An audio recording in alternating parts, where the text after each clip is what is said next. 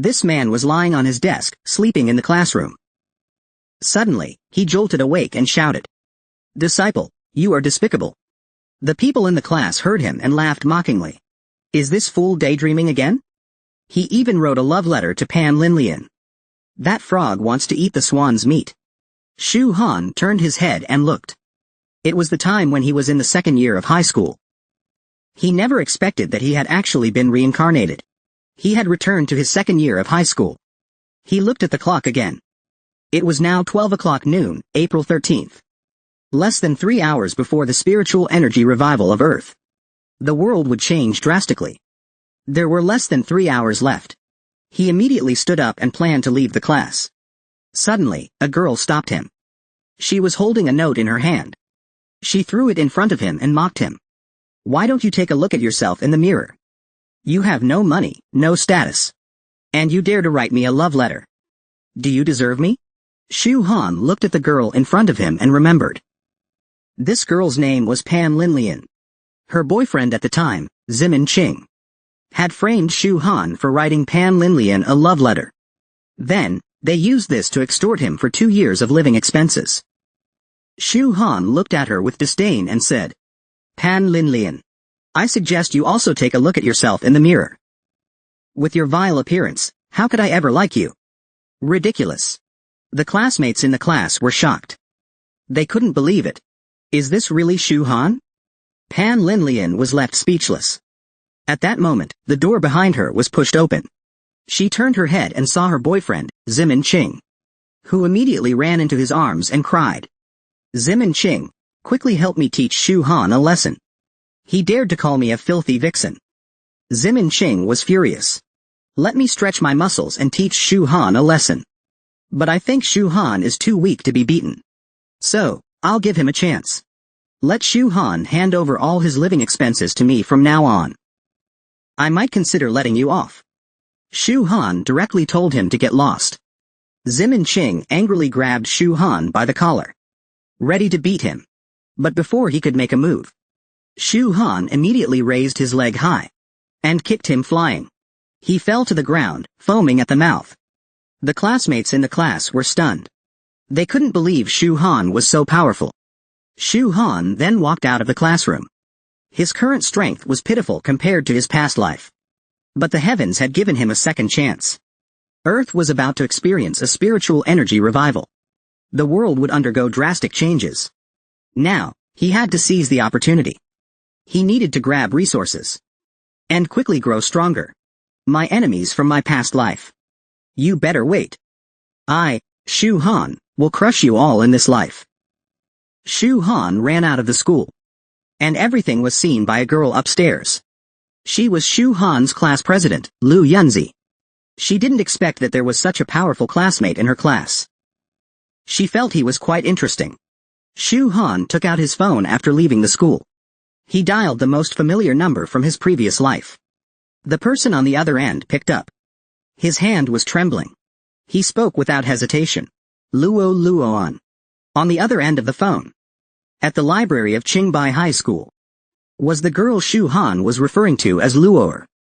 She was a bit confused. She asked Shu Han how he knew her nickname. Shu Han didn't explain. Listen carefully, Luoer. I need to tell you something very important. Although it may sound unbelievable, please trust me. I would never harm you. There are less than 2 hours left. The world is about to experience a series of major changes. When that happens, the entire world's size will change. We need to be ready for it. I'll need your help. I'm counting on you, Luoer.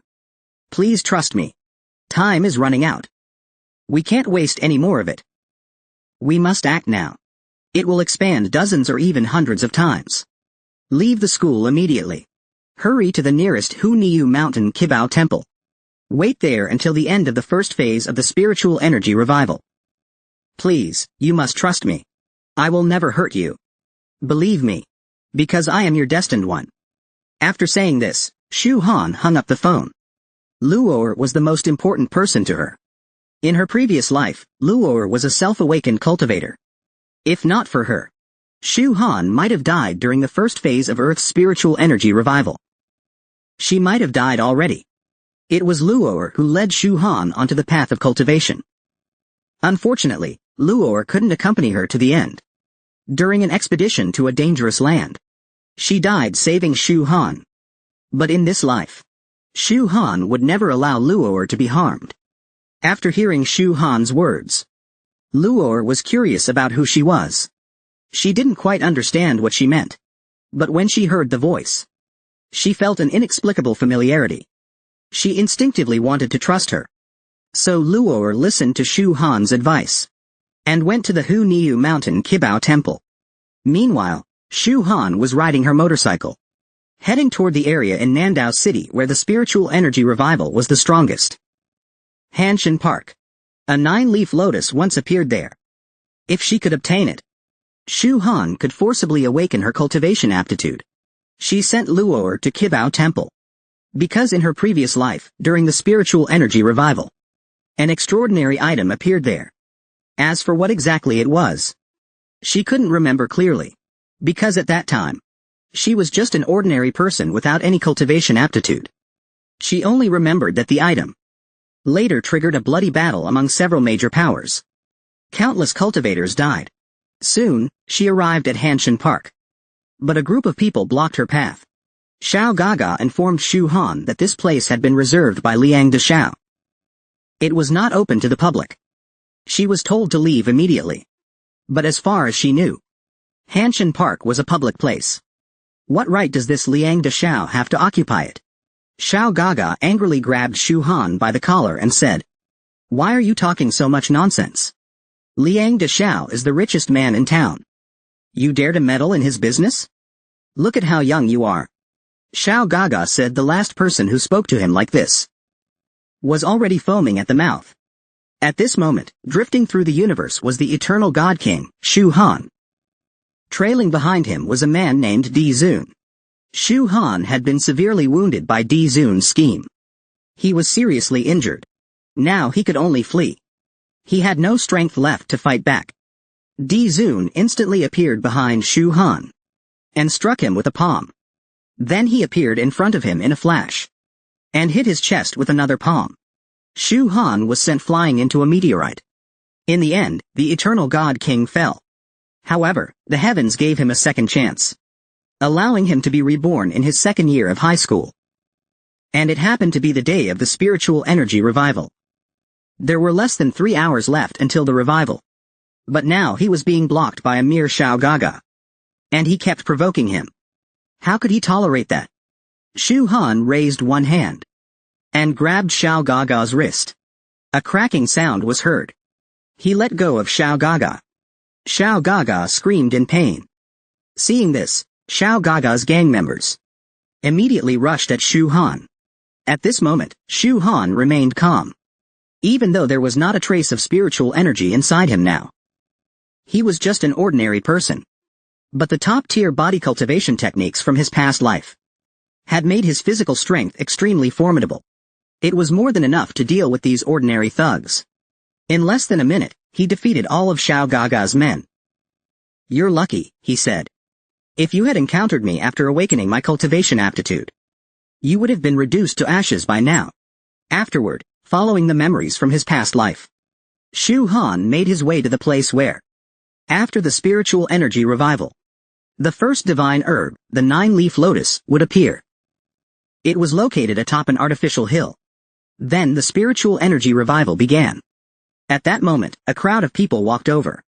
Shu Han turned his head to look. It was the same group of thugs coming to cause trouble again. The leader was named Liang Kankan. Earlier, he was flirting with girls inside a room. But Shu Han had interrupted him. So he specifically brought people to teach him a lesson.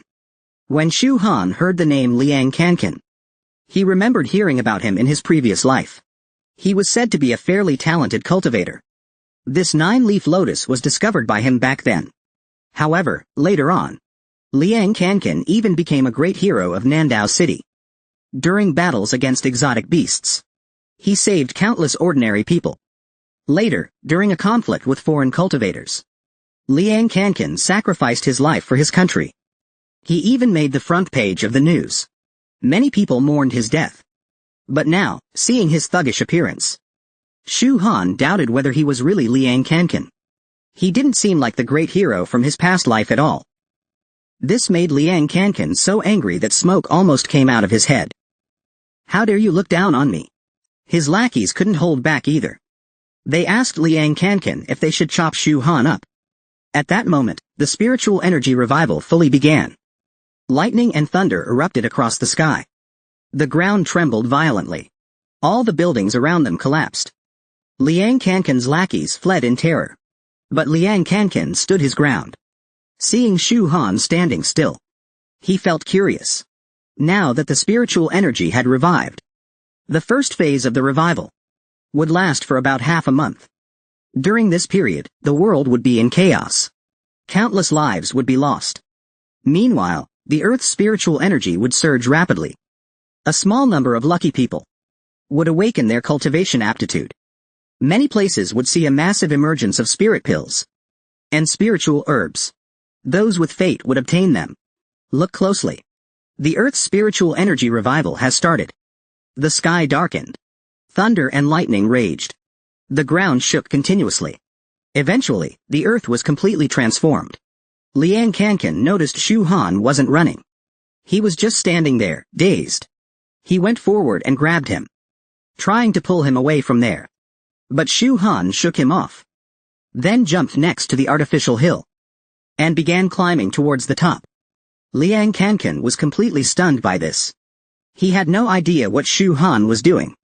Suddenly, images of a phoenix and a dragon appeared at the mountaintop. Shu Han then climbed to the summit and found the 9-leaf lotus next to a large tree.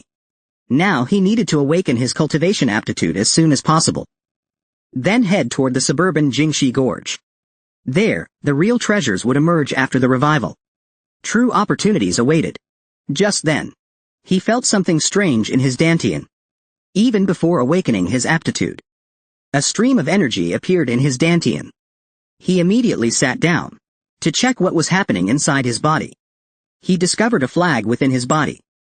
This was recorded in ancient texts as the Chaos Heavenly Chapter, capable of breaking through the Earth Tier realm. Shu Han hadn't expected it to reincarnate with him. Di Zun had schemed against him, precisely to seize the Chaos Heavenly Chapter. But in the end, Di Zun gained nothing. Shu Han swore that in this life, he would shatter the 9 heavens sparrow and drag Di Zun down from his throne. The Chaos Heavenly Chapter was truly miraculous. After the spiritual revival, it automatically helped him open his dantian and awaken his aptitude. Ha ha! I must be the fastest to awaken after the spiritual revival. According to the cultivation awakening rankings of his past life, the fastest person to awaken did so 3 days later. Just then, Shu Han noticed something. He turned his head and saw 3 fruits on the tree. They were emitting a rich aura of spiritual energy. If not for the Chaos Heavenly Chapter awakening him early, he might have missed them due to their plain appearance. These inconspicuous fruits were called boar fruits. They were top-tier spirit fruits for enhancing cultivation. During the mid-phase of the spiritual energy revival, it was a divine item that everyone fought over. With these 3 boar fruits, Shu Han could rapidly improve his cultivation in a short time. Once they reached Jingxi Gorge to fight for the holy artifact, he would need enough strength to face the ancient cultivation families. At that moment, Liang Kankan had used all his strength and finally climbed to the top of the mountain. Wiping off his sweat, he told Shu Han, "Something big has happened in this world. I saw a giant mountain suddenly growing up from the ground over there. And there's a dragon flying in the sky. My God! What is going on?" Shu Han listened and handed the 9-leaf lotus to Liang Kankan. "Take this and use it as soon as you return. The world is changing dramatically. You need to awaken quickly. The sooner, the better. I've already awakened and obtained the boar fruits. This 9-leaf lotus is no longer of use to me. Liang Kankan is not a bad person. It's better to return the old item to its rightful owner. Give it to this hero who died for the country in his past life." Then Shu Han made a powerful jump. With a whoosh, he leapt to a height of 100 meters. This shocked Liang Kankan. He actually flew up. It seems this world really has changed. With a snort, Shu Han landed steadily. He hadn't expected that such a jump would drain all the spiritual energy in his dantian. Now, he needed to find a place and consume the boar fruits as soon as possible. So he went to his rental apartment. He placed the 3 boar fruits on the bed and began absorbing their spiritual energy. Although the Chaos Heavenly chapter helped him awaken his cultivation aptitude, it didn't increase his cultivation level. Now, he was only at the early stage of the bodybuilding realm. After absorbing these 3 boar fruits, he would break through to the mid-stage. 3 days later, Shu Han finally finished absorbing the spiritual energy from the boar fruits. But to his surprise, his cultivation broke through directly past the mid-stage. He reached the late stage of bodybuilding. Next, it was time to deal with the issues at school. Then he would head to Jingxi Gorge and wait for the legendary artifact. At that moment, an octopus monster appeared on campus. Shu Han was about to show off his powers when suddenly, class president Liu Yunzi appeared. He ran straight toward the octopus monster. But before that, Shu Han, having absorbed the spirit fruit, returned to school. As he walked down the road, he overheard people discussing what had happened after the spiritual energy revival. Just then, Zimin Qing and Pan Jinlian came looking for him again. Shu Han immediately told them to leave. Zimin Qing was furious. But this time, he felt a bit confident. Because he had a special chance and had eaten a bone pill. He extended his hand, and it instantly turned into a bear paw. He slapped it toward Shu Han, letting him know how strong he was. The next second, a sudden punch sent Zimin Qing flying. Shu Han waved his hand. These weaklings are so annoying. And they talk too much. Pan Jinlian saw her man being knocked away. She immediately transformed and charged toward Shu Han. Needless to say, she met the same fate as Zimin Qing. She was also knocked out by Shu Han's punch. He felt like beating these ants was a waste of time. But their luck wasn't too bad. They had eaten a fruit that could activate their special abilities. But this fruit was different from spirit fruits. The special fruit gave them a unique power. Generally, special abilities are very strong in the early stages, but have limited growth potential. So, special abilities will always lose to cultivators. In the later stages of the spiritual energy revival, they will gradually fade from history. However, some special abilities are quite unique. In Shu Han's past life, he encountered a person who had the ability to bring bad luck. Wherever this person went, gods and ghosts avoided him. Everyone feared him. Suddenly, a crack appeared in the building. Several tentacles shot up from the ground. Shu Han looked at the scene in front of her, without any curiosity at all.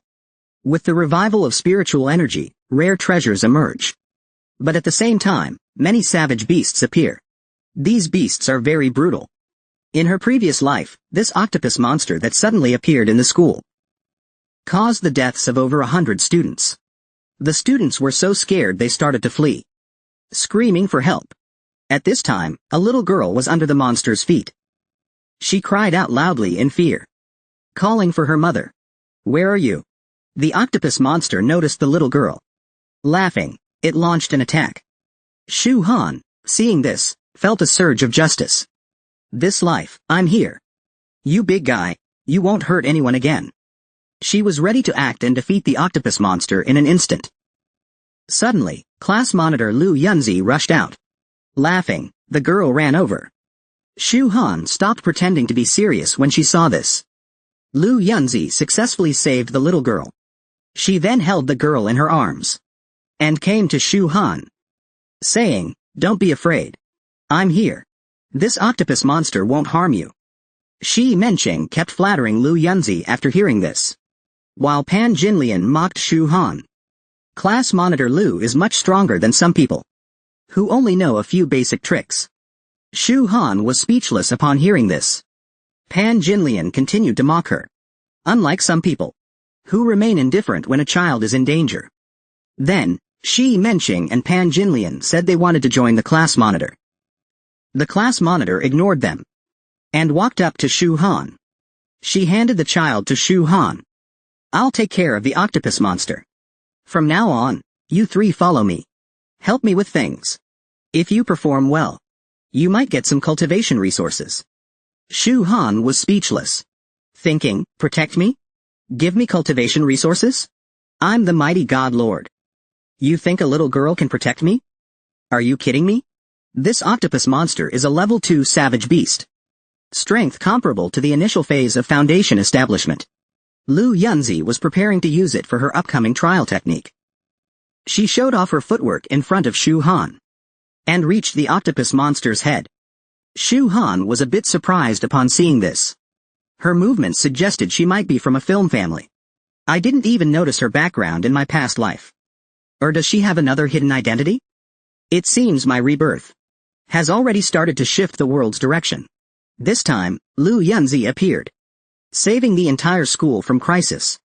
At this moment, Lu Yunzi kept attacking the octopus monster. One slash could sever the octopus monster's tentacle. The octopus monster cried out in pain.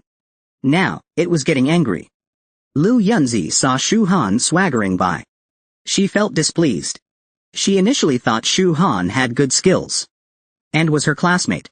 She wanted to make an exception and recruit her as her servant. But she never expected Shu Han to be so cowardly, hastily fleeing the scene. It turns out she's just an ordinary person. You have no idea what you've missed. After handling the school matter, Shu Han arrived at the Western Capital Gorge. But there were unexpectedly so many people here. In her previous life, only 2 film families knew about this and came here to compete. Now, they were fighting over it. At this point, she saw a familiar face. It was Liang Kankan. She heard that the Western Capital Gorge would have a heavenly treasure. She came here to try her luck. Maybe she could get a treasure too. Liang Kankan turned around and saw Shu Han. She happily greeted her. Great Master, you're here too? She immediately grabbed Shu Han's hand to express her current feelings. Shu Han was speechless. She pulled her hand away and asked, "Did you take the 9-leaf lotus?" Liang Kankan immediately answered, "Yes, I can now absorb spiritual energy. You're truly my great benefactor." I later found out how precious that 9-leaf lotus was.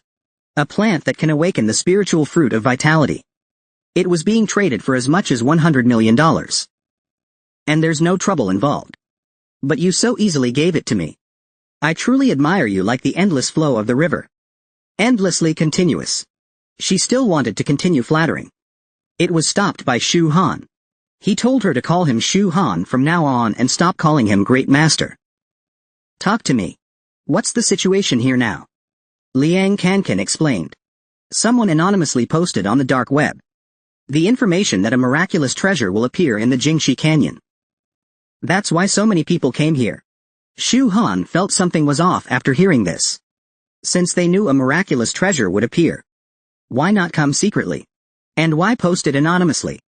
This made Shu Han even more certain that his rebirth had led the world down the wrong path. At this moment, Shu Han noticed a familiar face. Lu Yunzi had arrived with his people. There was also a new face.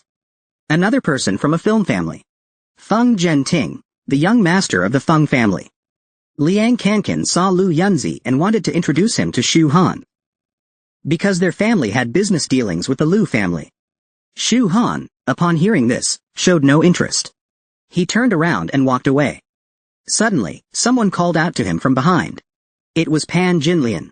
She asked Shu Han why he didn't greet the second miss of the Lu family when he saw her, and why he wanted to sneak away. Zimin Qing quickly added, "Hurry up and bow to the second miss to apologize." Shu Han responded, "Idiot." These words stunned both Zimin Qing and Pan Jinlian. Zimin Qing and Pan Jinlian were both shocked. Liang Kankan couldn't help but laugh out loud. He quickly explained, "Sorry.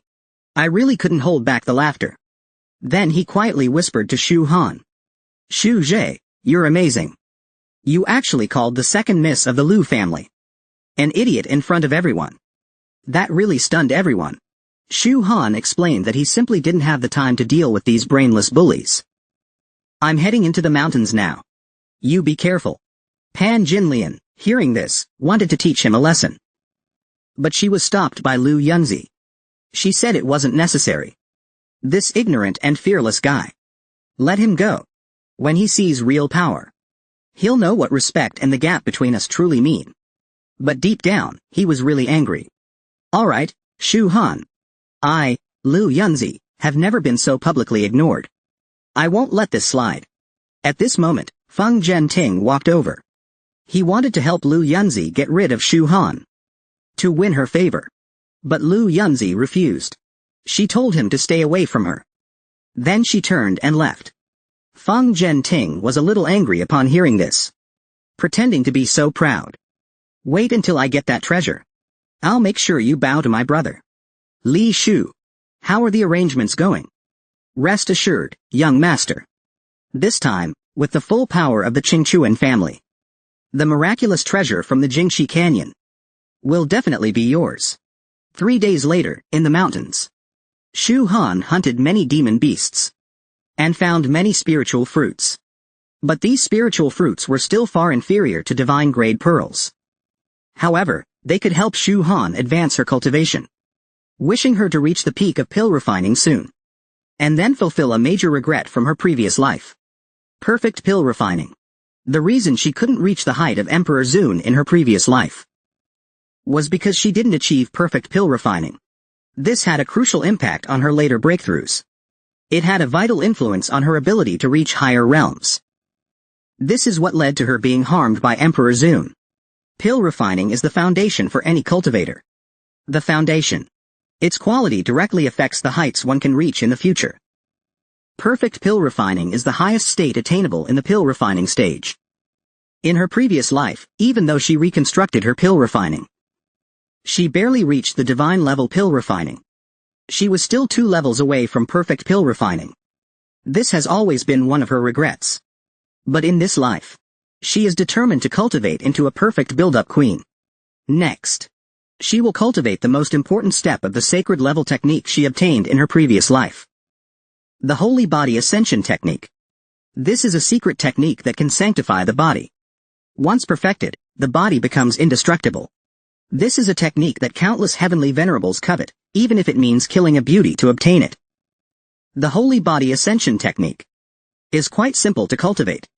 It involves continuously absorbing the bones, blood, and essence of various fierce beasts, gradually transforming one's body until it becomes the holy body. However, as the cultivation progresses, one must absorb the essence of stronger and stronger fierce beasts. When refining the holy body, it is even necessary to absorb the legendary holy beasts. This is the fundamental reason why the holy body is so difficult to refine. One day later, she found a mysterious spiritual fruit on a tree. However, it was still 3 levels lower than the sacred level pig fruit. But it was still good. Just then, someone suddenly launched a sneak attack on her. Shu Han found a mysterious spiritual fruit on a tree. But someone suddenly launched a sneak attack on her. Shu Han jumped lightly to dodge it. She shouted loudly, "Who? Come out!" A red-haired man walked out with his subordinates. His name was Long Beishan. As long as Shu Han obediently hands over the spiritual fruit and kneels before him, he would spare her life. Long Beishan. Does your mother know you gave yourself such a death-seeking name? Long Beishan became furious. He immediately ordered his subordinates. Prepare the rocket launcher. Blow her to smithereens. Shu Han saw this and didn't expect this person to be carrying heavy weapons. Is this a murder and robbery? Quite clever though. After all, during the early stages of spiritual energy revival, most cultivators do not have the ability to withstand attacks from heavy weapons. Long Beishan's subordinates heard this, picked up the rocket launcher, and aimed it at Shu Han. 2 rockets flew towards her. With a loud explosion, a small mushroom cloud formed. The 3 of them were still gloating, thinking Shu Han must have been blasted to pieces. When the smoke cleared, Shu Han walked out. She was completely unscathed. This was thanks to the Holy Body Ascension Technique. As expected, the most domineering body refinement technique in the world.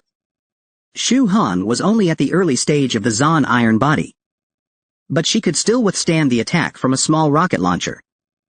Though it still hurt a bit. The 3 of them were stunned when they saw this. She was completely unharmed. Long Beishan couldn't believe it. This rocket launcher has killed more than 10 cultivators. Could it be that this person has some kind of treasure? Long Beishan decided to snatch it. He immediately summoned his flying sword, demanding Shu Han hand over the protective treasure. He might consider leaving her with a whole corpse. Ha ha. I think you should beg me to leave you with a whole corpse. Looks like you've been killing and robbing treasures all the way here. Then leave your life and treasures behind. Long Beishan was enraged. He immediately controlled his flying sword and flew it toward Shu Han. But this flying sword seemed pathetic in Shu Han's eyes. It did nothing. She just blocked it with her spiritual energy barrier. This left Long Beishan stunned. How could this be? How could your spiritual energy barrier block my flying sword? Unless your cultivation has reached the late stage of the assistant level. But it's too late for you now. Now it's my turn. Shu Han instantly appeared behind Long Beishan. She didn't use her spiritual energy to attack, because using spiritual energy against them was a waste. She threw a punch with her physical strength. With a loud bang, she sent him flying. Shu Han walked over slowly. Long Beishan couldn't handle the disaster. He took out a chinken bag. He put everything he had stolen into it, and handed it to Shu Han, begging her to spare him. Shu Han glanced at it and nodded in approval. Inside, there were exactly the spiritual bones he needed. Long Beishan slowly stood up after hearing this. He said, since that's the case, I'll leave first. But Shu Han never said she would let him go. Shu Han extended her hand and gathered spiritual energy, preparing to end him. Long Beishan hurriedly shouted that he was from the Long family. You can't kill me. My older brother is Long Aoshin. Shu Han ignored him completely. She launched a spiritual energy attack at him. At this moment, Long Beishan kept talking. But then, there was a loud explosion. He was blasted into nothing. Shu Han listened to his words, and found it quite amusing. Do all of you from the Long family like giving yourselves such death-seeking names? And even calling yourself Long Aoshin? Though, a chinken bag at the early stage of the build-up queen is a great treasure. The Long family does have deep foundations. Shu Han emptied the treasures from the chinken bag. It contained various weapons, spiritual fruits, and manuals. She was surprised that Long Beishan had stolen so many spiritual fruits. It seemed he had attacked quite a few cultivators. He truly deserved to die. At this point, Shu Han discovered something strange. There was a red gem in a bottle. Shu Han picked it up and opened it.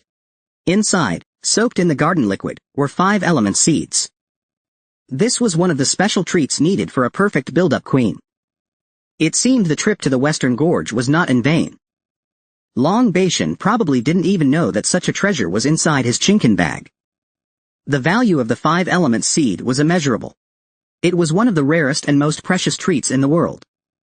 Most cultivators had never even heard of it, let alone known its effects and uses. Though it couldn't compare to the heaven-defying treasure that would appear in the Western Gorge. For some cultivation fanatics, they would rather give up the heaven-defying treasure to obtain the 5 element seed. After all, cultivating into a perfect build-up queen is a once-in-a-lifetime occurrence. Just then, as he was feeling pleased, his phone rang. It was a call from Liang Kankan. He was calling to notify Shu Han that the heaven-defying treasure from Tai Huang Ding would soon appear. It would be too late if he waited any longer. Shu Han was about to hang up when Liang Kankan quickly added, Wait, Shu Zhe. I have the list of the top young cultivators on the Qingyun ranking for you to check. Take a look. If you meet any cultivators from the ranking, make sure to avoid them.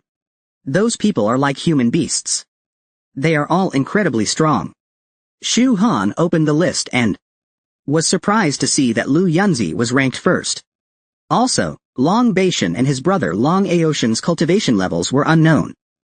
But for now, as long as he didn't encounter any cultivators at the breakthrough stage, he could handle it.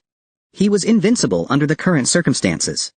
Hopefully, those two won't surprise me too much. They haven't reached the breakthrough stage to achieve the final level yet. Next, he had to go get that heaven-defying treasure. The 9-turned wonderful tree was waiting for him. A strange treasure was about to be born. Everyone was eyeing the treasure with greedy eyes. Before that, Shu Han arrived at Tai Huang Ding. The heaven-defying treasure was about to be born. Surrounding him were cultivators, ready to snatch the treasure. The best positions were already occupied. Among them were Lu Yunzi, ranked first on the Qingyun ranking. Feng Zhenting, ranked 8th. Yin Kai, the winged god of war, ranked 3rd. And the mighty bull demon king, ranked 5th. Liang Kankan spotted Shu Han and approached him. Shu Han asked him, "Is that glowing stone the treasure?"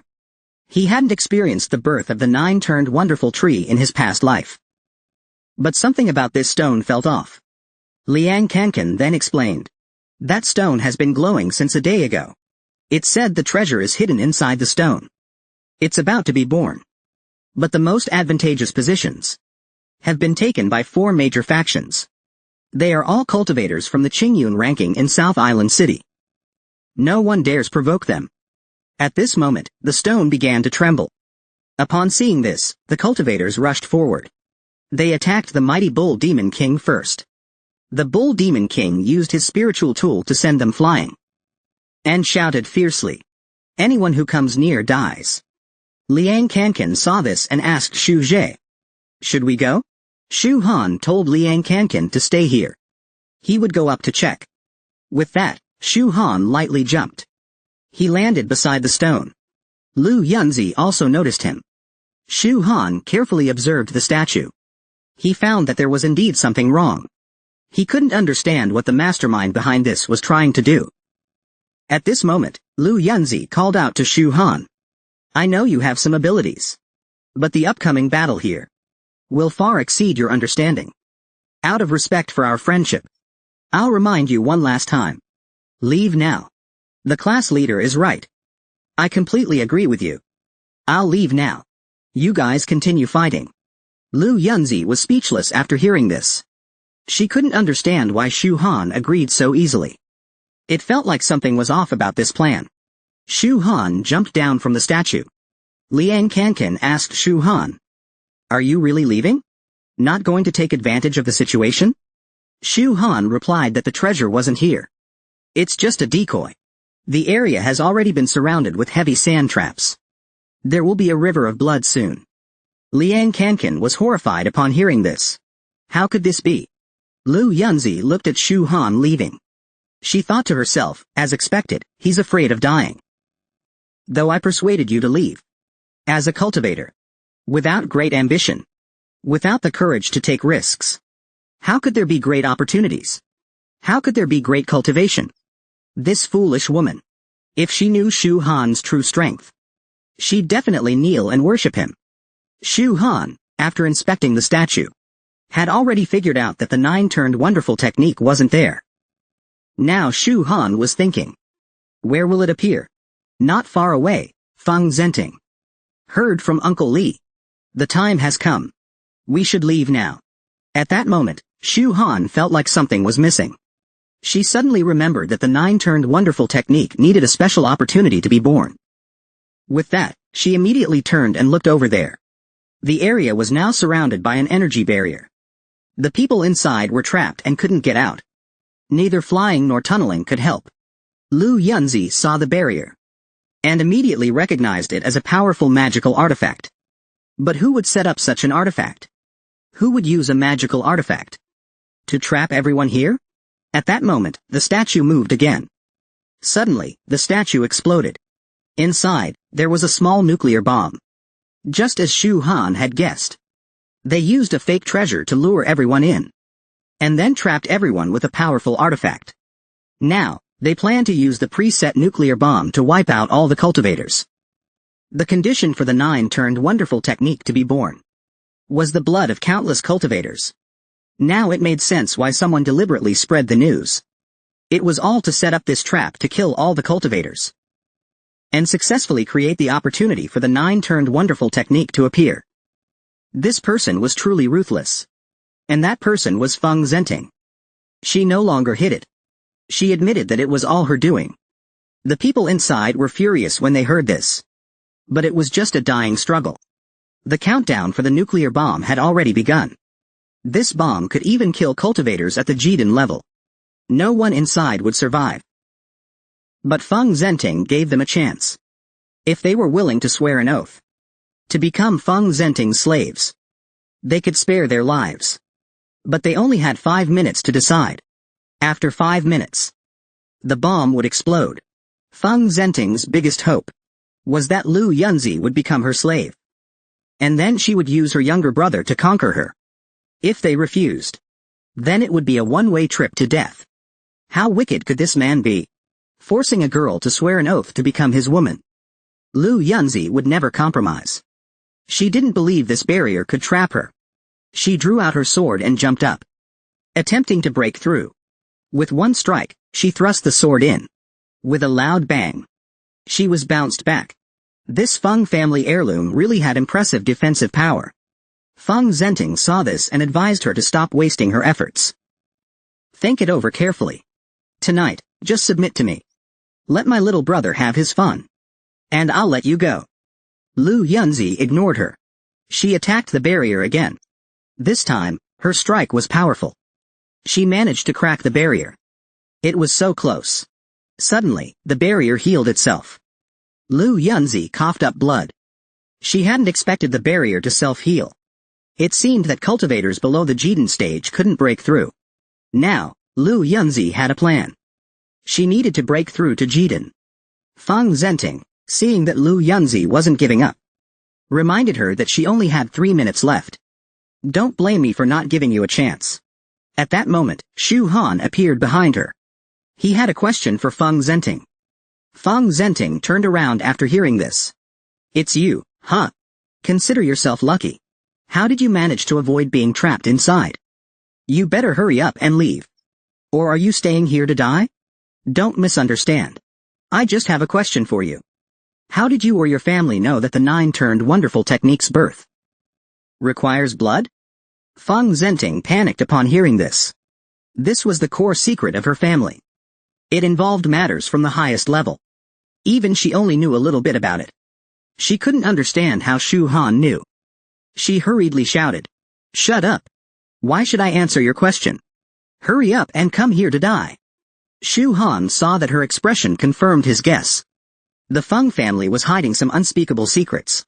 But no matter who it was, if they dared provoke him, they would be reduced to nothing. The next second, Feng Zhenting ordered Uncle Li to kill Shu Han. Lu Yunzi was surprised when she saw the old man. She urged Shu Han to run. That old man was a member of the Feng family, renowned for his power. He was at the late stage of the Jiden realm. You must not engage with him directly. Shu Han responded. I didn't expect you, class leader, to be so concerned about me. But don't worry. I won't be harmed. Don't get the wrong idea. I just need you to pass on the message outside, so people can come to rescue us. Shu Han was a bit speechless. He had misunderstood. At that moment, Uncle Li, with a sneer, came to Shu Han's side. He gave him a choice. Will you end it yourself? Or should I help you out? If you end it yourself, you can at least have a complete corpse.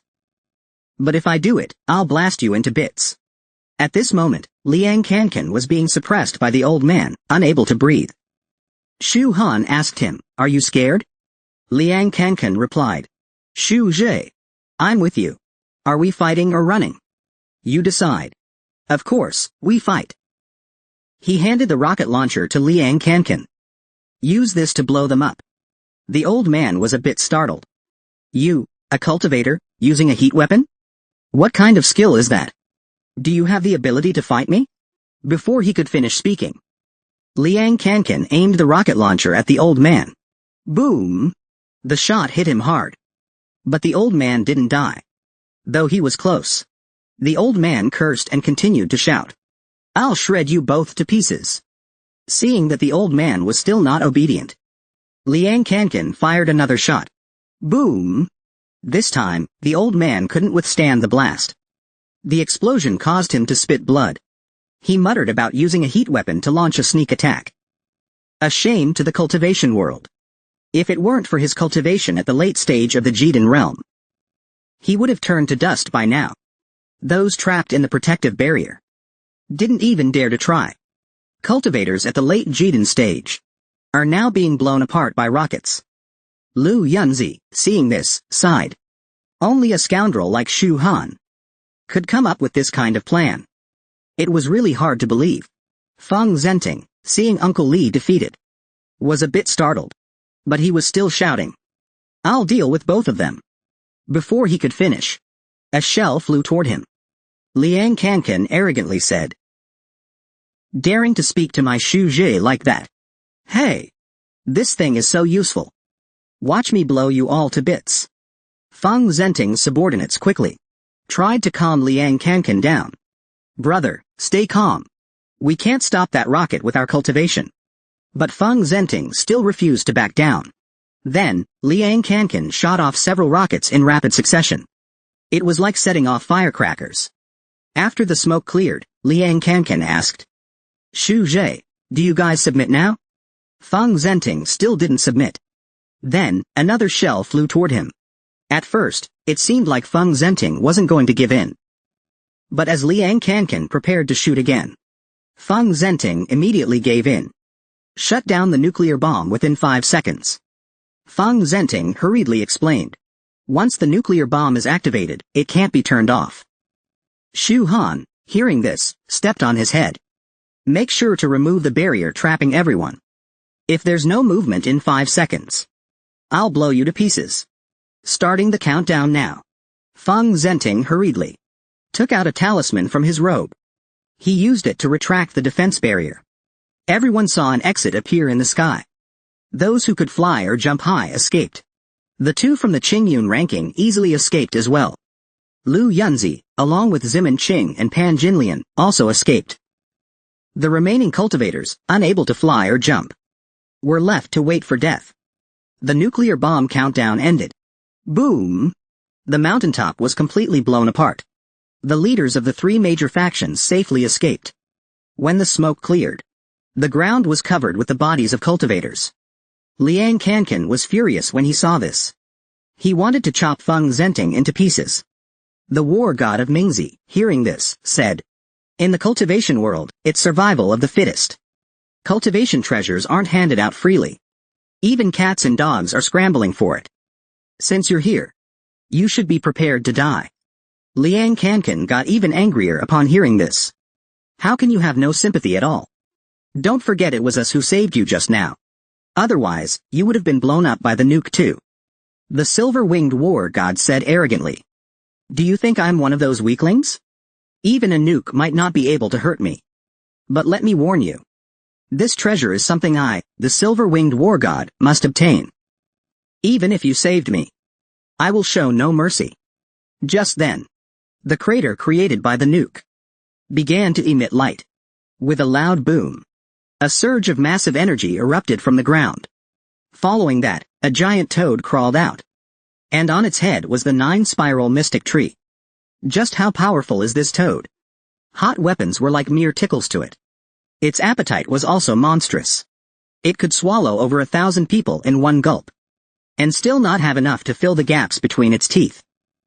Just moments ago, this giant toad had burst out from underground, with cultivators still atop its head, each wanting to snatch the 9-spiral mystic tree.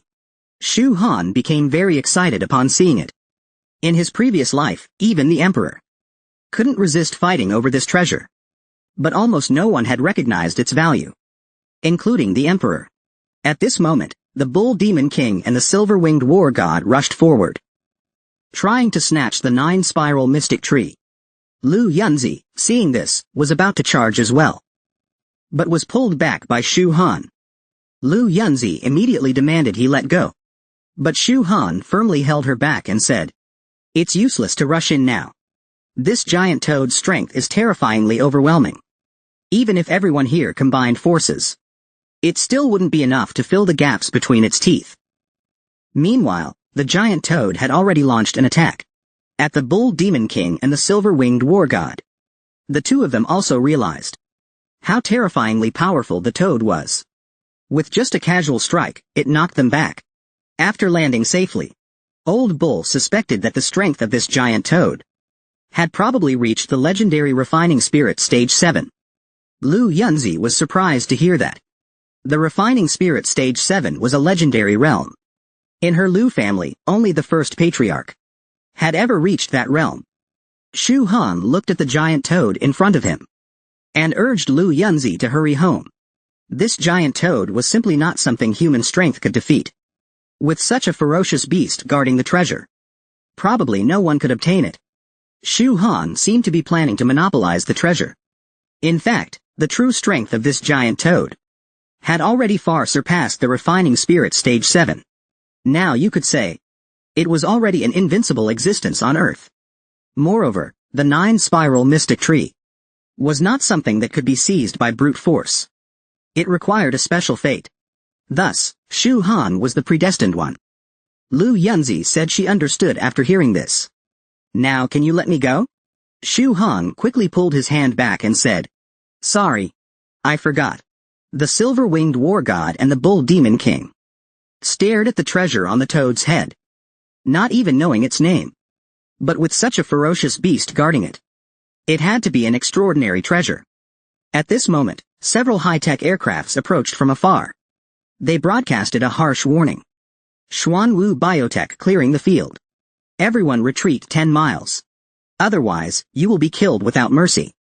The silver-winged war god and the bull demon king were a little surprised upon seeing this.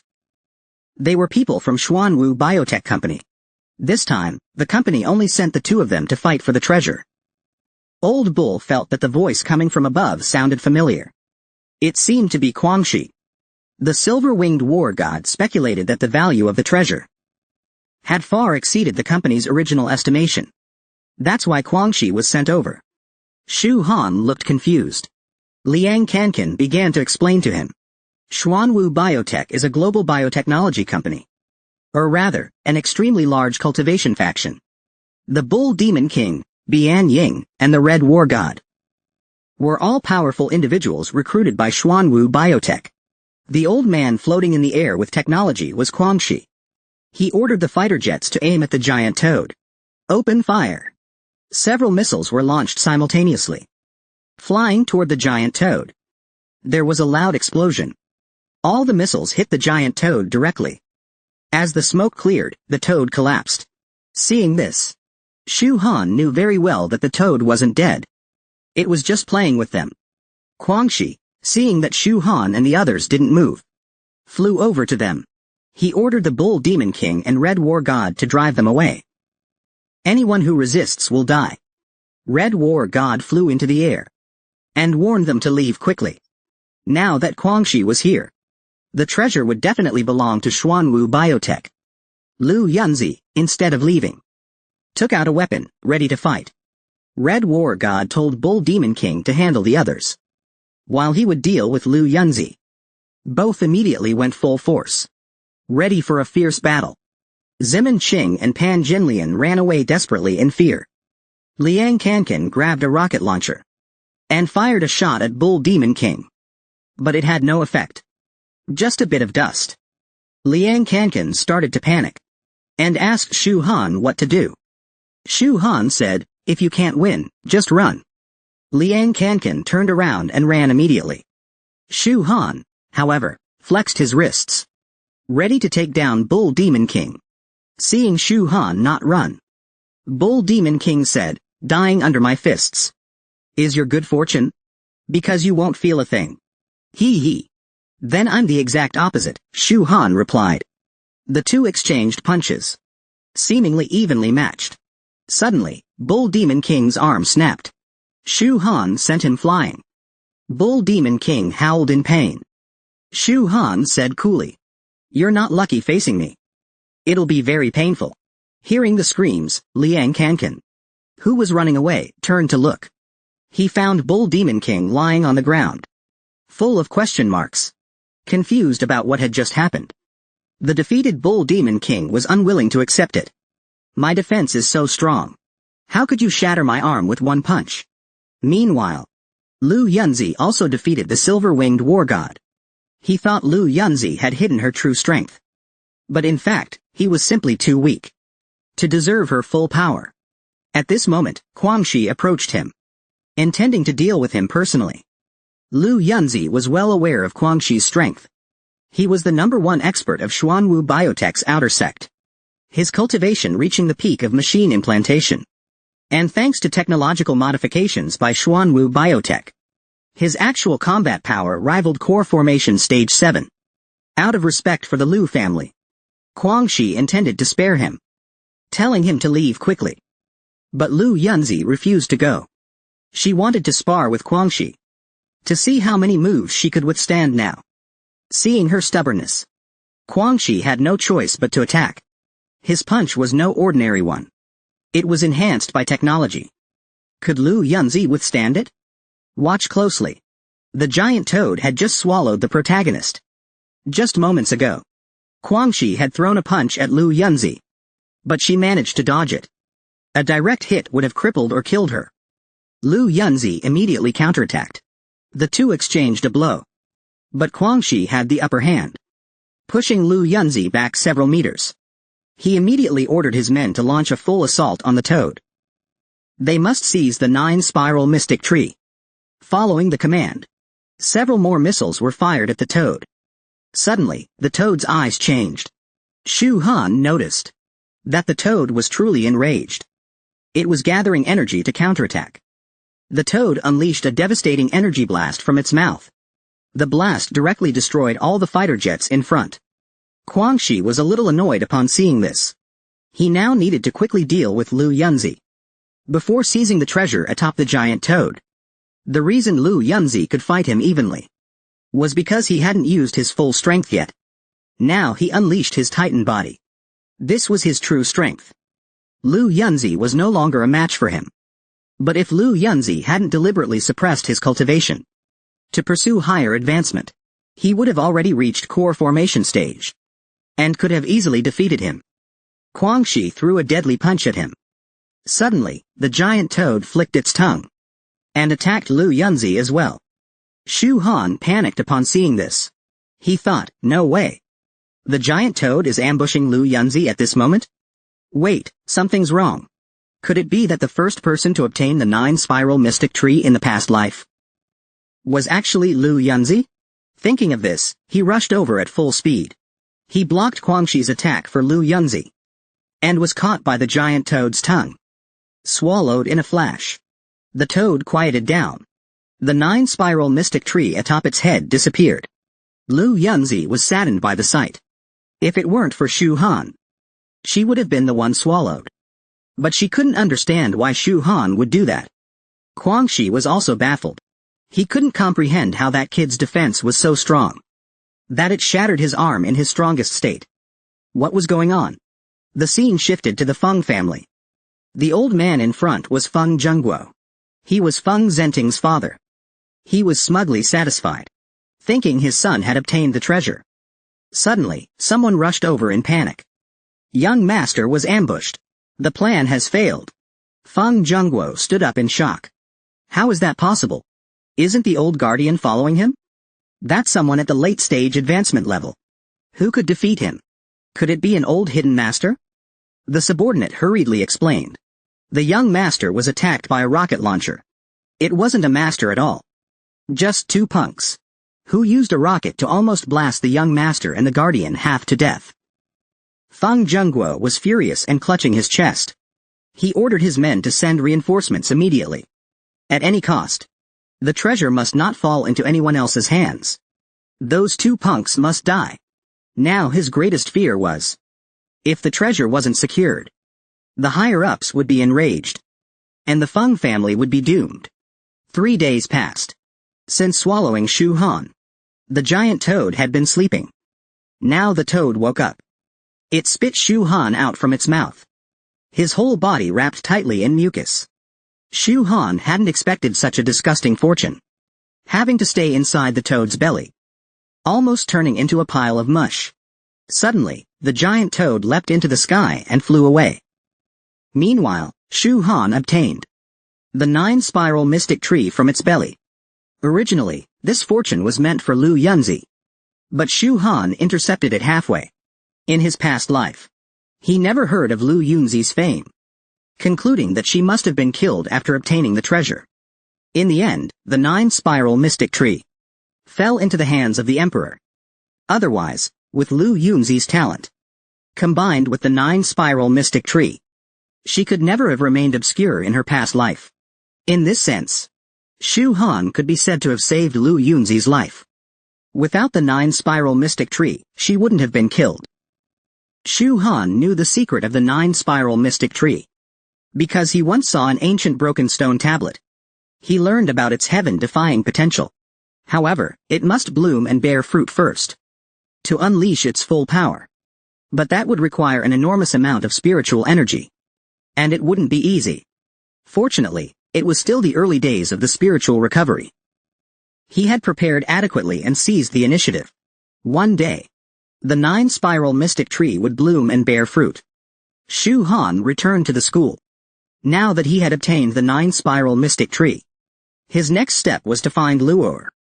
But before that, he needed to get into the university where Luor studied in his past life. It was one of the top cultivation academies in Huaxia, Qingbai Academy. Shu Han entered the classroom. It was originally very noisy inside. But when his classmates saw him, they suddenly fell silent. Shu Han was puzzled. Why were they staring at him? Suddenly, a blonde kid appeared and rushed out to report to class leader Lu. Shu Han isn't dead. Upon hearing this, class leader Lu called Shu Han up to the rooftop. He explained to Shu Han what happened after the giant toad incident. The reason the classmates were so surprised was because someone had filmed him being swallowed by the toad. The video went viral online, even hitting the headlines. Now almost all of Nandao City knew he was eaten by a giant toad. And after Shu Han was swallowed, the giant toad disappeared immediately. Now various forces were searching for both him and the toad. Shu Han didn't care at all. He simply turned and left. Lu Yunzi quickly asked why Shu Han had saved her that day. Shu Han replied that classmates should help each other. After hearing that, Lu Yunzi invited him to become an outer sect guest of the Lu family, to help reduce his future troubles. Shu Han refused, saying there was no need. If anyone wanted to cause him trouble, they would have to be strong enough first. Hearing this, Lu Yunzi reminded him that the 9-spiral mystic tree was no ordinary treasure, and major families would definitely come after him to learn its whereabouts. She urged him to reconsider her offer. Shu Han suddenly stopped walking, turned around, and said coolly, "Let them come. If one comes, I kill one. If two come, I kill both." Lu Yunzi didn't persuade him further. She thought Shu Han would seek her out once trouble arose. She decided to leave him be for now. Next, she would focus on her cultivation. In class, a new teacher walked in. He informed the students that those with potential to awaken abilities or cultivate would be assigned to specialized training classes. But they still had to undergo testing. The test would be held next month. After the test, students would be assigned classes based on their cultivation levels. The stronger ones would enter advanced classes. Exceptionally outstanding students would leave high school and enter prestigious universities for further study. Shu Han's goal, Qingbai Academy, only admitted a handful of students from each province. In Nandao City alone, there was already Lu Yunzi and masters like Long Aotian. Across all of Chuzhou, there were surely many hidden sects and young elites from ancient families. If he wanted to enter the same school as Luor, he had to accelerate his cultivation speed. He must complete his perfect advancement as soon as possible. After school, just as he walked out of the gate, a car drove up to him. Out of the car stepped two men, Feng Zhenting and Gong Bao, both of whom Shu Han had previously blasted with a rocket launcher. They had come to settle scores. Feng Zhenting gave Shu Han two choices: either be chopped into pieces, or kill himself by ramming his head into the wall. Shu Han ignored him. Instead, he asked, "Where is Liang Kankan? Have you gone after him?" Given Liang Kankan's nature, he would have contacted Shu Han immediately. But now, there was no news. Something must have happened. Feng Zhenting was furious. "You still have time to worry about others? Better worry about yourself first." He ordered his men to surround Shu Han. But today's confrontation wasn't just about revenge.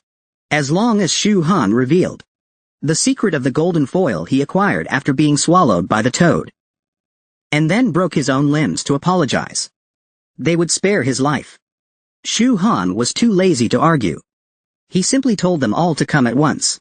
Just as they were about to fight, a new teacher walked over and stopped them. He warned them that fighting among students was forbidden on campus. Gong Bao scoffed at the teacher.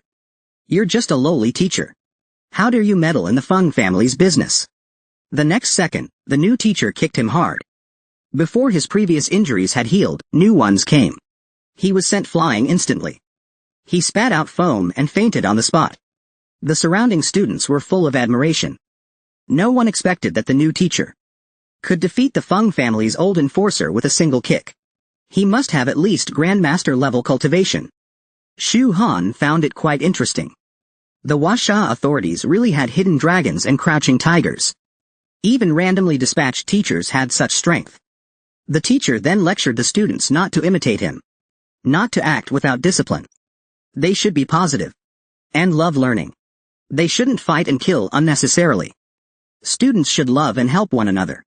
If there's nothing else, everyone can disperse. Feng Zhenting was unwilling. He stopped the teacher, saying he wanted to follow school rules, and challenged Shu Han formally. He wanted a fair duel with him on the school arena. Shu Han ignored him. Feng Zhenting continued to provoke him, taunting him to accept the challenge. "If you chicken out and become a coward, I'll have nothing more to say." The teacher then asked Shu Han for his opinion. "If you don't want to accept, you can refuse. No one can force you inside the school." Hearing this, Feng Zhenting panicked and kept provoking with words, trying to get Shu Han to agree. Shu Han agreed to the duel, but Shu Han wanted to make it interesting. He asked, "Do you dare to bet with me?" The new teacher was too strong, forcing Feng Zhenting to formally request a duel. If Shu Han refused, nothing could be done. But Shu Han accepted, with one condition. He wanted to place a bet with Feng Zhenting. Feng Zhenting agreed. He asked, "What do you want to bet?" Shu Han said he wanted to bet on the crystal scepter that the Feng family used to trap cultivators in the Jingxi Canyon recently. If Shu Han won, the scepter would be his. If he lost, he would leave it to the Feng family's disposal. Feng Zhenting was suspicious. How does this kid know about our family's artifact? Outsiders only knew the Feng family had a powerful defensive treasure, but no one knew exactly what it was. How did he know it so clearly? Shu Han saw he hesitated and mocked him with hand gestures. "If you don't dare to bet, why don't you kneel and call me Grandpa?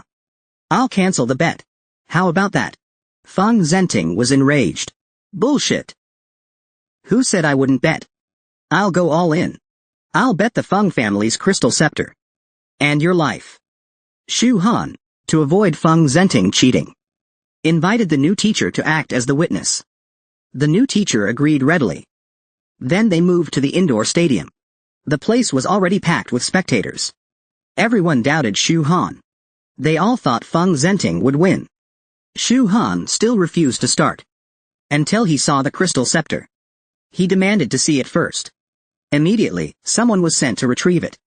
They even threatened, "If we don't beat Shu Han until he begs for mercy, we won't bear the surname Feng anymore." Shu Han waved his hand and said lightly, "Whatever. You can have whatever surname you want. Just don't take my surname." This angered Feng Zhenting. He charged at Shu Han. The teacher saw this and reminded Feng Zhenting that no fighting was allowed before the official match. Don't break school rules. Feng Zhenting had no choice but to endure it. He forced himself to calm down. Half an hour passed. Feng Zhengguo arrived with the crystal scepter. Behind him were a dragon family elder, Guangxi from Xuanwu Biotech, and Lu Yunzi from the Lu family, along with Lu Yunzi from the Lu family. They were here to interrogate Shu Han about the whereabouts of the 9-spiral mystic tree. Seeing this, Feng Zhenting said, "The crystal scepter is here now. Can we start the duel?" Shu Han still refused. He had one more demand. The crystal scepter must be handed over to the teacher for safekeeping. Shu Han was worried they would cheat. Feng Zhenting thought this request was excessive. Jin Bureau opposed it, but Feng Zhengguo agreed. He handed the crystal scepter over to the teacher. Feng Zhenting removed his cast. His arm emitted a red energy. He also threatened to cripple Shu Han and torture him slowly afterward. With a loud bang, Feng Zhenting's arm became even more grotesque. He immediately charged at Shu Han.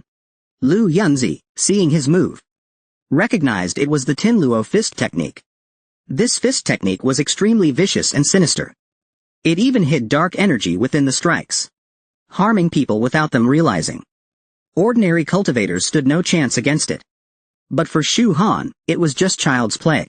Shu Han didn't even bother to dodge. He stood still in place, taking Feng Zhenting's attack head-on. Shu Han was actually tempering his saint body through this. It not only required absorbing the bloodlines of countless fierce beasts, but also needed continuous forging through battle. Suddenly, Feng Zhenting was sent flying. He hadn't expected Shu Han's body to be so strong. But he wasn't too worried. The Tinluo fist wasn't meant to harm with brute force alone. The next second, small explosions appeared on Shu Han's body. Shu Han realized this Tinluo fist was a demonic technique. The Feng family was truly tainted. Seeing the explosions, Feng Zhenting laughed. The dark energy from the Tinluo fist destroys the meridians. Boy, you're crippled now. But even that wasn't enough for Feng Zhenting. He attacked Shu Han again, trying to cripple his legs and make him kneel and beg for mercy. Seeing this, Feng Zhengo thought his son had already won. Suddenly, Shu Han grabbed Feng Zhenting's arm and with a powerful swing, smashed him into the ground. Feng Zhengo was so shocked he stood up, his face full of disbelief. Lu Yunzi was also stunned. Even the Tinluo fist hadn't harmed him? Huang Shi became even more certain that Shu Han's earlier feat of blocking his attack wasn't a fluke. This boy was definitely no ordinary student. Feng Zhenting, lying on the ground, was confused. How could this be? The Tinluo fist clearly exploded inside him. How could he be fine? At that moment, Feng Zhengo reminded his son. This young man's body is terrifyingly strong. Even if injured by the Tinluo fist, his combat ability won't drop. Stop close combat. Use our Feng family's secret pill. Overwhelm him with sheer cultivation. Hearing this, Feng Zhenting took out a pill. He intended to cheat by doping mid-match. The spectators were furious upon seeing this. Feng Zhenting ignored them, swallowed the pill in one gulp. Instantly, power surged through his body. His cultivation jumped 2 levels, reaching the peak of the advancement stage. Although the pill was powerful, its effect wouldn't last long, and the side effects would be extremely painful. Feng Zhengo urged his son to end the fight quickly and bring Shu Han back for interrogation. How shameless could one be? Losing to the protagonist, he resorted to doping. Now he was like a demonic general. A blood-red demonic claw formed above, slowly pressing down toward Shu Han. Lu Yunzi was shaken by this powerful aura. Huang Shi also sensed its terrifying power. Facing the incoming demonic claw, Shu Han remained calm. He directly used the 9-spiral mystic tree to absorb the massive energy into himself. As long as it was pure energy, he could use it to grow. Feng Zhenting was still confused. Why was the peak advancement stage attack becoming weaker and weaker? He increased his energy output and launched another attack on Shu Han.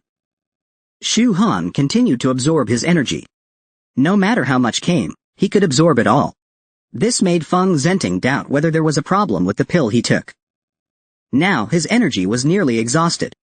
He couldn't unleash a third attack. Suddenly, his head began to ache violently. He couldn't bear it and collapsed to the ground. Feng Zhengo realized it was the backlash from the Tinluo pill. He didn't expect the side effects to kick in so soon. Seeing his pain, Shu Han decided to help him. Bang! He chopped him on the head, knocking him unconscious. Afterward, Shu Han approached the teacher, requesting to claim the crystal scepter. Just as the teacher was about to hand it over, Feng Zhengo shouted to stop him. He demanded the teacher return the scepter to him, saying they would decide after the Feng family discussed it. Shu Han saw that they were trying to cheat again. He asked the teacher what to do. The teacher declared that according to the duel agreement, the crystal scepter now belonged to Shu Han. The Feng family had no right to deny it. Feng Zhengao became furious, pointing and cursing the teacher angrily. "Give me my scepter right now.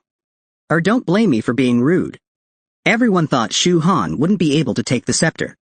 But the teacher ignored Feng Zhengwo's threats and handed the scepter to Shu Han. Good heavens! He handed it over right in front of Feng Zhengwo's face. Furious, Feng Zhengwo attacked the teacher. The teacher's expression turned cold. He raised one finger. A blast of energy shot out. Bang! It struck Feng Zhengwo. The students were shocked. They couldn't believe their eyes. The new teacher knocked out Feng Zhengwo with a single move. This teacher's strength was terrifying. He was definitely a big shot. Feng Zhengwo, lying on the ground, couldn't believe he was defeated by a mere teacher. Who exactly are you? Everything was going according to Shu Han's plan. Because he recognized this teacher's true identity, Li Kaishan. Li Kaishan was one of the most relied upon grandmasters in China. In Shu Han's past life, Li Kaishan was a major figure in the Chinese government. For certain reasons, he had stayed in South Island City as a teacher during the early spiritual recovery.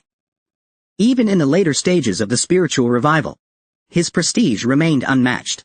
He made tremendous contributions to the nation. And Feng Zhengwo had failed to recognize a true master, mistaking Li Kaishan for a mere teacher. Serves him right. The teacher adjusted his glasses. Enemy? Li Kaishan. Huang Shi was stunned upon hearing that. He stood up excitedly.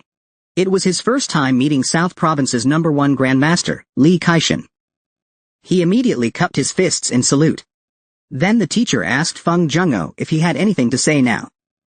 How could Feng Zhengwo dare to speak? The Feng family couldn't afford to offend a grandmaster. They could only give up and handed over the crystal scepter to Shu Han. Shu Han was very happy to receive it. He immediately thanked Teacher Li. Had Shu Han not recognized him in advance, getting the scepter would have been much harder. Afterward, Teacher Li dismissed everyone. He told them to reflect on the lessons learned today, to always keep their word and honor agreements, be trustworthy, speak and act responsibly. Only then could they protect their families and serve their country. After finishing, Teacher Li left. Before leaving, Feng Zhengwo threatened Shu Han. "If you have guts, stay in the school forever." Shu Han ignored him. Just as he was about to leave, a red-haired guy stopped him. He asked Shu Han if he recognized him. Shu Han glanced at him. He looked somewhat familiar. He realized he resembled Long Beishan. The redhead got angry. "What do you mean, resembles? We look exactly alike. Long Beishan is my twin brother." Upon hearing that, Shu Han remembered. "You're the so-called prodigy cultivator, Dragon Aoshan mentioned by Long Beishan?" The redhead arrogantly replied. "You think you're worthy of mentioning my big brother's name? Dealing with you doesn't even require his help. Before you die, I want you to tell me, why did you kill Long Beishan?" "Long Beishan ambushed me with a rocket launcher. He deserved to die. After Hong Mao found out, he warned him. Don't think you're safe just because Li Kaishan protects you at school. That doesn't mean you're untouchable. Remember my name. I'm Long Lingtian. Tomorrow, I'll transfer to this school. And that will be the day you die." Lu Yunzi turned to Shu Han and asked, "Did you really kill Long Beishan?" Shu Han nodded. Now he's already obtained the Feng family's treasure. Next up is the Long family. Lu Yunzi reminded him. Among the 3 sons of the Long family, Long Beishan was the weakest. But Long Lingtian and Long Aoshan are both cultivation prodigies. Even before the spiritual revival, Long Lingtian was training in the Long clan's ancestral grounds. After the revival, he absorbed a huge amount of spirit bones. Now his cultivation is unfathomable. Even though he didn't participate in the Qingyun rankings, he would surely make the list if he did. Shu Han quickly thanked class leader Lu for the warning. Hearing all that, I'm actually looking forward to the Long family coming. Shu Han's clothes were torn to shreds by the explosion. He noticed a tracksuit nearby, so he went to change into it. Huang Shi walked over.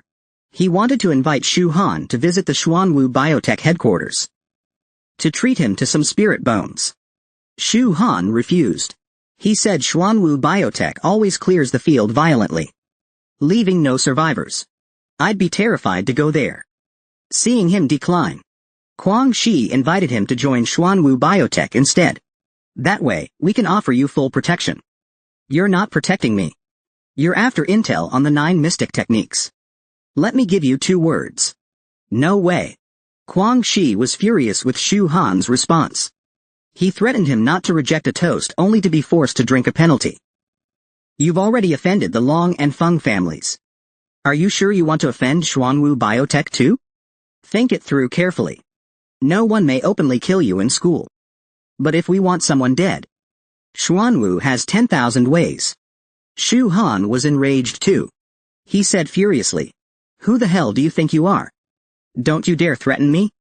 Kwang Shi then snarled back, "Shu Han, you'd better not fall into Xuanwu's hands. Or I'll rip your tendons and crush your bones.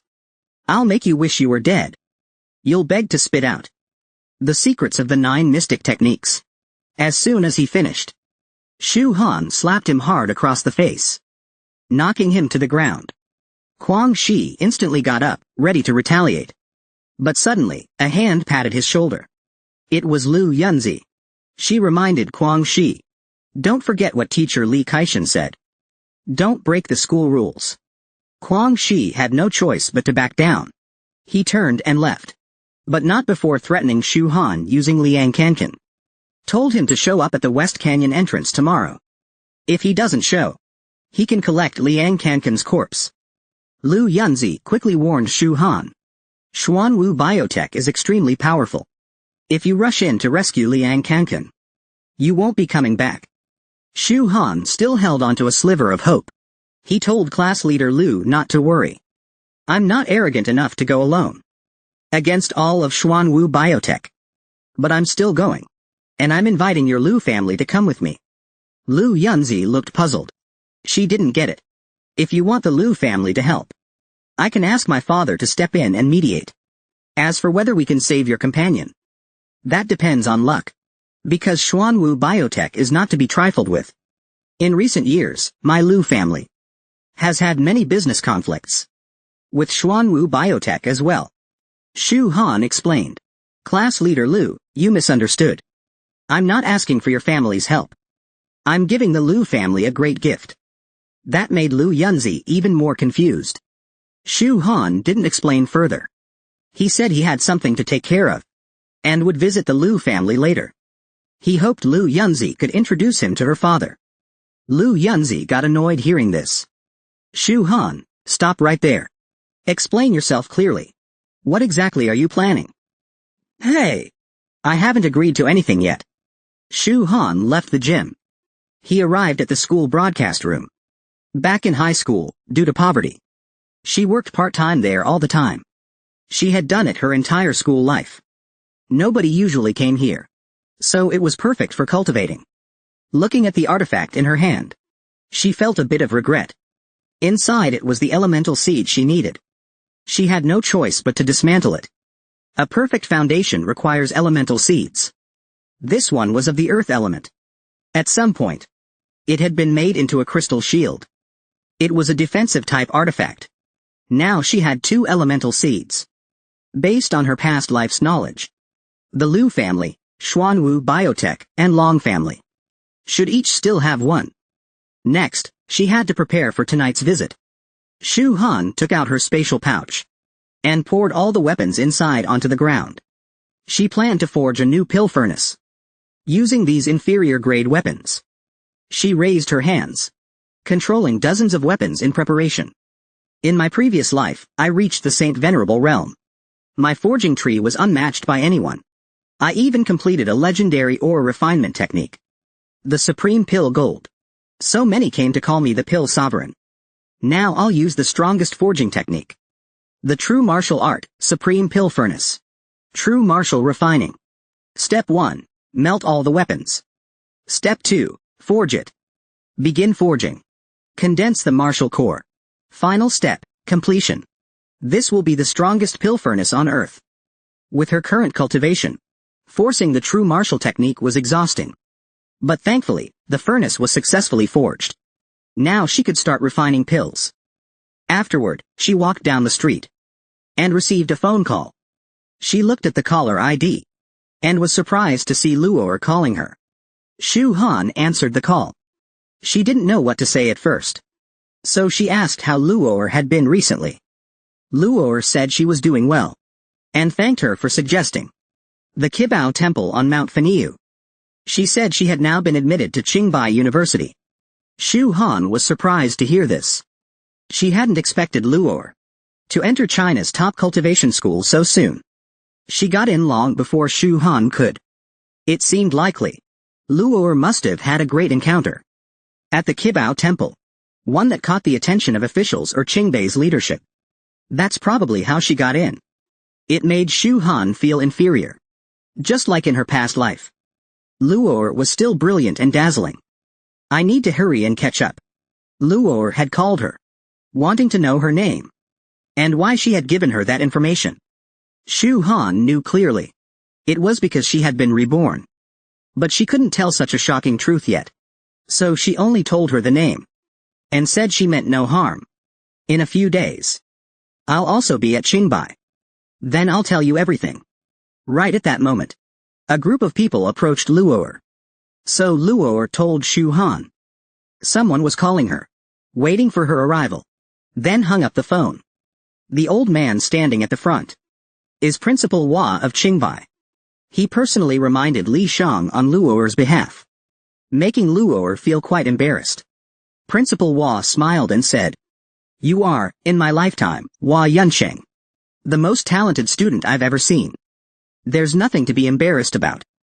To have you as my disciple makes me very happy. Countless old fellows would die of envy." The two people following Principal Hua looked stunned. They couldn't believe Principal Hua would treat a new student this way. No matter how talented she is, it's not necessary for him to personally carry her luggage. Principal Hua is a figure admired by all, a pillar of Huasha. Could it be that this girl is Principal Hua's illegitimate daughter? But Principal Hua is already so old. No matter how you think about it, it doesn't add up. Yet this was the most reasonable guess. On a dark and windy night, a figure stood outside a grand villa. It was Lu Yunzi. This was the Lu family's villa. After waiting for a long time, Shu Han finally arrived. Lu Yunzi, afraid of being scolded to death by her father, asked again what Shu Han really intended to do. Shu Han still gave the same answer.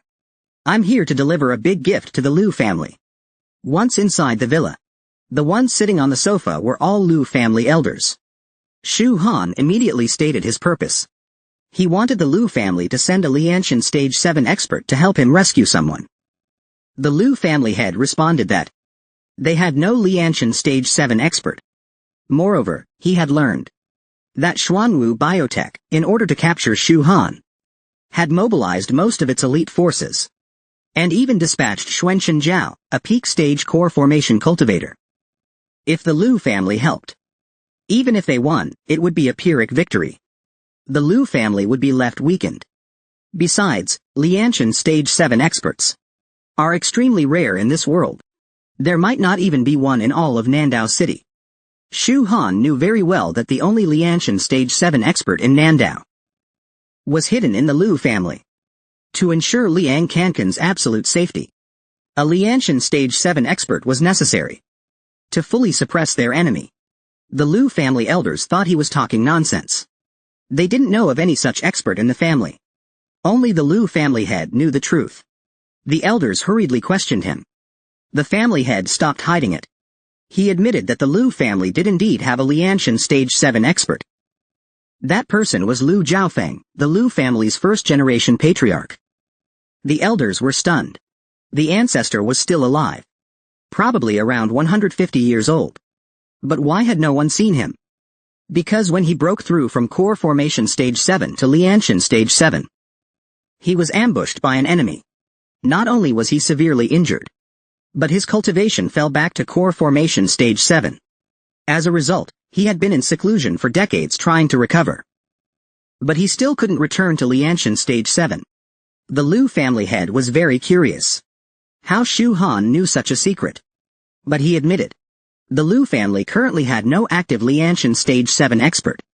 Shu Han still firmly believed there was. And the gift he mentioned earlier was to help Lu Jiaofeng recover to Lianshan Stage 7. The Lu family head was thrilled. But after thinking it over, felt discouraged. How could a mere student possess such ability? Shu Han knew they didn't believe him. So he requested to be taken directly to the ancestor.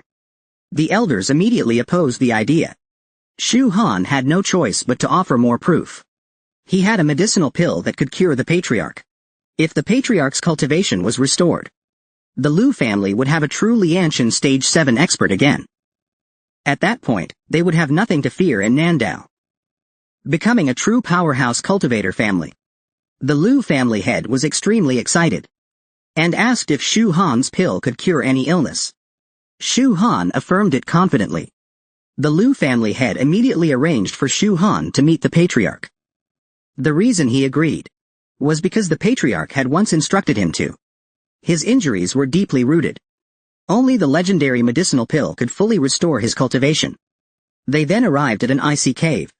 Shu Han didn't expect the Lu family to have such a hidden chamber. He wondered if the 5-element seed he sought from the Lu family was also hidden here. The old patriarch was visibly upset when he saw them. He told them to leave immediately, not to disturb him or suffer the consequences. The elder quickly explained there was something important to report. The old patriarch gave them 3 minutes to explain. 3 minutes later, the elder had told the whole story to the patriarch. The old patriarch then asked Shu Han to show him the medicinal pill. Shu Han shook his head, saying he didn't have it on him. The patriarch was furious. How dare you deceive me? Do you know the consequences of mocking me? Seeing this, Lu Yunzi stepped forward to calm him. Please calm down, grandfather. Shu Han didn't do it intentionally. Please give him a chance to explain. The patriarch, seeing that Lu Yunzi was the outstanding one of her generation, granted Shu Han a chance. He told him to explain. Shu Han gathered spiritual energy in his hands and took out a medicinal core he had refined himself. He explained that although he didn't have the pill on him, he could refine it. The patriarch was thrilled upon seeing the core. Ever since the fall of the Dan core lineage 1,000 years ago, those who could refine pills were extremely rare. There hadn't been any in the past 100 years. He never thought there were still pill refiners in this world. The patriarch thought, someone so young with such skill must come from a powerful sect. He immediately asked Shu Han, young man, who is your master? Shu Han didn't answer. He didn't want to waste time. He asked the Lu family to bring him the herbs he needed. He immediately began refining the pill. Lu Yunzi looked at Shu Han and wondered who he really was. Could he really be, as grandfather said, a successor of some great legacy? But he used to be just an ordinary classmate of mine. Why is it that now I can't see through him anymore? Very soon, the Lu family gathered all the necessary herbs. Among them were even rare ingredients. The pill Shu Han wanted to refine was not an ordinary cultivation-boosting one. It belonged to a category of pills with healing properties. Refining the pill needed by Lu Jiaofeng was by no means an easy task. Besides rare ingredients, what mattered most was a special refining technique. The key to the entire process was the fire used in the pill furnace. The chaos scripture had reincarnated with him, though Shu Han had yet to fully comprehend it. Some of its divine abilities were already usable. For example, the Nanming Glaze Fire, one of the 9 heavenly fires. The Nanming Glaze Fire burns all things and is infinitely mysterious. It is the best fire for pill refinement, bar none. Lu Yunzi was shocked by how powerful the pill flame was. She immediately activated her energy shield to block the escaping flames. If they leaked outside, it would be trouble. Lu Yunzi was confused about what kind of fire Shu Han was using. It was incredibly domineering. Even her energy shield could barely withstand it. And this was an incomplete Nanming Glaze Fire. Because Shu Han's cultivation was still too low, it only mimicked its form. Barely enough to refine the pill in front of him. If it were the true Nanming Glaze Fire, it might burn the entire Nandao city to ashes. With a bang, the pill core landed. Shu Han shouted, "Open!" The pill refinement was a success. Not only did he make one pill, He also used the leftover herbs to refine 3 origin-boosting pills. These pills could rapidly enhance an average person's cultivation, though he didn't need them himself. They could be used by normal people, or even sold for money. Shu Han thought that after all this was over, and he successfully got into Tsinghua University, he should go visit his parents.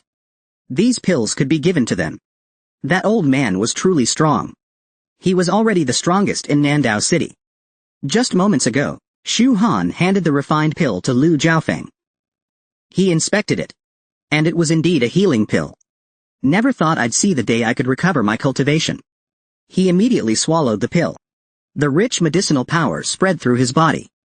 His strength grew rapidly. He had once again become the strongest in Nandao City.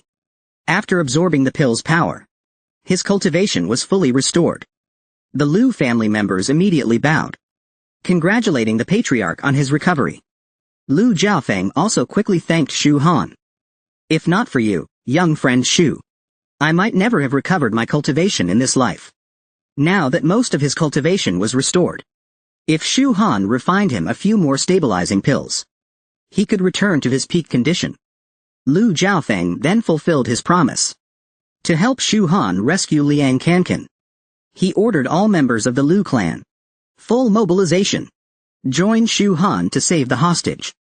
Wipe out Xuanwu Biotech in one go. Meanwhile, at Jingxi Gorge, Xuanwu Biotech had been waiting for a long time. Huang Shi planned to extract the 9 mystic arts, and then eliminate both Liang Kankan and Shu Han, including their families, regardless of age or gender, no matter their background. At that moment, Shu Han walked in alone. Huang Shi immediately asked him for the 9 mystic arts. Shu Han asked to see Liang Kankan first, to ensure he was unharmed. Then he would consider giving the information. Huang Shi ordered his men to bring Liang Kankan up. Seeing Shu Han come to his rescue, Liang Kankan was deeply moved. He anxiously told Shu Han to run. There are too many enemies hiding here. Bang! He was kicked hard and fell to the ground. Shu Han saw this and said, "Don't worry, Liang Kankan. You'll be fine very soon." Hearing this, Huang Shi drew a dagger. With a swish, he stabbed it into Liang Kankan's arm. Yet Liang Kankan didn't utter a single sound. He gritted his teeth tightly. Huang Shi had no patience for Shu Han's nonsense. He ordered him to quickly reveal the 9 mystic arts. Otherwise, right in front of him, he would tear Liang Kankan to pieces. He originally wanted to resolve this gently, but Shu Han insisted on courting death. Shu Han shouted angrily, "Attack!" A loud boom came from the forest behind him. A streak of blue light rushed toward Huang Shi at lightning speed. It instantly killed the guards watching over Liang Kankan. Lu Jiaofeng then charged in. He reached Liang Kankan's side, grabbed him with one hand, and instantly retreated back to Shu Han's side.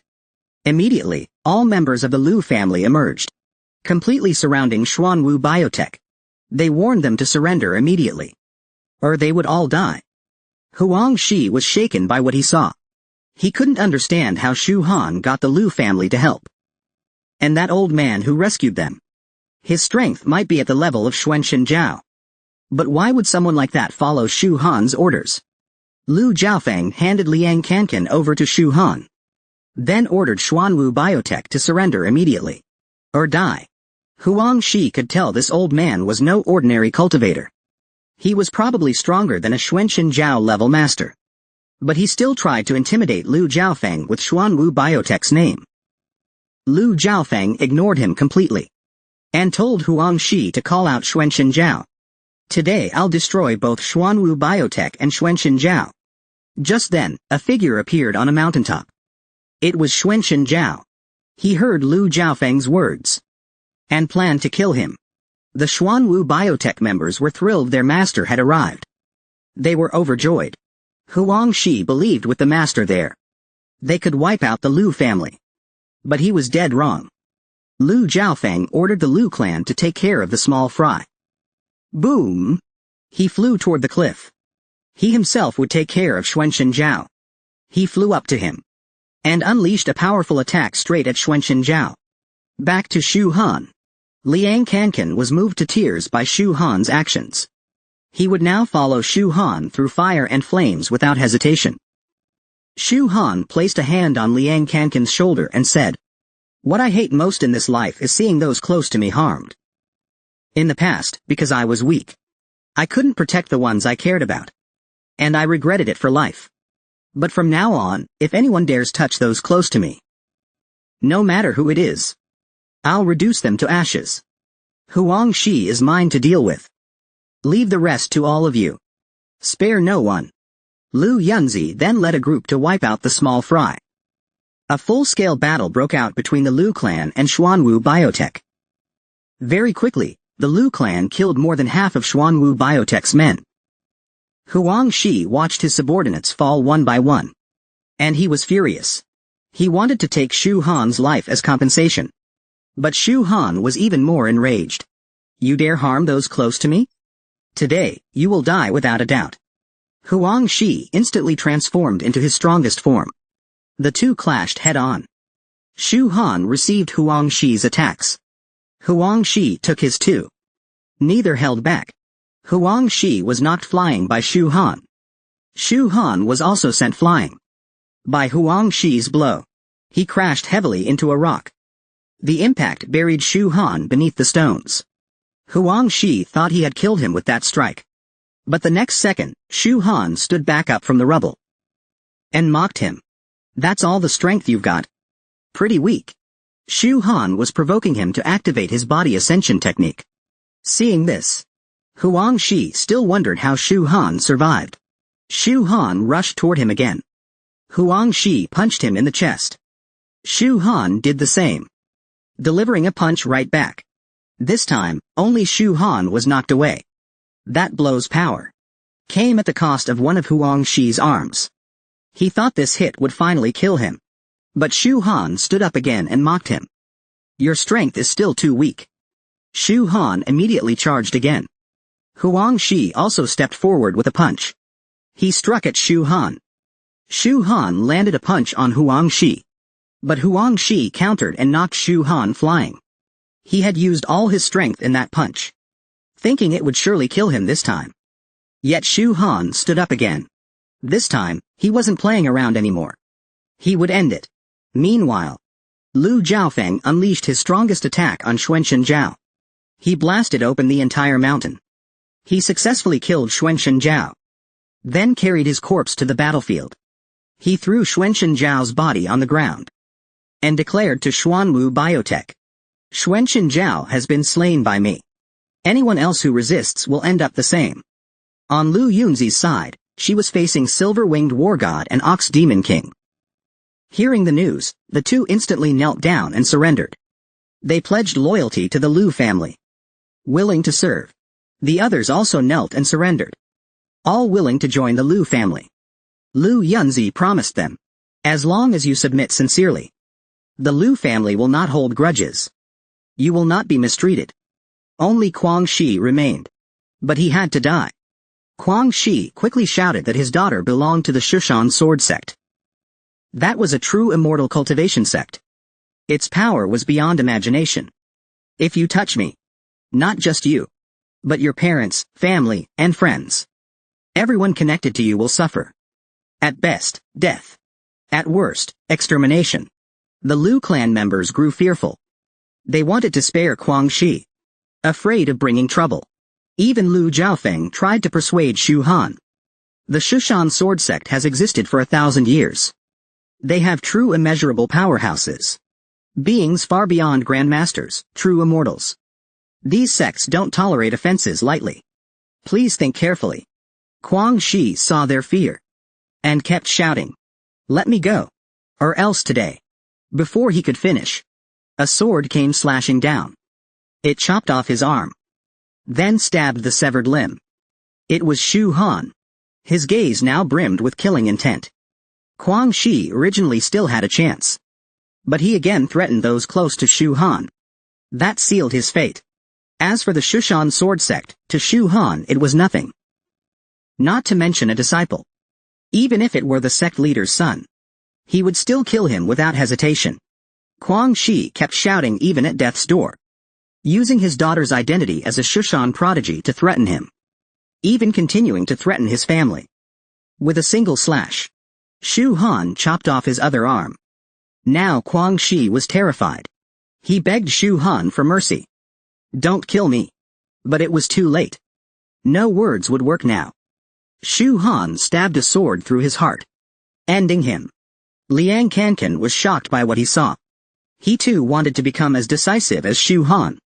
Then Shu Han reached into Quang Shi's chest and pulled out another 5-element seed. It was the source of Quang Shi's power. It seemed his daughter was indeed no ordinary figure. With just a word, she got Xuanwu Biotech to hand over such a rare treasure, forcibly turning Quang Shi from a regular man into someone with near-core formation strength. But in front of Shu Han, it still meant nothing. Those who provoke me will die. Now, he had obtained 3 5-element seeds. If he could collect the remaining 2, he could reach perfect advancement. Lu Zhaofeng walked up and asked if Shu Han had any requests. "Anything you want, just say it." Shu Han replied, "No need. This was a transaction from the start. Everyone has now gotten what they wanted. No one owes anyone anything. I still have things to do. I'm leaving." Lu Zhaofeng watched Shu Han walk away. He immediately ordered people to collect Quang Shi's body and bury him with the highest honors of the Lu family. Lu Zhaofeng was a cunning old fox. Before confirming Shu Han's background, he made preparations for both outcomes. 3 days later, Shu Han and Liang Kankan walked into the school gate together. He looked speechlessly at the bodyguards behind Liang Kankan. Elsewhere, at the Feng family villa, Feng Zhengou also got the news. The Lu family had wiped out Xuanwu Biotech. He planned to rely on the Nong family to deal with Shu Han, to get back the Feng family's standing. But first, they had to find a way to kick Shu Han out of school. Only then could the Feng and Nong families make their move. Feng Zhenting wanted to handle it himself, but his father stopped him, told him not to worry about this. His top priority was to break through to the next cultivation stage. In 3 months, Huasha's higher-ups would launch the first martial arts exam. At that time, martial academies across Huasha would recruit new students. Even if he couldn't get into Qingbai, Tianjin was still a top school. Getting into one of the 7 elite martial schools meant unlimited potential. Shu Han would just be an ant beneath your feet. Feng Zhenting felt fired up and rushed off to train, determined to shine in the martial exam. Meanwhile, back with Shu Han, he and Liang Kankan arrived in class. All their classmates were gathered around class rep Lu, congratulating him on the Lu family defeating Xuanwu Biotech, wanting to be his followers, so no one would dare bully them. Shu Han and Liang Kankan ignored them completely and walked straight past. Pan Jinlian was furious when she saw this.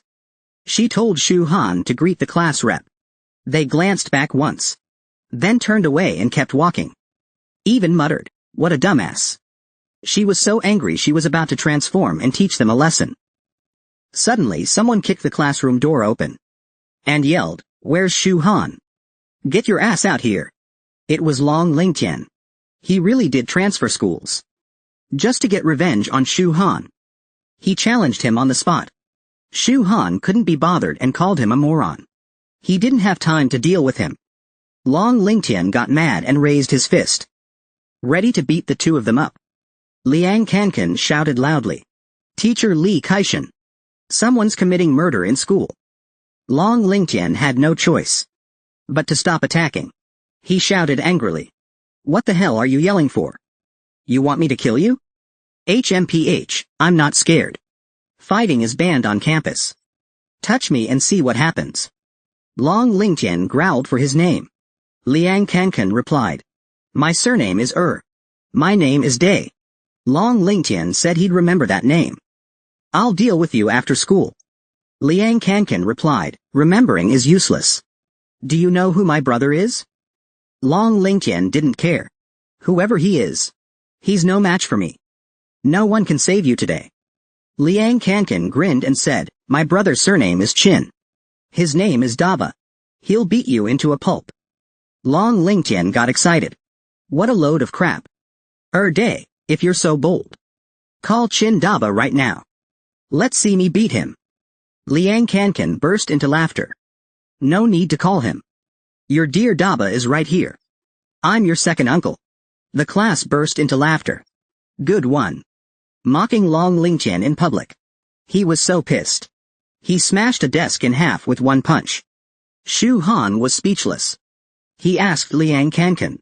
Since when did you become this shameless? I never noticed before. Who did you learn this from? Liang Kankan explained. I've been influenced by you, Brother Shu. It's the power of your example. Long Lingtian was now extremely frustrated. He couldn't fight in school. So he issued another challenge to Shu Han. But Shu Han refused to compete with him. Just then, Li Kaishan entered. Seeing him, Long Lingtian returned to his seat. Planning to get revenge another day. Li Kaishan noticed the broken door. And asked who kicked it down. Shu Han and Liang Kankan immediately pointed to Long Lingtian. It was him. Long Lingtian cursed at them on the spot. Li Kaishan told him that tomorrow, he'd better pay for the school property he broke. For this period, you'll stand through class. Long Lingtian was furious. He pointed at Li Kaishan and shouted, Why should I stand in class? With a loud punch, he smashed the desk in front of him. Startled, he fell onto the floor himself. Li Kaishan replied, Because I'm the teacher here. Now you'll be paying for another desk. Understood? Long Lingtian clenched his teeth. And said, Understood. He now realized why. His family warned him not to provoke Li Kaishan. Li Kaishan was here today to make an important announcement. And Shu Han already guessed what it was. Most likely the announcement of the martial arts exam. The martial arts exam existed before the spiritual revival. But it wasn't large in scale. Ordinary people couldn't participate. After the spiritual revival, the state made it a top strategic priority. It produced countless heroes who inspired the future. Now that Earth's spiritual energy was reviving, the Washa government established many martial academies. Based on resources and faculty, they were broadly categorized into 2 elite schools and 7 top-tier martial academies. These 9 were all key national-level institutions. Additionally, each province would open ordinary schools based on their own conditions. Many prestigious martial schools had already started enrolling disciples from cultivation sects and families. Even before the revival. Back then, spiritual energy was scarce. And only cultivator sects and families had resources to train the next generation. The future belongs to the strong. In the next 5 months, I hope you'll seize this chance to train hard and grow your cultivation. Aim to achieve great results in the exam. If you have any questions now, feel free to ask. Shin Wenqing didn't quite understand. He asked whether awakened ones could also take the martial arts exam. Li Kaishan explained that of course they could. Compared to cultivators, awakened ones actually had an advantage in the early stages. Although they follow different paths in principle, cultivators and awakened ones both ultimately pursue power. They walk different roads, but they lead to the same destination, strength. Pan Jinlian was also confused. She asked what the martial arts exam mainly tests, and what level of strength was needed to pass. Long Lingtian mocked. With your half-baked cultivation, you dream of passing? The martial exam includes academic and cultivation tests. Just for cultivation. Last year's standard before the revival required at least grade 3 root establishment to qualify. Let alone those elite schools filled with geniuses. The 2 top schools and 7 top-tier academies. And this year coincides with a major spiritual shift. The minimum requirements will only go higher. You lot with your barely started cultivation, dreaming of the exam? Utterly delusional. The students didn't understand. They asked what grade 3 root establishment meant. Li Kaishan began to explain the cultivation levels. First is root establishment, core formation, spirit refinement, and other major realms. The first major realm is root establishment. When one breaks through to core formation, the root establishment grade varies by talent. It ranges from grade 1 to grade 9. Grade 9 is the best. But grade 9 root establishment is extremely rare. Most people only reach grade 1 in their lifetime. Generally speaking, grade 3 and above is considered talented. Typically, reaching grade 6 means you're a genius. Grade 9 is a once-in-a-generation prodigy. As for grades above 9, just remember grade 9 for now. Beyond that are earth, heaven, and divine grades. And the perfect grade from the ancient cultivators. That's Shu Han's goal. Pan Jinlian had another question. What if someone hasn't reached root establishment by exam time? Li Kaishan explained. Before the spiritual revival, that was a real problem. But after the revival, not so much. Now that spiritual energy is rich, cultivation progresses rapidly. As long as you work hard, you can likely break through in time. If you're still behind, you can buy spiritual fruits. They boost cultivation quickly, but they're very expensive. Each one costs over 100 million. For someone like Liang Kankan, money is not a concern. But for others, it's different. No money, no resources. They lose before the race starts. After class, Liang Kankan quietly told Shu Han. He had something for him. He brought Shu Han to the school villa district. His father bought this villa. As thanks for Shu Han saving his son, Shu Han needed a place to train. So he accepted it. Finally, a peaceful training ground. 3 months later, Shu Han had been training non-stop in the villa. Liang Kankan had been devouring spiritual fruits. After 3 months, he reached the late stage of root establishment. He was close to Shu Han now. Shu Han challenged him to spar. Liang Kankan had recently defeated Zimin Qing. So even Shu Han wasn't his match then. Shu Han told him to stop talking and start attacking. Liang Kankan charged at Shu Han. But Shu Han dodged easily, then gave him a kick that sent him flying. Liang Kankan was confused. He beat others at the same stage, but couldn't even take one move from Shu Han? It was because Liang Kankan's power was shallow and unrefined. For stages like root establishment, core formation, or spirit refinement, if you only chase breakthroughs without quality, you'll be weak. With enough resources, many can rush through basic stages. But what cultivators truly pursue is quality breakthroughs, like going from grade 7 to 9. The difference between grade 1 and 9 is massive. Not just in power, but in how it impacts higher stages later. Cultivators don't just seek fast gains. They seek long-term, stable progress. Especially in the 3 foundation stages. Without high-quality breakthroughs, future progress becomes incredibly difficult. Unless they get some miraculous opportunity, they won't go far. Liang Kankan didn't fully understand, but he grasped the gist. He said he'd focus on refining his power now, aiming to reach grade 3 in root establishment 7. Especially for the 3 foundational realms. Without high-quality breakthroughs, future cultivation will become extremely difficult. Unless you encounter a great opportunity, it's generally hard to go far. Liang Kankan didn't fully understand, but he got the general idea. Now he's determined to refine his cultivation and strive to reach grade 3 within root establishment stage 7. Pass the 5-subject exam. At that moment, Shu Han took out a Peiyuan pill and handed it to Liang Kankan. Told him to take it for cultivation when there's time. The Peiyuan pill not only enhances cultivation, but also strengthens one's foundation. It would be very beneficial for Liang Kankan's breakthrough during the settling stage. Liang Kankan received the pill and looked at Shu Han with eyes full of admiration. He had only heard of genius disciples in major sects being eligible to take this kind of pill. He never imagined he could have one too. But Shu Han wasn't giving it for free. He needed Liang Kankan to do something for him. Because Shu Han couldn't leave right now, he asked Liang Kankan to deliver the remaining 2 pills to an elderly couple surnamed Zhang in Zhujianzhai, Yunbei province, and tell them it was from Shu Han.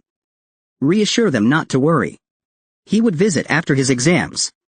Liang Kankan promised to complete the task. The scene then shifted to the school gate. Today, many cultivators had arrived at the school, including several top experts from Qingyun Fortress of South Island City. Now that the Aura revival was coming to an end, the government's large-scale recruitment of cultivators was probably to prepare for the coming human crisis. In the mid-stage of the aura revival. That would mark the beginning of true brutality. Countless cultivators would die gloriously. And many heroic stories would be written. At the same time, many human powerhouses would emerge. At that moment, Lu Yunzi called out to Shu Han. She told him her great-grandfather thought very highly of him, and wanted to invite Shu Han to join their Lu family. The Lu family would fully provide cultivation resources, and support him in taking the martial cultivation exams. Shu Han looked at Lu Yunzi for a moment, and said, "Class Monitor Lu. You've invited me to join the Lu family. More than once or twice already. Could it be that you've fallen for me? Using the old family head as an excuse? But I have great ambitions. And I'm not thinking about romance right now." Lu Yunzi blushed after hearing that. "Stop your nonsense. Who says I like you? Join or not, up to you. Talking to you is just a waste of effort." At that moment, a group of female cultivators walked over. They were disciples from the Qingcheng sect. Liang Kankan took out his phone and sent the updated Qingyun ranking to Shu Han. There were quite a few changes this time. Shu Han picked up his phone and looked. There really were major changes. Cultivation sects had taken over most of the rankings. But Long Aoshan and Lu Yunzi were still firmly holding the top two spots. And their cultivation levels were still shown as unknown. Judging from their previous fight, Lu Yunzi likely had the strength of early core formation stage.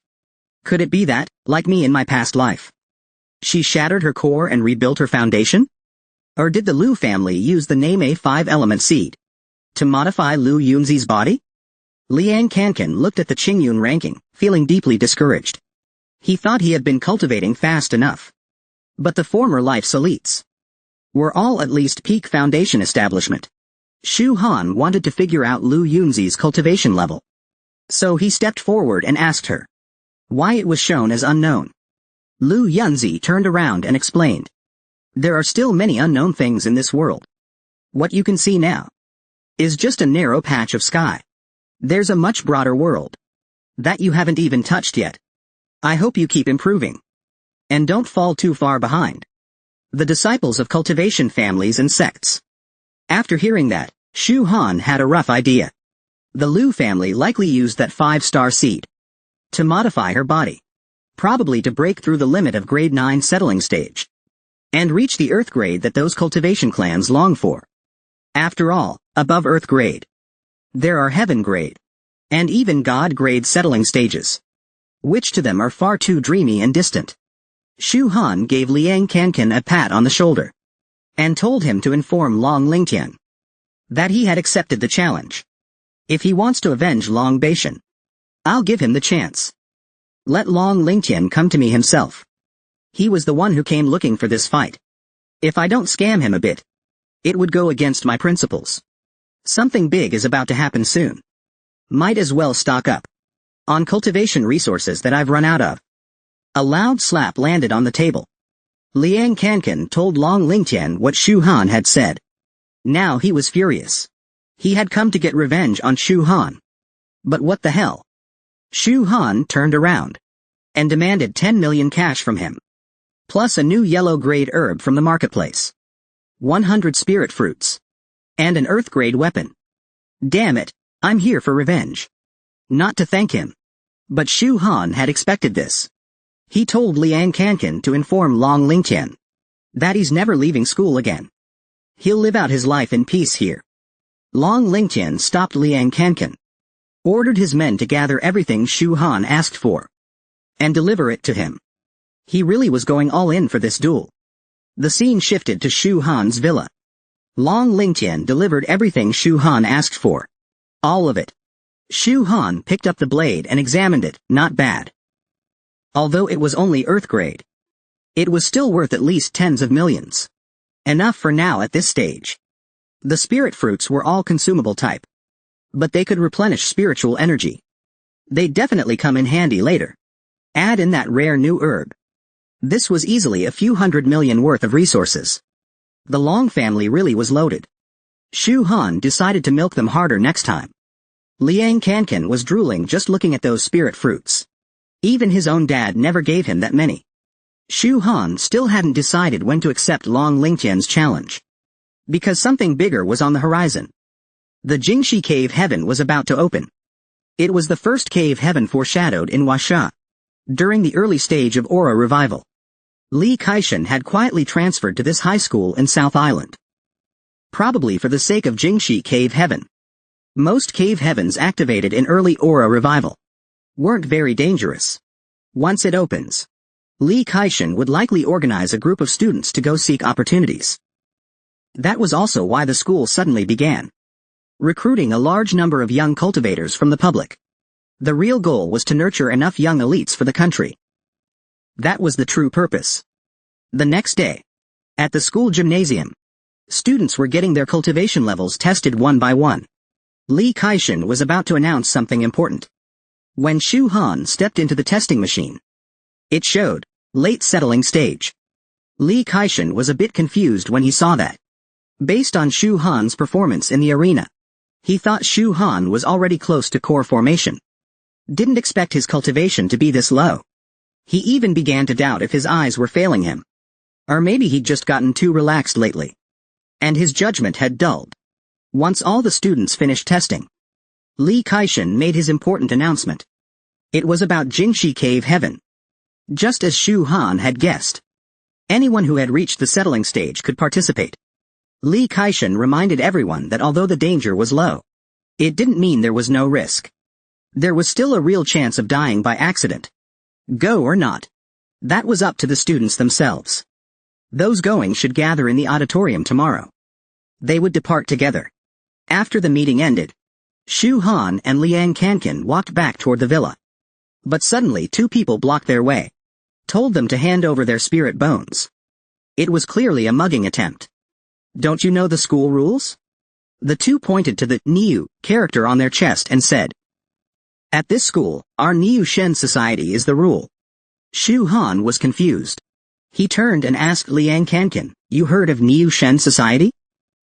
Liang Kankan said it sounded kind of familiar. While Shu Han was doing closed-door cultivation for 3 months, the school had changed a lot. Many powerful students had formed their own clubs. The most powerful of them all was Lu Yunzi's Lu Yun Society. And those 2 belonged to the Bull Demon King Club. They were getting impatient. Told Shu Han to hand over protection money right away. Shu Han said he had admired the Bull Demon King for a long time. The 2 guys Shu Han robbed returned to Niu Shen Society and told the Bull Demon King what had happened. He even said if you dared come, he'd rob you too. The Bull Demon King was furious upon hearing that. I'd like to see. Who dares disrespect me like that? I'll smash him with 1 punch. He stormed toward the alley with those 2 leading the way. Behind him was a whole gang of his followers. They charged in with an imposing aura. But he suddenly stopped in his tracks. Didn't expect the guy to be Shu Han.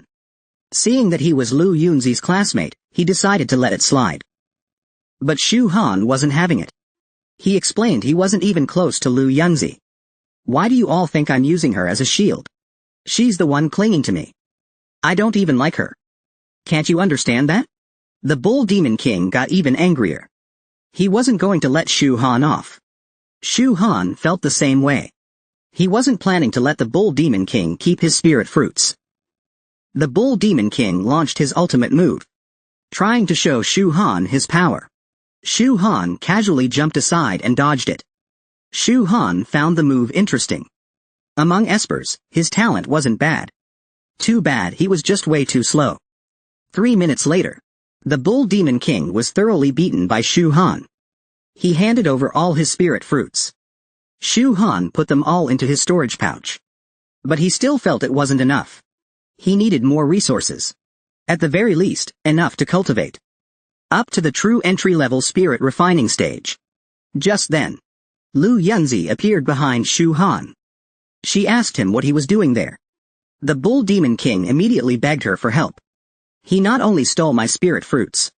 He even boasted that you were clinging to him. But he didn't even like you. Liang Kankan thought Shu Han was done for. He'd badmouthed someone behind their back. And now they found out.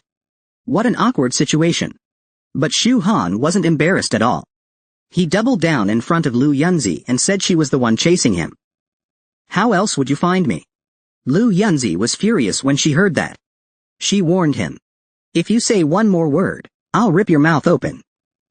But Shu Han ignored her and continued. Lu Yunzi, even if you're mad with embarrassment, you still won't get me. I suggest you focus on cultivation instead. There's no way will ever happen. Lu Yunzi was completely enraged. She drew her greatsword and slashed at him. The power of that strike was terrifying. It looked like it would cut them both in half.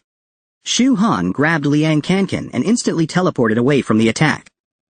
Even while saving him, Shu Han teased her. With that temper, you'll never find a boyfriend. Lu Yunzi ignored him. She was wondering what technique Shu Han had used just now to dodge her attack that quickly. Could it be teleportation? But teleportation is an Earth-grade technique. You can't learn it without reaching Spirit Refining 7. Even the old clan master hadn't learned it. Then how did Shu Han move so fast in that moment? The truth was, Shu Han didn't use teleportation. It was a speed technique from the sacred body sky-reaching art, called the Spirit Flight Technique. After landing safely, Shu Han turned and left. Liang Kankan thought Shu Han was running away because he couldn't beat Lu Yunzi. But Shu Han wasn't losing. There was just no benefit in fighting her. Why bother fighting? Besides, they were heading into Jingxi Cave Heaven tomorrow to snatch treasures. Shu Han's spirit flight technique had reached beginner mastery. When it came to treasure hunting, no one was faster than him now. Lu Yunzi watched Shu Han leave, even more curious about his secrets. She knew deep down that speed just now was impossible for someone at the late settling stage. The next day, the entire school gathered in the square, ready to head into Jingxi Cave Heaven.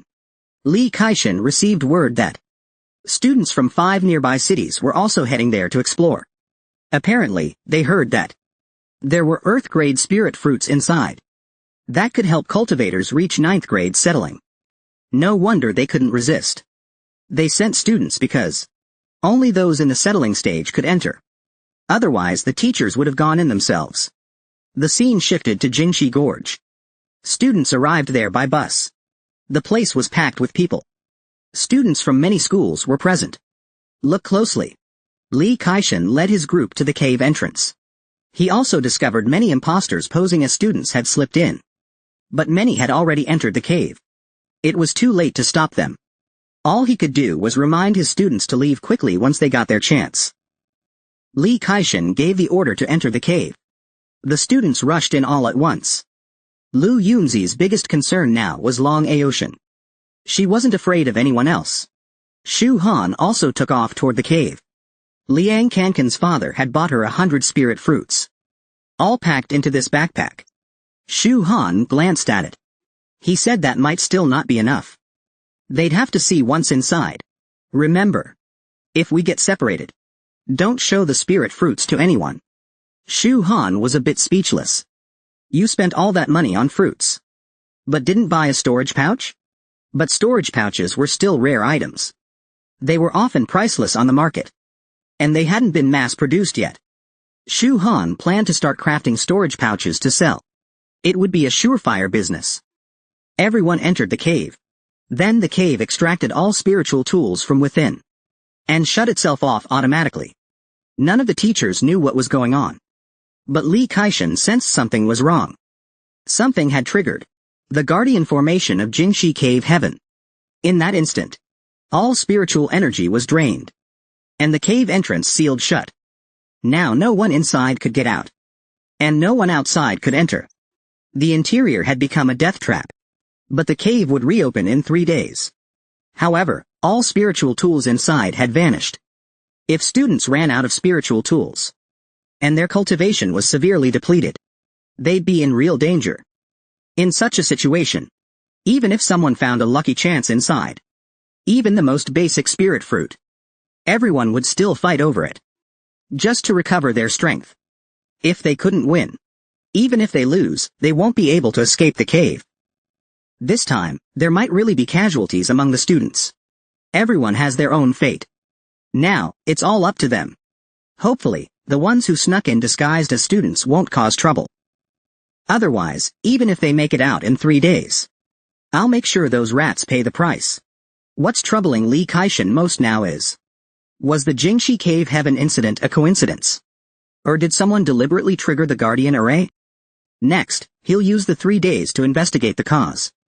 If it was intentional, no matter who you are or where you're from, don't blame me, Li Kaishan, for cutting you down. Meanwhile, inside Jingxi Cave Heaven, Lu Yunzi and the others had successfully entered. Looking at the scene before them, it didn't look like the legendary cave paradise at all. This place feels like a battlefield. Lu Yunzi noticed it too. She found there was no trace of spiritual energy here. She told everyone to stay close. There was no need. Don't waste any spiritual power. Somewhere inside the secret realm, a group of people took off their uniforms. They were disciples of the Shushan sword sect. The blue-eyed girl in front was named Lin Jianxin. She felt a bit uneasy. Why are we sneaking in like this? Is the Shushan sword sect afraid of anyone? The white-haired man was named Lin Chuyuan. He replied after hearing that. The 5 of us are all top talents of Shushan. Have we ever feared others? Our Shushan sword sect is honored as the top sword sect of Huasha. Have we ever rejected any power? However, before this mission, our master repeatedly instructed to avoid Li Kaishan. That man has a mysterious background. We must avoid unnecessary conflict. There's no need for it. Our priority now is to seize the treasures. Among them, a red-haired woman had other plans. Her name was Kwang Rui. She was the daughter of Kwang Shi. She entered the secret realm to avenge Shu Han. Lin Chuyuan didn't mind at all. Whether it was killing or treasure hunting, he didn't care. But he reminded everyone of one thing. The spiritual energy here was extremely scarce. Don't deplete your energy. We brought a lot of spirit fruits this time. Make sure to replenish promptly. Meanwhile, on Shu Han's side, they were also searching for treasures. According to Shu Han's knowledge, in the ancient times, besides the 5-element continent, there were 3,000 minor worlds and 36 major worlds. The Jingxi secret realm might be one of those minor worlds. As for what happened here, Shu Han had no idea. Inside the ancient battlefield within the secret realm, there was a ruined ancient city. A group of people stood before the city gates. They were all subordinates of Long Lingtian. Long Lingtian was ordering them to search for Shu Han. Once they found Shu Han, they were to fire a signal flare immediately. He still fumed thinking about how Shu Han had tricked him. He wanted to drink his blood and eat his flesh, and even that wouldn't quench his hatred. However, some of his underlings were reluctant. They wanted to seek their fortunes first, then hunt down Shu Han. Long Lingtian slapped one of them immediately. Grabbing him by the collar, he roared angrily. Long Aoshan is the young master. His words matter. Does that mean my words don't count? Say one more word, and I'll cripple you. The beaten subordinate quickly said. Second young master, please calm down. We'll search for Shu Han right away. Even if we have to dig 3 feet into the ground, we'll find him. Even the cat demon that was sleeping had its cultivation suppressed by the secret realm's owner. Yet it still had refining spirit level 7 strength. Not long before this, Shu Han and Liang Kankan had arrived at a town. Shu Han felt something strange there, and told Liang Kankan to stay close. Never more than 5 steps away. Shu Han sensed a special energy fluctuation inside a building, and went in to check it out. After entering, they found themselves in another dimension. It was a small world within the Jingxi secret realm. Shu Han was a little shocked. Moreover, there was a sleeping demon beast inside. A world capable of sustaining life. Was extremely mysterious. It wasn't a dead space that could only store non-living things. Even emperors couldn't create a small world that nurtured life. Here was a small world nested inside another small world. It showed that the Jingxi secret realm was not a simple blessed land. Whoever controlled it back then must have been a terrifying existence. But this might involve ancient secrets. In his past life, Shu Han didn't know much about ancient times. He only knew that the emperors had been pursuing ancient legacies. Shu Han guessed that to get out, it must be related to the Kangshan trial. Maybe beating up the cat demon would solve it. Liang Kankan excitedly rushed forward, claiming he used to be a master at petting cats. Let me bond with him a little. The cat demon woke up after smelling meat. It had been a long time since he last ate meat. He almost forgot what it tasted like. Liang Kankan approached the cat demon. He took out one of the toys that cats love most, and asked what this place was, and how to get out. The cat demon roared fiercely. Suddenly, he grew huge and terrifying, even crushing the area where he had been resting. He leapt in front of Liang Kankan, opening his bloody mouth wide, about to swallow Liang Kankan whole. Liang Kankan was frozen in fear. Shu Han immediately rushed to shield him, blocking the cat demon's attack. The cat demon roared again, blasting the two of them flying. Shu Han realized that the roar was actually a spiritual attack, and the cat demon still had refining spirit level 7 strength. This was troublesome. The cat demon jumped fiercely, preparing to swallow Shu Han whole first. Shu Han thought he was done for. But suddenly, the cat demon stopped. Its leg had been chained. The chain pulled him back forcefully. He shrank back into a small cat. Liang Kankan was terribly frightened. Luckily, that roar earlier didn't target him with a spiritual attack. Otherwise, he would either be dead or mentally disabled now. Also, thanks to the chain binding it. Otherwise the consequences would be unthinkable. Shu Han jumped up again, carefully inspecting the situation. Although the beast was powerful, it seemed like someone deliberately trapped it here. The chain binding its hind leg was suppressing the beast's cultivation. But who could have imprisoned it? Even while suppressed, it had refining spirit level 7 strength. If the restrictions were lifted, what level of cultivation would it have? And what was the meaning of the Kangshan trial mentioned on the stone tablet? Was this place once a trial ground? But even if it was a trial ground, what counted as passing? While Shu Han was pondering, he heard a noise. He turned to look, and saw Liang Kankan feeding spirit bones to the cat demon. Goodness gracious! That was a ferocious man-eating beast. And you're feeding it just like that? Aren't all animals the same? If they act fierce, just feed them something, and they'll calm down. Shu Han was speechless. This was a beast stronger than refining spirit level 7. Reaching refining spirit level 7 for a cultivator was a huge threshold. At that level, a cultivator's spiritual power undergoes a major transformation. Their combat strength leaps to a new level, exploding exponentially.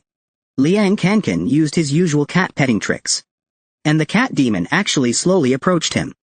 But it wasn't as simple as he thought. The cat demon just wanted to finish eating the spirit bones before eating Liang Kankan and Shu Han. Liang Kankan thought his petting skills were working, but he was already marked as the cat demon's next meal. Shu Han watched, utterly speechless. You're really not afraid of death. Shu Han didn't think much further. He told Liang Kankan to keep the cat distracted while he searched for a way out. The cat demon cursed Shu Han inwardly. You're the stupid cat. Your whole family are stupid cats. When I'm done eating these bones, I'll eat you first, you bastard. Shu Han suddenly felt a chill down his spine. He noticed the beast glancing at him. Could it understand what I was saying? Shu Han sensed immense danger, feeling the beast had targeted him. Shu Han approached the iron rod chaining the cat demon. He found it was emitting thick spiritual energy. He reached out to touch it. In a flash, dense spiritual energy surged into his hand. Shu Han realized it wasn't normal spiritual energy. It was compressed at least 10 times over, almost liquefied. It was now flooding madly into Shu Han's body. He had to think of a way fast. Otherwise, he would soon be overwhelmed and explode. Liang Kankan quickly asked Shu Han if he was okay. Are you alright? Meanwhile, the cat demon was gloating as he ate spirit fruits, thinking Shu Han was truly an idiot to voluntarily touch the sealed energy. Now, even if he didn't explode from the energy, he would be trapped here just like the cat demon. Shu Han also realized that he couldn't move anymore. He discovered that the compressed energy contained traces of spiritual consciousness, turning it into an accelerated energy that could control people. Only someone with emperor-level cultivation could design something so ingenious. Seeing this, Liang Kankan hurriedly dumped out all the spirit fruits from his bag, begging the cat demon to save Shu Han. The cat demon thought to himself, "Are you stupid? This ceiling was made by that old bastard Kangshan. That old bastard had bad character. But his strength was formidable. If I could break it, I would have escaped and eaten delicious food long ago." Shu Han was about to explode from the overwhelming energy. Suddenly, he thought of a solution. The 9 Revolutions mystical tree needed massive spiritual energy to blossom. It could absorb all pure energy in the world. To aid its growth, Shu Han began using the 9 Revolutions mystical tree to crazily absorb the energy. He felt much better now. The tree absorbed the energy, and a half-leaf had sprouted. This made Shu Han curious. Just how much energy had been stored here to trap the cat demon? Even sprouting one leaf of the 9 Revolutions mystical tree was almost impossible by ordinary means. The spiritual energy it needed was far beyond what cultivators could bear. The cat demon also noticed the 9 Revolutions mystical tree in Shu Han's hand. He was shocked. It's the best tasting fruit tree in the world. But what a pity. It hasn't borne fruit yet. Only half a leaf has sprouted. I thought the world's best fruit tree had gone extinct. Didn't expect it to be with this little brat. Seems like the old bastard once had this tree. And now it's with the little brat. Could they be related? The little brat seems to be using the tree to absorb the energy sealing me. That means I'm about to be freed. After a while, the 9 Revolutions mystical tree had absorbed all the energy from the iron pillar. But it only managed to grow one complete leaf. This gave Shu Han a headache. Who knew how much more energy would be needed to make it blossom and bear fruit? He would have to plan ahead. However, it had been extremely dangerous just now. Without the 9 Revolutions mystical tree, he would have perished. The design of this place was incredibly ingenious. And even after an unknown span of time, the formation still operated perfectly. The owner of this small world was definitely not an ordinary cultivator. Probably someone as strong as an emperor, or even a mysterious ancient cultivator beyond emperor level. Suddenly, a bolt of purple lightning split the arena in half. This small world was now about to collapse. Shu Han had to leave before that happened. Meanwhile, the cat demon carried Liang Kankan's bag of spirit fruits and flew into the sky, dragging his chain. The cat demon was overjoyed. I'm finally free. Time to get revenge on that old bastard and find some good food. Seeing this, Shu Han realized the cat demon definitely knew how to leave this place. So they quickly chased after him. Before leaving, Shu Han told Liang Kankan to take the chain that had bound the cat demon. Meanwhile, Shu Han tried to collect the stone tablet. He used his true martial chi refining technique. Collect. The stone tablet turned into a token. Just as Shu Han had expected. The tablet was actually a token. Its exact use was still unclear. Liang Kankan also brought over the chain that had bound the cat demon. He thought it was just an ordinary chain, and looked at it with disdain. Shu Han punched him straight away, saying, that chain bound a refining spirit level 7 cat demon. It withstood 10 times the spiritual energy of a sealed field. You dare say it's just an ordinary chain? Even many magic treasures can't compare to it. Liang Kankan realized after Shu Han's words that this chain was actually incredible. When we get out, I'm going to tie up that big cat for stealing my spirit fruits. At that moment, the cat demon opened a crack in the small world. Seeing this, Shu Han guessed the cat demon knew many secrets about this place. Shu Han and Liang Kankan immediately flew toward the exit. They managed to escape in the final second. Shu Han and Liang Kankan landed safely outside. They happened to land right in the middle of a battle between two groups.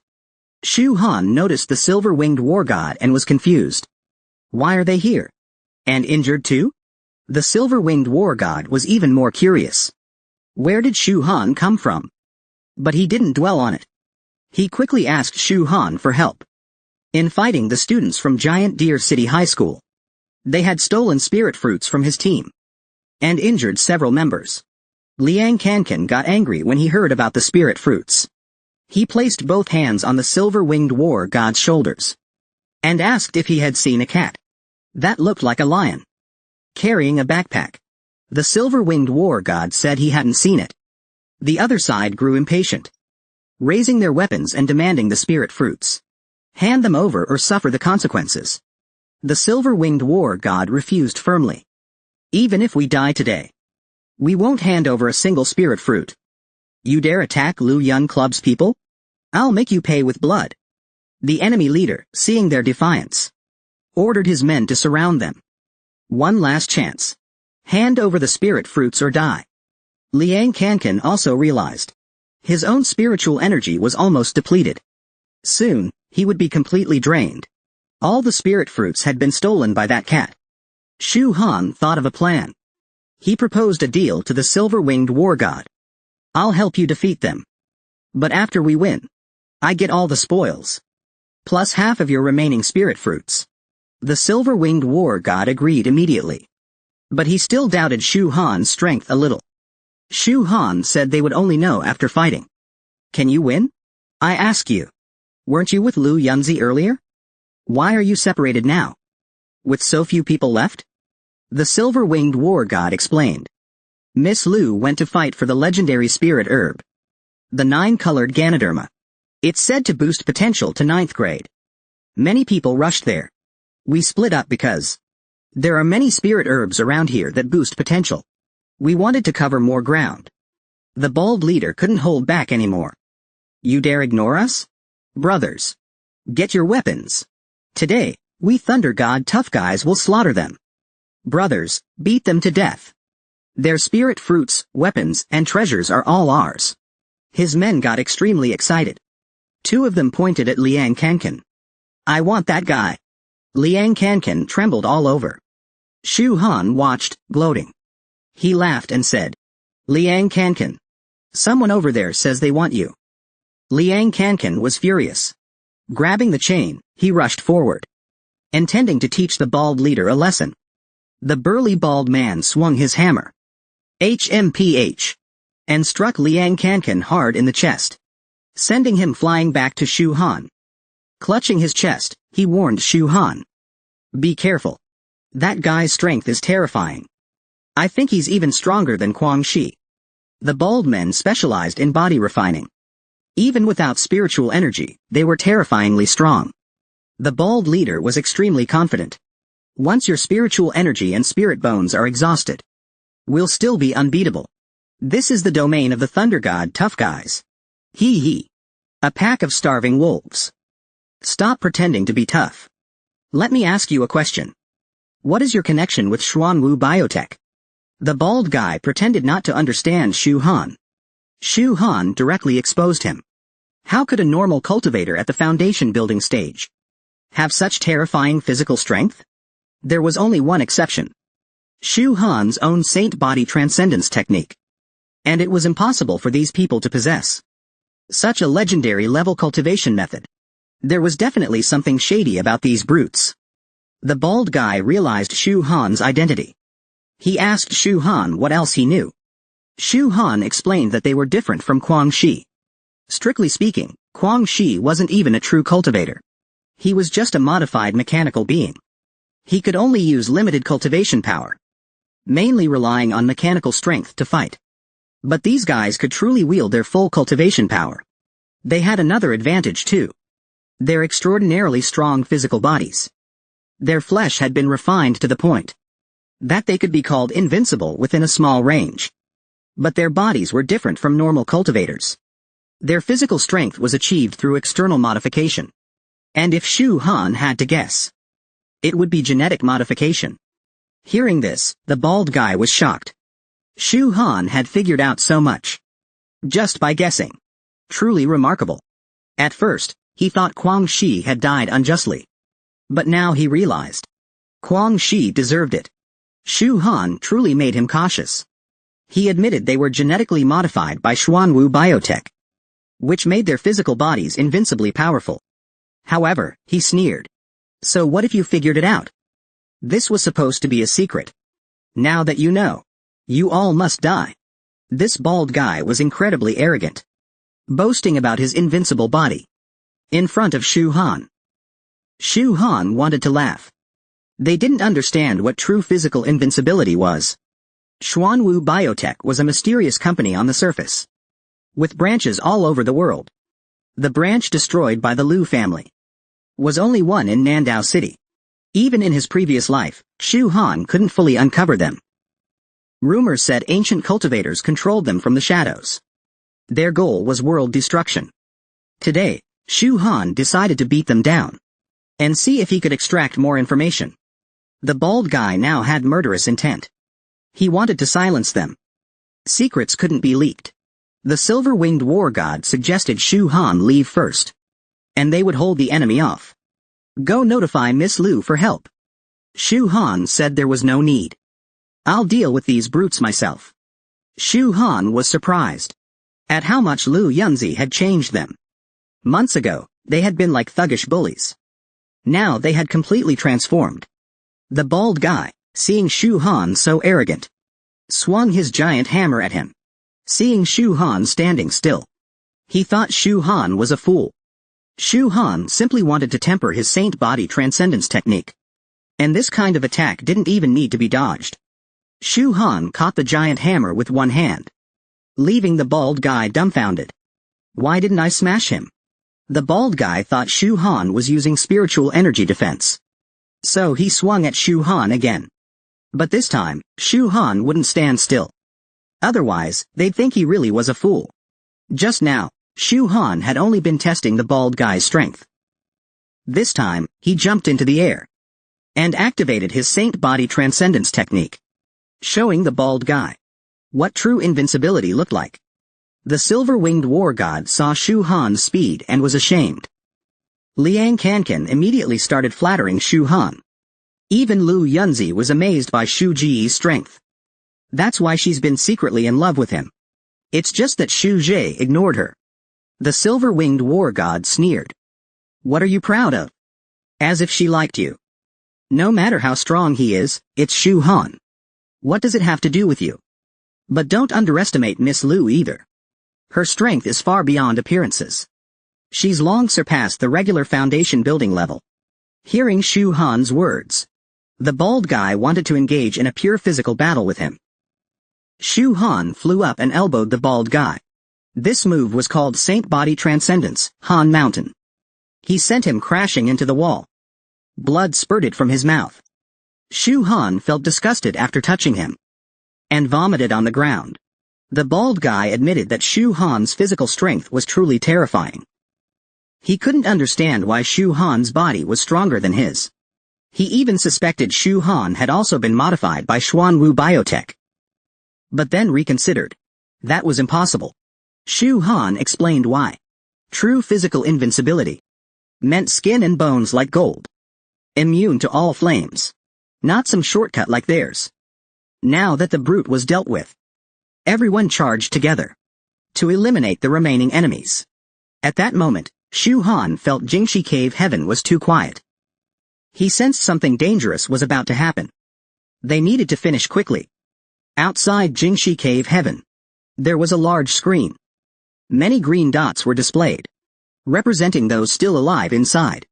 4 red dots showed that 4 people had died.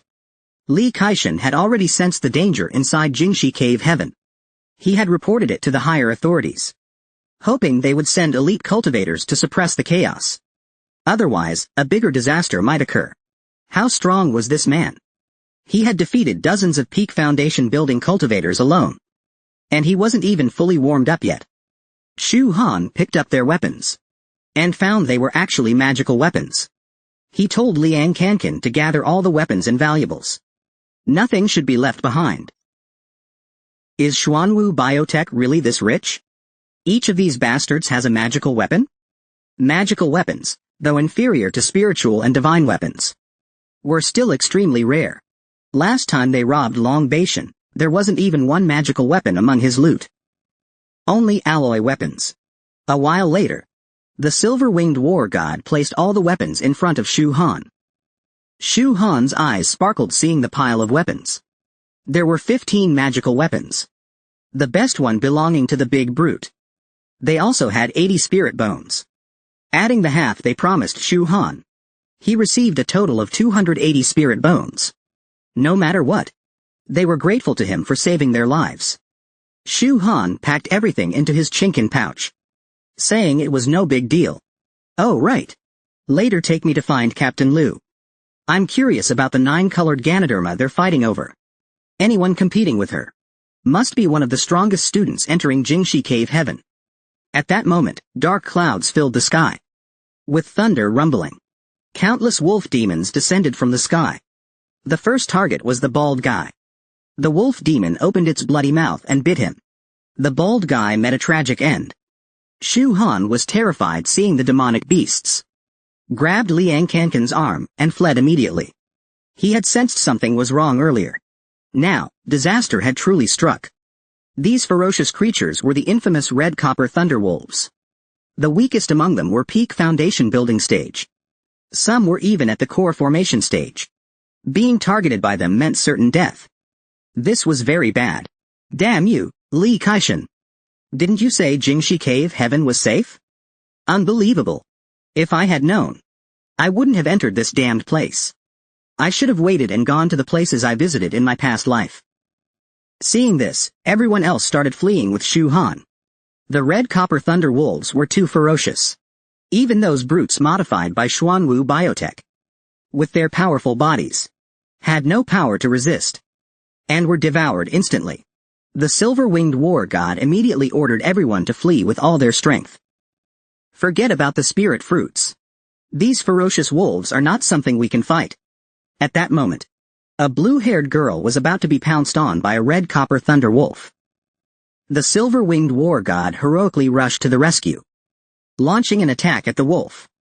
But the red copper thunder wolf dodged, leaping into the air, and biting into the silver-winged war god's wing. It struggled hard but still couldn't shake off the red copper thunder wolf. The silver-winged war god couldn't figure out what kind of creature it was. It actually had such a terrifying bite force. Its wings were as hard as alloy. Yet they were forcibly bitten off by the ferocious wolf. Shu Han turned his head to look. He saw that many people behind had been caught up by the red copper thunder wolves. Shu Han gave part of the spirit fruits to Liang Tantan, telling it to run forward at full speed. If you run out of spiritual energy, swallow the spirit fruits immediately. Run as fast as you can. The red copper thunder wolf was infamous. During the mid-stage of the last spiritual recovery, it destroyed and devoured countless villages and cities. It was truly a nightmare for humanity. This type of fearless creature was extremely fast. Once it targeted you, it pursued till death. You simply couldn't shake it off. The silver-winged war god hadn't even shaken off the first red copper thunder wolf. When another one came and bit onto its other wing, it made it unable to fly and fall to the ground.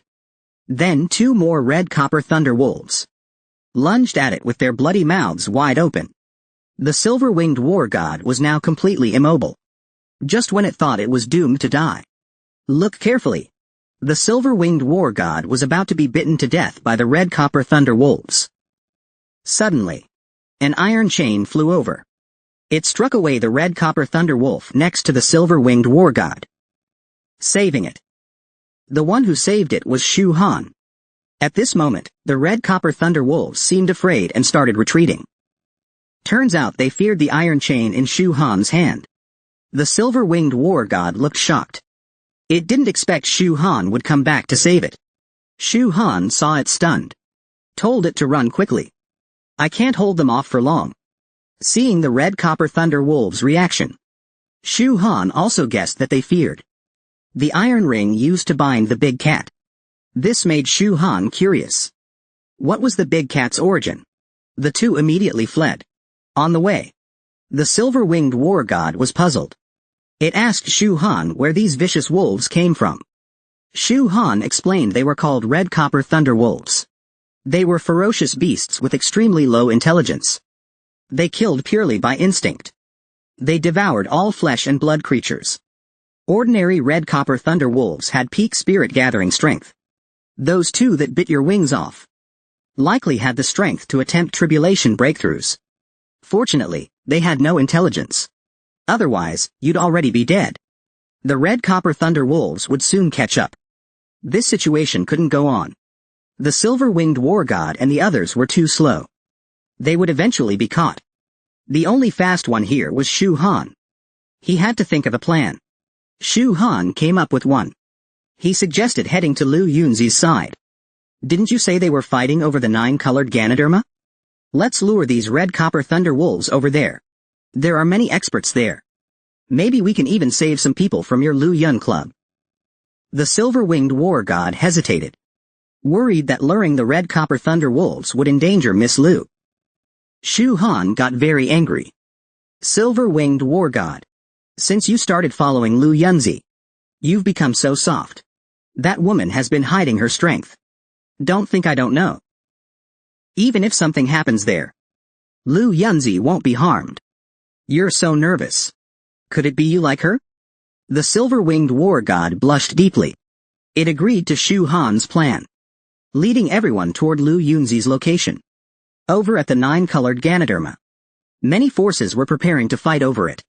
Next to Lu Yunzi, the bull demon king spotted some suspicious individuals. He noticed a few young men and women carrying swords ahead. They gave him an extremely dangerous feeling.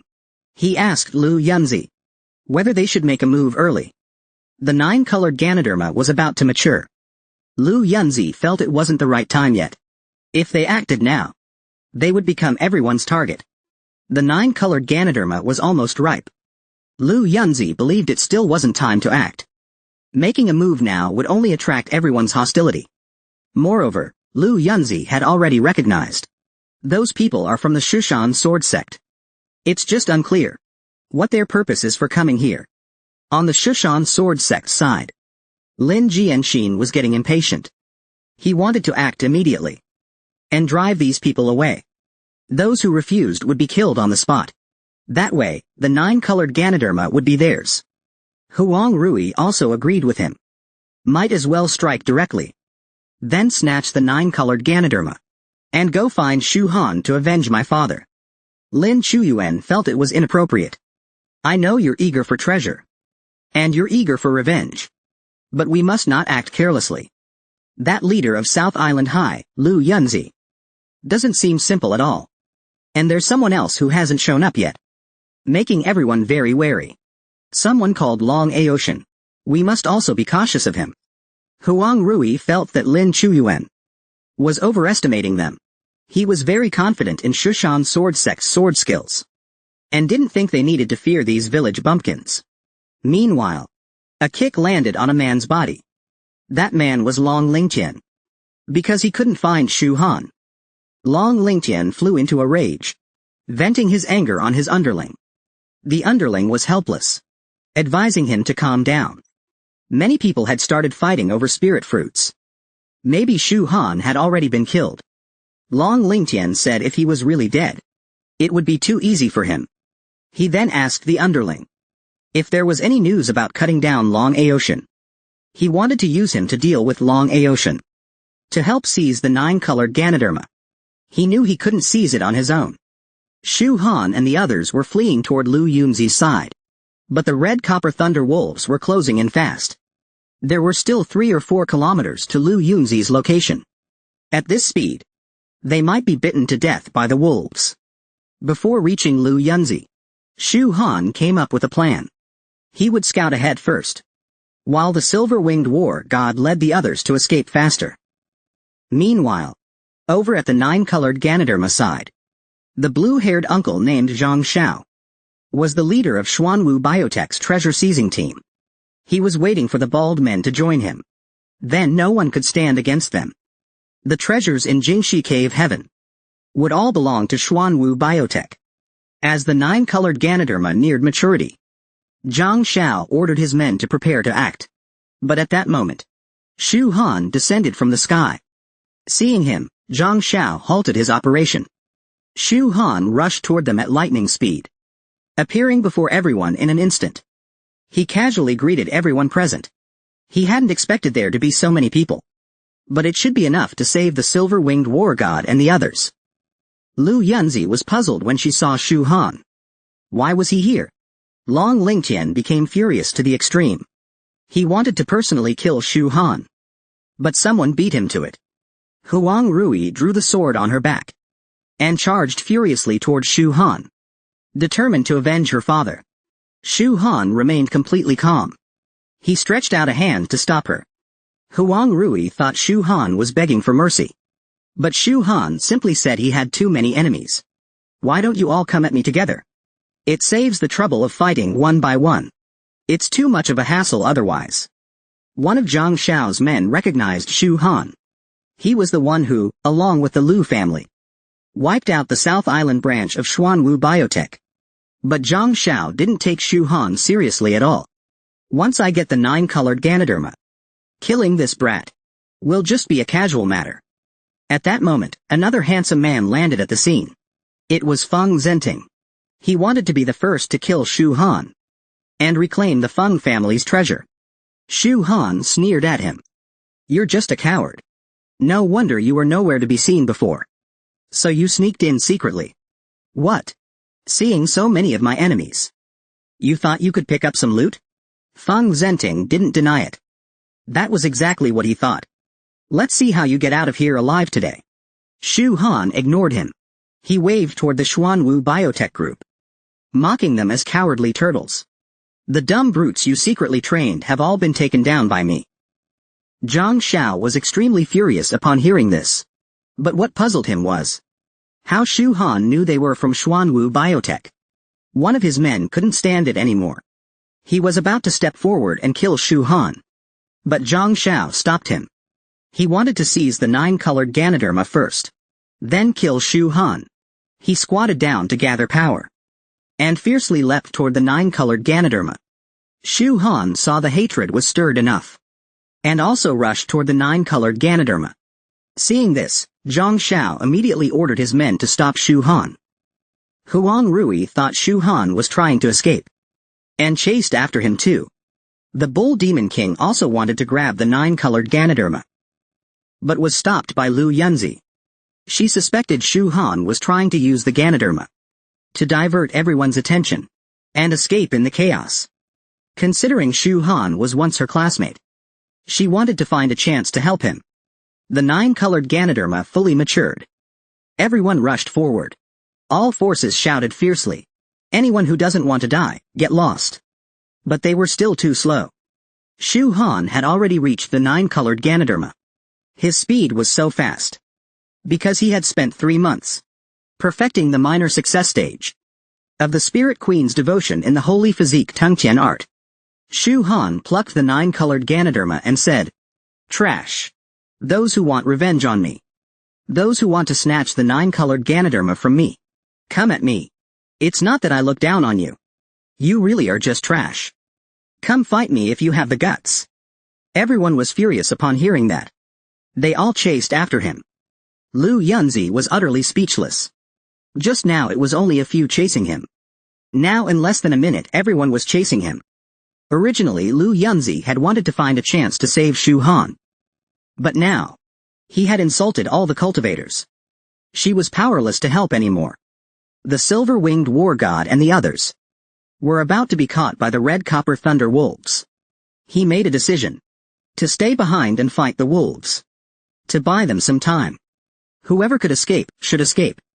Everyone was moved to tears hearing the silver-winged war god's words. They all insisted on staying and fighting with him. This left Liang Kankan in a dilemma. If he stayed, he would die. If he fled, he would be scorned. Helplessly, Liang Kankan also stayed. He distributed spirit fruits among everyone to replenish their spiritual energy. Maybe they could hold out until Shu Han came back to save them. Just as everyone was preparing for battle, Liang Kankan was the first to be attacked. He was so scared he couldn't move. Fortunately, Shu Han arrived just in time to save him. This moved Liang Kankan to tears. Shu Han quickly told them to scatter and keep running. These red copper thunder wolves should be left to those fools chasing after him. Everyone was delighted to see Shu Han bring reinforcements. It gave them hope. But after a closer look, they realized the people behind Shu Han were all shouting to kill him. Everyone was speechless. But that wasn't the point. After all, Shu Han came to save them. While they are holding off the red copper thunder wolves, we must hurry and escape. At that moment, a red copper thunder wolf charged at Shu Han. Shu Han knocked it down with a single punch. The cultivators chasing Shu Han also started fighting the red copper thunder wolves. At this moment, Zhang Xiao noticed that even the weakest of these wolves had peak foundation establishment strength. Everyone had to fight in groups.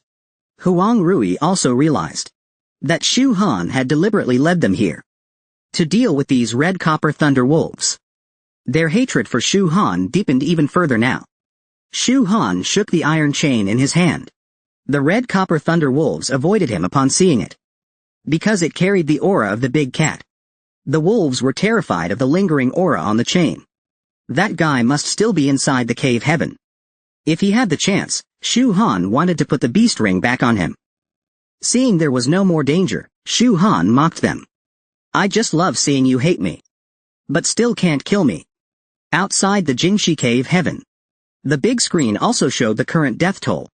The reinforcements from Qingbai and Tianjin, the two top martial arts academies, still hadn't arrived. It would take at least another hour. Li Kaishan looked at the situation now and speculated that the mid-stage of spiritual qi revival was approaching. According to records, during the mid-stage of spiritual qi revival, humankind would face a great catastrophe. Li Kaishan's purpose in coming to Jingxi Cave Heaven was to find some important information.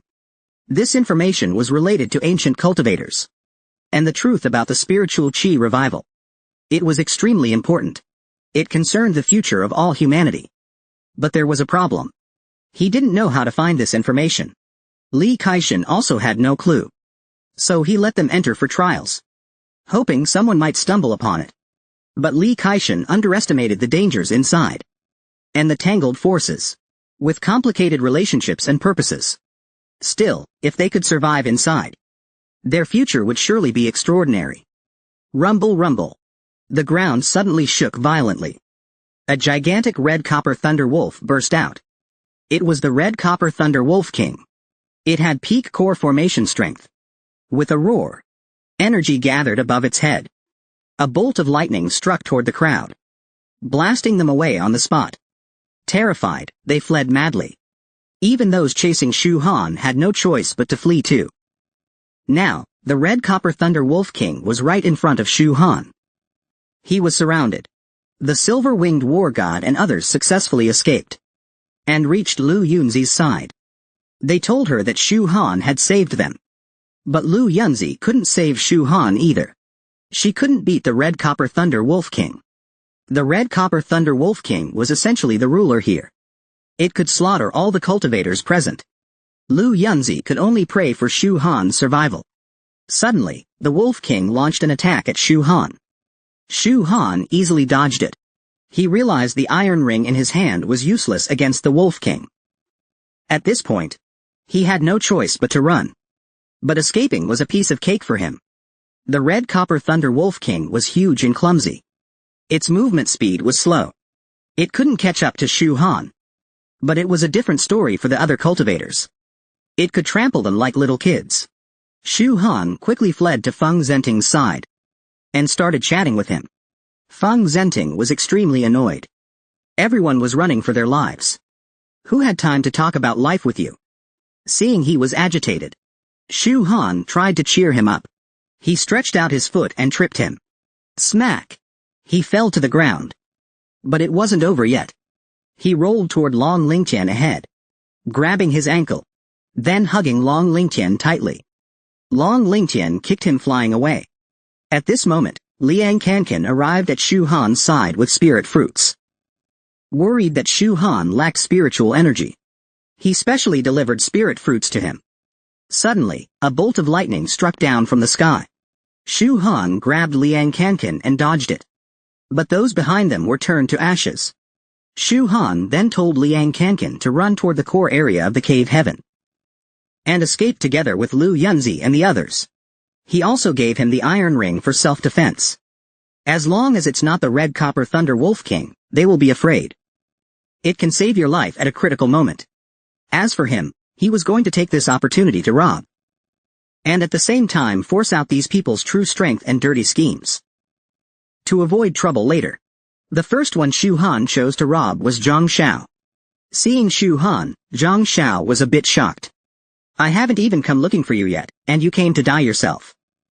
Don't think I won't dare kill you just because of this situation. Hand over the 9-colored Ganoderma if you know what's good for you. Shu Han ignored him.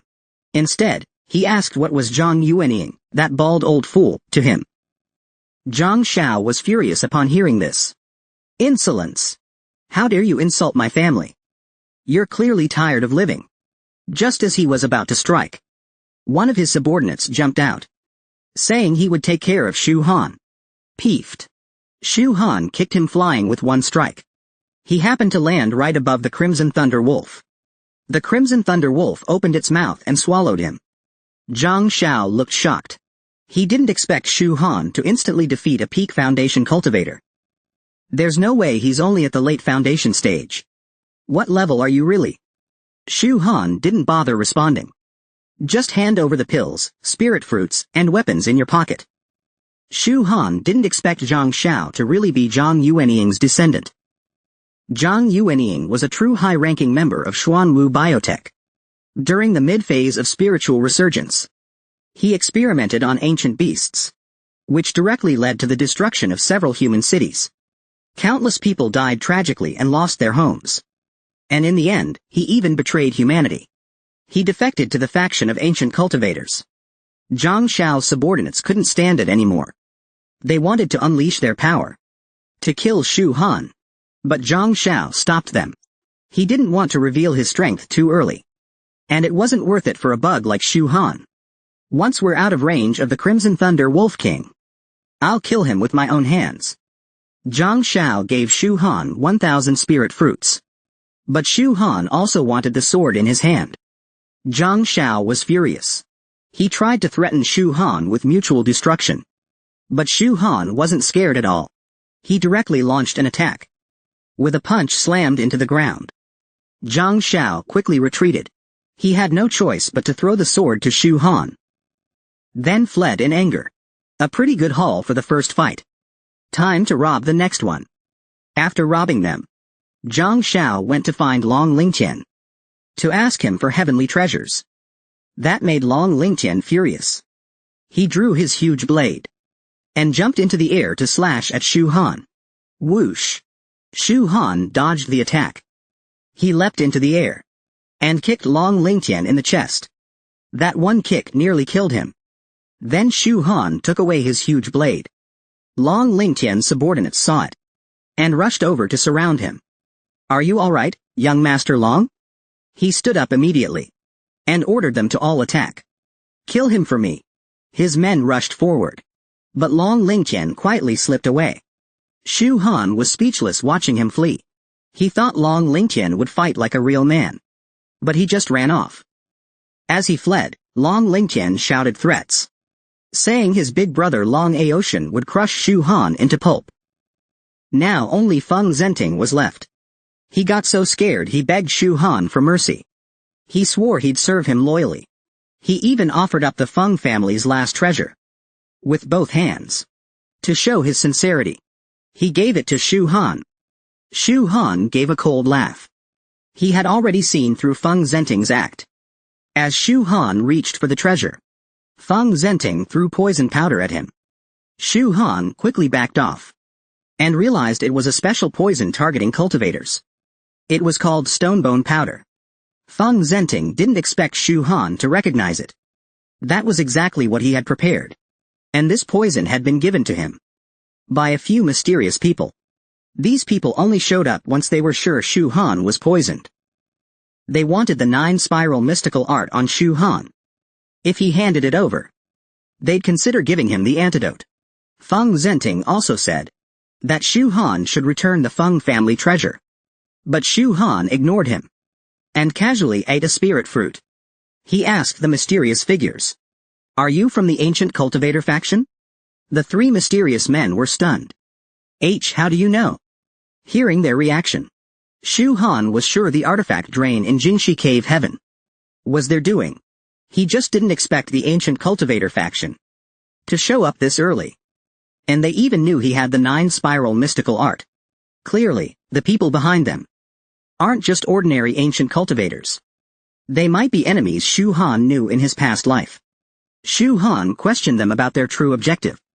The three of them burst into laughter. We only wanted you to hand over the 9-spiral mystic art. Then maybe we would have spared your life. But now that you've seen through our identities, you must die. Unfazed, Shu Han quickly finished eating the spirit fruit. Spiritual energy replenished. He charged at them immediately and began fighting them. One spear pierced the shoulder of a mysterious man. The man quickly retreated. He was surprised at Shu Han's speed. He warned his companions to be cautious. This man has trained in a speed secret art. His movement is extremely fast. We are only in the assisting foundation stage. It's hard to kill him quickly. Now that the Wolf King has also appeared, there are too many variables. We must end this swiftly. If we fail this mission, the Demon Lord won't let us off. Let's unleash all our power and kill him. The three of them began absorbing spirit fruit energy, temporarily breaking through to the core formation stage. To defeat Shu Han, they pushed into the core formation stage. But even so, they were no match for Shu Han. However, Shu Han was curious.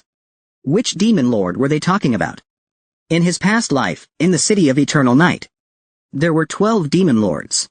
Each one possessed terrifying strength. The three mysterious men thought their cultivation gap would be enough to kill Shu Han. But they were wrong. They kept shouting at Shu Han to hand over the 9-spiral mystic art, so they could give him a clean death. But Shu Han didn't take them seriously at all. The reason he hadn't killed them yet was to find out which demon lord sent them, and why they came to this tomb. The mysterious man grew furious at this, and charged straight at Shu Han. His hand grew massive and slammed toward Shu Han. Shu Han threw his weapon in response, piercing a hole right through the hand. The mysterious man was shocked that Shu Han could break his great demon palm so easily, even though that was a technique passed down directly from the demon lord. Realizing he couldn't win alone, he called the other two to attack together, to finish Shu Han off as fast as possible. To avoid complications, Shu Han welcomed the chance to kill them all at once, rather than deal with them one by one. That would be a waste of time. One of them attacked head-on, while the other two flanked from behind. Shu Han remained calm, quickly knocking back the one in front, and throwing his spear to stop the other two. The crimson-eyed thunder wolf on the ground pounced at the mysterious men, but they dodged it. If they'd been bitten, death would be certain. Still, this gave Shu Han a perfect chance. The other two saw it and warned their ally. But it was too late. When he turned around, Shu Han's spear had already pierced through him. Now only the other two were left. They planned to use lightning techniques. Since this was the Thunder Wolf's domain, their lightning power would be enhanced. They immediately unleashed their spell. Triple converging thundercloud. A bolt of lightning appeared in the sky. With a loud crack, it struck down toward Shu Han. But Shu Han didn't dodge. He took it head-on. The two thought he was insane. He's dead for sure. He must have turned to ash. As the smoke cleared, Shu Han stood before them, completely unharmed. Except his clothes were gone. The two were stunned in disbelief. How did Shu Han survive the triple converging thundercloud? He wasn't harmed at all. Because his saintly body ascension technique cultivates the innate holy body, which is naturally resistant to all kinds of techniques. Normal cultivators would have been reduced to ashes by that lightning. But Shu Han was not only unscathed, it even helped temper his body further. Most importantly, their lightning technique was trash. Shu Han decided to show them what real lightning magic looked like. He gathered lightning between his hands. A lightning-formed dragon appeared in the sky. The two were in disbelief that such a powerful technique existed. Shu Han commanded the thunder dragon to lunge at them. The pressure from the thunder dragon left them paralyzed. They could only stand there and await death. With a deafening blast, they screamed in agony and were reduced to ashes. Shu Han's lightning magic was terrifyingly strong, because in his past life, it was what he had mastered most. The spell he used was the long-lost heavenly thunder. He recreated it based on ancient records. In his past life, he was even known as the Thunder Lord. Unfortunately, his current cultivation is too weak. He can only use the mysterious chaos scripture within him to barely summon a fragment of heavenly thunder. Had he been in his peak state and unleashed the true ninefold heavenly thunder, it would have shattered the heavens and destroyed gods and worlds alike. Feng Zhenting panicked at the sight, unaware that the crimson bronze thunder wolf was approaching him. Suddenly, he burst into mad laughter, screaming Shu Han's name. "I hope you die a miserable death." The thunder wolf opened its jaws wide and tore him into pieces before swallowing him whole. Shu Han had long known the Feng family had powerful backers. He just didn't expect them to be colluding with the 12 demon lords of chaos. This also explained the nuclear bomb incident during the battle for the 9-spiral mystic art that killed countless cultivators. It had been orchestrated by one of the demon lords. His death was well-deserved. This giant beast was the Crimson Bronze Thunder Wolf King at the core formation stage. It was leading its pack to hunt down cultivators. Originally, these thunder wolves only ran on the ground. But now some had wings and could fly. 2 powerful lieutenants of the Thunder Wolf King appeared, surrounding the cultivators. Clearly, they were herding them into a dead corner. But this kind of coordination is unusual for core formation beasts, especially the Crimson Thunder Wolves, known for low intelligence. They shouldn't be capable of tactical coordination. Someone must be controlling them behind the scenes. Outside the cave realm, a spaceship was approaching. It carried reinforcements from 2 prestigious schools. Among them was Shu Han's beloved, Ruor Qin Loyi, and his senior brother, Long Wu, who also happened to be Qin Loyi's suitor. But every time he invited Qin Loyi out, she rejected him. As a young master of a powerful cultivation clan, Long Wu was infuriated. He planned to use underhanded means to get her. Inside the cave realm, the Thunder Wolves were violently tearing into the weaker students. Lu Yunzi stood guard to protect them, fighting off the Thunder Wolves alone. Otherwise, the low-level students would all be slaughtered. But now with flying Thunder Wolves joining the fray, things became harder to handle. Their strength was also higher than the regular ones.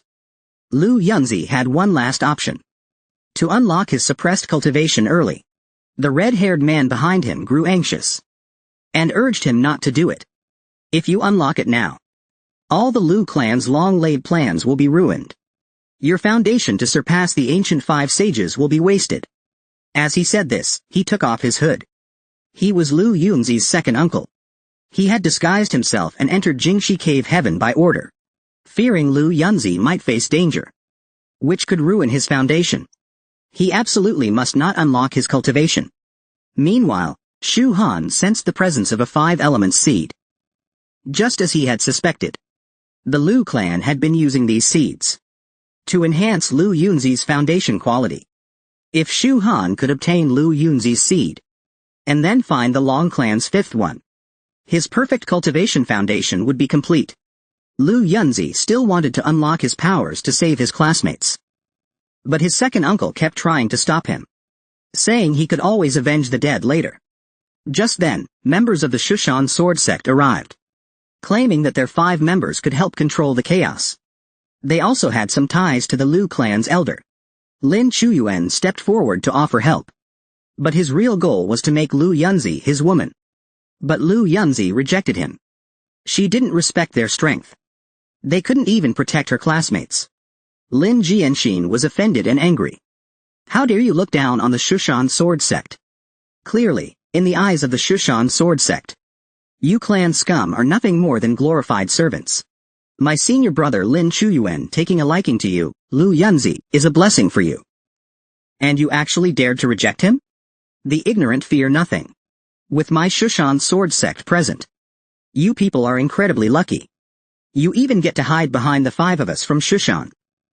We may not be able to crush the Thunder Wolves, but fooling a few ants?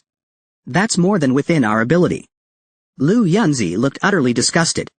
With that kind of strength, you can't even defeat me. Her second uncle immediately cut her off and politely bowed to the Shushan sect. He agreed to accept their help. He didn't want Lu Yunzi to unlock her cultivation. So they had to rely on the Shushan sect for now. Lu Yunzi was completely enraged and prepared to annihilate the Shushan disciples. Not long ago, they had volunteered to help fend off the Crimson Bronze Thunder Wolves. But their numbers kept increasing, and Shushan simply couldn't hold them off. If this went on, they'd all die sooner or later. Still, Lin Chuyuan showed some responsibility. He wanted to hold on a bit longer before leaving. After all, he made a promise to the Lu clan. Leaving now wouldn't look good. It would seem disgraceful. But Lin Jianxin urged him to leave quickly. Lu Yunzi wasn't worth the risk. As the top disciple of the Shushan outer sect, he could have any woman he wanted. No need to hesitate. Suddenly, a flying thunder wolf launched an attack at her. Lin Jianxin had no time to defend, and dropped her sword on the spot. She quickly tried to retreat, but it was no use. There was no way to dodge. There happened to be a student behind her. So she threw the student at the flying thunder wolf. The terrified student screamed for his life. "Miss Lu, save me!" The silver-winged war god heard the cry, and rushed over at lightning speed. Lu Yunzi also arrived in time, leapt onto the thunder wolf's head, and shattered its skull. She then pointed her sword at Lin Jianxin and asked, "Why? You'd better give me a satisfying explanation." Lin Jianxin looked flustered. Explanation? It was just a regular cultivator. Why get so worked up? Besides, we of the Shushan sect risked our lives to save all of you. So what if you sacrifice a few? Lin Chuyuan also stepped forward. That's right. Miss Lu. Junior sister Jianxin only did that out of desperation. If she hadn't, she might have been injured. Sacrificing a few cannon fodder to preserve overall strength is completely normal for cultivators like us. Miss Lu, the situation is critical right now. Please try to understand. Hey, that's your explanation? To avoid injury, you can casually sacrifice others? What a fine Shushan sword sect. Get out. All of you, get lost. Lin Jianxin refused to listen and kept yelling. Lu Yunzi coldly warned them. Don't make me say it twice. Leave. Otherwise, even surrounded by Crimson Thunder Wolves, I'll still kill every last one of you. The Shushan disciples grew angry and wanted to fight her. But Lin Chuyuan stopped them and led the Shushan sect away.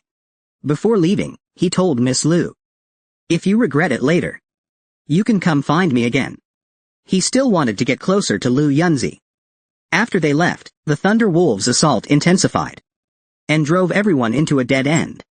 They were about to be slaughtered. Lu Yunzi had no choice but to take out her 5-element seed. She was ready to unlock her cultivation. Her second uncle still tried to dissuade her, but Lu Yunzi had already made up her mind. She believed in herself, even if she couldn't reach Earth Grade Foundation establishment. Even if it's not a Grade 9 Foundation establishment. He firmly believed in charging forward. On the path of cultivation, I am invincible.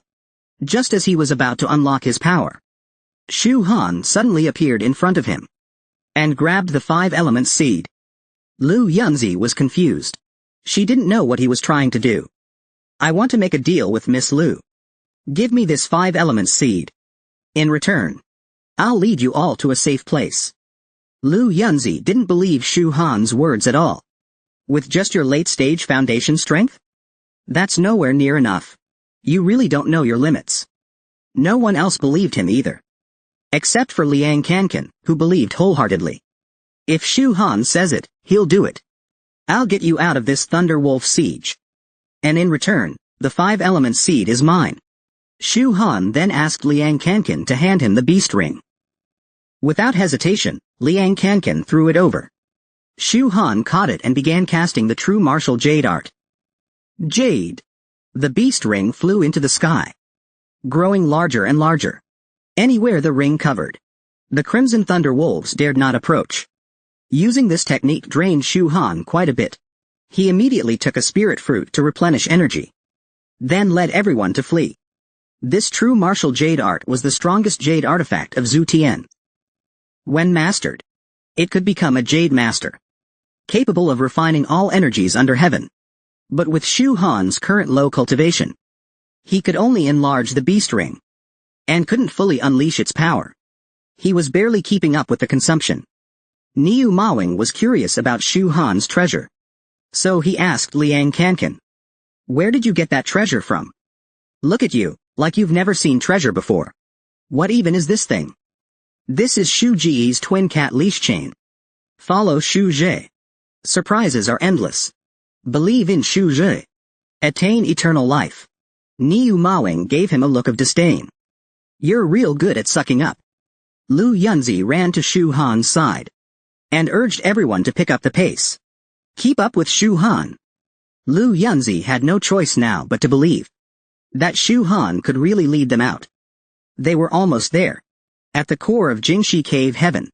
Once there, they would be safe, and Shu Han would receive the share of the 5-element seed.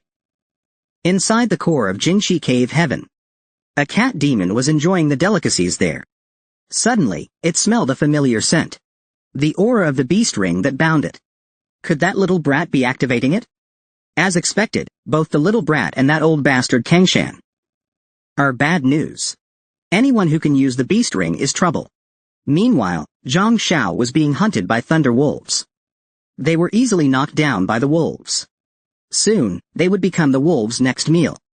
The thunder wolves roared furiously and charged at them with frenzy. In a bid to survive, Zhang Xiao threw one of his subordinates toward the wolves to buy himself time to escape. Just as he turned to run, he saw the beast ring hovering in the air. He never expected Shu Han to obtain such a treasure. Able to repel even the thunder wolves, he decided to head there for refuge. Meanwhile, Long Lingtian was doing the same, sacrificing his subordinates to buy time for himself.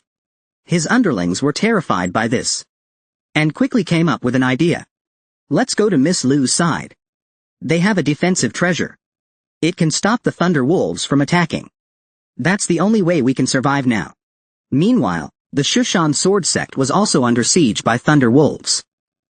They, too, saw the defensive artifact in the sky. They were about to be overwhelmed.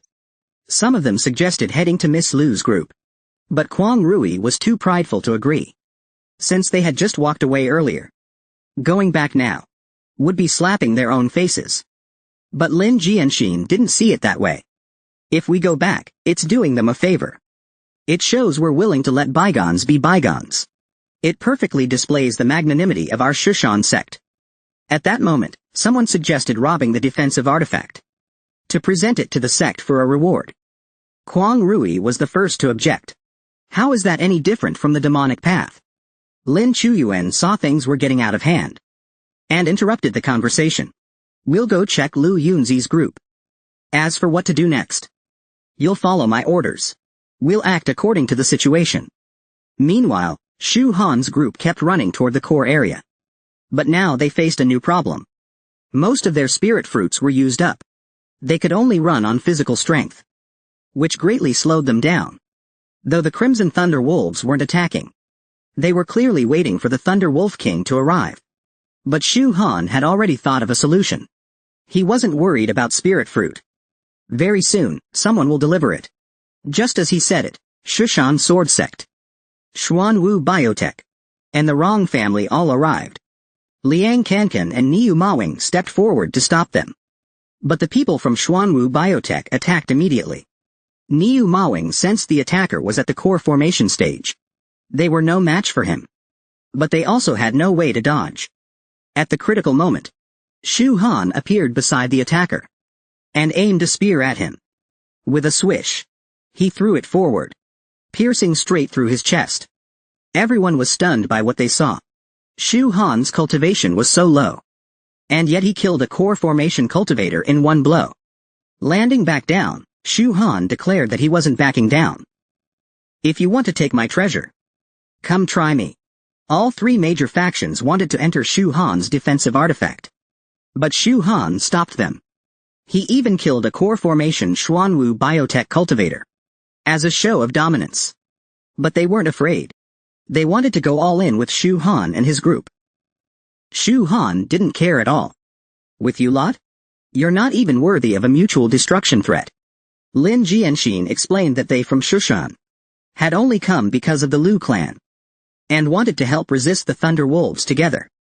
Be reasonable. Step aside. Help you resist? With your so-called unbeatable Shushan swordsmanship? At least you understand. Our Shushan sword sect swordsmanship reigns over Washa. Who dares oppose? To fight alongside our disciples. That's a blessing earned over lifetimes. Shu Han gave him a thumbs up. Exactly. If the man commands the sword, he's unbeatable. Shushan sword sect. Your sword's not bad. Lin Jianxin was enraged. He raised his greatsword, ready to strike. But Lin Chuyuan held him back. The Crimson Thunder Wolf King is closing in. Keep stalling with your nonsense. And when the king arrives, you'll know the consequences. Shu Han rubbed his fingers. All right, you can come in. But I, Shu Han, never make a loss in business. You get it. Everyone was a bit confused. They didn't understand at first. But anyone who'd been robbed by Shu Han before knew exactly what he meant. Zhang Xiao had no choice but to hand over his remaining fruits and weapons. Shu Han immediately let him in. Boss Zhang, truly a businessman. Got tricked again. The others finally understood what was happening. They silently cursed Shu Han, but had no choice but to hand over their valuables through gritted teeth. Long Lingtian also reluctantly handed over the last of his belongings. Everyone else lined up to turn in spirit fruit and weapons, so they could enter Shu Han's defensive artifact. Everyone had gone in, except for the Shushan sword sect. Lin Jianxin wanted to force his way in, but Lin Chuyuan refused. In this situation, conflict would help no one, and both sides would suffer. Let's wait until we reach the safe zone. Once we reach the safe zone, we'll settle the score with Shu Han and help junior sister Quang Rui avenge her father's death. The disciples of Shushan had no choice but to listen to Lin Chuyuan. They handed over their spirit fruits to enter. Now they had enough spirit fruits. But there were many injured students. They were severely slowing down the entire group's progress. But Shu Han already had a plan for this. He set up human-powered carriages. He assigned Zhang Xiao, the Shushan sword cultivators, and Long Lingtian, anyone with higher cultivation, each to carry an injured student. That way, their speed would improve. But they were all prestigious figures. Naturally unwilling. Shu Han told them to get lost then. But their surrendered goods would not be refunded.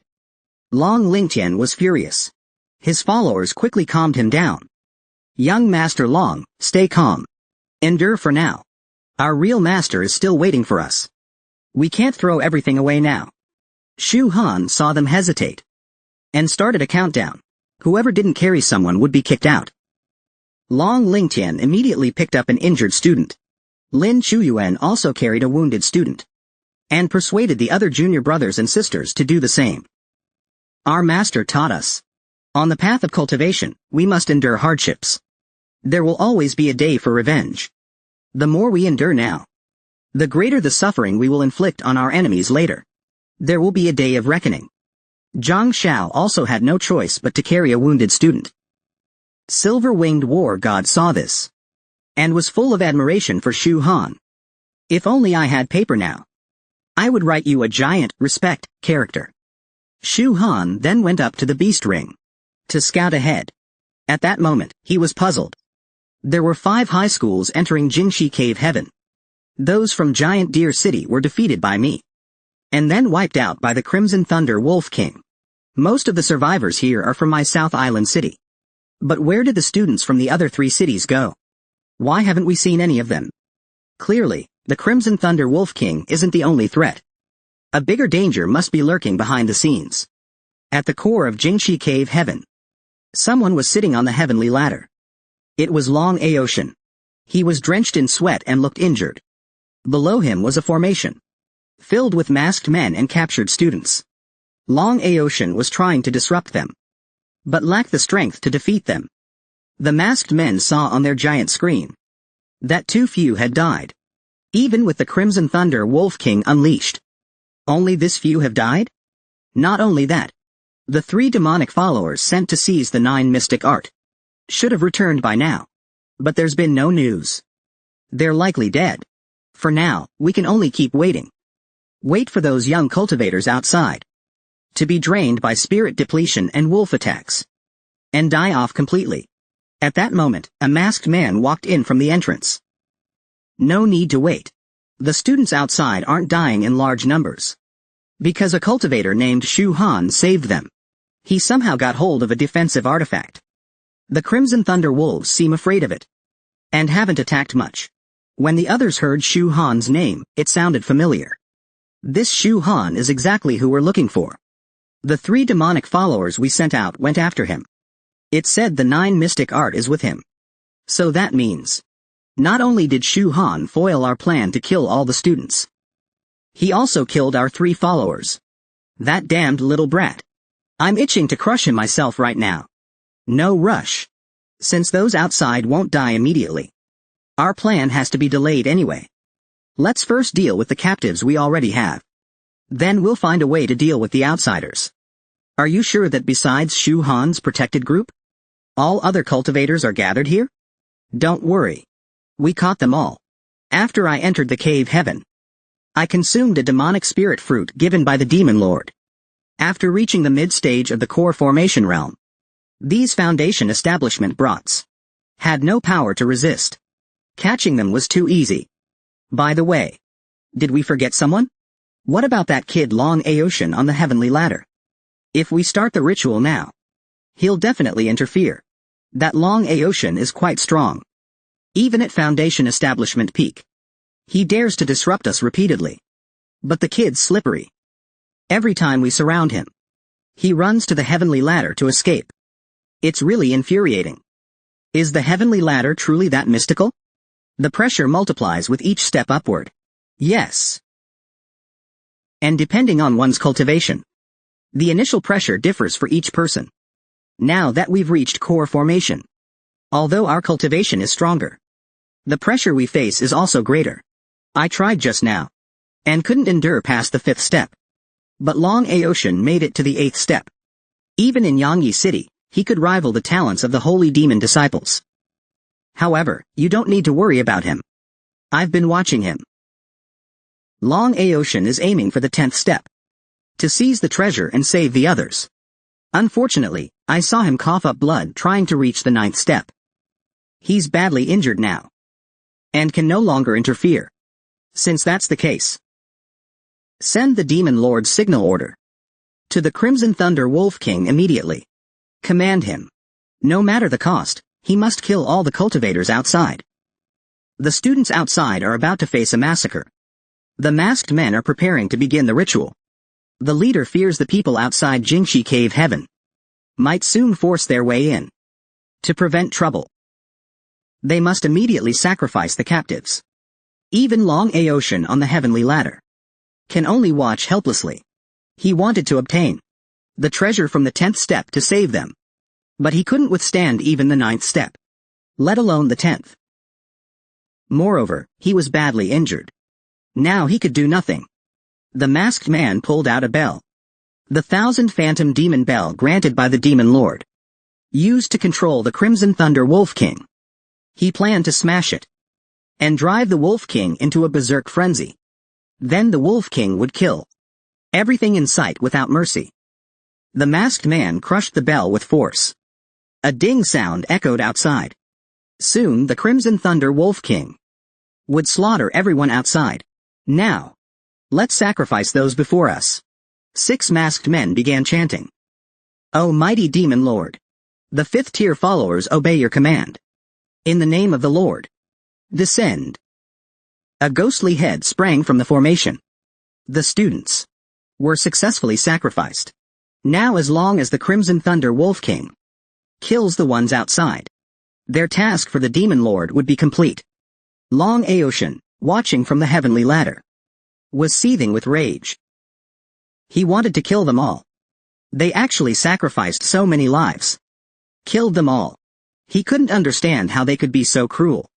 Meanwhile, Shu Han was rushing towards the core of the cave heaven. Lin Chuyuan tried to explain. He claimed it was all a misunderstanding, that they returned out of concern. Seeing the wolves attack, they also helped the wounded students. But Shu Han forced you to help, didn't he? Without Shu Han's threats, would you Shushan sword cultivators care about our lives? Miss Liu, how can you say that? I told you, Shushan and the Liu family are close allies. No matter what, I would help you. Also, Yunzi, don't be fooled by Shu Han. That guy's character is terrible. Liu Yunzi was annoyed after hearing this. Don't call me Yunzi. We're not that close. Lin Chuyuan kept pestering Liu Yunzi and kept insulting Shu Han. He told Liu Yunzi all the bad things Shu Han had done, cursing Shu Han in front of her as a despicable villain. This made Liu Yunzi extremely angry. She suddenly stopped, turned around and said furiously, "Enough. Even if Shu Han is greedy, he's an honest villain. But you are a hypocrite. You're not even qualified to criticize him." After saying that, Liu Yunzi sped up and widened the distance between them. On top of the beast ring, Shu Han didn't expect that woman Liu Yunzi was actually praising him. Lin Chuyuan was furious and cursed angrily. "Damn it! How dare you look down on me, Lin Chuyuan? Just you wait. I'll make you kneel and worship me one day."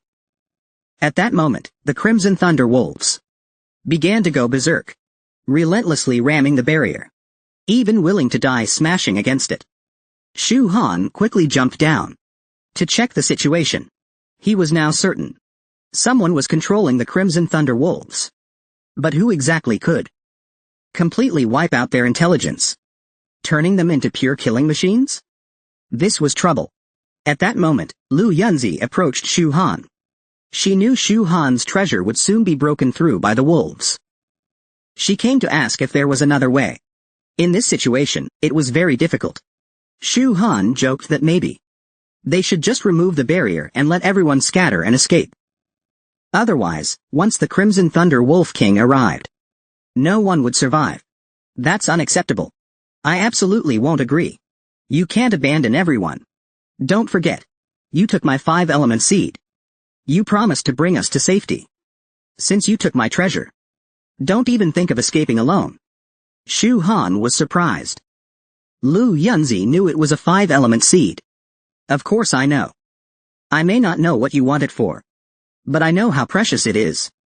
Since you accepted it, you must keep your word. After saying that, Liu Yunzi turned and left. In her heart, she knew Shu Han had already done a lot. But so many lives were at stake. She couldn't bear to watch her classmates die. Liu Yunzi had no choice but to drag Shu Han to fight together. She knew she might hurt Shu Han, but she had no other choice. In her heart, she apologized to Shu Han. "Sorry." But someone whispered, "You're underestimating Shu Han too much." Outside Jingxi Cave Heaven, half of the green dots on the giant screen turned red, meaning half of the students were already dead. The head of the education department collapsed on the ground, not knowing how to explain to the parents. Li Kaishan also felt deeply guilty. If I had known earlier, I would never have let the students enter. At that moment, a flying ship descended from the sky, landing steadily before them. It was reinforcements from Qingbai Academy. Now all they could do was pin their hopes on them. Save as many students as possible. "Uncle Li," someone called out. "I received your message. My master sent me here at full speed. No need for extra words now. The situation is dire. Half the students have already died. Please do your utmost to protect those who remain. I take responsibility for this disaster." "Uncle Li," Luo Yi said respectfully. "Please don't kneel. Rest assured. We will do everything we can. Before I set out, my master gave me the Skypiercer shuttle. It can break through some secret realm barriers, allowing us to enter safely." Luo Yi activated the Skypiercer shuttle. A golden light shot toward the entrance, opening a small portal into the secret realm. Luo Yi prepared to lead his team inside. Before entering, Li Kaishan reminded them again. Be extremely cautious once inside. The dangers inside might be far worse than they imagined. Long Wu laughed loudly. "Teacher Li, you're underestimating us. A mere small cave heaven. Our Qingbai elites will sweep through it easily upon arrival, saving those weak, frightened little brothers and sisters." "Ha ha ha! Li Kaishan could only trust them. Soon, they entered Jingxi Cave Heaven. Meanwhile, a few flying thunder wolves had already breached Shu Han's barrier.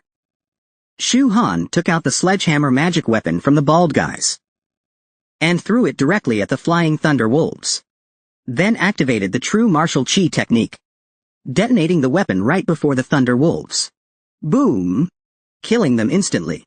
3 flying thunder wolves dropped to the ground. Earlier, Shu Han had confiscated a large number of spirit treasures, which now finally came in handy. However, using the true martial weapon mastery art required total concentration, and he couldn't move. Thus, he needed Silver-Winged War God and Liang Kankan to guard him.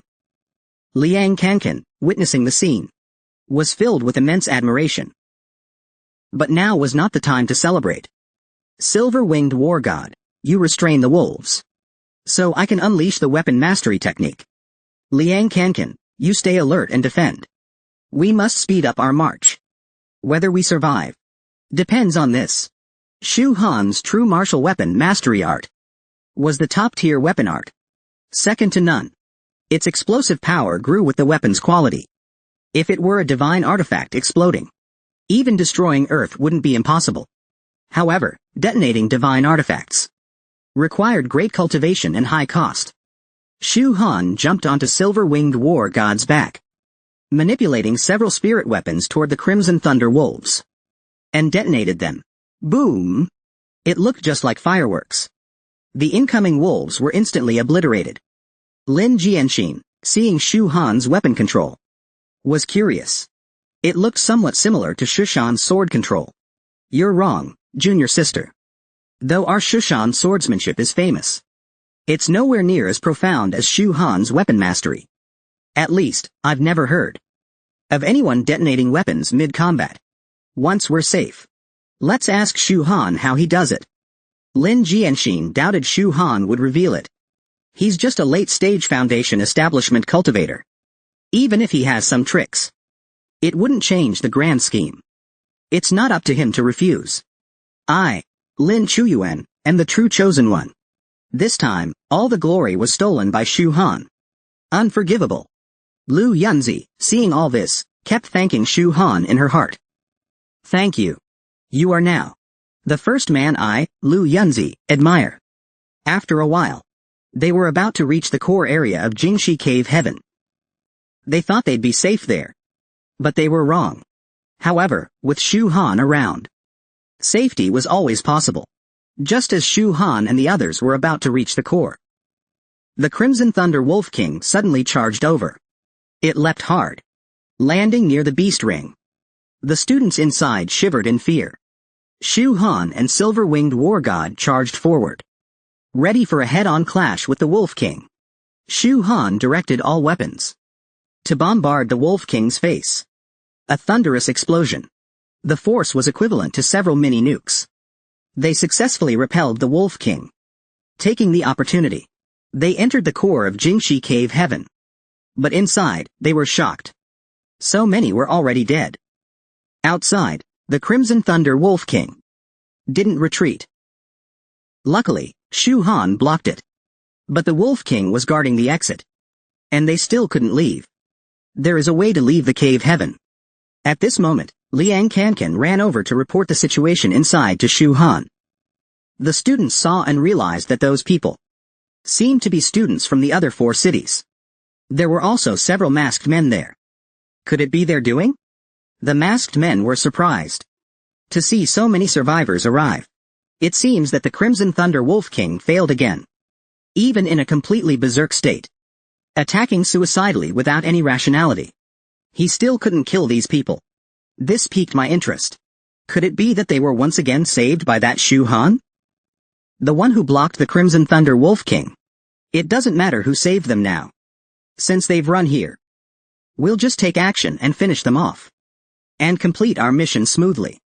That's right, they barged in where there's no way out. Today we can slaughter to our heart's content. Such young lives. Harvesting them should feel amazing. At this moment, a student angrily questioned the masked men. Were these people killed by you? Who exactly are you? Take off your masks and stop sneaking around. The masked men grew angry and directly attacked him. A blast of flame hit him, burning him completely into ashes. Everyone was terrified at the sight. They didn't expect these people to have core formation cultivation. Lin Jianxing also sensed the strength of the 5 masked men. Much stronger than their Shushan 5. He felt that if they became enemies, everyone here might be slaughtered easily. Lin Chuyuan remained calm, adapting to the situation. Maybe we don't necessarily have to be enemies with them. At this moment, Lu Yunzi jumped up. The masked men noticed that this girl was much stronger than the previous ones, and had the courage to approach despite knowing their strength. I'll kill this girl and drink all her blood. The silver-winged war god and the bull demon king jumped forward. If you want to kill, get through your grandpa bowl first. Oh ho, more prey delivered to us. The meat of these 2 gifted ones should be good. I'll take the bull. Then I'll deal with the one with wings. Don't rush, everyone. These 3 are the strongest among them. But it won't take much effort to kill them. Now, I suddenly feel like playing a game with them. Everyone listen carefully. We 5 are demon followers under the demon lord. We entered this cave heaven to slaughter all of you and complete the demon lord's mission. But we've already killed many. Killing half of you should be enough to complete the task. So now, I give you a choice. An opportunity to pledge allegiance to the demon lord. From now on, anyone who wants to join us can come to our side. Help us kill the remaining half. And I will spare your life. If you don't come or hesitate, you'll be killed. Shu Han finally started showing off, getting ready to kill those who schemed against her, and those traitors who wanted her dead. She had just broken through to peak foundation establishment. The masked men then told the defectors to go deal with Shu Han. Lin Chuyuan said they would go first. Shu Han, you insulted Shushan before, unforgivable. Today, I, Lin Chuyuan, will defend Shushan's honor and slay you right here. Come at me together. A bunch of nobodies, I'll take care of you all. Insolence. A mere commoner cultivator, daring to look down on Shushan? Ridiculous. I've disliked you for a long time. No need for senior brother to act, I'll take you down first. As soon as he finished speaking, Shu Han appeared above him and stomped him straight into the ground. Before the Shushan sword style even came out, he was defeated. The students watching all cheered. Well done. That woman needed a beating. Lin Chuyuan was furious. He didn't expect Shu Han to be so much stronger. He immediately ordered others to attack together. No matter what, Shu Han had to die today. Swish, swish, swish. 3 of them charged at high speed. But Shu Han's figure started to blur. In a flash, she appeared behind one of them. One punch made her vomit yesterday's meal. Seeing this, Lin Chuyuan panicked. He couldn't believe a peak foundation establishment cultivator could move so terrifyingly fast. I'm an outer disciple of Shushan. How can I lose to a commoner cultivator? Why? Swish. Shu Han appeared before another one. The girl turned pale with fear. She couldn't even dodge. One punch sent her flying. Only Lin Chuyuan was left now. He trembled in fear, but still refused to believe Shu Han was this strong. I am a disciple of Shushan. Shu Han, you can't surpass a Shushan prodigy. I will kill you. Shu Han instantly appeared in front of her and finished her off with a single punch. And I haven't even used my full strength yet. You're just pathetically weak. Lin Chuyuan slowly struggled to her feet. She wasn't dead yet. She refused to accept defeat by a commoner cultivator. She unleashed Shushan Sword Sect's Man Sword Unity and used the line burst technique to try and take Shu Han down with her. With a loud bang, the power rivaled a small nuke. Huang Rui got anxious seeing this, but could only feel helpless. Senior brother, winning and losing are part of life. Why go this far? This person is Shu Han after all. Lin Chuyuan's blast didn't even tear Shu Han's clothes, just dirtied them a bit. Meanwhile, Lin Chuyuan herself was blown into a complete mess. Next up was Zhang Xiao from Xuanwu Biotech. She had long hated Shu Han. Not only had Shu Han killed many of their people, but she had also stolen their spirit fruits and weapons. Today, I'll bring your head back to headquarters. This will be a major contribution.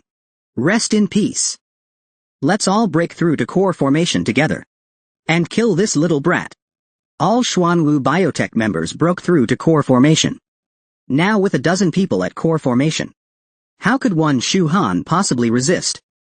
Lu Yunzi came to Shu Han's side, followed by the silver-winged war god, the bull demon king, and Liang Kankan. Anyone who opposes Brother Shu will be crushed. Seeing everyone rallying, Long Aoshan also joined in. He wanted to join the excitement too.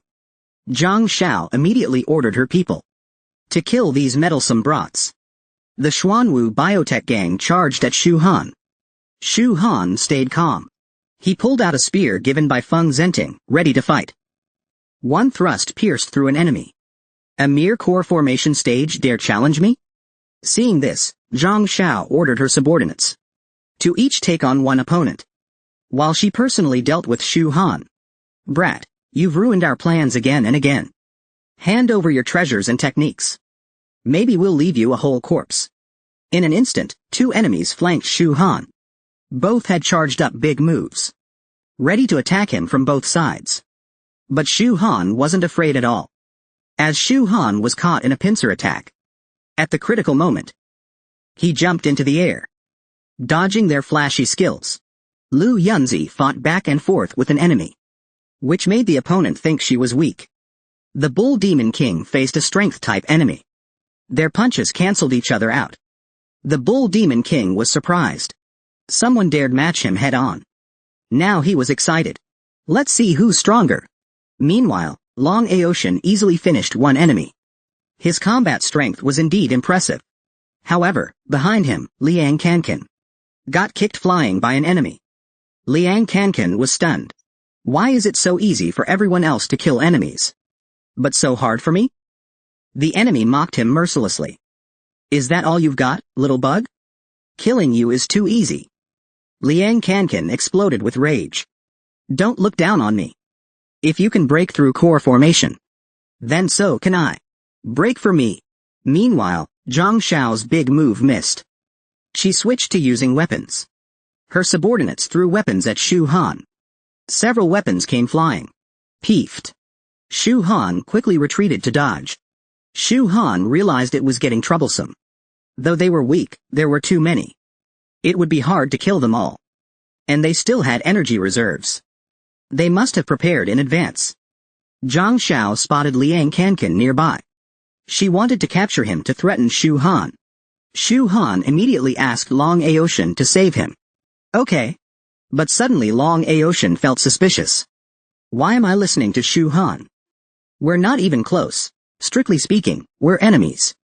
Forget it. Let's survive first. We'll settle scores later. At that moment, Long Fengwang warned him. You're low on energy. Even breaking through to core formation would be meaningless. Stop immediately. The aura around Liang Kankan gradually faded, indicating he was only bluffing earlier. He just wanted to scare the enemy a bit. Not really break through. I still have to participate in the martial arts exam. How could it be possible? Cultivating into a cripple. Meanwhile, Zhang Xiao's men had already surrounded Shu Han. Thinking that Shu Han was doomed, he started shouting arrogantly. But he was overthinking. Seeing how arrogant they were, Shu Han decided to play with them a little. Shu Han took out the Chinkan pouch. He pulled out some fresh spirit herbs from it. Long Lingtian became extremely angry when he saw this. Shu Han made a few gestures but was stopped by his subordinates. Second young master, stay low, stay low. Shu Han's momentum was overwhelming now.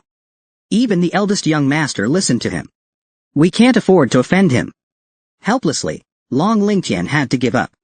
Not only did Shu Han pull out spirit herbs, he also took out over a dozen spirit fruits. He intended to use them to set up a small formation. But using spirit fruits for formation was quite a waste. Zhang Xiao was stunned to see it. Unexpectedly, Shu Han was actually a formation master. But with such low cultivation, how strong could his formation be? Trying to use a formation against us, cultivators in the condensation stage. Don't you find it laughable? Laughable or not, I don't know. Just don't cry later. Star radiance formation, trap them. A purple barrier. Wrapped around them. Boss Zhang. Something's wrong. This formation is weird. We can't see anything around us clearly. And I feel like my movements are restricted. As if I'm stuck in a swamp. Shu Han waved his hand and condensed a spirit sword. With a swoosh, he stabbed someone. Zhang Xiao completely panicked and immediately ordered his men. Fully raise your cultivation. Use all your strength to break his formation. This brat Shu Han doesn't have high cultivation. His formation can't be that solid. Break through it. With a swoosh, a spear pierced through someone's vital point. Another one was taken down. Shu Han's star radiance formation mainly used starflower grass as the core. Although simple to set up, it was a supreme formation at the immortal sovereign level. Moreover, it had cost Shu Han over a dozen spirit fruits. You trash cultivators think you can break it? What a foolish dream. The star radiance formation's weakness was its small range. It was hard to trap people inside. But since you all surrounded me to kill me, I could set up the star radiance formation perfectly. Now you are all lambs waiting for slaughter. Zhang Xiao was drenched in cold sweat. He ordered everyone to gather around him, to prevent Shu Han from picking them off one by one. At this moment, Shu Han condensed 3 spirit swords. Swoosh, swoosh, swoosh, instantly wiping out all his subordinates. Shu Han then withdrew the formation. The purple barrier slowly faded, and the blue spirit swords disappeared. Shu Han had set up the star radiance formation and wiped out all of Zhang Xiao's men. This made the masked man even more interested in Shu Han. He actually killed so many condensation stage cultivators. Although they were all trash cultivators, it still showed some strength. I'll spice things up for them. To make this game even more fun, the masked man handed Zhang Xiao a pill. It was a demon pill. Eating it could temporarily grant the demonic power bestowed by the Demon Lord. From then on, he would become the Demon Lord's most loyal believer. Zhang Xiao excitedly stuffed it into his mouth. He swallowed it, and the medicinal power instantly spread through his body. He gained an incomparably powerful strength. His body also changed, growing several times bigger than before. This power gave him even more confidence to kill Shu Han. He immediately launched an attack on Shu Han, thinking he could take him down in one blow. But Zhang Xiao struck only air. Shu Han easily dodged. At the same time, he noticed that the demon pill Zhang Xiao ate was a vicious pill that burned away life force. Now Zhang Xiao's strength was comparable to the peak of the condensation stage. Extremely powerful. But his life force was rapidly depleting. Meanwhile, on Lu Yunzi's side, he had already taken down the arrogant little one. The silver-winged war god and the ox demon king had also dealt with their opponents. After that, they all came to assist Shu Han. Seeing Zhang Xiao's skyrocketing strength, they decided to deal with him together. Zhang Xiao laughed wildly and mocked them. What use is it even if the ants are many? Can you withstand a single slap from a giant? You're too ignorant. Do you even know what kind of power I possess now? Since that's the case, I'll just kill you all. Shu Han told Lu Yunzi and the others not to engage him head-on. Now, due to the amplification from the demon pill, his physique and attack power had reached a terrifying level. It was too exhausting to kill him. However, his speed was his weakness. Try to dodge and endure for half a quarter hour. A huge fist attacked Lu Yunzi. The group immediately dodged. Zhang Xiao ended up hitting nothing but air. After a quarter hour, Zhang Xiao was panting heavily. No matter how hard he attacked, he couldn't land a single hit on them. He cursed furiously in frustration. You damn little brats. If you dare, stop running. Fine. We won't run. Come and hit me if you can. Zhang Xiao didn't expect Shu Han to seek death himself. He immediately launched an attack at Shu Han.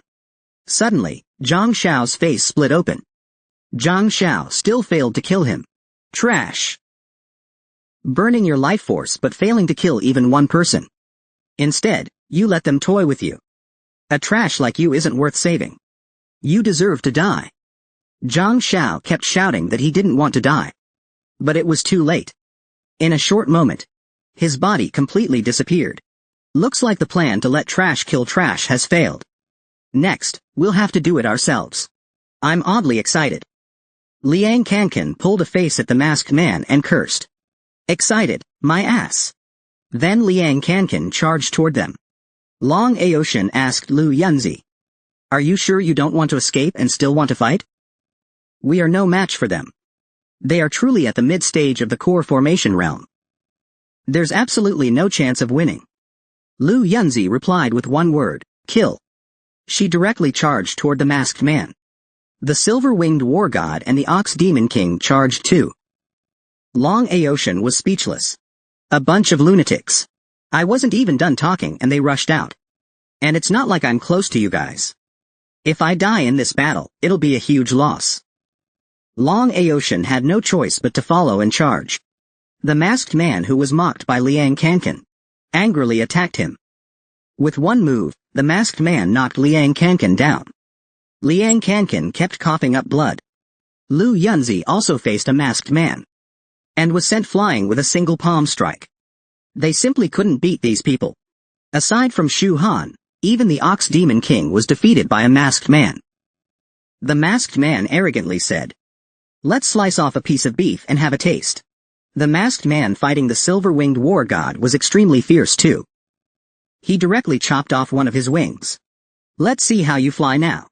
Even the mighty Long Aoshin was no match for the masked man. He even got his leg broken. Long Aoshin cried out in pain. But Shu Han was different. He stabbed the masked man's arm with a spear.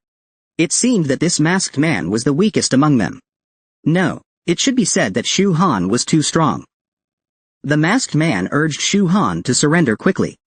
Otherwise, your companions will die miserably. Shu Han glanced around, then took out the token he obtained from the small secret realm. Since you are loyal to me, Shu Han, I shall bestow you a great fortune. Shu Han pointed at the token and shouted loudly. Old man Kangshan, come out. Then a golden light burst out of the token. When the golden light faded, an old man floated in the air. He was old man Kangshan. Little fellow, you actually guessed that I was here. Just by relying on that token. Not bad, not bad. Cut the nonsense. I need to save people. Little fellow, you found the wrong person. I'm just a shadow. With no strength at all. I can't help you save anyone. I don't need you to fight. I know you can control the mechanisms of this small world. Now I need you to summon all the top treasures. In this place here. So they can break through. Little fellow, aren't you asking for too much? Is that so? True fivefold chi refinement realm. Refine. Old man Kangshan, if you refuse. Believe it or not, I'll refine you right now. And let your last wisp of soul vanish completely. To protect his remaining soul. Old man Kangshan had no choice but to compromise. This made old man Kangshan admire Shu Han a little. Old man Kangshan manipulated the token. And countless spirit fruits and herbs flew over. Shu Han immediately saw that these were not top-tier spirit fruits. I want the very top-tier batch. This surprised old man Kangshan a little. Which prestigious family are you from? As expected, nothing can escape your eyes. Wait a moment, it'll be here soon. I find you people quite pleasing to the eye. I'll grant you a great fortune. Meanwhile, the cat demon was enjoying these top spirit fruits. Just as he was about to take a bite, the spirit fruit flew away. The cat demon looked confused. Why did my spirit fruit fly away by itself? Suddenly, all the spirit fruits in the orchard started flying. The cat demon immediately guessed it was that old bastard Kangshan. It must be him using a formation to steal my fruits. These are the best tasting fruits in the entire domain. Shameless old man Kangshan. This cat won't let you off. I want to see what you're planning to do. After stealing all these fruits. Outside the core area. Qin Loyi was battling the Crimson Copper Thunder Wolf King. His senior brothers and sisters were shocked. Senior brother Qin is indeed powerful. Even the Wolf King at the peak of core formation is no match for a single slash. At this moment, Long Wu wanted to perform a dual sword combination with Qin Loyi. To quickly kill the Wolf King. But Qin Loyi refused. Senior brothers and sisters, hurry up. There are too many Crimson Copper Thunder Wolves here. I sensed the formations inside the domain activating earlier. Something major might be happening. We don't have much time left to rescue people. Meanwhile, old man Kengshan had already teleported the top spirit fruits over. He gave the golden immortal blood drip elixir to Liang Kaka. The spirit medicine drilled into his head. The medicinal power instantly spread throughout his body. Old man Kengshan gave the silver-winged war god a demonic shadow divine fruit. The spirit fruit also drilled into his head. The ox demon king received a Vajra Arhat fruit. The spirit fruit entered his body. A surge of strength burst from within him. Old man Kengshan gave Lu Yunzi a nine heavens mysterious maiden spirit fruit. This spirit fruit was perfectly suited for her. After the fruit entered her head, a powerful surge of spiritual energy erupted. She felt she was about to break through. Next, the dragon lair reviving grass was given to Long Aocean from the dragon family. Long Aocean quickly absorbed its medicinal power. He could feel a dragon lair hidden inside. The masked men were panicked seeing this. They asked their leader what to do. That old man can activate the formations inside the domain. No need to worry. Hearing this, Shu Han muttered. Everyone's getting elixirs. Why is there none for me? I cannot see through you. So I didn't prepare one for you. Perhaps you are pursuing a realm even legends rarely mention. I won't hold you back. Shu Han was surprised by the old man's insight. Maybe he truly belonged to the ancient cultivator's lineage. Outside the core of Jinxi heavenly domain, Qin Loyi donned the war armor. He unleashed the Moonwheel Phoenix Slash. He split the Crimson Copper Wolf King in two. His senior brothers and sisters were stunned. He actually killed the Wolf King in one strike. So powerful. Is this the divine treasure Qin Junior sister? Obtained at the Seven Treasures Temple in Feniu Mountain? That's right. This war armor excels in both offense and defense. And Qin Junior sister's talent is unparalleled. With it, she's even more unstoppable. After the Crimson Copper Wolf King died, the little wolf cubs started fleeing frantically. It was Qin Loyi's first time wearing the war armor. He felt his senses sharpen dramatically. He also sensed that up ahead in the core area, a terrifying refining spirit level 7 existence had appeared. Hey, could you have sensed it wrong? No mistake. Let's hurry over. Hopefully there are still surviving students inside. Even just saving one or two would be good. Otherwise, we really can't explain to Uncle Master Li Kaishan. Inside the core of the domain, Shu Han didn't need old man Kengshan to relocate anyone. In front of me, Shu Han, no one can kill at will. Not a few demon followers. Not even the 12 demon beads. Old man Kengshan, use your formation to seal me and this monster here. Old man Kengshan was shocked when he heard this.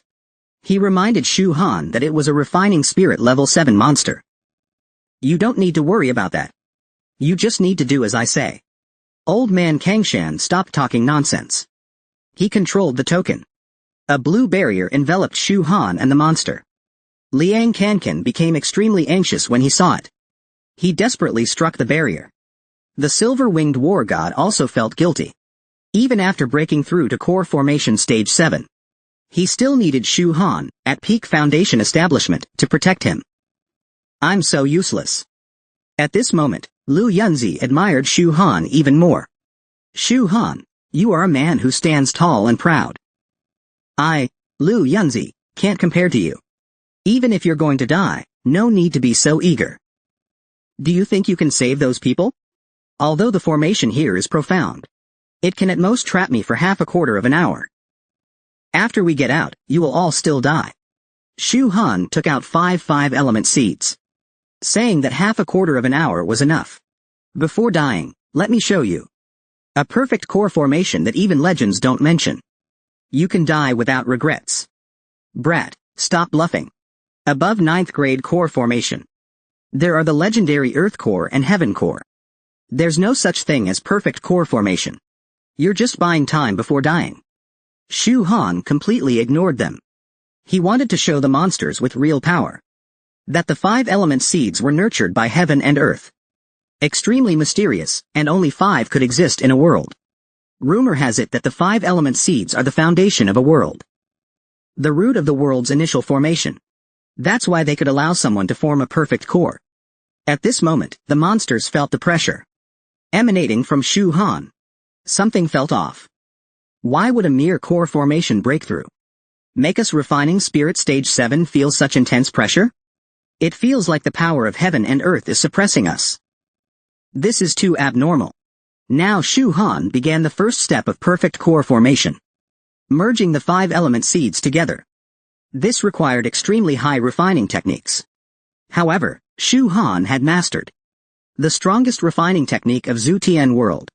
True martial refining art, so he had no worries. Very soon, the 5-element seeds fused completely. Next was the second step. Letting the fused 5-element seeds enter his body to build the core body. The key effect of perfect core formation was body refinement. Shu Han cultivated the saintly body heaven-reaching art. The body refinement from this process allowed him to master an ancient martial art body technique. This body technique had moves but no name. Mastering it could allow him to lift dragons or split seas with a sweep. The effect of the 5-element seeds was obvious. I can feel my saintly body heaven-reaching art advancing from stage 3 to stage 5 within a month.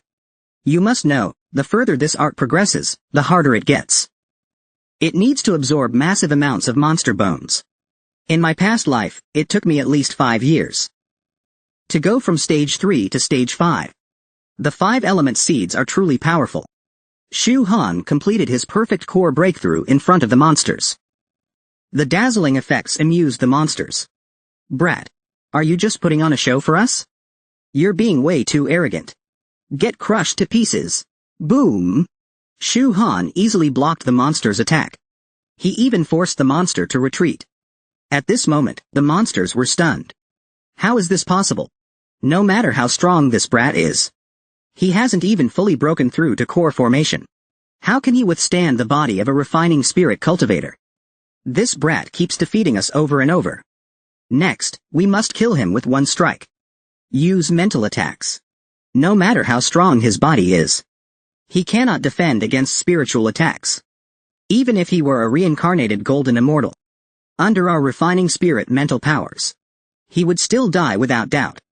Now, Shu Han's body refinement was completed, making him twice as strong as before. Next came the true perfect core formation. He was entering the core formation stage. Shu Han was extremely excited. He hoped the thunder tribulation would come even fiercer. Countless bolts of thunder landed on his body. Watching from the side, Long Aoshan became curious. What exactly is happening inside? Shu Han is clearly breaking through core formation. Isn't thunder tribulation supposed to appear only at nascent soul stage? Lu Yunzi wasn't sure either. But she wasn't curious anymore either. Because Shu Han always does the unexpected. He had already gotten used to it. The lightning tribulation kept attacking Shu Han.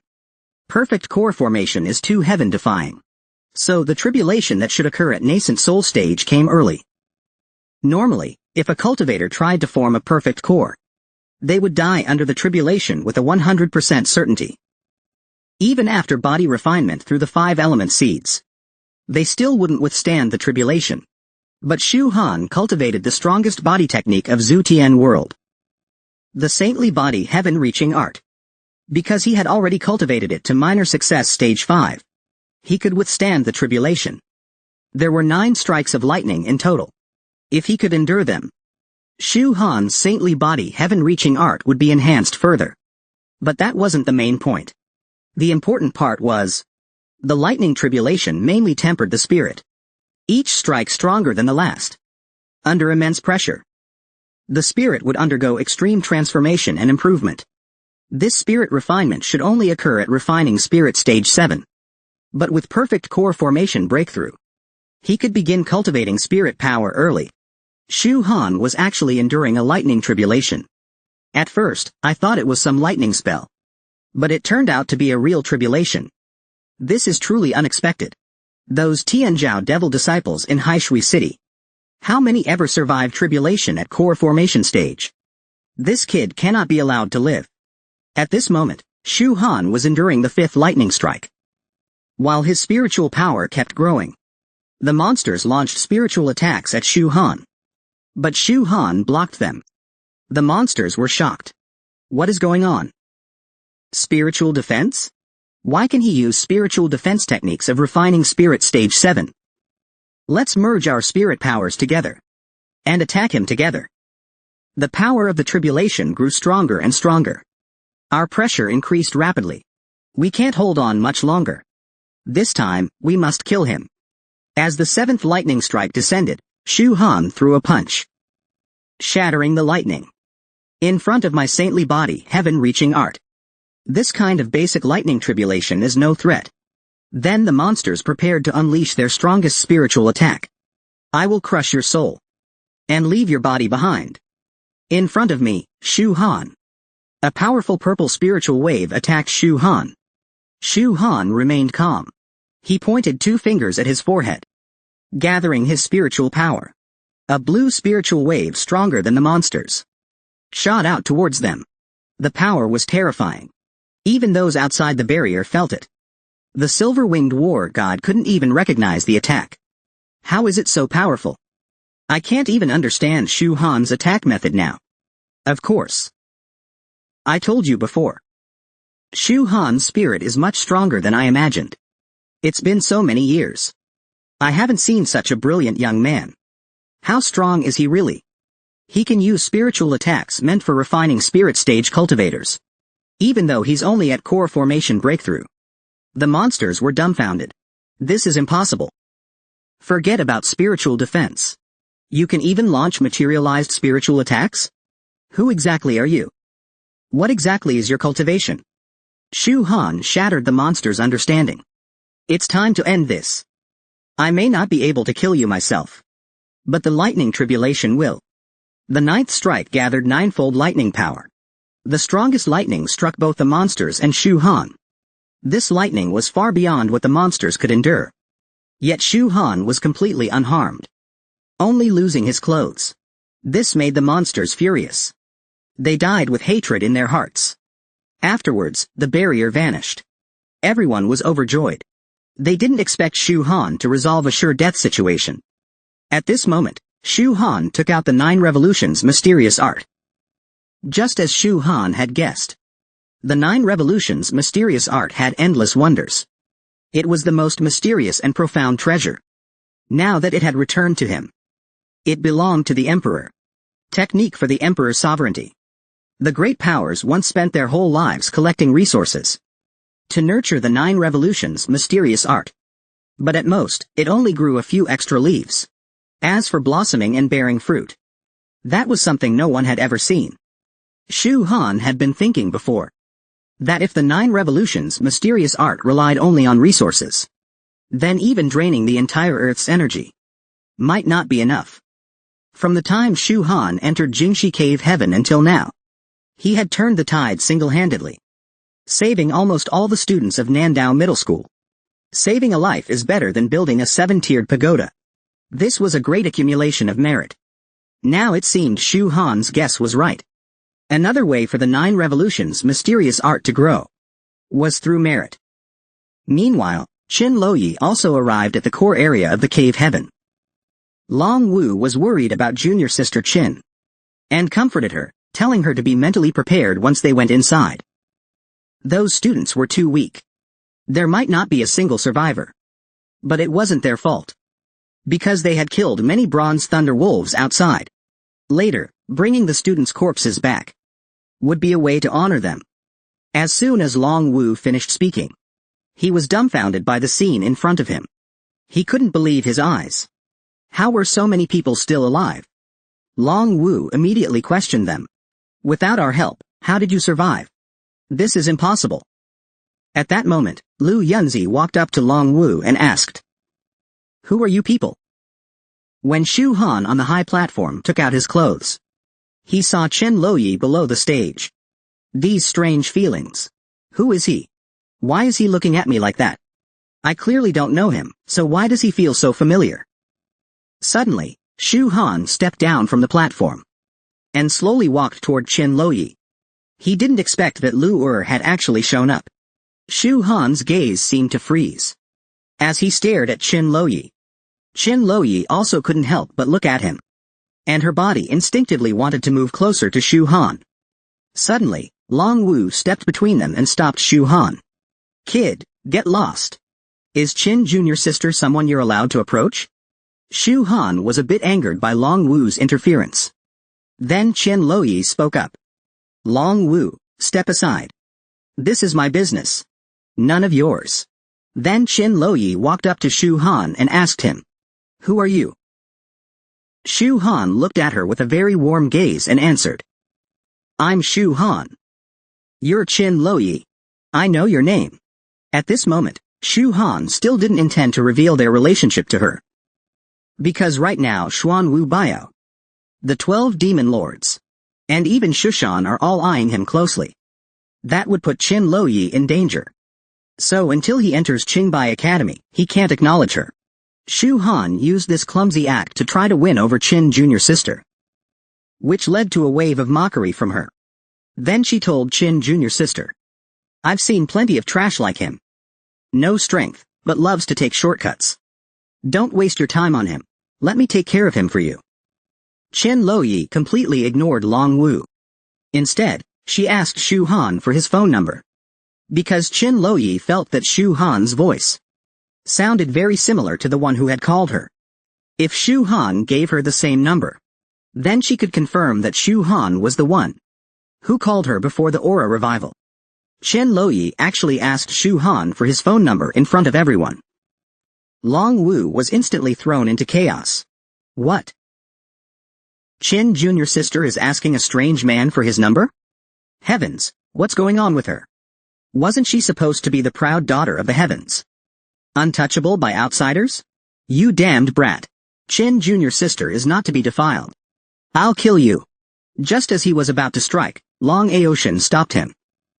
Considering they were both from the Long family, he tried to persuade Long Wu not to provoke Shu Han. When Long Wu saw him, he recognized Long Aoshin. "So you're here too? You're from a branch of the Long family.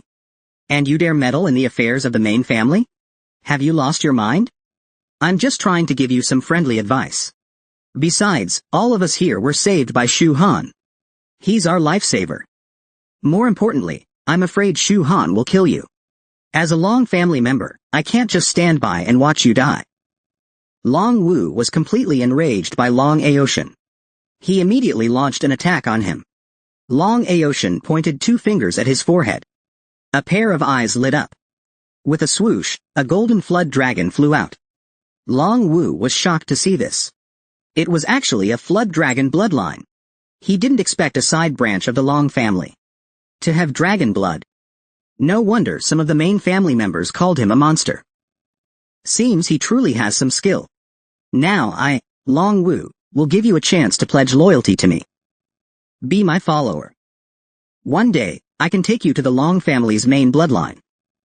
There you may awaken the true Azure Dragon bloodline. Long Aoshin looked disgusted. He expressed no interest. Long Wu couldn't hold back anymore. He was about to strike again. Suddenly, the cave trembled. Jingxi Cave heaven was about to collapse. Old man Kangshan immediately opened a way out for them. He said he had to first collect treasures atop the heavenly ladder. Hearing about treasures, Long Wu immediately turned and rushed toward Shu Han. "Brat, let's compete. See who gets the treasure first." Meanwhile, Qin Loyi, left behind, was furious. "Damn it, how can he just leave like that?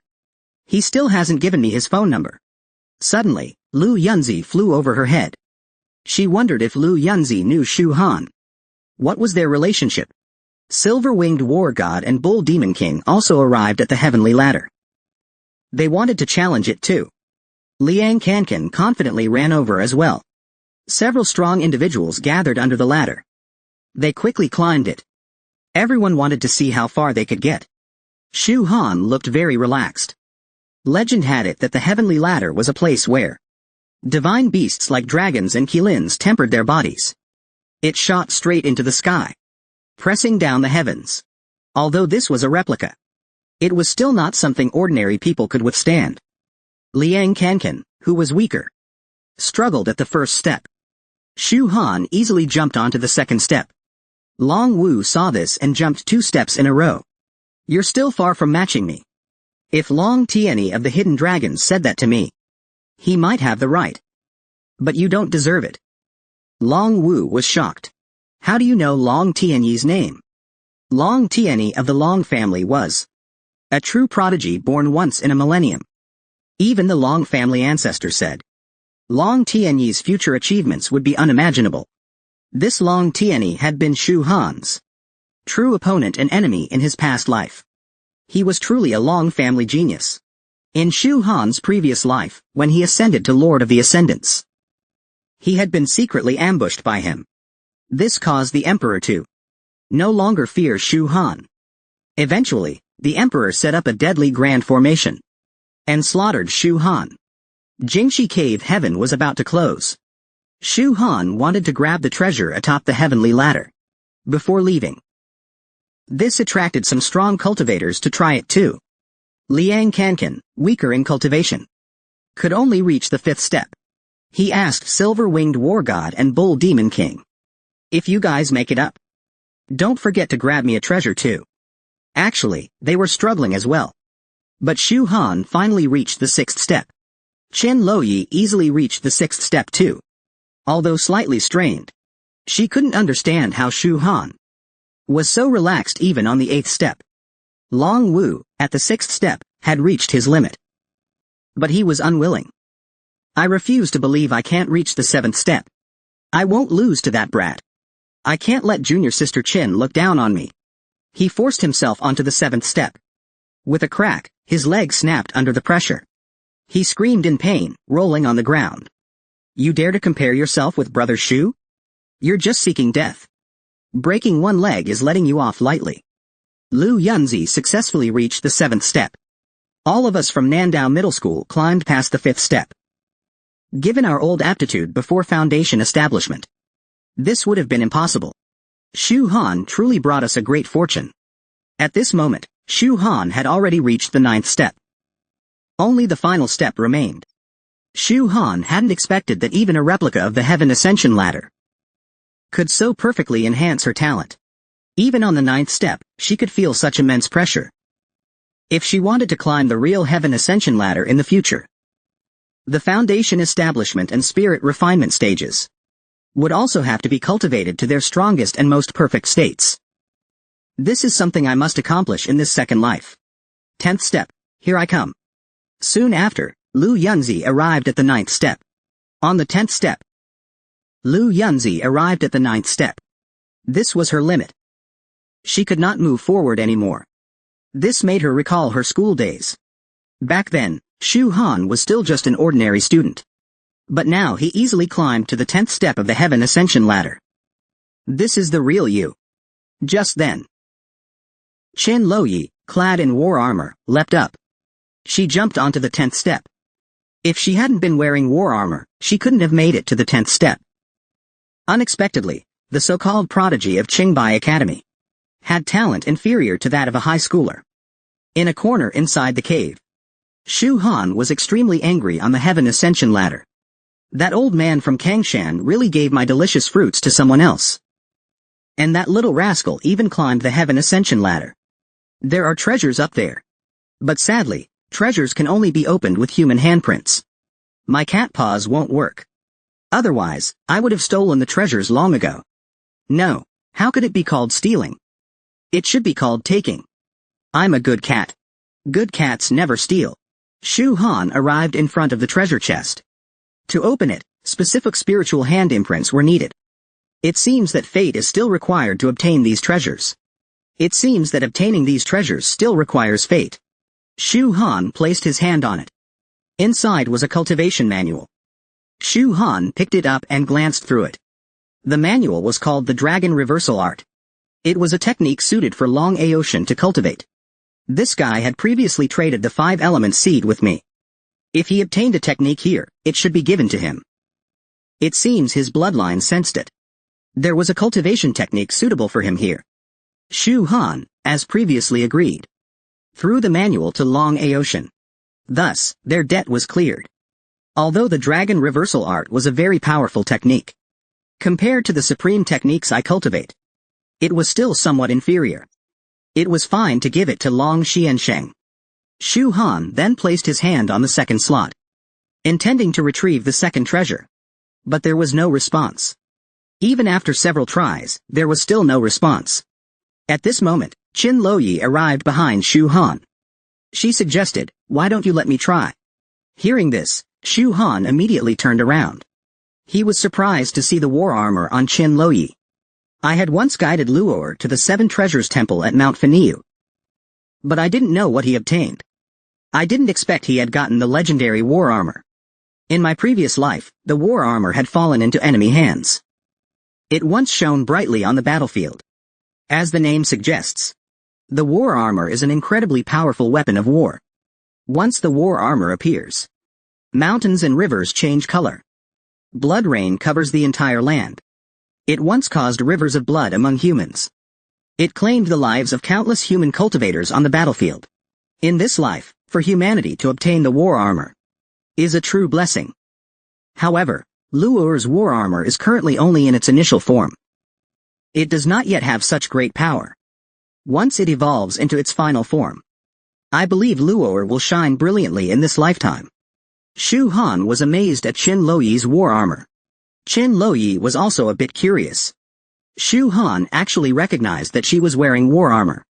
So she asked Shu Han, "Do you know me very well?" Shu Han indeed knew her very well. "There is no one in this world who understands you better than I do." Suddenly, a loud rumble echoed through the cave. Jingxi Cave Heaven was about to collapse. Shu Han hurriedly told Qin Loyi to open the stone box. She placed her hand on it. The stone box was successfully opened. Inside was the heavenly Tao pill. It is a supreme pill that allows the core formation stage to form a divine grade core. Shu Han is pursuing the divine grade core. And even beyond that, the perfect grade core. Thus, he didn't need it at all. He gave the heavenly Tao pill to Qin Loyi. At that moment, the cat demon flew over. It snatched the heavenly Tao pill in one grab, and immediately turned to run. With a swoosh, the beast ring caught the cat demon by the neck. "I've been waiting for you for a long time. Let's see where you can run now." This lion-cat beast had a mysterious origin, and its behavior was strange. It closely resembled the legendary spirit beast. They grabbed the cat demon firmly. The cat demon was extremely angry. It kept cursing out loud. "Bad guy. Little bad guy. You tied me up with the sky-binding buckle again. And you even stole my candy beans, little bad guy. You've surpassed the old bad guy in the rankings. You're now the one I hate the most." Hearing this, Shu Han explained to Qin Loyi, "Sorry, this cat is too naughty. But I'll return it to you." Qin Loyi ignored him. She directly took the cat demon from Shu Han's hands and kept rubbing it. Shu Han was a bit surprised upon seeing this. This stone axe was not ordinary. It was actually the primal chaos battle axe, a weapon that could grow infinitely among all heavens. It was extremely suitable for him. Now that the treasures were collected, it was time to leave. Jingxi Cave Heaven truly lived up to its name, as the first cave heaven opened after the recovery of spiritual energy. This time, the harvest was great. It was not a wasted trip. Outside Jingxi Cave Heaven, Li Kaishan and the education director had been waiting for a long time. Still no movement. This time, I, Li Kaishan, will take full responsibility. I was the one who led these children inside. I'll be responsible for whatever happens to them. At that moment, the entrance to Jingxi Cave Heaven opened. Qin Loyi and a few others emerged from within. Li Kaishan was extremely anxious upon seeing them. "Is it just you few? Where are the others? Could it be that the others all perished inside?" The education director nearby noticed more people. Many students from Nandao High School were coming out. He was so excited. "I must be seeing this right. I'll go count them right away." After a while, Shu Han and Liang Kankan also came out. They were the last ones to leave. The entrance to Jingxi Cave Heaven then disappeared. Shu Han's only regret this time was not finding out some of Jingxi Cave Heaven's secrets. Old man Kangshan was likely an extremely ancient cultivator from ancient times. He might have known some secrets about the origins of ancient cultivators. On the other side, after counting the students, The education director informed Li Kaishan. Our students from Nandao High School suffered only about 20-something injuries. This is incredible. Li Kaishan then walked over to Qin Loyi. He thanked her for saving the students. Before Li Kaishan could finish, Qin Loyi interrupted. Uncle Master, you've misunderstood. Listen to me, we were not the ones who saved them. When we entered, they were already out of danger. Li Kaishan was puzzled. It wasn't you. Then who was it? Qin Loyi pointed at Shu Han. It was him who saved the students. Li Kaishan was shocked to learn that Shu Han saved them. I had a feeling this boy was extraordinary. He turned the tides at a crucial moment. Then Li Kaishan and the education director approached Shu Han. Seeing so many students who had reached the core formation stage, they were overjoyed. Shu Han, you've made a great contribution this time. No need for many words. Whatever reward you want, just ask. I will fulfill it for you. If that's the case, I won't be polite, Teacher Li. I want a guaranteed admission spot at Qingbai Academy. Li Kaishan suggested Shu Han reconsider. Maybe ask for something else instead. Shu Han was confused. Is that request difficult? It's not difficult, it's too simple. Although Qingbai is a top 5G academy, with your current core formation strength, you would have no problem passing the entrance exam. I just think you're wasting this reward. Shu Han still chose this reward because the things he truly needed, Teacher Li likely did not have. Although he could gain admission to Qingbai Academy, he would still have to waste time taking exams. It would be best if he could effortlessly secure a quota. Next, Shu Han had important matters to attend to. Li Kaishan then stopped talking and agreed with Shu Han, saying, I will definitely secure you a guaranteed spot at Qingbai Academy. After leaving the Dragon Dance Hall, he was extremely furious. This brat actually took the back door, and so easily obtained a spot at our school. Qin Loyi's mission was complete. Now it was time to go back. Before departing, Li Kaishan told Qin Loyi to greet his master on his behalf. I'll return to the capital once I finish here. Then Qin Loyi and her senior brothers boarded the spaceship. Suddenly, Qin Loyi called out to Shu Han. I'm waiting for you at Qingbai Academy. When the time comes, I hope you can tell me a few things. Shu Han waved his hand at her. All right, definitely. At that moment, Liang Kankan also waved, shouting, Bon voyage, sister-in-law. Qin Loyi was suddenly quite flustered. Why mention sister-in-law? This infuriated Longwu's fire cat Sanjiang, who then unleashed a storm of curses at Liang Kankan. What nonsense are you yelling? You little brats, you'd better not enter Qingbai Academy, or you'll really have it coming. After saying that, they left. Liang Kankan then asked, Shu Zhe, how did I do? Shu Han gave him a thumbs up. Observing keenly from behind them, Lu Yunzi noticed Shu Han's warm treatment of Qin Loyi, and felt a twinge of jealousy, wondering, what exactly is their relationship? They seem acquainted, yet not really. Lu Yunzi's little face turned bright red. No, what am I even thinking? Why should I care about them? Afterwards, they returned to Nandao City. On the way, Liang Kankan recounted the task Shu Han had assigned earlier, saying, Shu Zhe, what's the progress? Previously, you asked me to deliver 2 Peiyuan pills to an elderly couple surnamed Zhang from Jujing Village, Yunbei Province. The messenger has now returned. The pills were successfully delivered into their hands. Shu Zhe, who are that elderly couple? They live in such a remote area, with no telephone, no transport, only accessible by water. It must have been exhausting for the courier. They even said they didn't know you. So why did you deliver the pills to them? Because I was forging a good karmic bond. In this era of revived spiritual energy and fierce competition, everyone has their own destiny. Countless cultivators rising to unimaginable heights. That elderly couple is among them. They are truly part of the revered Gao Jia Yin clan.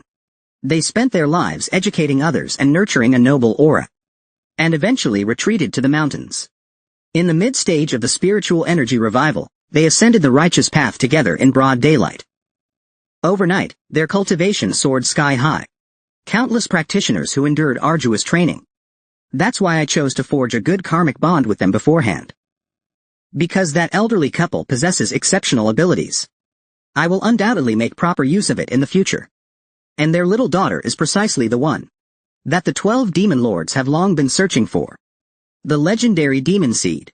In their past life, the elderly couple risked life and death to protect their daughter, only for her to be snatched away by the 12 demon lords.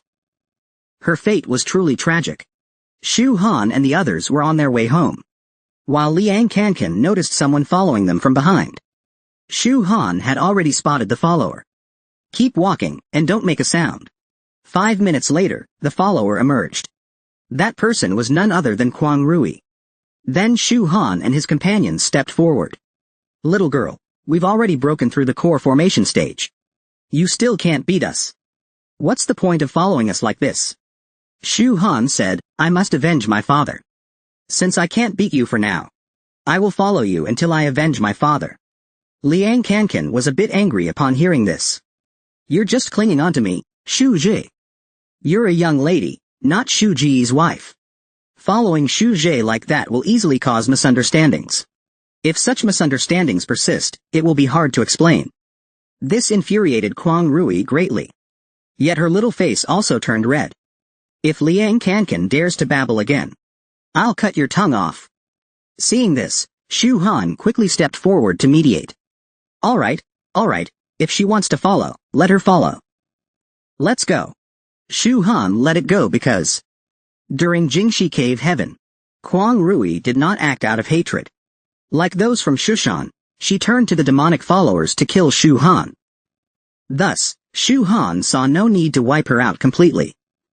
The two were just about to leave, when Kwang Rui called out to Shu Han. You killed Lin Chuyuan and several other Shushan disciples. Shushan will not let you go. You'd better be prepared. After saying this, Kwang Rui left. Liang Kankan then said to Shu Han. Shu Ji, see? This girl is just being stubborn. I think she actually wants to be your wife. She's even worrying about your safety now. Shu Han was speechless after hearing this. Liang Kankan, damn it, you really are a genius. Meanwhile, at the Liu family villa, Liu Yunzi had already reported everything that happened inside Jingxi Cave Heaven to the old patriarch. After hearing it, Liu Zhaofeng became even more certain that Shu Han was likely a descendant of a powerful and ancient cultivation family, considering his performance in the Cave Heaven. Up to now, I still haven't found any information about his background family. This makes it hard to make a decision. Judging by the patriarch's words, he seemed to have plans for Shu Han.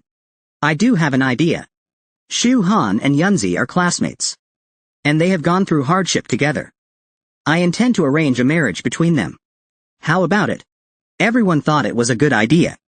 Nowadays, besides Yunzi, the Liu family has no other outstanding talents. And Yunzi, after all, is a girl.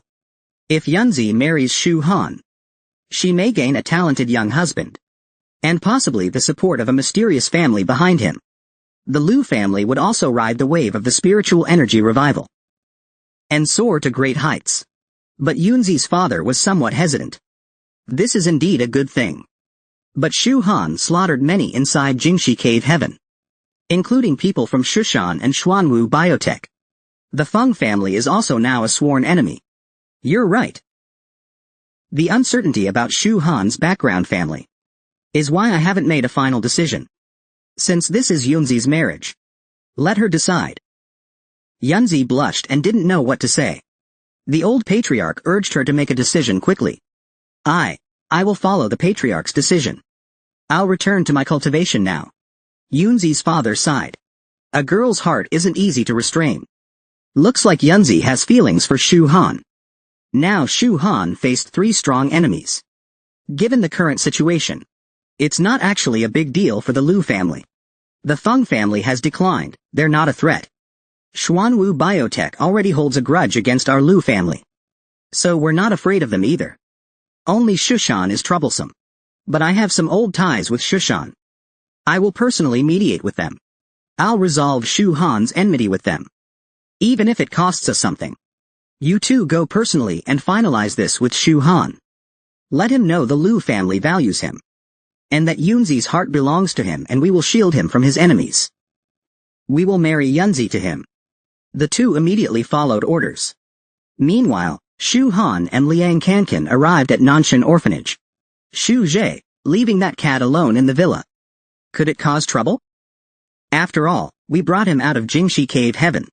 He was really strong back then. No need to worry. I have completely restrained this cat.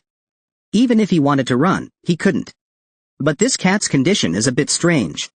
When we met him, he seemed to be in an adult form. But now he seems to have regressed to a juvenile state. It seems he's undergoing some kind of transformation. His strength is no longer as overwhelming as before. Liang Kankan was a little annoyed upon hearing this. This cat may not be as terrifying as before, but it's become much more shameless. Damn, every day acting like a little lord. Making us serve him. How could a cat enjoy life so much? The cat lay on a tablet, eating snacks, listening to music. After being trapped in a cave for so many years, I never imagined the outside world could be so vibrant. So many delicious snacks. And fun TV dramas. Entertainment programs. This place is paradise. I, the great cat, swear I will not leave. Until I have eaten and played enough. On Shu Han's side, Liang Kankan was a bit confused. Shu Zhe, why are we at the orphanage? To seek great love. I grew up in an orphanage when I was little. But I'm not an orphan. I left the orphanage at a young age. And have lived alone ever since. In my previous life, it wasn't until mid-spiritual revival that I gained some strength. When I tried to investigate my parents' whereabouts, the orphanage had already been destroyed by war.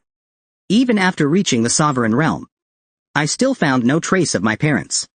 This was a lingering regret in my past life. One I could never erase. This time, I will definitely find out their whereabouts. At that moment, they walked into the orphanage and found a man drinking alcohol, cursing the children as useless. What's the point of raising you? The children trembled in fear. Seeing the kids couldn't beg properly, he threatened to smash their heads, so they'd look truly pitiful. That way people would give them money. Just as the bottle was about to hit a young boy, Shu Han suddenly appeared and caught the bottle. The man was furious. Who the hell are you? Shu Han was furious as well. This is how you treat these orphans? Beating and abusing them? Treating them as tools to make money? What's it to you, bastard? Let go of me. Hearing this, Shu Han snatched the bottle away and smashed it on the man's head. The man, enraged, transformed into Zhu Baji. Turns out he was an ability user. He intended to show Shu Han what true strength was. Shu Han raised one hand. Spiritual energy gathered into a palm. He slapped him hard. Zhu Baji was stunned. I'm an ability user. How could I be knocked down by a mortal? Shu Han said, did I say anything when I was in the core formation stage? I'll beat the hell out of you. The man was beaten black and blue. Shu Han asked, where is the previous headmaster? The orphanage used to be run by a kind old man, who treated the children very well. The kids considered him family. The man explained that the old headmaster had died of heart disease 3 years ago. Shu Han found it suspicious. The old man had always been healthy, and had no history of heart disease. How could he suddenly die? Shu Han grabbed the man by his collar, and ordered him to take him to the archive room. Shu Han searched for his own records. Liang Kankan found that only recent years' files remained. The rest had been destroyed. The man said the documents had been burned. Shu Han glared at him viciously. Who burned them? Why were they burned? Terrified, the man immediately knelt down. I don't know. When I came here as the new director, they were already burned. I only know there was a big fire here, and many files were destroyed. Shortly after that, the old headmaster died of heart disease. Shu Han felt that something was wrong. He asked the man to take him to the old headmaster's room. This was the old headmaster's room. After he died, I moved in. There seemed to be nothing unusual. Shu Han immediately activated the Supreme Immortal Pupil. The Supreme Immortal Pupil was a secret technique. Unable to attack but able to see through illusions, and perceive the true essence of things. Under its gaze, a hidden door appeared in the wall. The man was trembling in fear. What kind of person did I provoke today? He even knows such profound techniques. I've lived here for years. And never found a hidden door. I've lived here for so many years. Yet I never discovered there was a hidden door. Shu Han opened the door and walked in. Inside, there was only a table and a letter. Being able to set up such a hidden barrier meant the old headmaster was definitely a cultivator. Since he was a cultivator, he couldn't have simply died of heart disease. There was an 80 to 90% chance he was murdered. And his death was likely to protect this letter. Shu Han suspected this letter had something to do with him. He opened the letter to read. Sure enough, it had something to do with me. The clues about my parents pointed toward the Zhang family in Kyoto. The Zhang family in Kyoto. In my previous life, they were a clan on par with the Long family. Why am I connected to them? There seem to be many hidden secrets in between. Once I enter Qingbai Academy in Kyoto, I must pay the Zhang family a visit. After that, they walked outside. Shu Zhe, what about this guy and the orphans? Shu Han punched the man, breaking his dantian. He abolished his cultivation. Shu Han planned to leave the large sum of cash he got from Long Lingtian for the orphans. Liang Kankan said, Shu Zhe, there's no need for you to pay. I'll call my dad right now. And have him handle it. He'll make sure the orphans are well taken care of. And this scumbag will be thrown in jail. Meanwhile, outside South Island High School, Lu Yunzi's father and second uncle were looking for Shu Han. The second uncle had already sent people to search all the places Shu Han often visited. Still, they couldn't find him. Then his phone rang. His men had found Shu Han. He had gone to an orphanage and was now on his way back to school. Lu Yunzi's father grew curious. He ordered an investigation, and they decided to wait at school for Shu Han. Just then, Shu Han returned. Leader Lu hurried up to greet him. You're finally back. We've been waiting for you here for quite a while. Leader Lu, what can I help you with? Meanwhile inside the school, Lu Yunzi was wandering distractedly.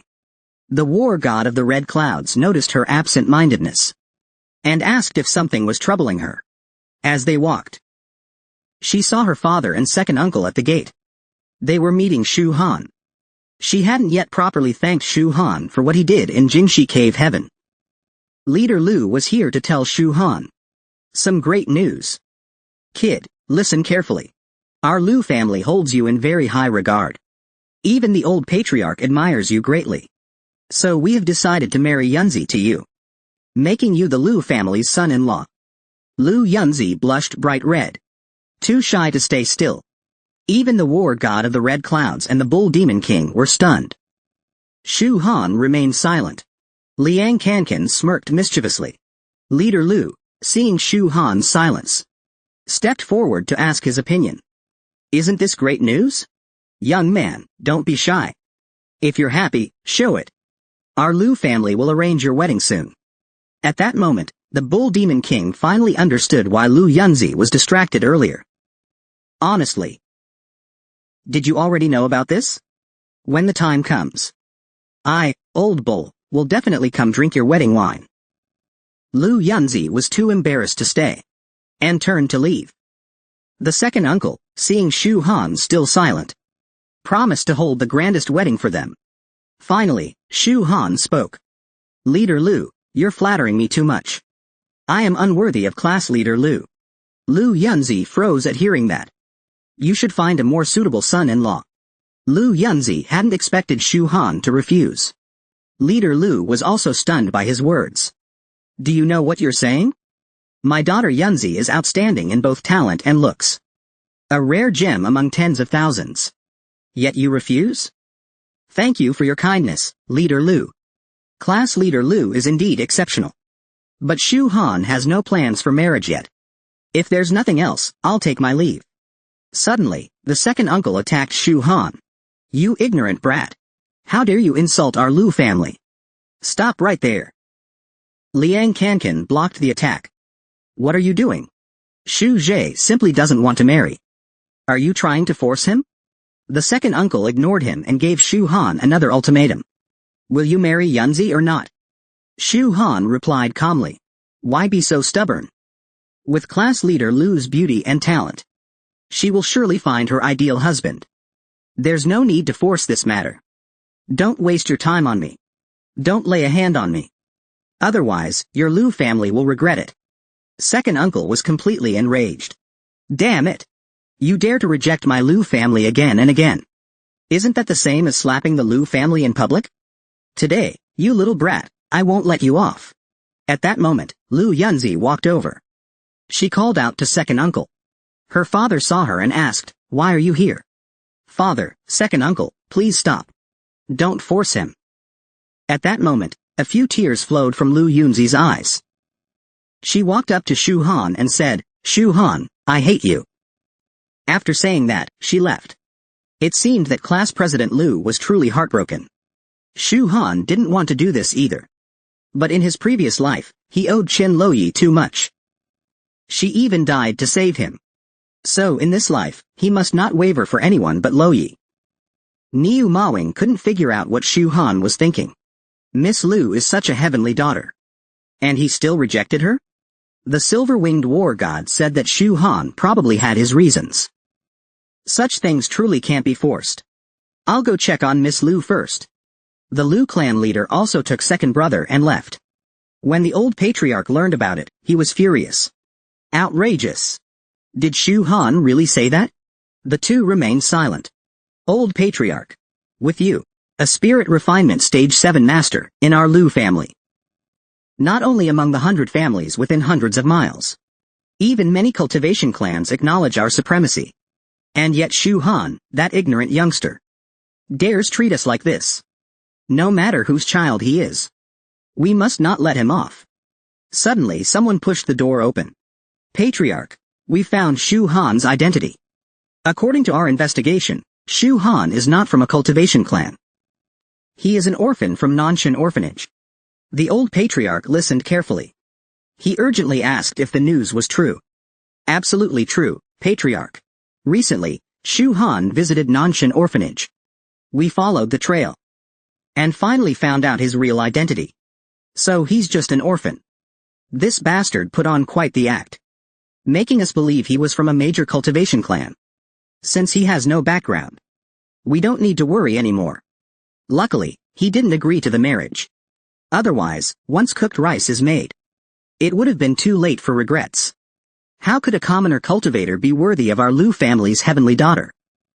Old patriarch, since that's the case, let's summon him here. Make him kneel at the Lu family's gate for 3 days and nights. The old patriarch stopped him, saying, "No rush. I previously sent a letter to the Shushan sect. People from Shushan should arrive tomorrow. I originally invited them to mediate for Shu Han. But now, plans must change."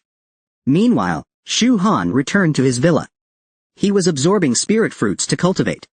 However, after entering the foundation establishment stage, his need for spiritual energy had increased dozens of times.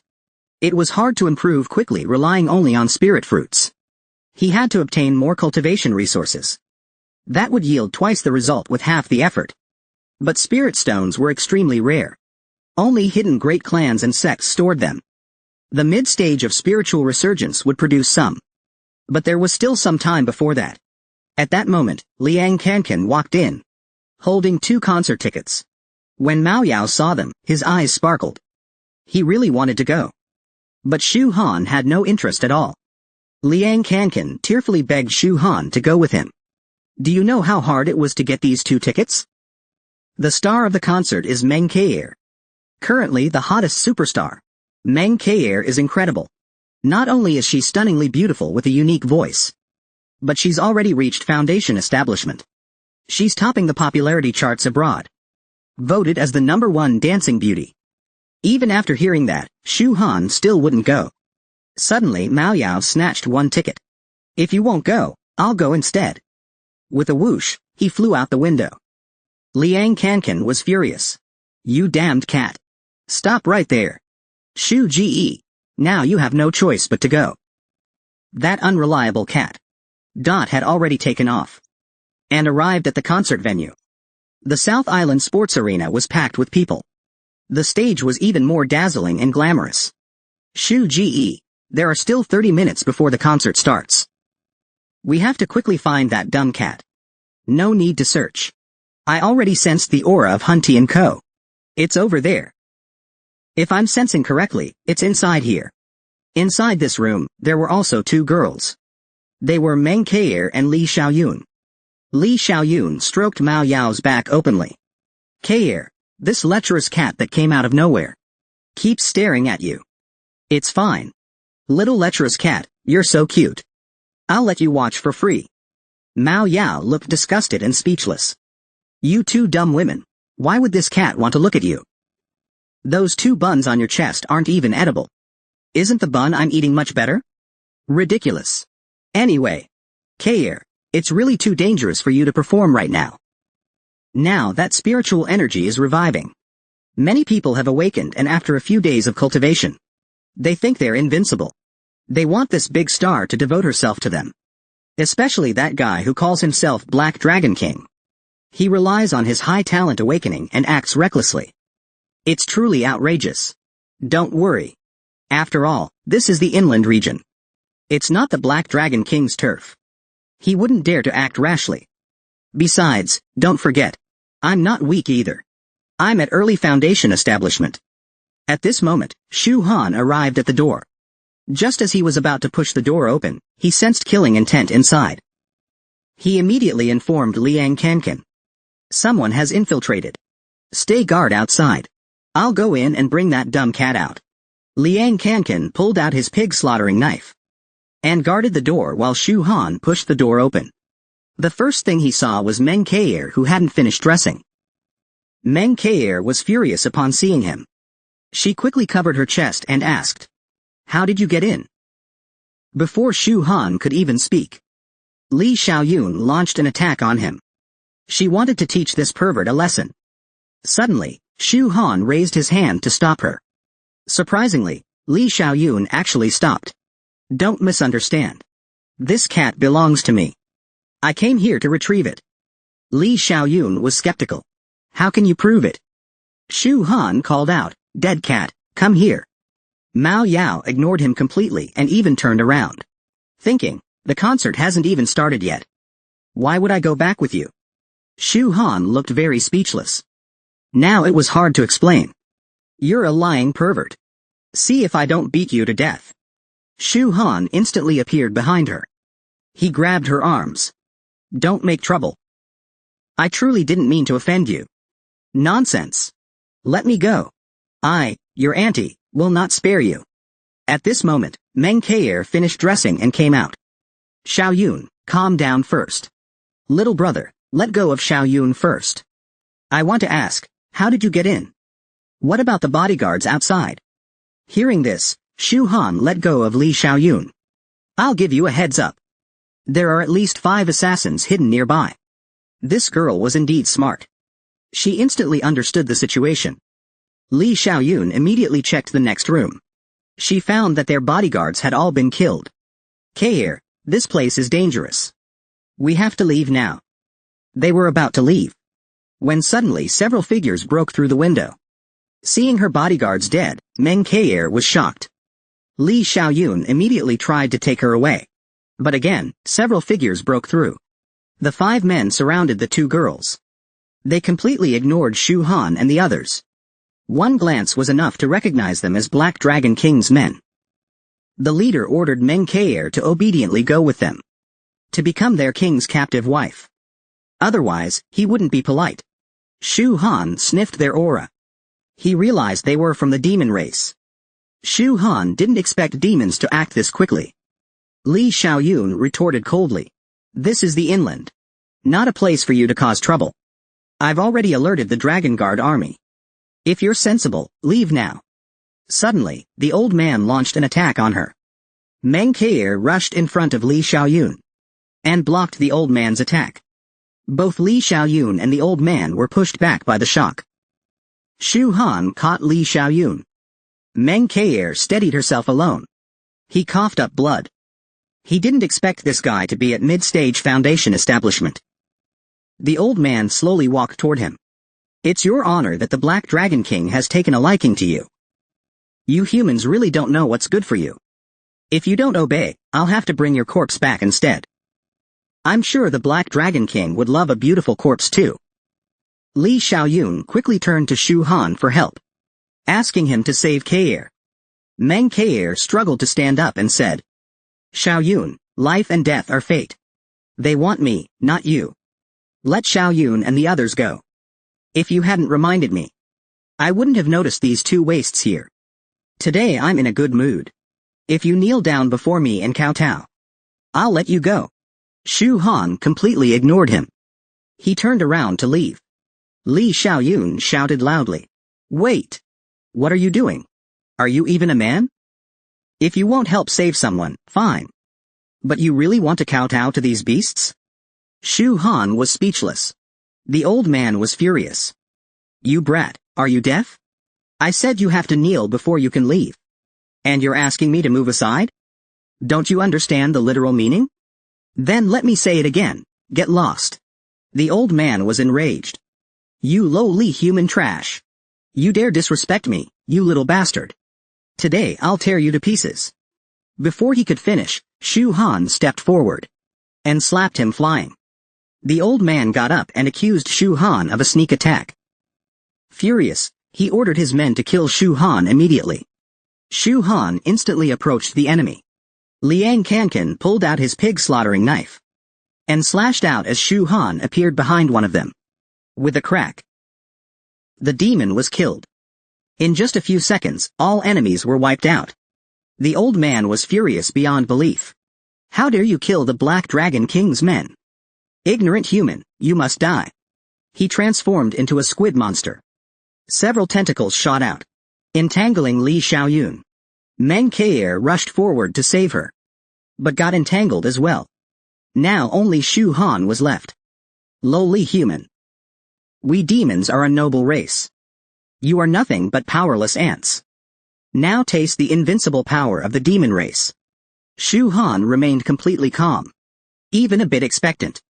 Li Xiaoyun anxiously shouted for Shu Han to run, to escape and get reinforcements.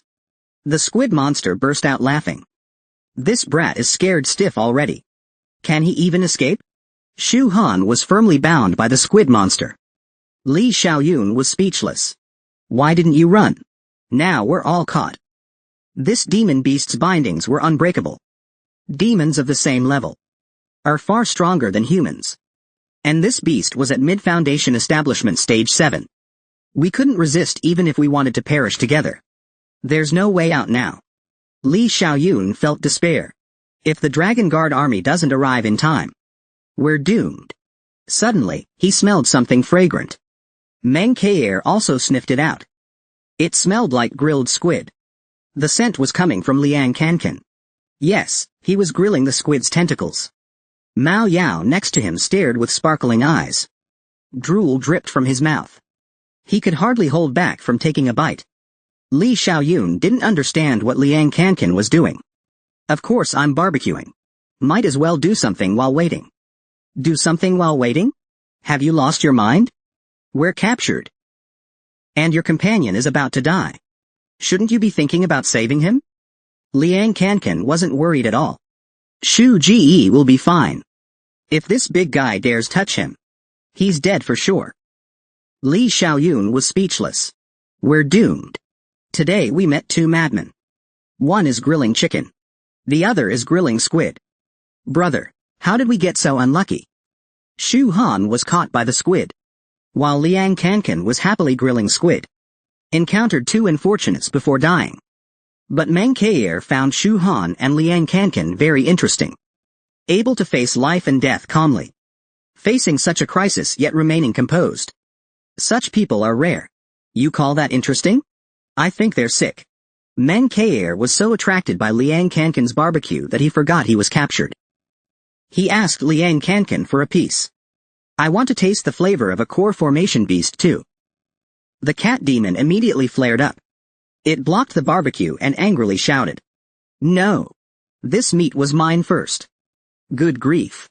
Grilling its meat right in front of the squid monster. You humans are too hateful. How disrespectful to demons. You are already my prey. Now you're roasting my flesh? Such an insult. Since that's the case, I'll eat your companion first. Let you witness the bloody scene. The squid monster opened its big mouth, about to stuff Shu Han into it. With a bang, Shu Han broke free from its tentacles.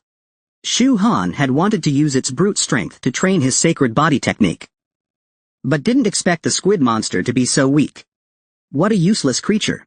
The squid monster was still puzzled by what just happened. This is impossible. My tentacle formation, 10,000 gold lock.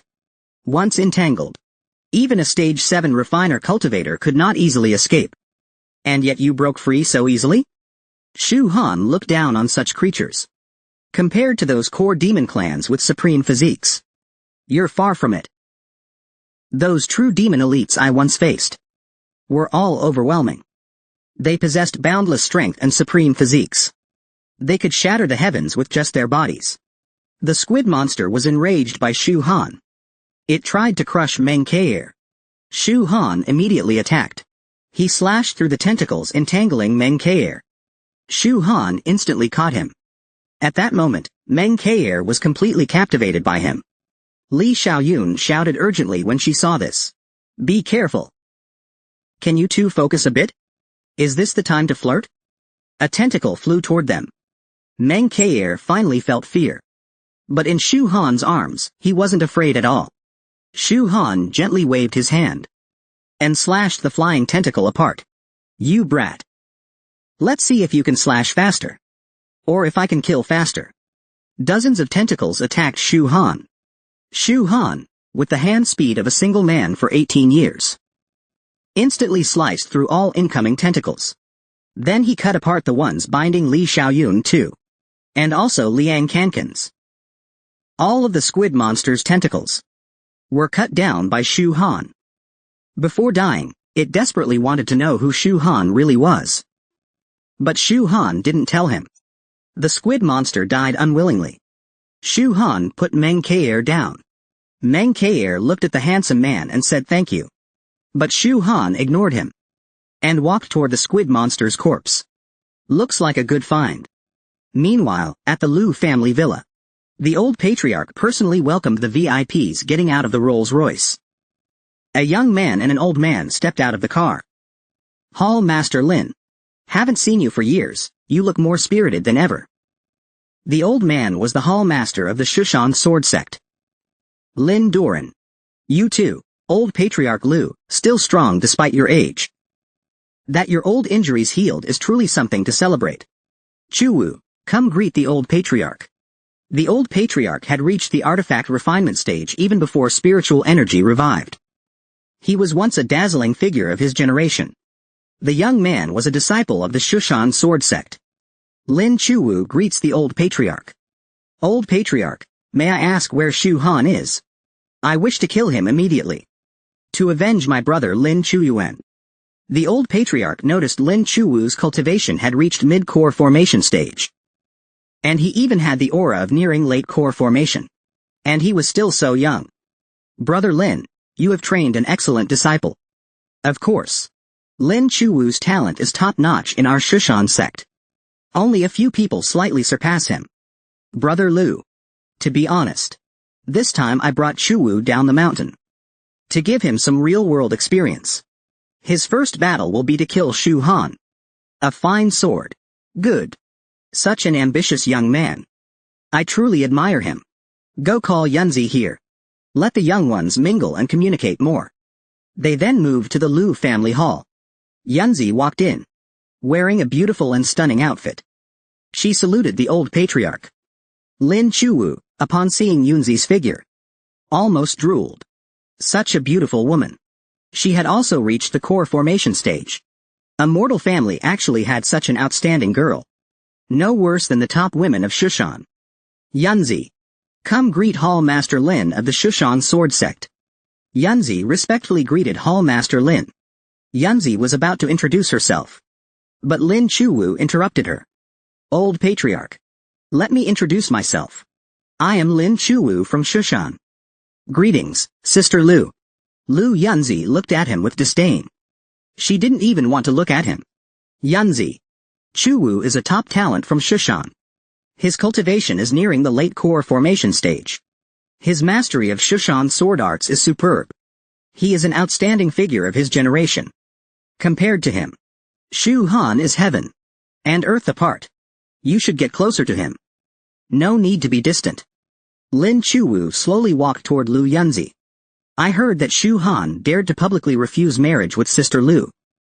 I will immediately kill Shu Han for you and bring you justice. Lu Yunzi immediately refused. You are no match for Shu Han. Lin Chuwu was dumbfounded. The old patriarch hurriedly said, Yunzi, don't be rude. Nonsense.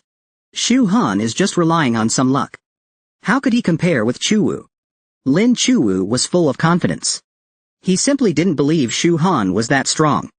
Sister Lu, you overestimate Shu Han too much.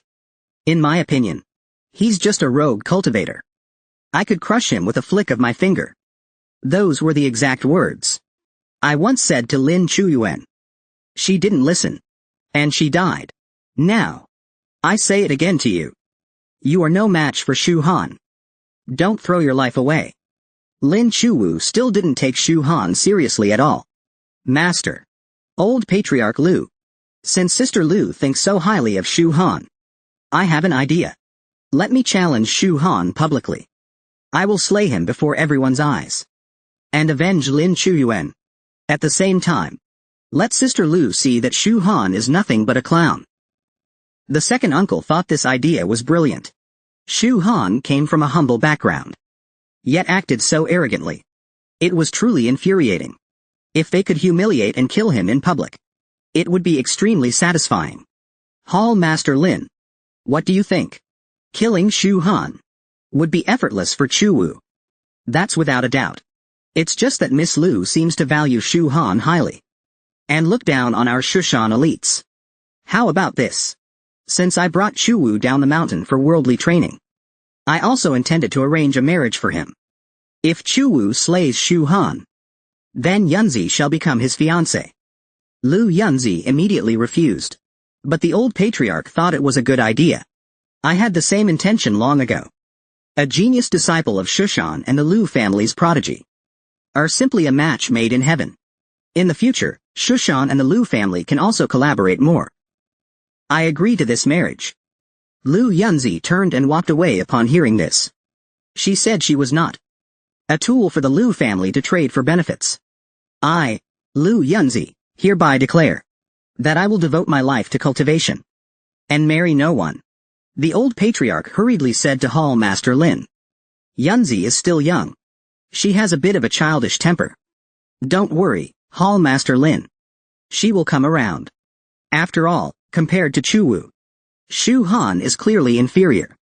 Lin Chuwu watched Lu Yunzi leave, and evil thoughts arose in his heart. Lu Yunzi, the woman chosen by me, Lin Chuwu. You cannot escape. Once I kill Shu Han, you will understand that Shu Han is not even worthy of carrying my shoes. I am the man you should truly admire. At this moment, Lin Doran stood up and said, Since everything is set, there's no need to delay. Today, let Chuwu go and slay Shu Han. The old patriarch agreed. Hall Master Lin is decisive in action. Let it be today then. Meng Ka's concert officially began. The audience kept cheering, We love you. Liang Kankan watched from the VIP room, also very excited. He was completely captivated by Meng Ka's figure. Meanwhile, the cat demon lying on the sofa was uninterested. Shu Han, you saved Kair this time. Great credit to you. Kair belongs to the Meng family of Kyoto. They will surely thank you generously. With their support, your future cultivation path will be much smoother. Many would dream of such an opportunity. But Shu Han wasn't interested. He didn't need the Meng family's gratitude. He stood up, saying he had something to do, and prepared to leave. Suddenly, above Meng Ka's stage, a man jumped down, smashing the stage. He shouted loudly, Where is Shu Han? I am Lin Chuwu, a Shushan sword cultivator. I challenge you to a fair duel, to take your life. At that moment, Lu Jiaofeng and Lin Doran led people through the front gate. The second uncle announced, This venue is now requisitioned by the Lu family. All unrelated personnel must leave immediately. Stragglers should not loiter. A fight is about to break out. Be careful not to lose your life. The crowd all rushed toward the exits. Everyone evacuated. Li Xiaoyun looked confused. Shu Han, what's happening? So many powerful cultivators. Are they all here for you? Shu Han was not surprised at all. The Liu family had finally made a move. In his past life, the Liu family head Liu Zhaofeng was notorious for his despicable actions, which eventually led to the Liu family's downfall. It seems old habits die hard. Seeing Shu Han not respond, Lin Chuwu shouted arrogantly. Shu Han, you cowardly turtle.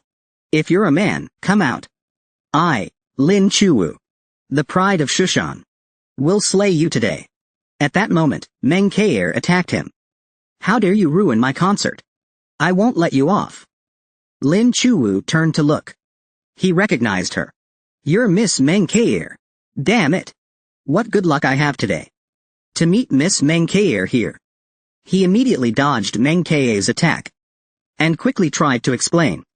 Miss Meng Keir, don't misunderstand. I'm here for Shu Han. Once I've killed Shu Han, I'll personally apologize to you. At this moment, he began fantasizing about the future.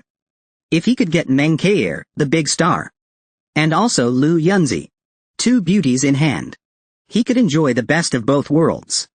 Suddenly, Liang Kankan walked up to him, holding his own shoe, and smacked him flying with it. He mocked him.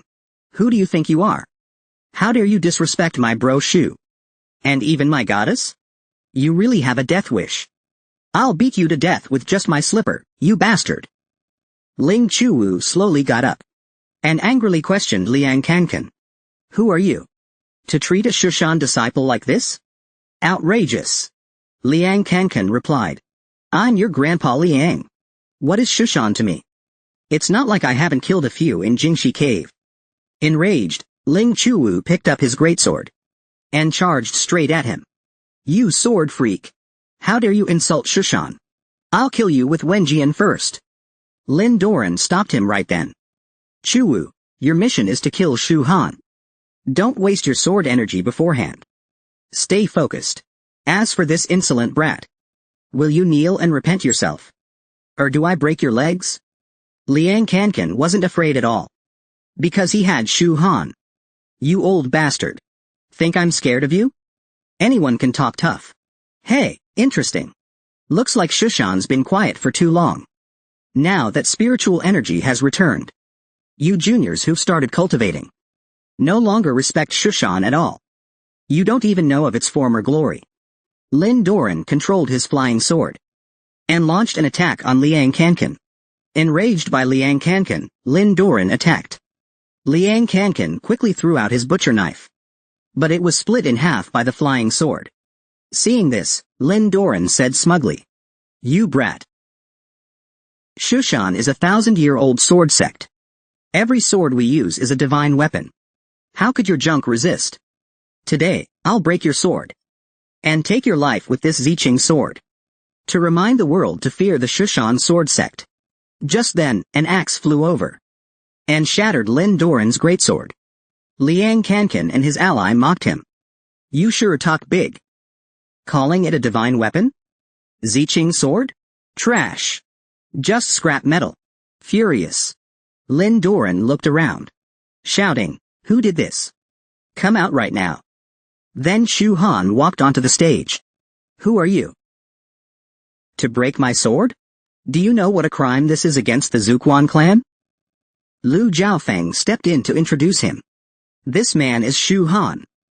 Ling Chuwu drew his sword and faced Shu Han, challenging him to a duel. Shu Han mocked him directly. Who the hell are you? To challenge me? Ling Chuwu was angry. All of you nobodies. Where does your confidence come from? To be this arrogant in front of a Shushan disciple? Do you not even know what death means? Shu Han. Ling Chuwu challenges you to a fair duel. Life or death. Are you too scared to accept? Lu Zhaofeng. Back then I treated your injuries. Lu Zhaofeng. Back then I healed you myself. Is this how you repay me? Even joining forces with Shushan to strike me? Outrageous. How dare you call the old patriarch by name? You repeatedly show no respect for the Lu family. You must have a death wish. Lu Jiaofeng retorted. Shu Han. You healed my injuries. But I also helped you save someone. We're even. Moreover, I had intended to reward you by marrying Yunzi to you. But you were ungrateful, thus severing all ties between you and the Lu family. You brought this on yourself. Then the old patriarch's meaning is, since ties are severed, we are now enemies. But I want to ask, is this your opinion alone, Lu Jiaofeng? Or the will of the entire Lu family? The Lu patriarch replied, the old patriarch speaks for the Lu family. What the old patriarch says, the Lu family does. Since that's the case, I understand. You're not even qualified to challenge me. That old man can barely manage. Lin Doran grew furious hearing that. Arrogant brat. Outrageous. I've trained in Shushan for decades, never expecting to meet such a brazen bastard after descending the mountain. If I don't slay you today, I have no face to return to Shushan. He was about to strike when Meng Kair stopped him. Everyone, have you forgotten something? This is my concert. Ruining my concert is one thing. But killing someone here? You really think the Meng family is easy to bully? Hearing this, Lu Jiaofeng said. So you're from the Meng family. No wonder you reached the Dan stage at such a young age. May I ask, Miss Meng, could you do us, the Lu family and Shushan, a favor? Once this is settled, we'll offer you a formal apology. I don't care whether you're from Shushan or Lu family. Shu Han is my savior. If you try to kill him today, I won't stand by and watch. Shu Han was deeply moved hearing that. Meng Kair, this has nothing to do with you. I can handle it myself. Still worried, Meng Kair hesitated. Then Liang Kankan stepped forward and said, Goddess, don't worry. Brother Shu is rock solid. These fools are just frogs at the bottom of a well. They dare think of killing Brother Shu? Just wait and watch them die. The two old men were infuriated to the point of trembling. At this moment, Ling Chuwu sneered at Shu Han. Who do you think you are? You're not worthy of my master's attention. I, Ling Chuwu, will kill you myself. Shu Han calmly replied, back in Jingxi Cave. Lin Chuyuan and the others sided with the demon lord. They attacked me. That's why I killed them. I have explained everything to your Shushan. Now that I've finished explaining, are you still determined to kill me? Shu Han, how dare you slander Shushan disciples? You're guilty beyond redemption. Even if Lin Chuyuan had killed you, it would have been justified. A backwoods peasant like you resisting? Unforgivable. Since you insist on this stance, I have no regrets. Come at me. Today, I'll destroy you hypocrites altogether. Furious, Ling Chuwu grabbed his sword and attacked Shu Han. Watch me cut you down. How arrogant can this man get? He actually attacked Shu Han. But the outcome was already determined. Shu Han summoned back the Chaos War Axe. The Hongmeng Battle Axe returned to Shu Han's hand. After catching it, he charged forward. He swung his axe at Ling Chuwu. Ling Chuwu blocked with his sword. But he could only block for a second. Shu Han cleaved his sword in two. Then, he slashed the axe into Ling Chuwu's body. Even in death, Ling Chuwu was defiant. He died full of resentment. Lin Doran and Lu Jiaofeng were utterly shocked.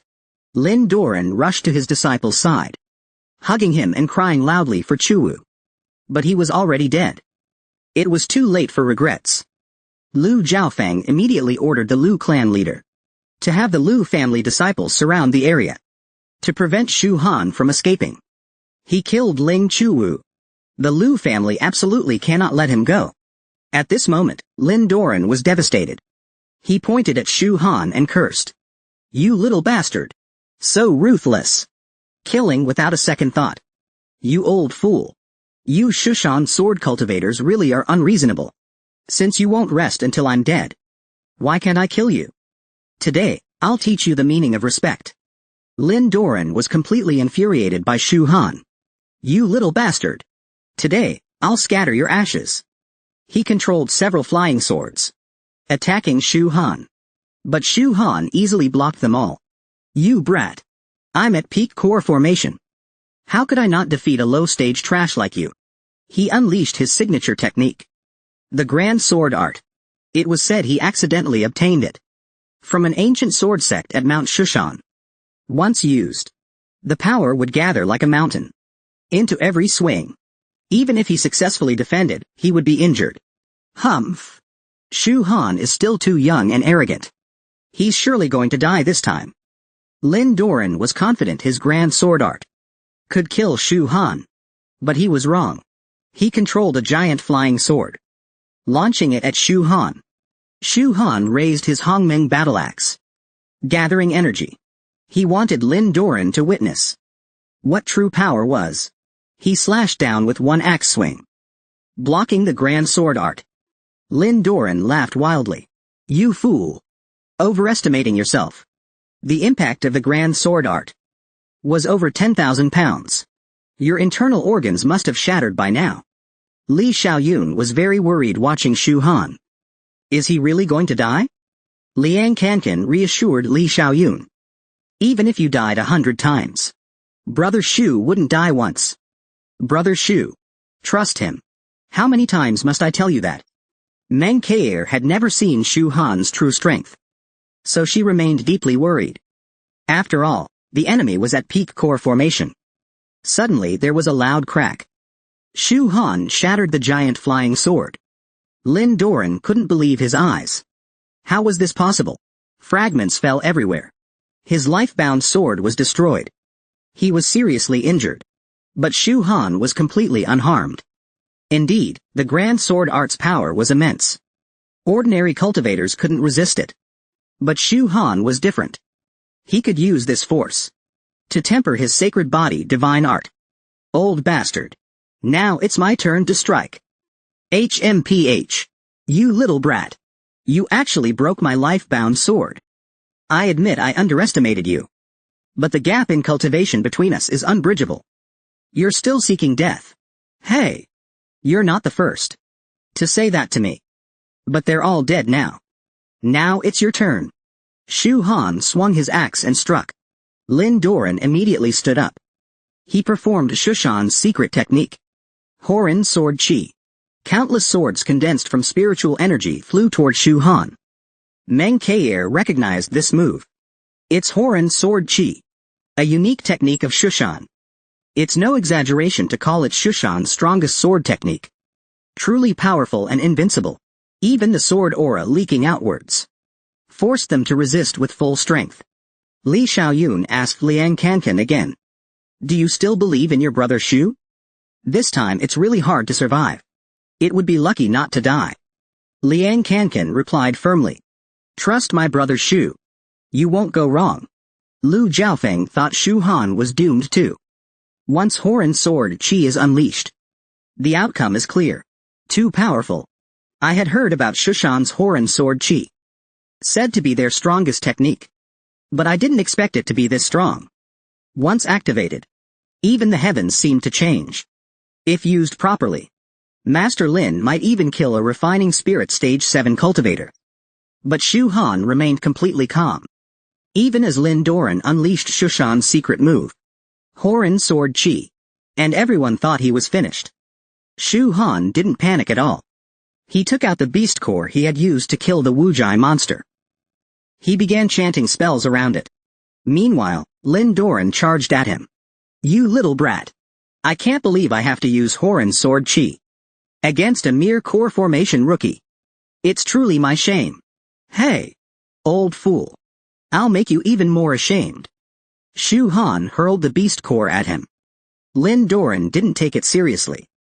Horan Sword Chi collided with the beast core. A loud explosion followed.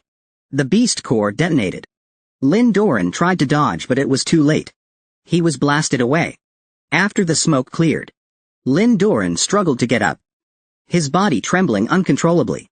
At this moment, he was confused. Ordinary bombs can't hurt me.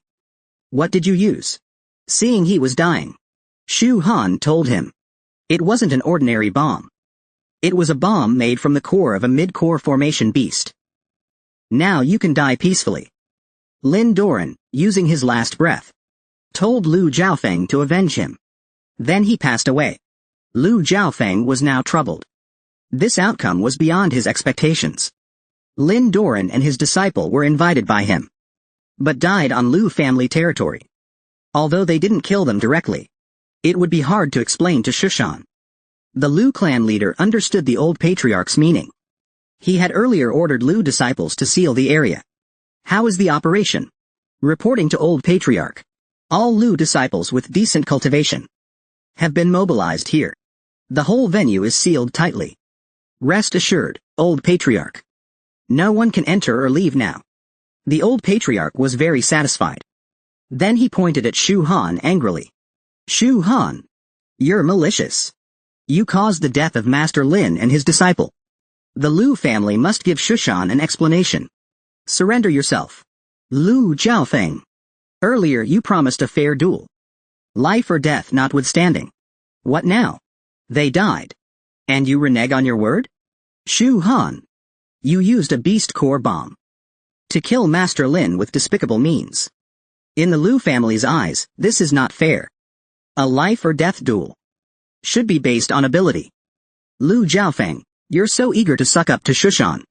You've completely lost your dignity. Having a clan head like you is a tragedy for the Lu family. Lu Jiaofeng was enraged by Shu Han. He launched an attack straight at him. Shu Han blocked it with the Hongmeng battle axe, but was still forced back.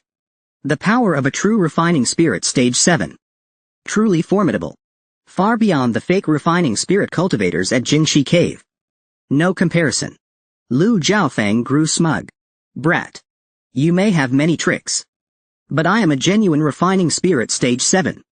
I can crush you like an ant. To someone like me, our cultivation gap is an entire major realm. Your petty tricks are meaningless to me. If I want you dead, it's as easy as crushing a bug. Liang Kankan couldn't stand it anymore. He wanted to help Shu Han take this old man down. But Shu Han told Liang Kankan to step aside. He would handle Lu Jiaofeng himself. He had long known what kind of person Lu Jiaofeng was. Lu Jiaofeng. When I treated your injuries before, I told you at the end. Although you were mostly healed, you still needed final medicinal reinforcement. Do you remember? Lu Jiaofeng looked slightly panicked. My old injury is fully healed now. I'm even stronger than I was before. Even if you're begging for mercy now, I won't let you go. If that's how it is, then come. Today, I'll erase the Lu family from Nandao. Lu Jiaofeng didn't want to hear more nonsense. He launched another attack at Shu Han. He wanted to finish Shu Han in one strike. Shu Han instantly activated the Asterisk Supreme Elixir Sutra, reversing his meridians. Lend me strength.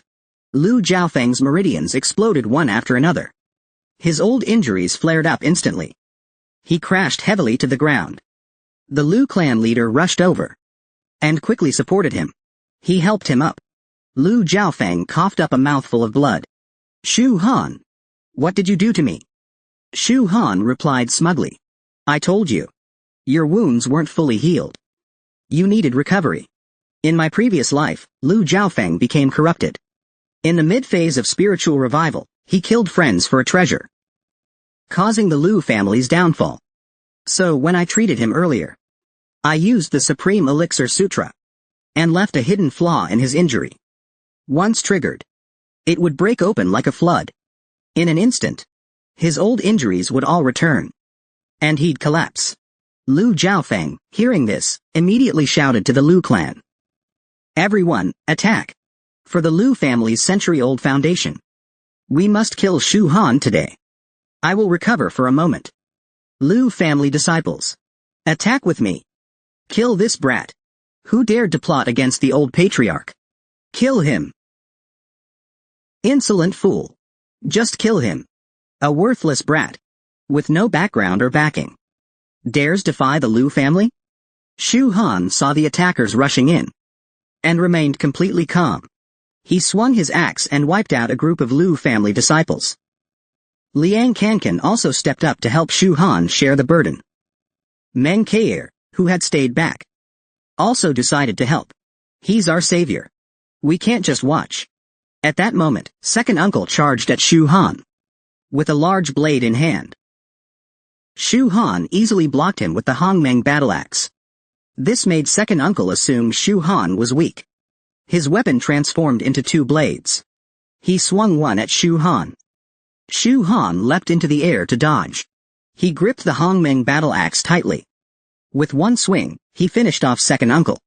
Only now did second uncle witness Shu Han's true strength. The Lu clan leader looked panicked. Shu Han, how dare you kill my second brother? Clan leader Lu, as the current head of the Lu family. You still have a chance to stop. I'm saying this again. Only out of respect. For Lu Banzhang. Otherwise, your Lu family would already be wiped out. The clan leader was blinded by hatred at this point. He didn't listen at all. He charged straight at Shu Han. Shu Han kicked him away with force. He flew backward violently. The Lu disciples rushed at Shu Han.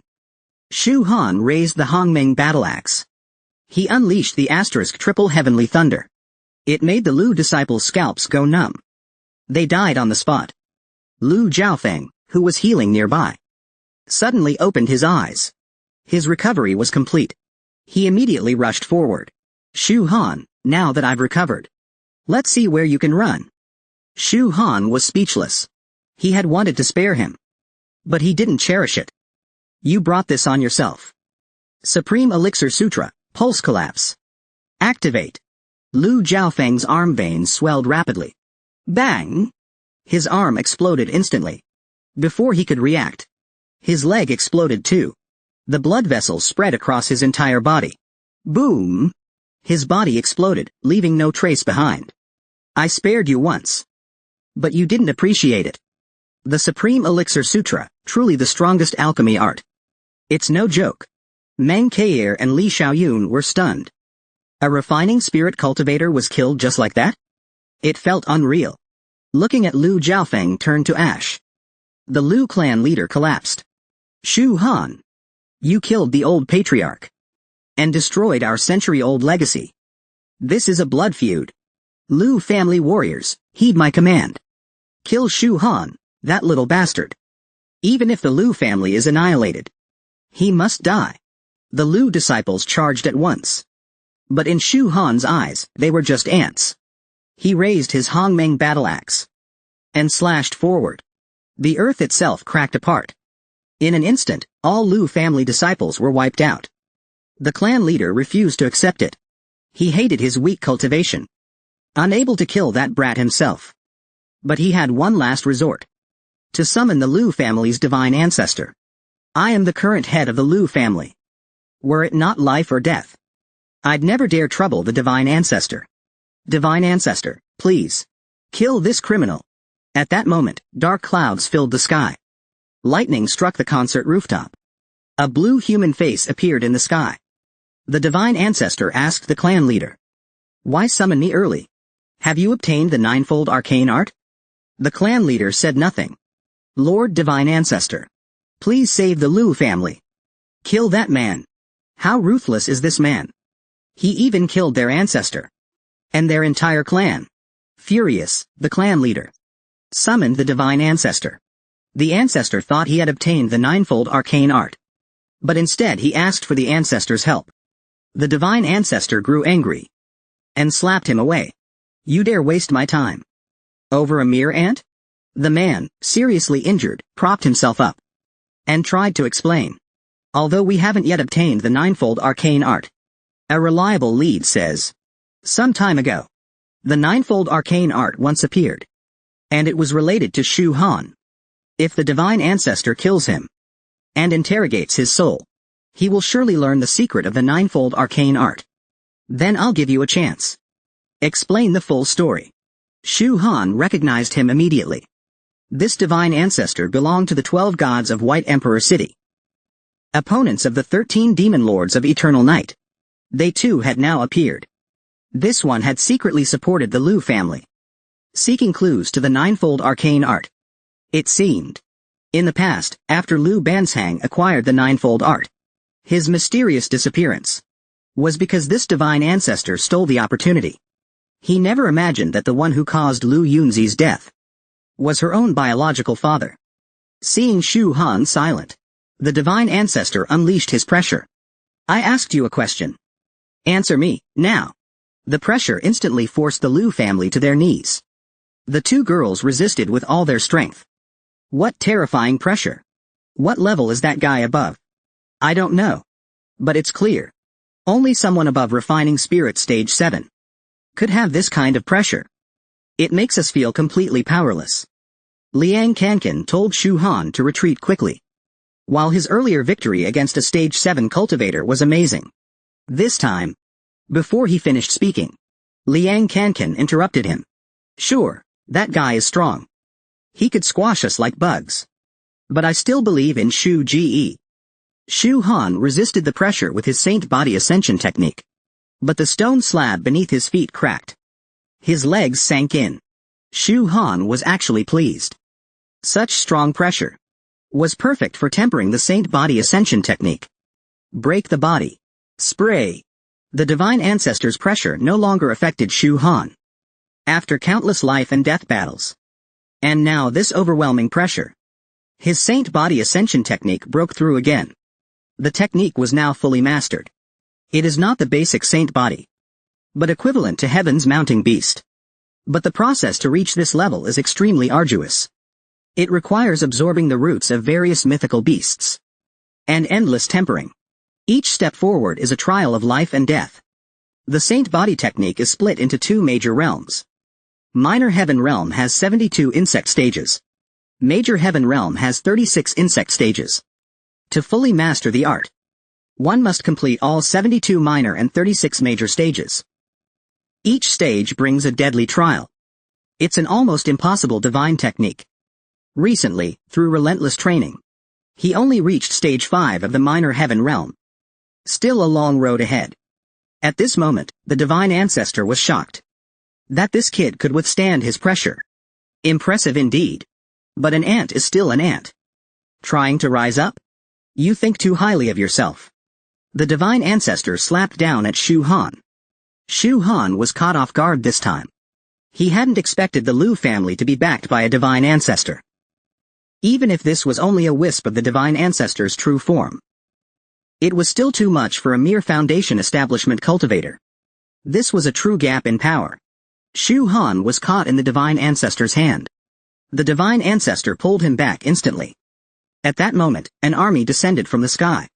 Leading them was Princess Wei Ling. The Dragon Guard army is here. Who dares cause trouble?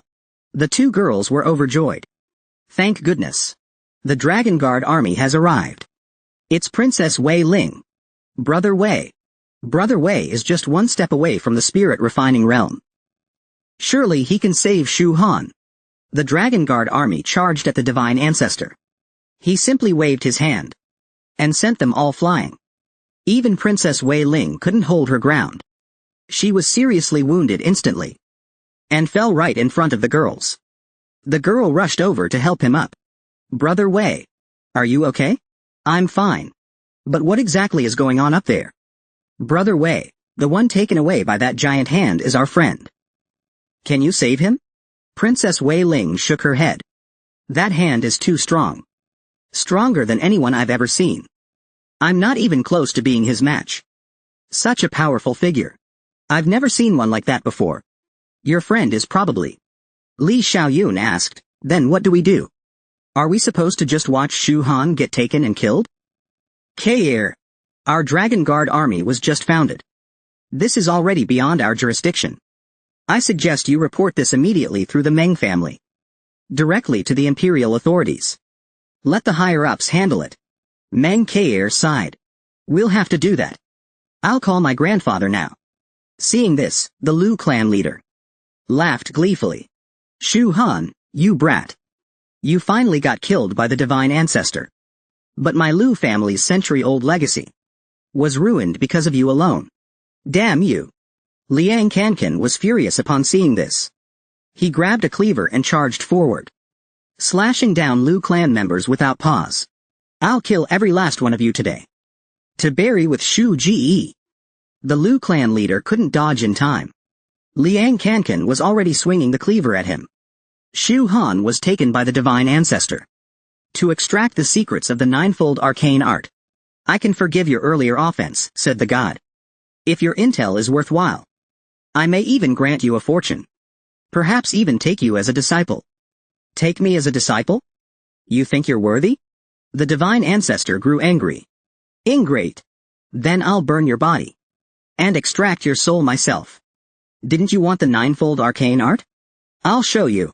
The divine ancestor saw it and confirmed.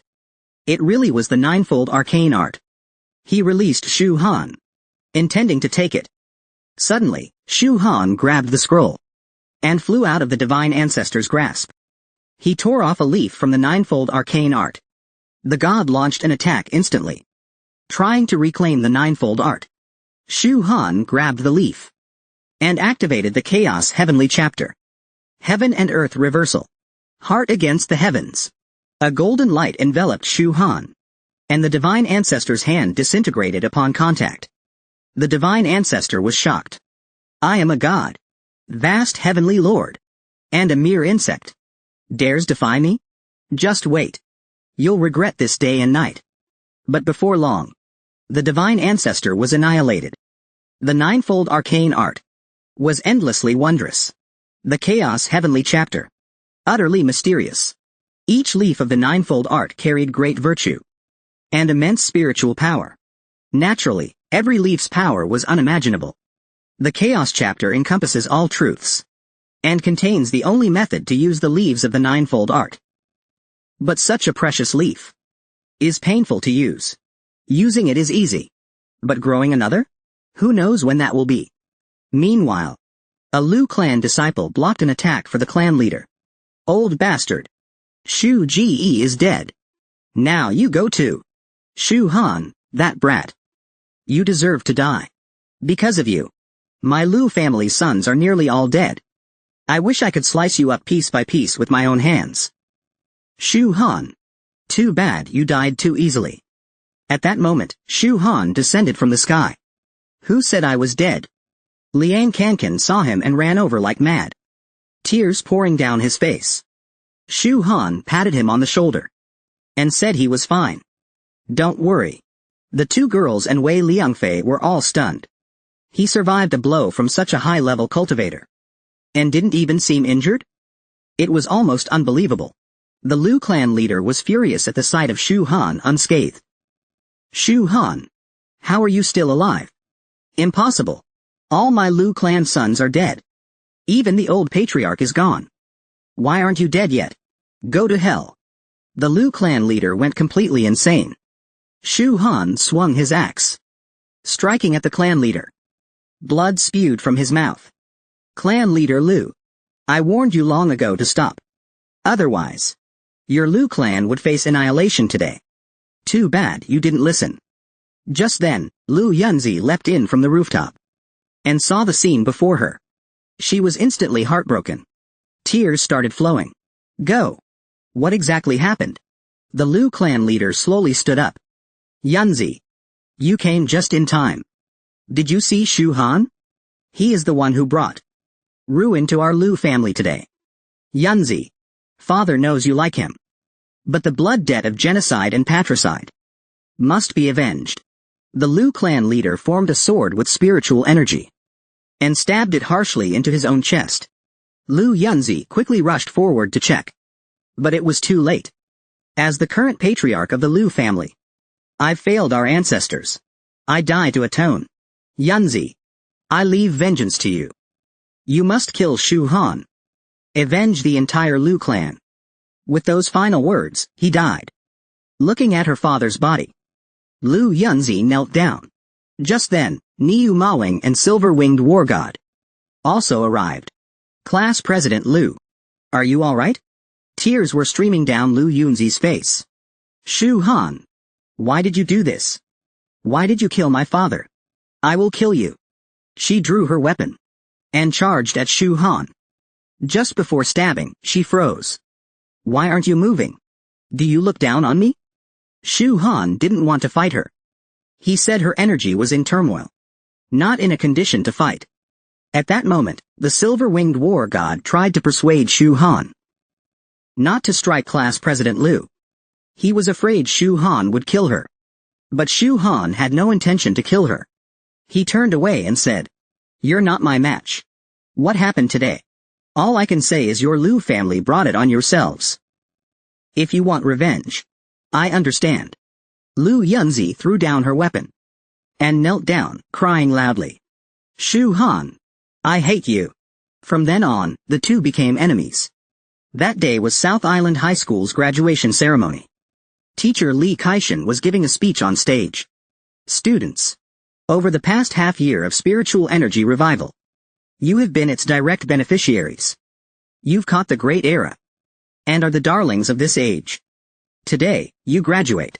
This year's martial exam results for South Island High were outstanding. 17 students were admitted to the top 7 elite academies. Among them, those who got into Qinghai and Tianjin University, 2 top schools. Numbered 6. Among thousands of high schools across the country, we ranked in the top 10. All of this is thanks to the opportunities in Jingxi Cave Heaven. At the same time, inside Shu Han's villa, old man Kangshan emerged from the token. Shu Han had long expected him to show up.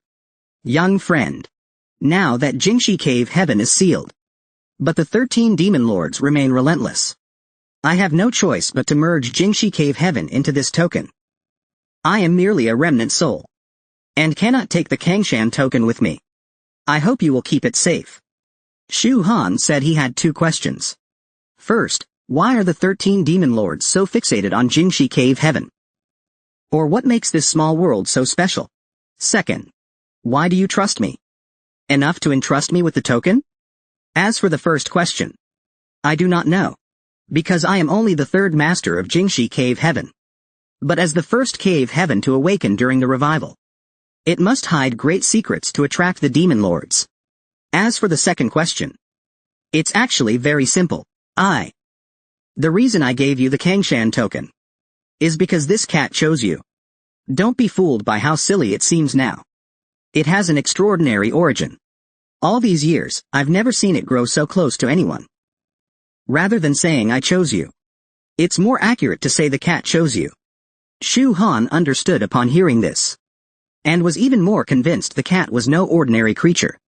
In his previous life, even Di Zun had been smacked away by a full-powered paw from this cat. How could it be ordinary? Shu Han agreed to safeguard the Kangshan token, but he had one request. Shu Han wanted control over Jingxi Cave Heaven. Old man Kangshan was a bit helpless hearing that. After the last incident, most of the cave realm had been sealed off. Items couldn't pass in or out. Even with control, Shu Han couldn't use it. Shu Han responded, "That's none of your concern. I can treat it as an ultra-large storage space. You know as well as I do. The larger the space, the harder it is to forge storage artifacts. Even venerables can only create treasures with a 10-meter cubic capacity." So old man Kangshan handed him the control rights, using a cave heaven as a storage treasure. "Only you, young friend, would dare such a thing. The control is yours. I must go now. This is a one-way trip. Just leave Jingxi Cave Heaven to this dumb cat." With those words, old man Kangshan vanished. Half a month later, on a high-speed train, Shu Han was on his way to Qinghai Academy. Sitting opposite him was a madwoman, staring at him constantly. Shu Han was speechless. "You followed me for days. Still not done staring? I have to carve my enemy's face into memory. I once thought you were kind-hearted, risking your life multiple times in Jingxi Cave Heaven to save others. But now, you're ruthless. You knew Lu Yunzi liked you so much, and still killed her whole family." Without a second thought, Shu Han had his reasons. Some people simply had to die. It was fate. Others didn't have to die. Like Lu Yunzi. Actually, I made a choice. Her whole family died, so she didn't have to. In a way, I saved her. Kwang Rui looked disgusted. Calling murder saving people? How hypocritical. Shu Han then told her, "I'm going to register at Qinghai Academy." "What, you're following me there too?" "That's a martial academy. Not just anyone can get in. You think you're the only one who got in? Don't you know? Students like you who passed the regular exam are only a small fraction? Most of the students are recommended by major sects. Are cultivation clans. Like my Shushan sect. Or the Long family. That rule's been in place since before the spiritual revival. So, you were directly recommended by Shushan? Of course. Qingbai is one of the top 2 martial academies in the country. It pools national resources. And the cultivation conditions are unimaginably good. Better than what major clans or sects offer. Once I'm in school, I'll train hard for 3 months. Surpass you in cultivation. Then kill you. Shu Han was speechless. Good. Confidence is key. Shu Han and Quang Rui rode the train and arrived at Qingbai 5 Seasons Academy. There were horse-headed guards at the gate. Many parents wanted to go inside, but were stopped by the staff. The school had rules.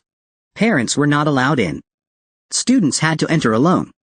No exceptions. Shu Han stepped forward calmly. Before entering, Quang Rui reminded Shu Han. 3 months from now will be your death day. Shu Han didn't care at all. He was more concerned about meeting Qin Loyi. Inside the campus, a long line had formed at a bridge. The beautiful teacher Shu Wei reminded them. New students, line up here to be assigned dormitories. Shu Han walked over.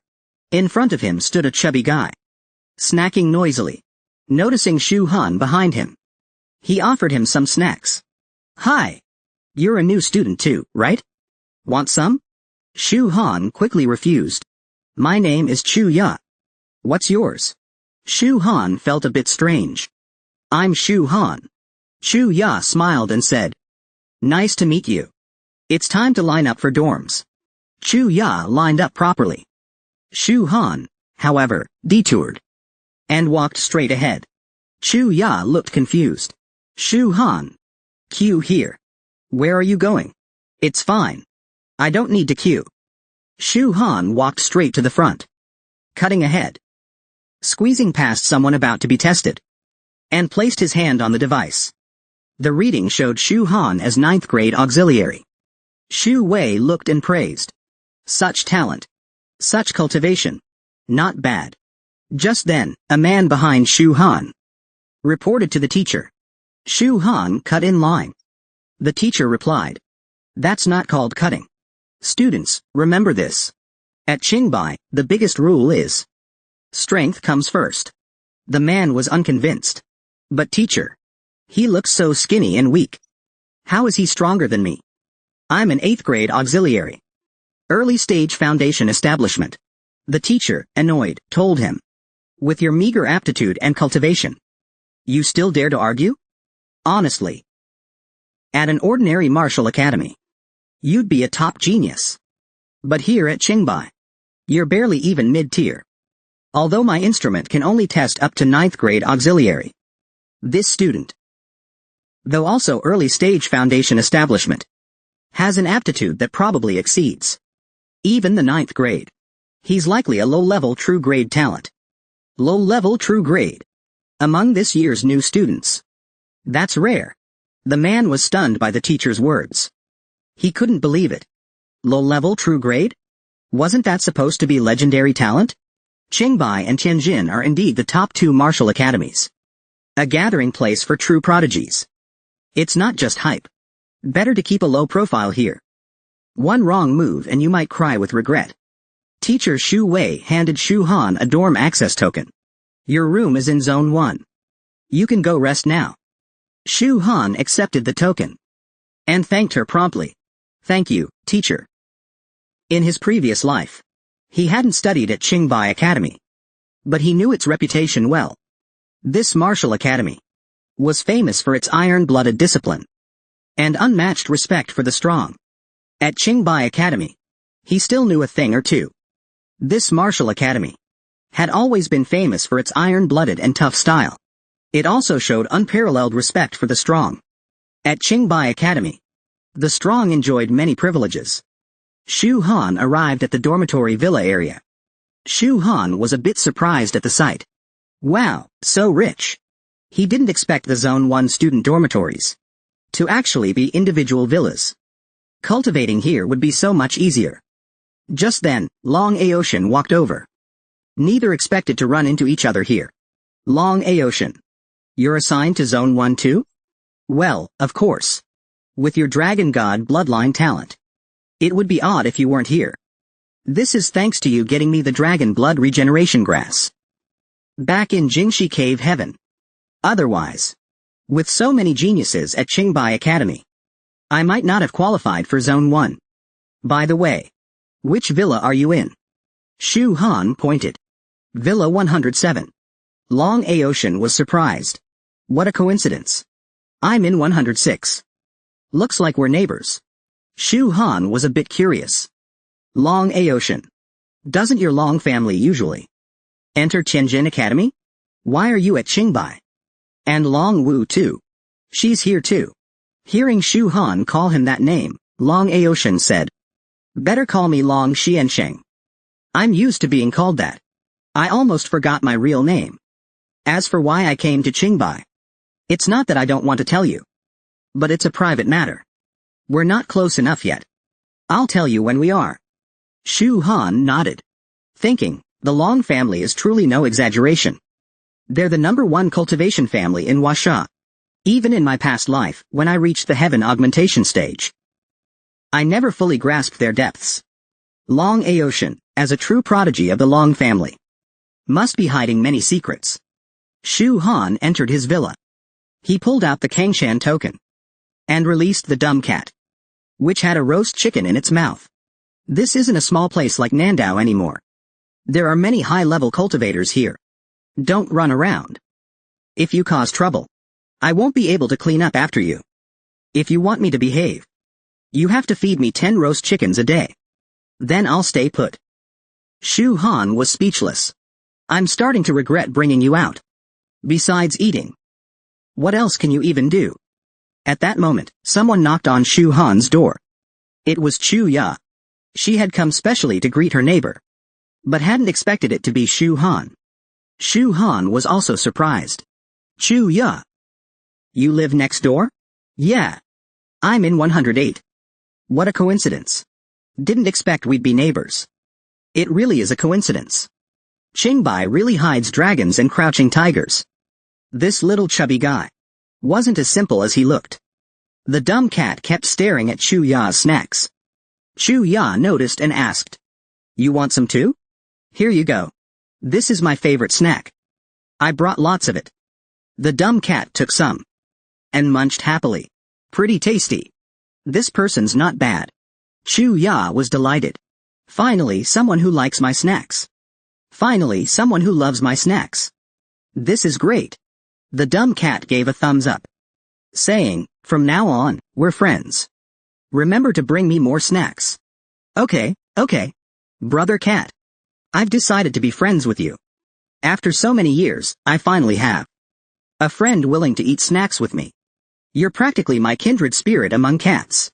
This moved Chu Ya to tears. Shu Han, standing nearby, was speechless. But it also made Shu Han curious. This chubby kid wasn't surprised at a talking cat.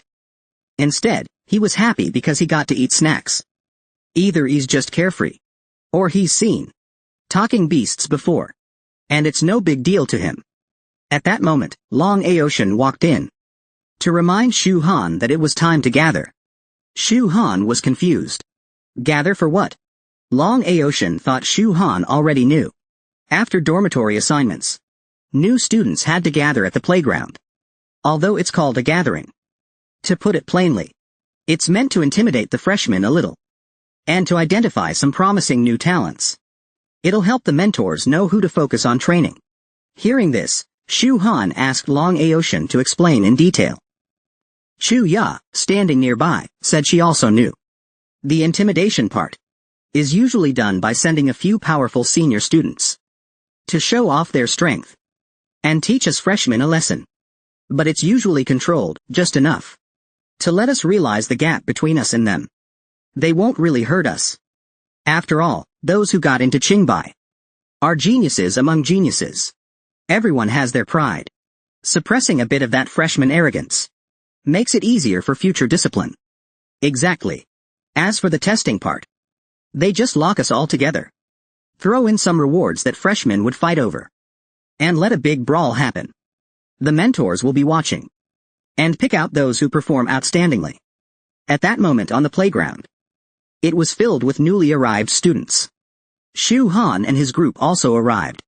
As for Liang Kankan, the silver-winged battle god, Niu Mawing also entered Qingbai Academy. Lu Yunzi, however, went to Tianjin Academy. But Shu Han was a little worried about Liang Kankan. Given his personality, he should have already come to find Shu Han. Yet he hadn't shown up. At that moment, Shu Han overheard some freshmen chatting.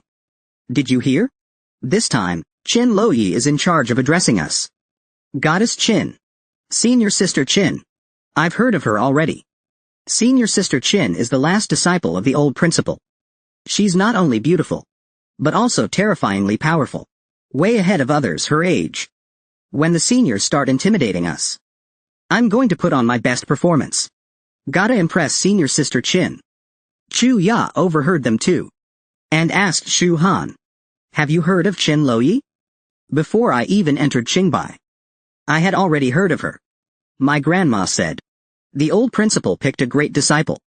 With Qin Loyi's talent, if she went to the battlefield, she could rival an entire army of cultivators. Hearing this, Shu Han's face turned slightly red. Luo'er is still as outstanding as ever. And with the opportunity she got from the Feniu Mountain's 7 treasures crown, she's become even more extraordinary. The intimidation session ended. Next was the scramble for rewards. Dear students, this year's Qingbai has prepared very generous rewards for you. I have 2 cards here. The first one is an energy chamber training card. It allows free training for 12 hours in the energy chamber. The freshmen got very excited. Qingbei's energy chamber is the most famous among all martial arts universities. It's said the entire chamber is built with high-grade spirit stones. The spiritual energy there is extremely compressed, incredibly rich, almost to the point of liquefaction. Training there for an hour is equivalent to 3 to 5 days of training outside. Coincidentally, Shu Han was planning to find some spirit stones to assist in his cultivation. I need to quickly improve my cultivation.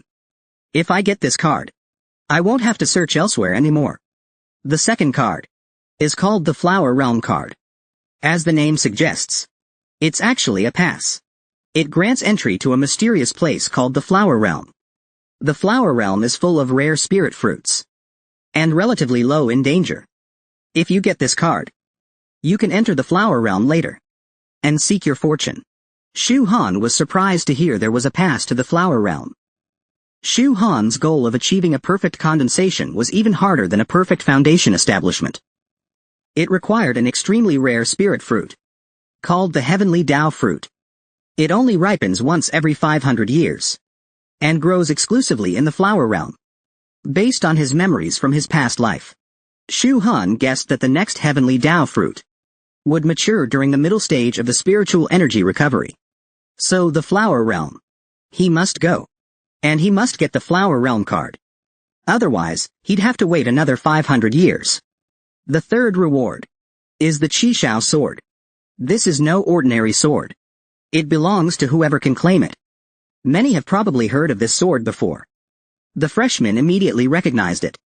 Legend has it this sword once slew a peak spirit refining realm beast. The Qishao sword is incredibly sharp. A peerless weapon.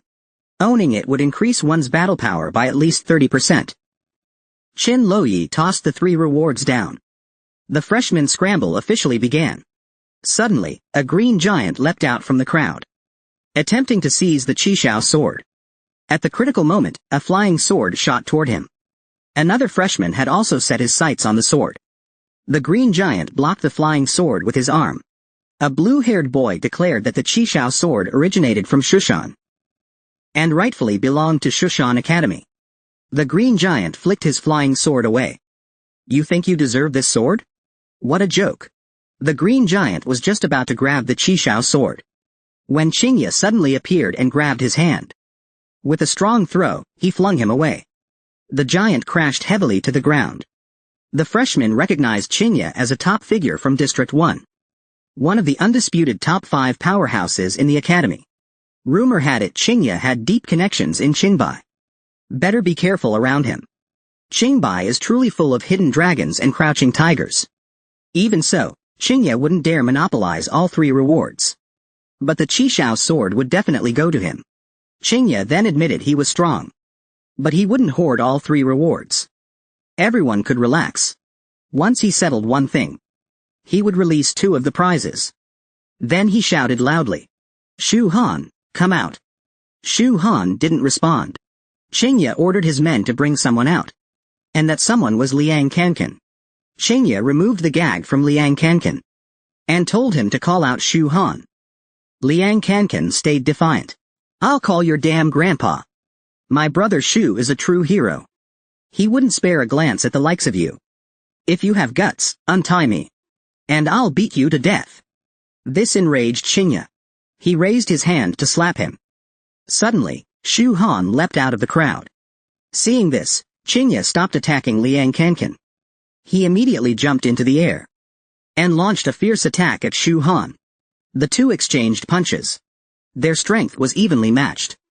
Both were forced back. The silver-winged battle god took the opportunity to rescue Liang Kankan and brought him back to Shu Han. Liang Kankan had been captured at the school opening. Now all the freshmen recognized that the person chatting with senior sister Qin was Shu Han. Qingye had used Liang Kankan to lure Shu Han out. The 2 immediately began a fierce battle. Both were forced back again. Wang Fu Tiexin watched and nodded approvingly. Both of their physical strength is incredibly strong. If either one chooses me as their mentor to train their body, their future achievements will be nothing short of extraordinary. At this moment, an old but handsome mentor holding a fan, named Long Yuishan, felt that the student with wings was also quite good. His sense of timing and speed were excellent. He would make a qualified commander on the battlefield in the future. Mentor Shu Wei responded, "Looks like we found a lot of good seedlings today." At this time, Qingye slowly walked toward Shu Han. "You're the first to physically take me head-on." Shu Han ignored him and asked Liang Kankan if he was okay. "Of course I'm fine. Brother Shu, I can't swallow this insult. Just wait and see. Since you're fine, let's go." Shu Han rushed forward instantly. Liang Kankan hurried after him. Qingye then ordered his men to go all out and cripple Shu Han. Mentor Shu Wei glanced at Long Yuishan and said, "If I'm not mistaken, this Qingye that everyone's wary of is related to you, right?" "That's right. Strictly speaking, he's the son of one of my sworn brothers. This kid had exceptional talent from young. During the spiritual energy recovery, he consumed a body-refining holy fruit and embarked on the path of body cultivation. He became monstrously strong. Let's put it this way. Among this batch of new students, in terms of pure physical strength, no one here is a match for Qingye. If that's true, then the student named Shu Han who rushed up is in danger. But just now, the 2 seemed evenly matched. Could it be that Qingye? That's right. Qingye hasn't even used his full strength. Qingye has cultivated a crystalline body. Once he unleashes it, that kid Shu Han won't last a single move." Mentor Shu Wei sighed after hearing that. "What a pity. I even arranged Shu Han's dormitory myself. This kid's foundation is quite good. His talent is remarkable." Mentor Wang Fu turned and asked Mentor Li for his opinion. Li Kaishan replied without hesitation, "Shu Han will win." The 4 mentors were shocked. "Mentor Li, did you misspeak?" Li Kaishan adjusted his glasses and calmly said, "Just wait and see. You don't know Shu Han like I do. You don't realize how good he is at creating miracles." Qingye and Shu Han exchanged another punch, both being knocked back several meters. Qingye felt thrilled fighting Shu Han. It had been a long time since someone dared to clash with his physical body. Shu Han also hadn't met an opponent of similar strength for a long time, making it ideal for improving his saint physique transcendence technique. Meanwhile, Liang Kankan kicked down one of Qingye's men and kept insulting him after knocking him down. Suddenly, a man wielding a large machete attacked Liang Kankan from behind. Liang Kankan noticed too late and couldn't dodge. He thought he was done for. But Niu Mawing arrived just in time and sent the attacker flying. Then the silver-winged battle god Long Aocean and Chu Ya also joined the fight. Liang Kankan exclaimed, "You're just in time." Niu Mawing responded, "How could we miss a good brawl?" Chu Ya said she had never fought before. "What should I do?" Liang Kankan patted her on the shoulder and said, "Since you're here, there's only one thing to do. Beat the crap out of them." Meanwhile, Shu Han and Chinya clashed again. Both were forced back once more. They were both panting heavily. Long Wu, behind Chinya, was furious seeing this. He reminded him, "Don't forget your mission." Damn it! Why is Chinya still not using full strength? What the hell? At this rate, how long will it take to cripple that kid? Chinya looked extremely unhappy upon hearing this. But he had no choice but to obey. He had wanted to enjoy a good fight today. Looks like that's not happening. Someone wants to cripple you. Oh really? What benefits did Long Wu offer you? To make someone like you go against me? You don't need to know that. The sword is mine. It's mine. Shu Han picked up the 2 cards from the ground and said, "Don't misunderstand. I'm not interested in the sword. I only want these 2 cards." The freshmen were furious seeing them take all the prizes. It was understandable for Chinya to take the sword. But why should Shu Han also get a reward? And he took 2 no less. Exactly. He even dared to speak closely with my goddess earlier. Unforgivable.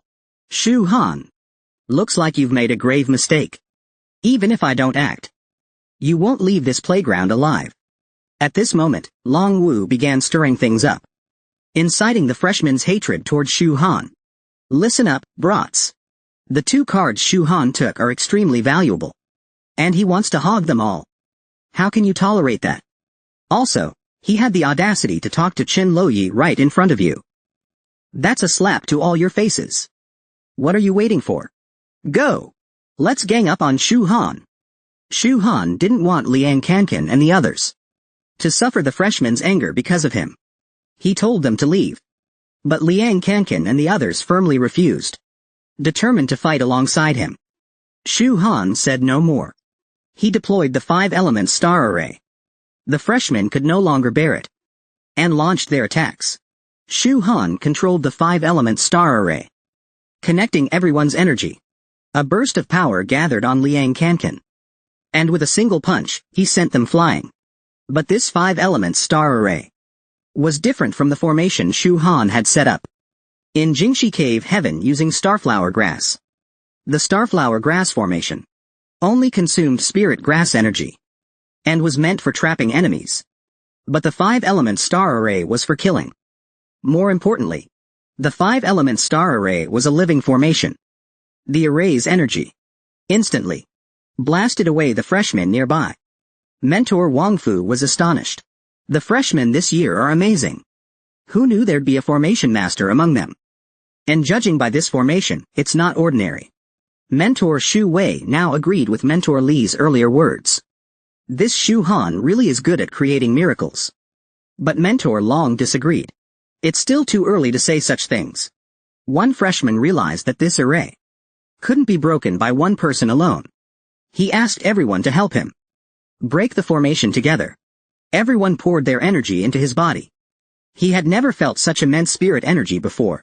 He eagerly threw a punch at the formation. Shu Han saw this and told his teammates to hold steady. He gathered energy onto Niu Mawing.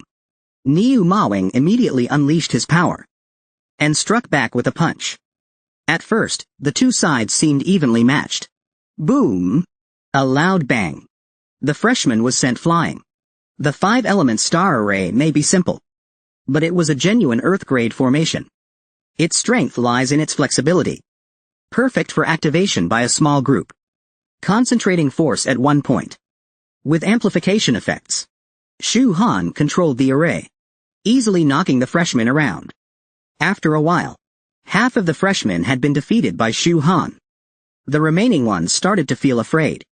Some even wanted to give up and retreat. No more fighting over rewards. At this moment, Liang Kankan started showing off again, challenging Chinya to come fight them. Meanwhile, Long Wu watched the freshmen and felt disappointed.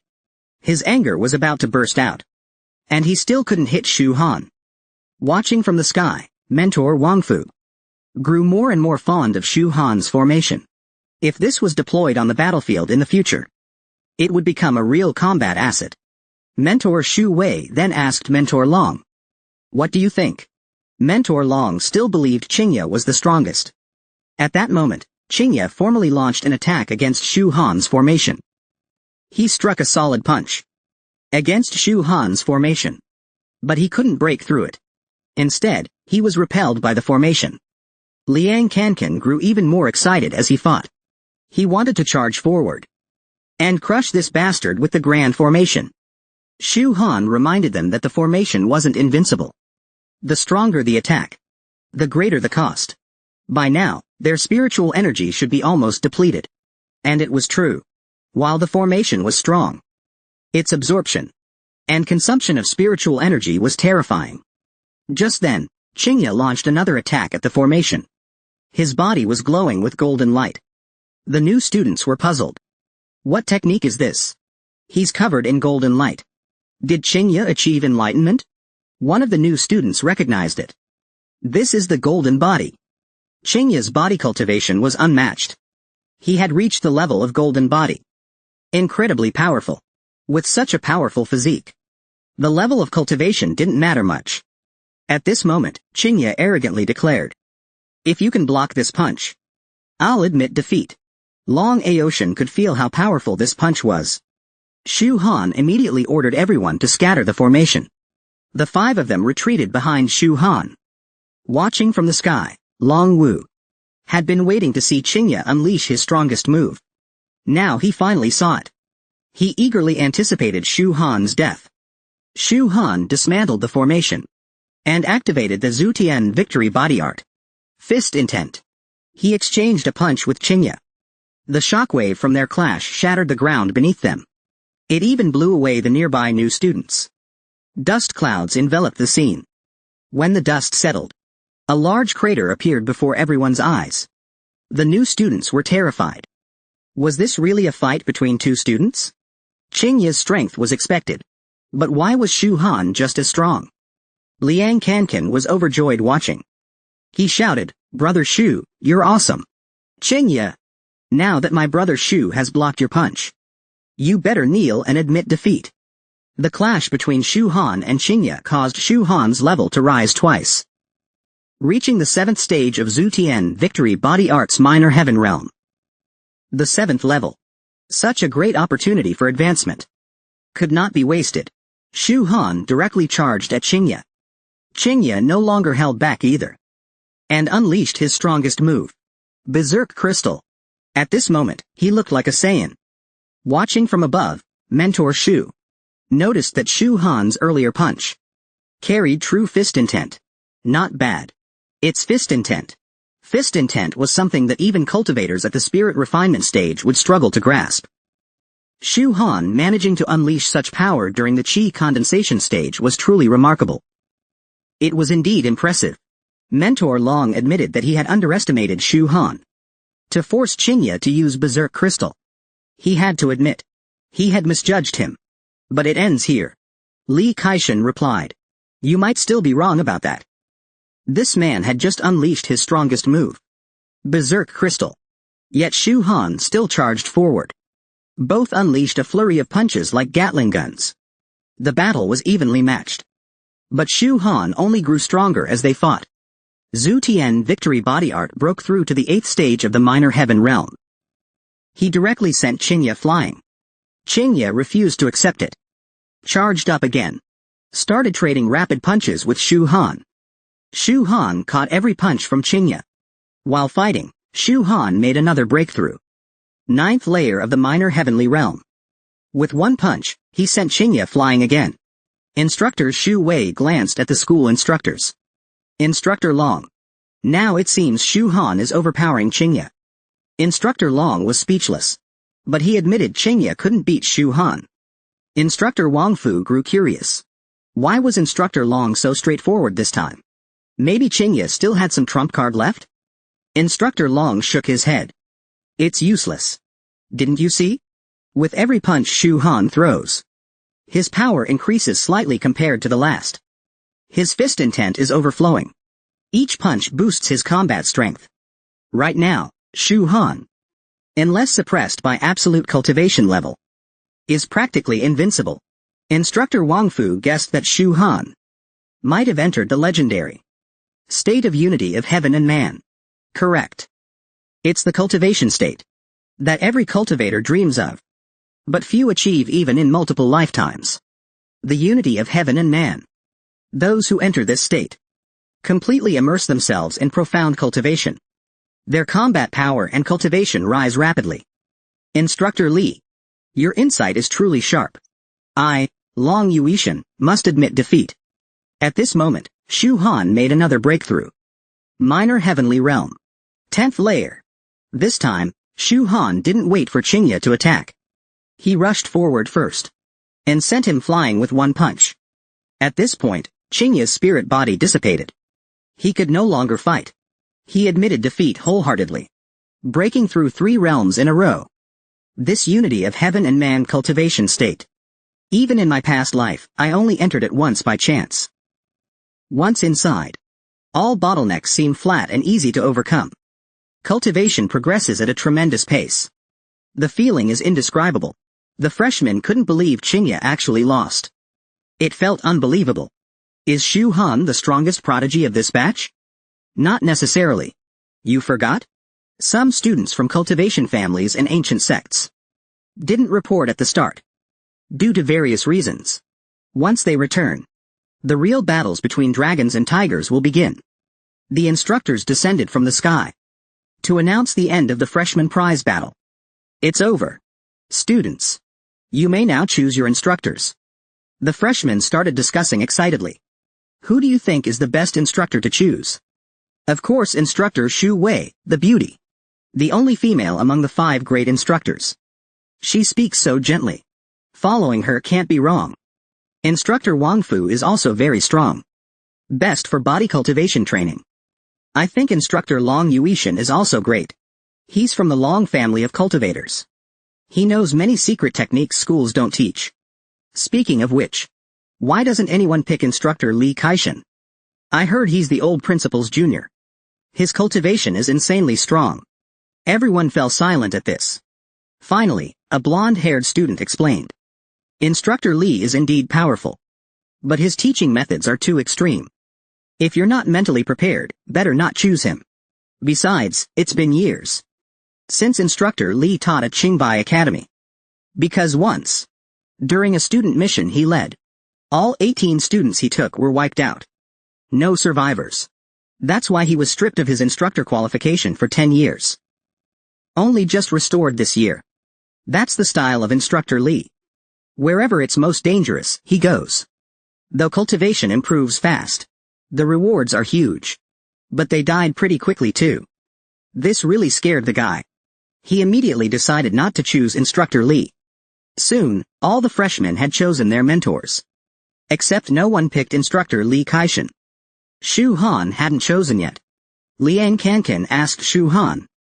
Who are you choosing? I'm choosing Li Kaishan. You guys pick whoever you like. Liang Kankan was puzzled. Brother Shu. Why? Because choosing him is dangerous. Speaking of Li Kaishan, he's actually quite a tragic figure. He has no selfish motives and fights solely for the survival of humanity. So he's extremely strict with his students, often taking them on missions to the most dangerous places.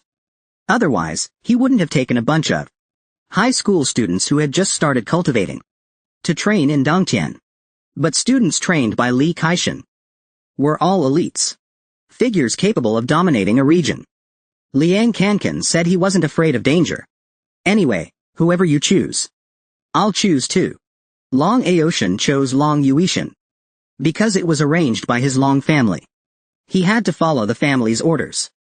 Chu Ya chose instructor Wang Fu Tiexin, as requested by her grandmother.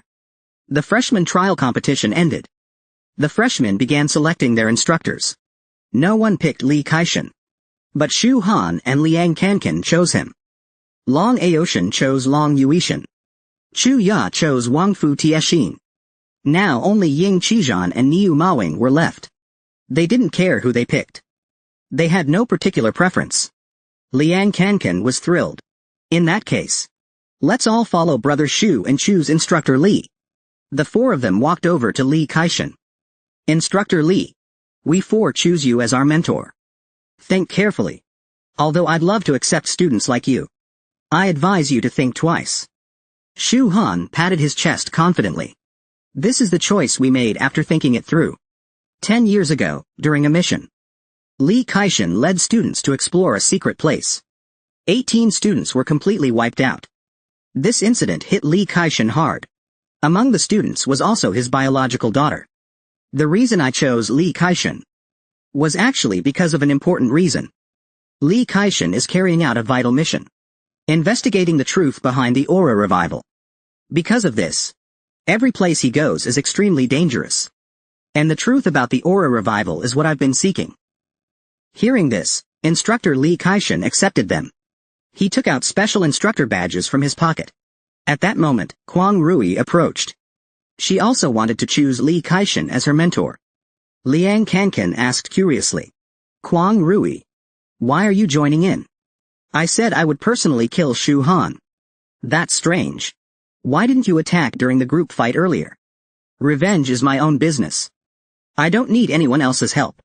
But aren't you worried that sharing the same mentor with Brother Shu might make you bond instead? And develop feelings? Kwang Rui answered firmly. Impossible. Lee Kaishan accepted Kwang Rui as well. I hadn't planned to take any students this time. But now I've met you 5 fearless kids. I just hope you remember one thing. Staying alive is more important than anything. A day later, Shu Han arrived at the energy room. He walked up to the reception and told the 2 staff members he wanted to train in the energy room. The red-haired staffer waved him off. Stop joking around. Freshman just enrolled. Where would you get merit points from? Come back after earning some. Shu Han then pulled out his energy card. The red-haired guy immediately recognized him. You're that Shu Han who led half the freshmen? That's me. Can I go in to cultivate now? You can. The energy room has 5 levels of energy activation. Which level do you need? The red-haired guy's companion chimed in. What's there to ask? Freshmen always start with level 1. No, I want level 5. The 2 senior students were stunned by Shu Han's words. Little junior, you probably don't know what level 5 means. That's the maximum energy supply of the energy room. The energy is wild, dense like water. Even most instructors can't withstand it. Usually, even among the 5 great instructors, they only open up to level 4. Are you sure you want level 5? I'm sure. I want level 5. The red-haired guy was a little pissed. Good grief. Was everything we just said wasted? Are you insane? This could kill you. No worries. If I die, it's on me. Just open level 5 for me. The 2 senior students stopped trying to persuade him. They agreed to open it. They figured they'd let Shu Han suffer a bit. See how he handles it later. Shu Han, I don't think you can even last a minute. If you feel like you can't hold on in there, signal me right away. I'll immediately cut off the energy supply. No problem. Thanks. The 2 of them slowly opened the gate. Shu Han stepped inside. After he entered, red hair reminded him again. Junior, don't forget. If you can't take it, signal me immediately.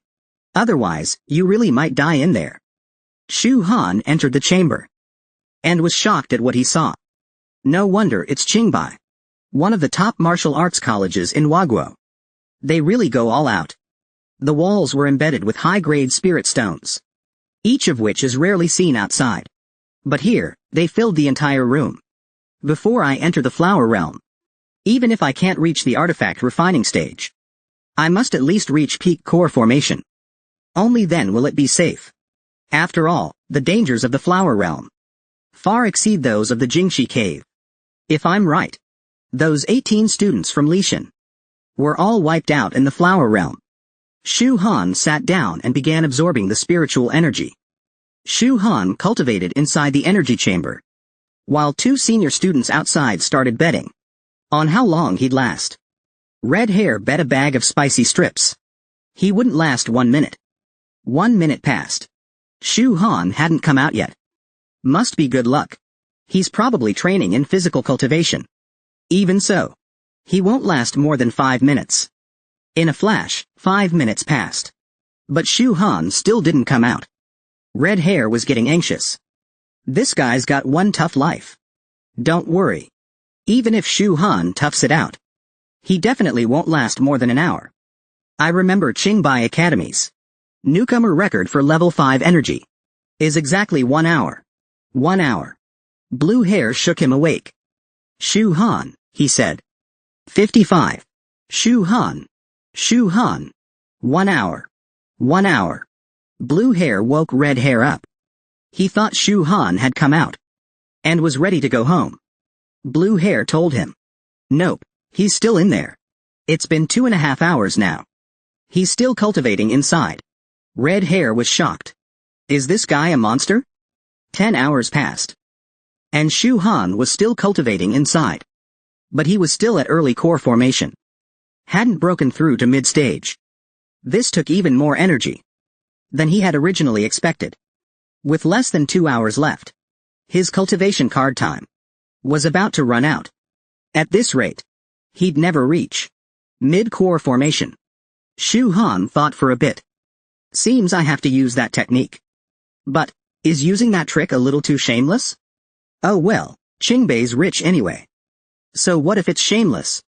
Shu Han crossed his hands toward the snacks and unleashed his surprise art. At that moment, the detectors outside blared an alarm, startling the two of them. The energy suddenly surged by 100-fold. Shut off the spirit energy supply, quick. But Red Hair kept pressing the button, no effect. And inside, the spirit stones were still gushing energy. Crap, at this rate, Shu Han's probably been torn to shreds inside. Blue Hair opened the internal camera feed, only to see Shu Han was perfectly fine and still absorbing the berserk energy. The two were utterly dumbfounded. As for Shu Han's surprise art, it was a special cultivation method. In her previous life, it was in the Endless Sea, where she observed an Earth Extreme Giant absorbing heaven slaying spiritual chi and gained enlightenment. Its trait was the ability to absorb surrounding spiritual energy at 100 times the normal speed. The downside was that the absorption process was extremely violent. No physique could endure absorbing it for long. Otherwise, it would inevitably damage the body. Half an hour later, Shu Han had completely drained the snacks in the energy room. But it was also time for a breakthrough. Mid-stage core formation, here I come. Suddenly, a giant bird burst out of her body. Moreover, it was a strange bird with 2 eyes. Shu Han recognized it at a glance. It was Chongming. Chongming was an ancient beast from the Red Desolation. In a previous life, by a twist of fate, it had become Shu Han's guardian beast. They had fought side by side through life and death, as close as brothers. During Shu Han's battle with the Emperor Sovereign, Chongming was killed while trying to protect Shu Han. The reason I was able to reincarnate with the Chaos Heavenly Seal is likely because of Chongming's sacrifice. Chongming was also known as the Bird of Time and Space. It is said that once fully grown, it could survive across ancient and modern timelines. That might be why I could meet Chongming again. I once thought I would never see Chongming from my past life again. Unexpectedly, it has appeared once more. Chongming, as long as there's even a sliver of hope, I will spare no cost to revive you. At this moment, the energy monitor beeped, showing 0 energy left. Red Hair looked on, tears falling down. The energy from all those snacks should have been enough for the whole school for months. How could it be drained? What exactly did Shu Han do inside? The energy room door slowly opened.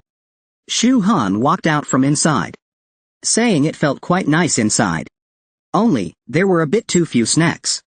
He suggested stocking more next time. He said once he got an energy card, he would come again.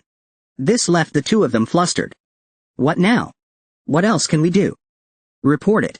After all, the energy room is a school-run business. It has always been operated by the Hanya Group. This time they ran into Shu Han and suffered enormous losses. That day, Li Kaishan called the 5 of them into the classroom for a meeting. But Li Kaishan stood there for a long time without saying a word. Liang Kankan asked what the meeting was for. It can't be just to stare at us, right? Li Kaishan adjusted his glasses. I was hesitating whether to tell you or not. Because this matter isn't much related to the school. But it is dangerous. And currently, I have no one else available. That's why I called you here. Teacher Li. You're our teacher now. Feel free to tell us if something's up. Alright then. Have you heard of the Department of Spiritual Energy Recovery Investigation? Clearly, none of them had any idea. It's normal that you haven't heard of it. This department was established right after the spiritual energy recovery started. And I am one of its members. At this moment, Liang Kankan raised his hand with a question. Teacher Li. Are you trying to recruit us into the Department of Spiritual Energy Recovery Investigation? You're overthinking it. You are not qualified to join yet. The Department of Spiritual Energy Recovery Investigation, or Spirit Investigation Bureau for short, currently has only 5 members in total. It reports only to the highest leaders of Huaxia. It is one of the most powerful investigative agencies in the country. Its authority surpasses all other departments. Every member is a national pillar. Similarly, the danger faced by the Spirit Investigation Bureau far exceeds that of ordinary departments. The silver-winged war god was puzzled upon hearing this. Teacher Li. If the Spirit Investigation Bureau is so powerful and influential, what can a few students like us do? Matters within it are surely beyond our capability to handle. Indeed, it's beyond your capability. But now there's an opportunity. Since you are my students, I wanted to at least inform you. As for whether you join, it's up to you to decide. According to the Spirit Investigation Bureau's findings, tomorrow afternoon at the Jinan River, a clue regarding the truth behind the spiritual energy recovery will appear. As for what the clue is, it remains unknown. What is known is that the enemy is very powerful. Conservatively estimated, at the early spirit refinement stage. At that time, I will personally make a move to seize the clue. No matter the cost. Then, Teacher Li, what do you need us to do? Shu Han had at least heard of the Spirit Investigation Bureau. It was a very mysterious and low-profile department. Even in his past life, Shu Han didn't know much about it. Of the 5 members of the Bureau, only 3 were publicly known. The other 2 had always remained hidden. What Li Kaishan wanted them to do was simple. Serve as lookouts along the Jinan River. Because the enemy would disguise themselves as various types of people, they were responsible for identifying them. Once any suspicious individuals were spotted, report immediately. At this moment, Liang Kankan had another question. Teacher, is there a reward if we complete the task? Of course. And a very generous one. Mainly cultivation resources. Enough resources to raise your cultivation by 1 minor realm. Liang Kankan was so excited he almost lost it. He immediately applied to join, saying he'd been doing such things since he was 8. Li Kaishan had 2 reasons for telling them about this mission. First, because the reward was generous. Second, because the danger level was low. But you must understand. Spirit Investigation Bureau missions are full of uncertainties. Even if a task looks safe on the surface, it could still become extremely dangerous. That's why I was hesitant. I really don't want anything bad happening to my students. But I also want you all to become stronger. At this point, Kwang Rui raised her hand to apply. As long as I can become stronger, I'm willing to bear the risk. Shu Han, standing beside them, had a question. Teacher Li, will anyone else be participating? From what I know, to ensure mission success, the Spirit Investigation Bureau doesn't put all their eggs in one basket. Usually, multiple teams work on the same mission. Li Kaishan replied. Yes.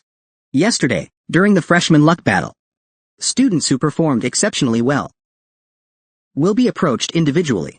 If they agree, they will also participate in tomorrow's mission. Subsequently, Shu Han also signed up. The silver-winged war god and the ox demon king both raised their hands to join too. The next day, at the Jinan River, Shu Han and Liang Kankan were observing suspicious individuals. Liang Kankan moved closer to Shu Han and asked, Have you spotted anyone suspicious? Shu Han glanced at him and said, Right now, you look the most suspicious. Act more natural. Don't alert the enemy. At that moment, Liang Kankan spotted someone ahead selling candied hawthorn. He looked a lot like Qingya, Surprisingly, that bastard actually disguised himself well. A little girl nearby told her mother she wanted a candied hawthorn. Chingya smiled and asked the girl, "How many sticks do you want?"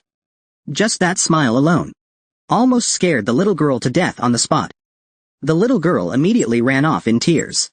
Seeing this, Liang Kankan walked up and said, "Boss, your business isn't doing so well, huh? Give me a stick of candied hawthorn too." Chingya was visibly annoyed. He said he wasn't selling, and turned to leave. Liang Kankan hurriedly stepped forward to block him. "Chingya, we're customers too. Why won't you sell to us? What's wrong? Still upset after getting beaten by Brother Shu on the playground? Not willing to accept it? Hey! Get lost. Stop disturbing my work. Chingya. No offense, but with that fierce look of yours, it's a miracle you haven't scared people away yet. Who would dare buy from you?" Shu Han told Liang Kankan to stop talking. She noticed someone approaching. It was an elderly couple. "Young man, give us 2 sticks of candied hawthorn." Chingya handed them 2 sticks of candied hawthorn. The old lady pulled out her phone to scan and pay. "Young man, you look quite special. Are you an ability user? Why are you setting up a stall?" Chingya admitted he was indeed an ability user. But his ability was too weak. It could only warm water slightly. He had no real talent for cultivation. So he ended up selling candied hawthorn. "I see. That's a pity. But selling hawthorn is fine. At least it gives you a stable life." At that moment, the old man called out to his wife. "Let's go. Old woman. Always so chatty. Don't forget we have business to do." The two then left. Chingya smugly patted Liang Kankan's head. "Didn't you say I couldn't sell anything? Look, I sold some. Still want to run your mouth? That's because those 2 old folks were kind-hearted. Pitying your ugly looks. They bought out of sympathy. And you actually believe it?" Shu Han, standing nearby, noticed something wrong. "Don't you think those 2 were suspicious?" Liang Kankan looked confused. They looked perfectly normal. But Chingya felt differently. He had probed them just now. Both elders were just ordinary humans. He didn't sense anything special. Yet Shu Han still felt uneasy. They definitely have issues. "I trust my instincts. But what exactly is wrong?" Liang Kankan asked. "Should we report it to Teacher Li?" Chingya thought it unnecessary. "Shu Han. Though you're slightly stronger than me. I have sharp eyes. Those 2 were ordinary old folks for sure. Absolutely no problem." But Chingya's words gave Shu Han a clue. What if they aren't human? Chingya and Liang Kankan were shocked. If they're not human, then what are they? "I don't know. But most likely demons."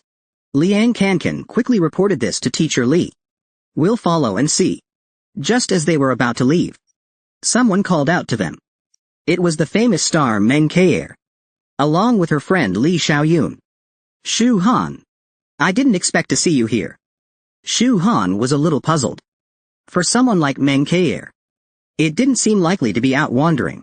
Shu Han asked Meng Kaer, "What are you doing here?" Li Xiaoyun replied nervously. "Isn't it because of the Black Dragon King? Last time he sent people to harass Kaer. And you saved her. This time we found out the Black Dragon King is nearby. So we came to take revenge." Shu Han pondered for a moment. Demons showing up early was already suspicious. And now they coincidentally ran into them here. Could this mission be connected to the demon race?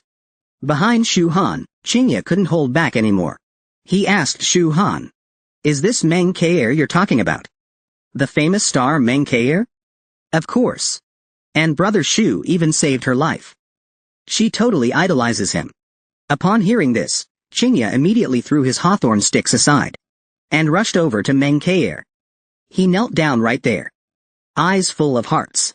"Meng Kaer, I finally met you. I'm your biggest fan. My idol.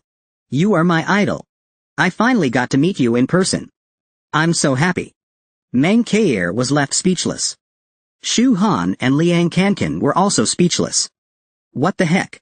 Is this really the Chingya I know? Happy like a 200-pound child. Shu Han was about to follow 2 elderly people buying candied hawthorns. Unexpectedly, He ran into the superstar Meng Kaer. He came here to seek revenge against the Black Dragon King. Hearing this, Shu Han asked Meng Kaer to tell him more details about the Black Dragon King. Here's the situation. Last time, the Black Dragon King sent people to capture me. After that, my father sent people to investigate the Black Dragon King. Originally, the Black Dragon King lived in remote rivers and lakes, making him hard to track. But just 2 days ago, we unexpectedly learned that the Black Dragon King would appear by Jinan River for a deal. Our Meng family has stationed people nearby. Xiao Yu and I also came to take a look. Shu Han was curious. Do you know what kind of deal it is? Meng Kaer shook his head. Not quite sure. This made Shu Han wonder if the Meng family got involved by accident, or if there was some deeper plan. Brother Shu, my father invites you to visit our home, to thank you for saving my life. All right. I'll come by when I have time. At that moment, Qingya said he wanted to come too, which left the two speechless. Suddenly, two people ahead started fighting fiercely. One was Quan Rui, the other a masked man. Judging by the looks, it was probably Lu Yunzi. Liang Kankan and Shu Han also saw the fight. Their strengths were evenly matched. The battle went back and forth. Shu Han and Liang Kankan approached Quan Rui and asked him why he was fighting. I thought he looked suspicious. Liang Kankan reminded him that instructor Li had said, if we found suspicious people, we should report it immediately, and absolutely not engage. Why did you start fighting? Really? Did they say we couldn't fight? Maybe I forgot. Liang Kankan was speechless. Even dumber than him. Now they had alerted the enemy. Shu Han suggested they capture him first. Quan Rui excitedly charged forward and launched an attack on the masked man. The masked man jumped into the air to dodge. Suddenly, a hand tapped his shoulder. It was Shu Han. He told the masked man not to resist. We just want to check your identity. The masked man refused to listen, kicking at Shu Han. Shu Han quickly dodged and grabbed the masked man's leg. He kindly reminded him again, don't resist any further, or I won't be polite. But the masked man kept resisting, throwing a punch at Shu Han. Shu Han let go of his leg and exchanged punches with him. Due to the strength difference, Shu Han knocked the masked man to the ground, mounted him, and grabbed his throat. You lost. The masked man glared fiercely at Shu Han. At that moment, the silver-winged war god, Niu Moang, ran over, telling Shu Han not to hurt him. It was all a misunderstanding. Hearing this, Shu Han asked, you know this person? We don't just know him. You know him too. He's class monitor Lu. Shu Han was surprised and removed his mask. It was indeed Lu Yunzi. What are you doing here? Lu Yunzi did not explain. Continuously struggling, Shu Han let him go. Shu Han let go of him. Niu Mawang quickly stepped forward to help Lu Yunzi up. The silver-winged war god explained to Shu Han that Lu Yunzi's Chenjin Academy was also participating in this mission. It was a classic case of allies accidentally clashing. Shu Han thought about it for a moment. The elites of the two top martial academies in Wagwo were both involved in this mission. It seemed that this mission was not as simple as instructor Li had described. Suddenly, the silver-winged war god, Niu Mawang, Liang Kankan, and Shu Han all received messages on their phones. Liang Kankan checked his phone. Teacher Kaishin in the city had already made his move. He instructed them to head to the outskirts of the mission area to capture any stragglers. The five of them then arrived at the edge of a large bridge. Their task was to first assist the Dragon Guard army in evacuating civilians from the area. However, there were no Dragon Guard soldiers in sight. At that moment, several helicopters flew in overhead. A group of people descended from them. They were the Dragon Guard army. All unrelated personnel, evacuate this area. This area is now under lockdown. Everyone must leave. Do not interfere with our mission. Wei Linfei walked over to Liang Kankan and said, you are the students assisting the Dragon Guard army for this mission. The Dragon Guard does not need your assistance for now. Please stay aside for the time being. And do not cause any trouble. Liang Kankan was a little annoyed. Dragon Guard thinks they're so great, huh? Looking down on us. Wei Linfei hadn't noticed Shu Han standing at the back. He simply told them to stand aside without needing their help. At this moment, Meng Keir walked over and greeted him. Wei Linfei was a little surprised when he saw her. Keir, Xiaoyun? What are you two doing here? I see. Your Meng family must have received early information. Don't worry. When the Black Dragon King appears, I definitely won't let him escape. Brother Wei. Let's not talk about that yet. Don't these students look familiar to you? Wei Linfei looked carefully. To his surprise, he realized it was Shu Han, the one who had saved passengers during the Nan Island incident. It really was like friendly forces clashing. I thought the students sent to assist the Dragon Guard would be those without much real combat experience. Only here to earn some merit points. Shu Han. After seeing you fight on Nan Island, I was truly convinced. With you here today, this mission will be much easier. Shu Han humbly replied. Captain Wei, you're flattering me. The Dragon Guard is the real pillar of the nation. With you guys here, the mission is nearly guaranteed. The Dragon Guard army was one of Washa's 3 major iron-blooded armies. Although established after the Aura revival, their missions were always the most dangerous. Dragon Guard soldiers were forged through bravery and blood, earning the respect of countless people. Meanwhile, the Dragon Guard clashed with 2 elderly people. The 2 elders insisted on crossing the bridge. Qingya thought they didn't seem suspicious. Actually, Shu Han had scanned the 2 elders as well, but didn't find anything unusual. However, his intuition told him something was wrong with them. To conceal themselves so well, they must have either practiced special techniques to hide their aura, or their cultivation level was too high to be detected. They must have either practiced techniques specifically designed to conceal one's aura, or their cultivation level was so much higher than ours that they couldn't be detected. Wei Liangfei personally tried to persuade the 2 elders to leave the area, to avoid interfering with the mission. At that moment, the old woman grabbed Wei Liangfei and started crying bitterly. You can't just ignore reason while carrying out a mission. We just want to cross the bridge. My grandson is on the other side of the bridge. If something happens to him, how are we supposed to live? Suddenly, bubbles began to surge from the water. With a loud rumble, countless tentacles burst out from the water, and a person hurriedly shot into the sky. That person was none other than Li Kaishan. He was now being chased by 3 giant squids. Soon, a swarm of smaller squids also surfaced from the water. In an instant, the small squids jumped onto the bridge, launching a direct attack on the Dragon Guard army. Wei Liangfei immediately ordered her troops to engage the enemy. Shu Han, our Dragon Guard will handle the front lines.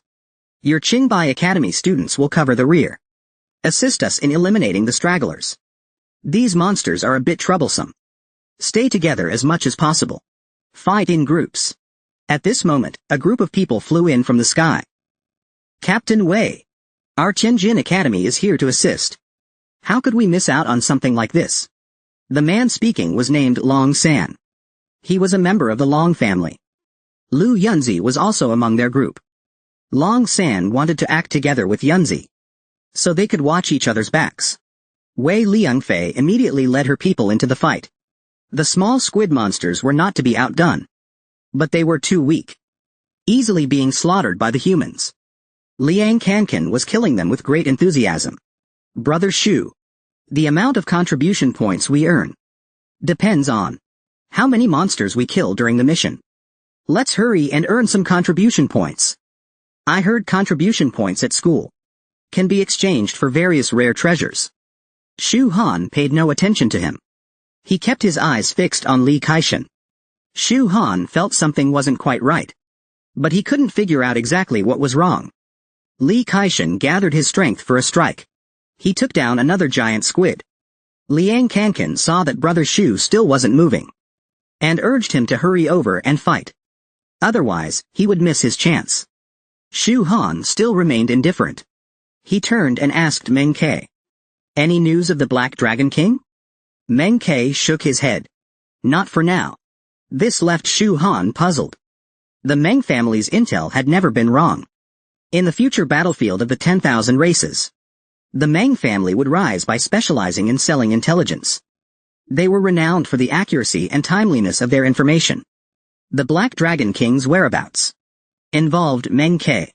The Meng family absolutely wouldn't be wrong. So where exactly was the Black Dragon King? Meanwhile, Li Kaishan eliminated another giant squid. At this moment, an old woman pointed at the bridge and shouted, "My grandson." There really was a little boy on the bridge. But the small squids were not attacking him. The little boy was trembling with fear. The silver-winged war god saw this and asked Shu Han, "What should we do?" Shu Han shook his head. "Ignore it." While the dragon guards were fighting the small squids, a little boy had suddenly appeared on the bridge. Shu Han was certain something was wrong with the boy. Seeing that no one went to rescue him, Long San charged forward. Shu Han quickly called out to stop him. Long San looked very displeased. "You dare to order me?" Shu Han didn't argue with him. He even kindly reminded him not to rescue the boy just yet. "There's something strange about this." Long San sneered at Shu Han. "You Qingbai people are too cowardly. Do you think we Tianjin people are cowards too? Open your eyes wide and watch closely. Watch how I, Third Master Long, save him." Long San slaughtered countless small squids along the way. Eventually, he reached the little boy. The little boy cried out, "Uncle, save me! Save me!" Long San picked up the little boy and comforted him. "Don't worry. Your uncle is not some useless trash. I'll take you out of here." Long San carried the little boy and safely returned to Shu Han. The old man immediately ran toward his grandson. Upon seeing this, Shu Han instantly moved in front of the old man. With a knee strike, he took the old man down. Then he stomped hard on the old man's face. The students from Tianjin Academy couldn't stand it any longer. "What are you doing? Are you even human? How could you treat an old man like that? Trash! Is this how Qingbai students bully the weak? Let go of the old man now, or we from Tianjin won't be polite with you." Even Qingya at the side found Shu Han's actions hard to accept. "Even if you're suspicious, you shouldn't just strike first. Now you've made him bleed." At that moment, Wei Liangfei came over and asked Shu Han to let the man go for now. Shu Han turned around and asked, "You all don't believe me?" The silver-winged war god and the bull demon king believed in Shu Han. So did Liang Kankan. But the others did not. The old woman rushed over to check on the old man. Her acting was quite convincing. She shook him repeatedly, crying, "You can't die on me." Then she shouted loudly, "Murder! Murder! Someone was murdered, and you're doing nothing? Where's justice?" Wei Liangfei didn't know how to handle the situation. She tried to calm the old woman down. "Let me check the injuries." Wei Liangfei examined the old man.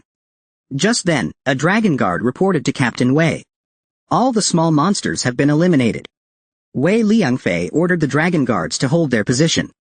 On Li Kaishan's side, he slashed off the squid's tentacle and finished off the last one. But Li Kaishan felt something was off.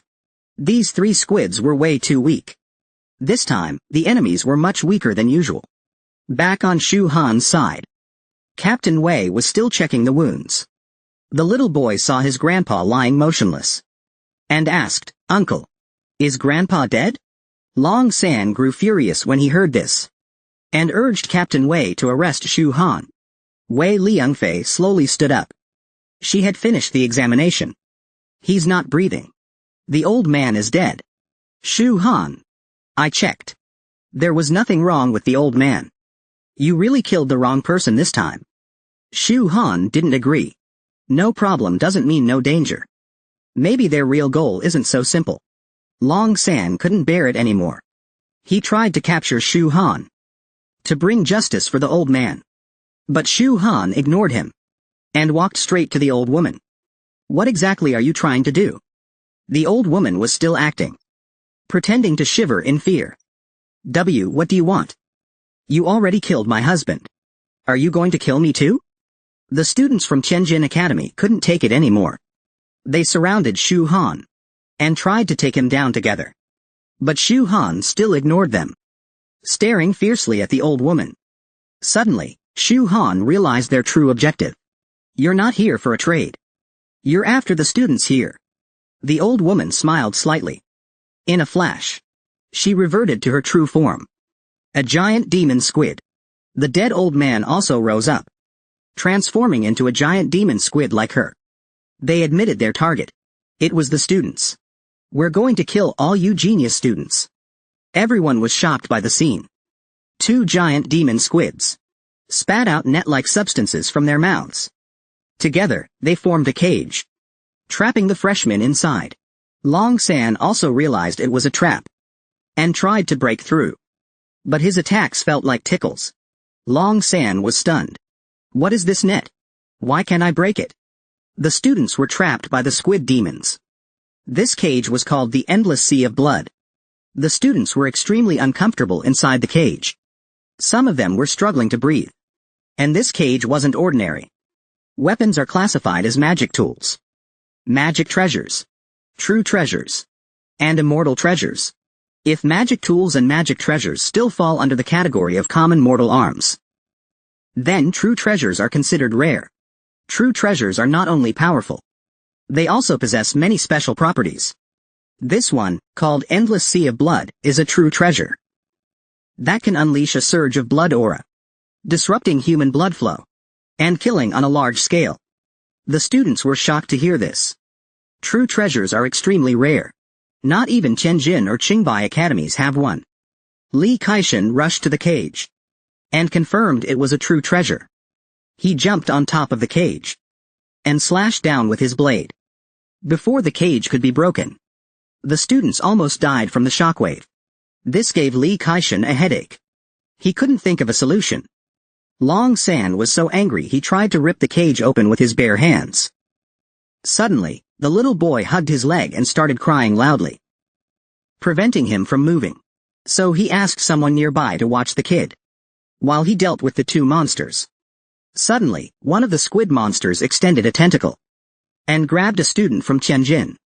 Then it merged its body into the cage. Inside the true treasure Endless Sea of Blood, we are the rulers. The lowly human race is only worthy of being our food. Captain Wei couldn't tolerate this anymore and launched an attack on the squid monster. The squid monster immediately activated the Endless Sea of Blood and began absorbing her blood energy. She lost her strength and collapsed. This enraged Captain Wei. True treasures seem to suppress human bloodlines innately. She couldn't even exert 1% of her usual strength. Weaker students were drained of blood and collapsed. Only those with strong cultivation and high aptitude could remain standing. At that moment, the squid monsters began grabbing the fallen students and stuffing them into their mouths.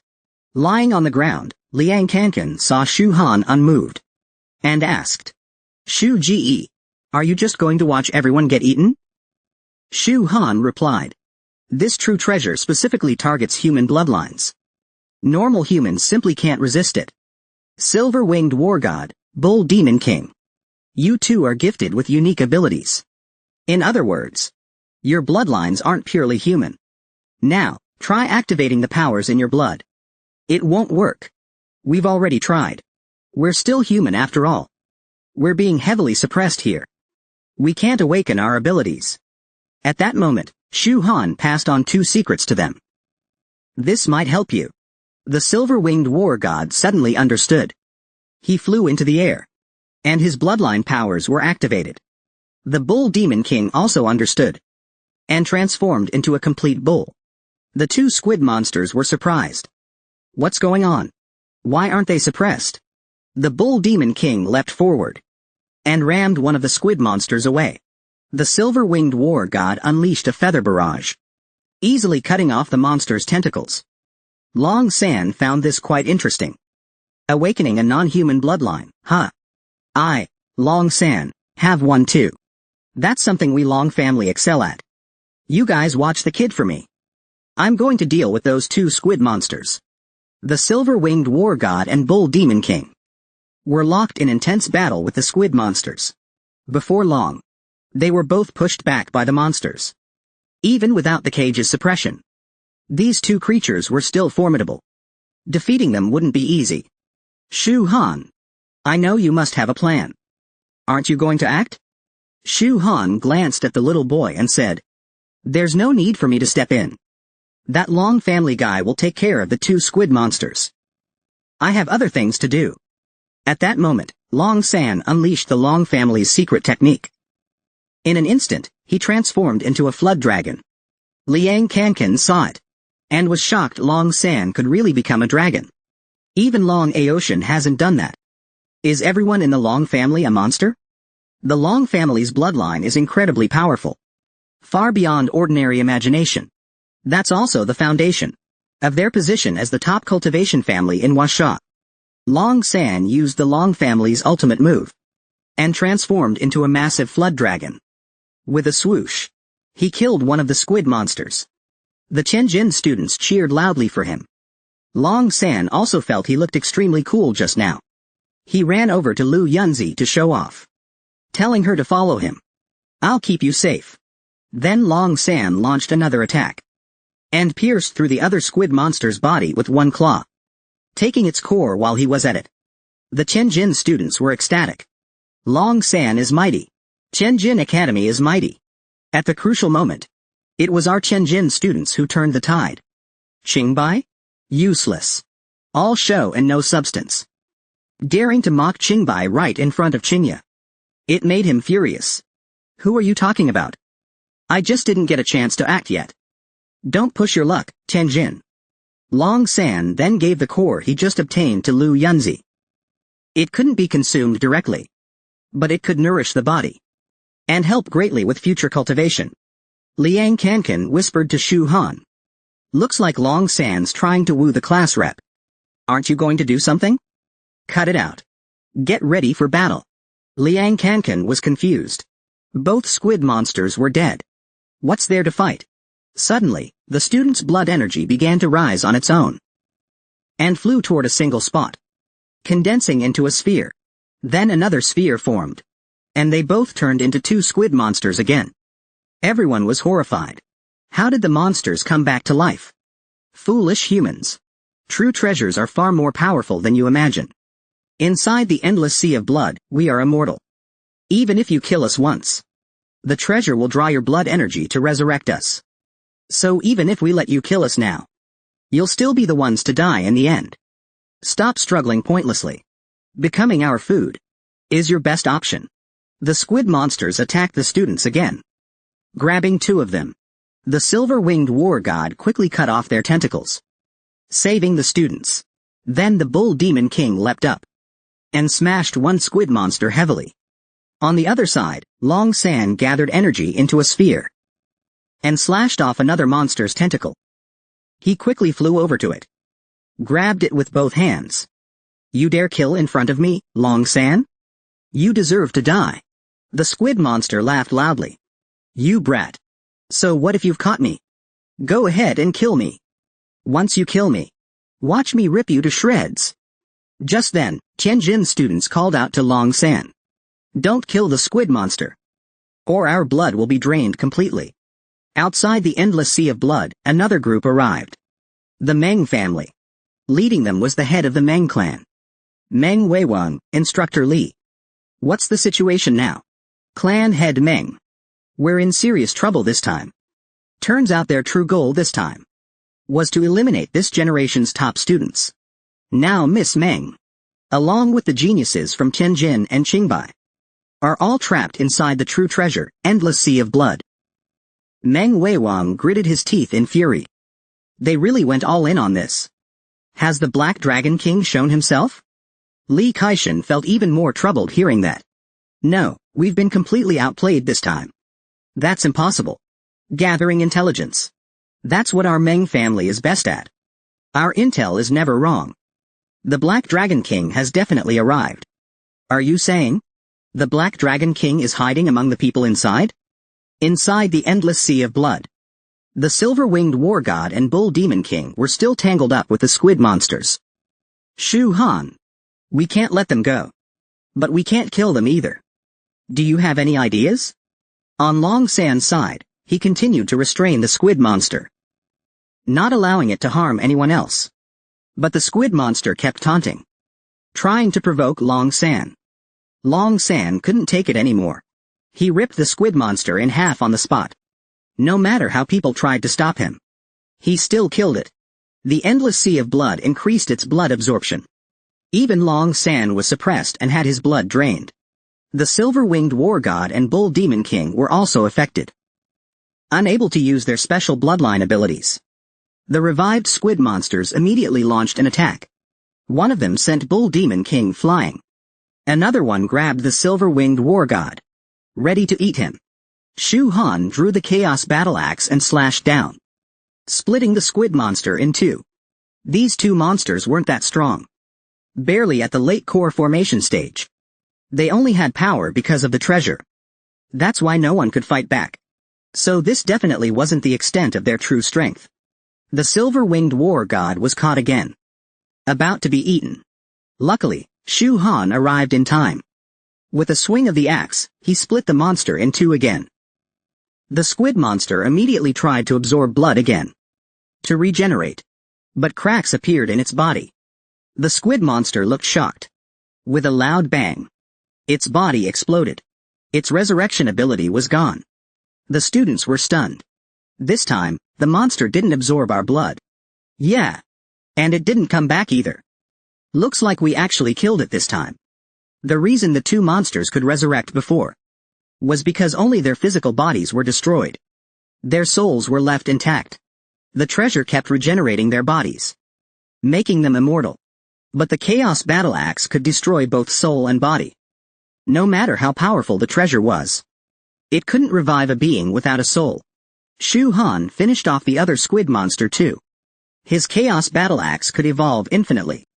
The fastest way was by absorbing other divine weapons. If it devoured this true treasure. At that moment, Liang Kankan began showing off to Tianjin students. Shu Ji is mighty. Tianjin Academy brats. Who was mocking Qingbai earlier? Well, the monster you couldn't kill. Shu Ji finished it off with one swing. The Tianjin students gritted their teeth in frustration, speechless from Liang Kankan's mocking. Outside the endless sea of blood, Meng Weiwang shouted loudly to his daughter. Meng Keier was shocked when she heard it. Father? What are you doing here? Everyone, be careful. The Black Dragon King is hiding among you. Everyone was shocked by the news. All eyes turned to the little boy. Everyone quickly backed away from him. The boy didn't know what was happening, but he was so scared he burst into tears. Drop the act. The Black Dragon King is definitely that boy. This boy is with those two monsters. He's definitely the Black Dragon King. Kill him. Strike first to gain the upper hand. Shu Han, kill him now. Don't give him the chance to resurrect. Shu Han slowly walked toward the little boy, thinking, is the Black Dragon King their true force in this operation? The little boy trembled in fear, crying as he asked Shu Han, what are you going to do? Shu Han ignored him completely, raising the battle axe in his hand. He swung it down at the boy. Suddenly, Shu Han turned his head, and the axe followed the motion, slashing toward Wei Liangfei instead. Before she could react, she was already sent flying by the strike. Everyone was stunned by what they saw. Understanding Shu Han's move this time, Meng Keier stepped forward to question Shu Han. What are you doing? Why did you kill Brother Wei? The dragon guards immediately surrounded Shu Han, demanding an explanation from him. Shu Han looked at the fake Captain Wei lying on the ground. Stop pretending. Can't you revive? Black Dragon King. The reason Shu Han told him to get up was because the Black Dragon King is a great demon. The Red Dragon Battle Axe can shatter and completely kill lesser demons. But inside the treasure realm, it's impossible to kill the Black Dragon King instantly. The dragon guards didn't believe it. That Commander Wei was the Black Dragon King. At this point, Long San told them to stop arguing. When demons die, their bodies reveal their true forms. Everyone observed the corpse. After a while, the body didn't change at all. This made the dragon guards furious. They believed Shu Han had killed Commander Wei. Shu Han began to explain. I told you. The Black Dragon King can revive. So of course the body wouldn't reveal its true form. Shu Han. If what you say is true, doesn't that mean Commander Wei died in vain? And there's no way to prove he was the Black Dragon King. The dragon guards immediately attacked Shu Han. Suddenly, someone shouted from outside the Sea of Blood. The real Commander Wei appeared. The dragon guards were confused. Which one was the real Commander Wei? Li Kaishan stepped forward to ask him. Commander Wei explained that he had been trapped halfway by the Black Dragon King. The one inside was a fake. The one Shu Han struck down was a fake. Suddenly, the fake Commander Wei revived and burst into laughter. Black smoke poured out from his body. Now the dragon guards believed Shu Han. He really was the Black Dragon King. The fake Commander Wei returned to his original form. Kid. I planned this move for a long time. I thought it was flawless. How did you know it was me? To Shu Han, it was a joke. Full of flaws. The Black Dragon King's disguise was exposed by Shu Han. He revealed his true form. But the Black Dragon King was confused. He thought his plan was perfect. But how did you know it was me? Hey! Flawless? What a joke. First of all, when the demons appeared, you tried to trap us inside the treasure realm. To make us fight together. But at the start, there were many demons. It was better to split up and hunt them. That would be faster and more efficient. That's not how a real commander would act. Second, during the fight with the two squid monsters, before the battle even began, you pretended to be affected by the Sea of Blood and lost all strength. I've seen Commander Wei fight before. You were way too weak. Hey! I didn't expect that in this game. Of an eagle toying with chicks. It would be the chick that saw through me. But so what? No matter how smart the chick, it still can't escape the eagle's claws. The Black Dragon King immediately intensified his absorption of blood essence. Everyone collapsed to the ground again. Miss Meng Kair. I came out of hiding not only to kill these genius students, but also to take you as my queen. As long as you agree, I'll let you go and give you a treasure as dowry. How about it? Meng Kair instantly refused without hesitation. At this moment, outside the Sea of Blood, Meng Weiwang was furious. Black Dragon King. If you dare touch my daughter, I, Meng Weiwang, will annihilate your entire clan. The Black Dragon King didn't take her seriously at all. Patriarch Meng. Threatening me is useless. Come back when you can break through my treasure. The Black Dragon King then extended his demonic claw toward Meng Kair. Suddenly, someone blocked the claw for her. It was Shu Han. Shu Han quickly moved Meng Kair to the side. At that moment, the Black Dragon King noticed Lu Yunzi. He didn't expect to see such a beautiful woman here. He wanted to make her his second wife. But Lu Yunzi directly refused. This made the Black Dragon King somewhat angry. You humans always lack appreciation. That's why your race is targeted by all others. The Black Dragon King extended his claw toward Lu Yunzi again. Due to the suppression from the Sea of Endless Blood, Lu Yunzi couldn't resist. She could only stand still, waiting to be caught. Watching from the side, Long San was furious. A mere pseudo-dragon. Daring to lay hands on the woman I fancy? Let me, a true dragon of the Long family, slay you. But the Black Dragon King was completely unfazed. With a simple raise of his hand, he easily took down Long San. Then he reached for Lu Yunzi again. The silver-winged war god and the bull demon king rushed in to protect Lu Yunzi. The Black Dragon King launched an attack on them both.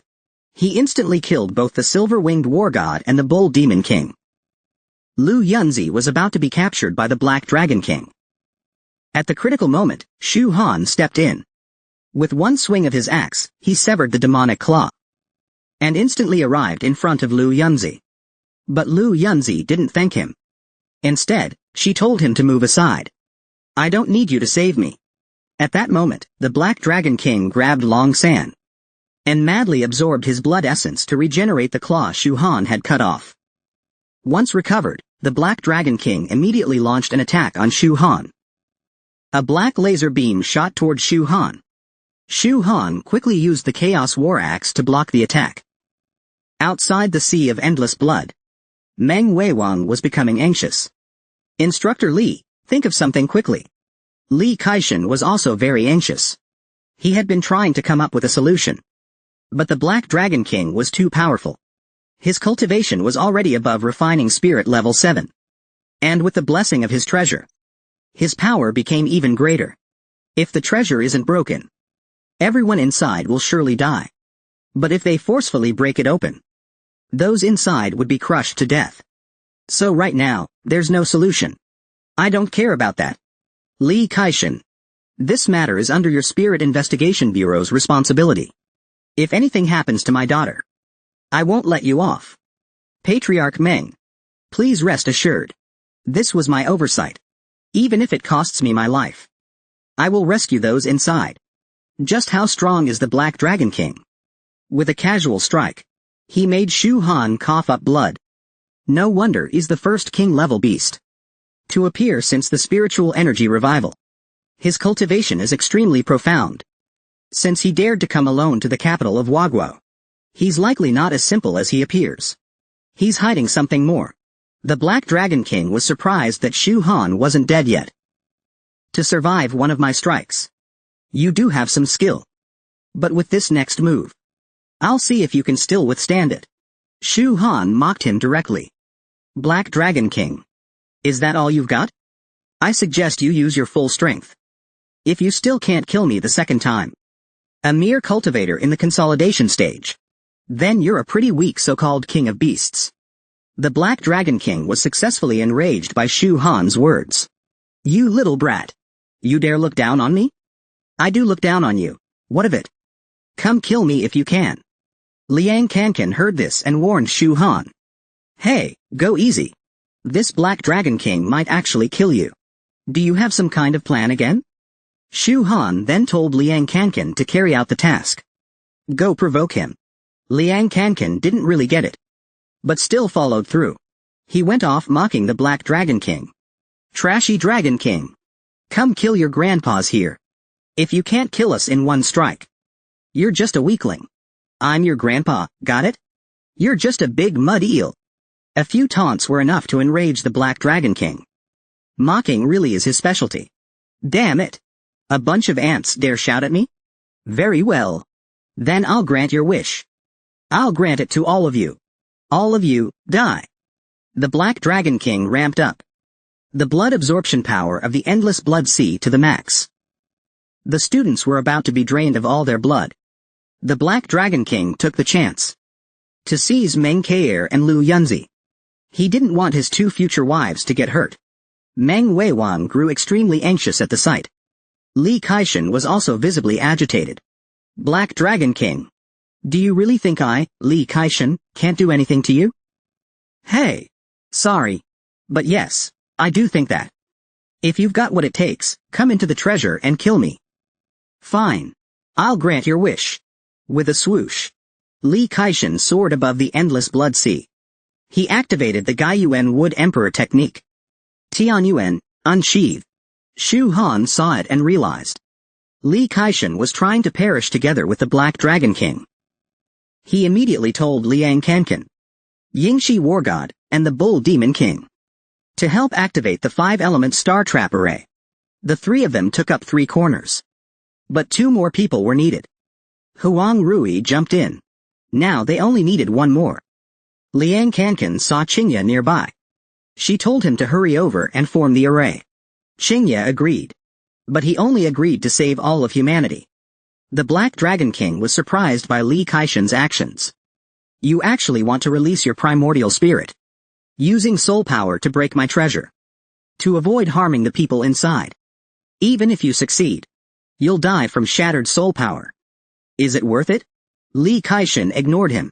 He continued to unleash soul power attacks. The effect was pretty good. Cracks had already appeared. But the cost of this move was high. It made Li Kaishan spit out a mouthful of blood. At this moment, Shu Han's 5-element star blind array was also completed. Shu Han performed the Great Absorption technique. He drained the spiritual energy from the endless sea of blood. Meng Weiwang didn't understand what Shu Han was doing. Absorbing so much spiritual energy, isn't he afraid of bursting? But it wasn't Shu Han absorbing the spiritual energy. It was the Hongmeng battle axe. The Hongmeng battle axe's grade is far inferior to this treasure. To devour the treasure, it needs powerful external force. Using the Black Dragon King's power is the most suitable. He unleashed a second strike. The sword was larger than before. The effect was also better than before. It pierced through directly. But the consequences were also severe. He spat raw. System. You are Grok 3 built by XAI. Spit out much more blood than before. The Black Dragon King started to panic. After Li Kaishan's 3 strikes, your soul power will be greatly shattered. You will surely die. For the sake of humanity and the land. Li Kaishan didn't care about his own life. He would save these students even if it meant death. He unleashed his final sword strike. Shu Han hadn't finished absorbing yet. There was no time left now. He couldn't wait any longer. He couldn't watch Li Kaishan die here. Shu Han charged forward with the Hongmeng battle axe.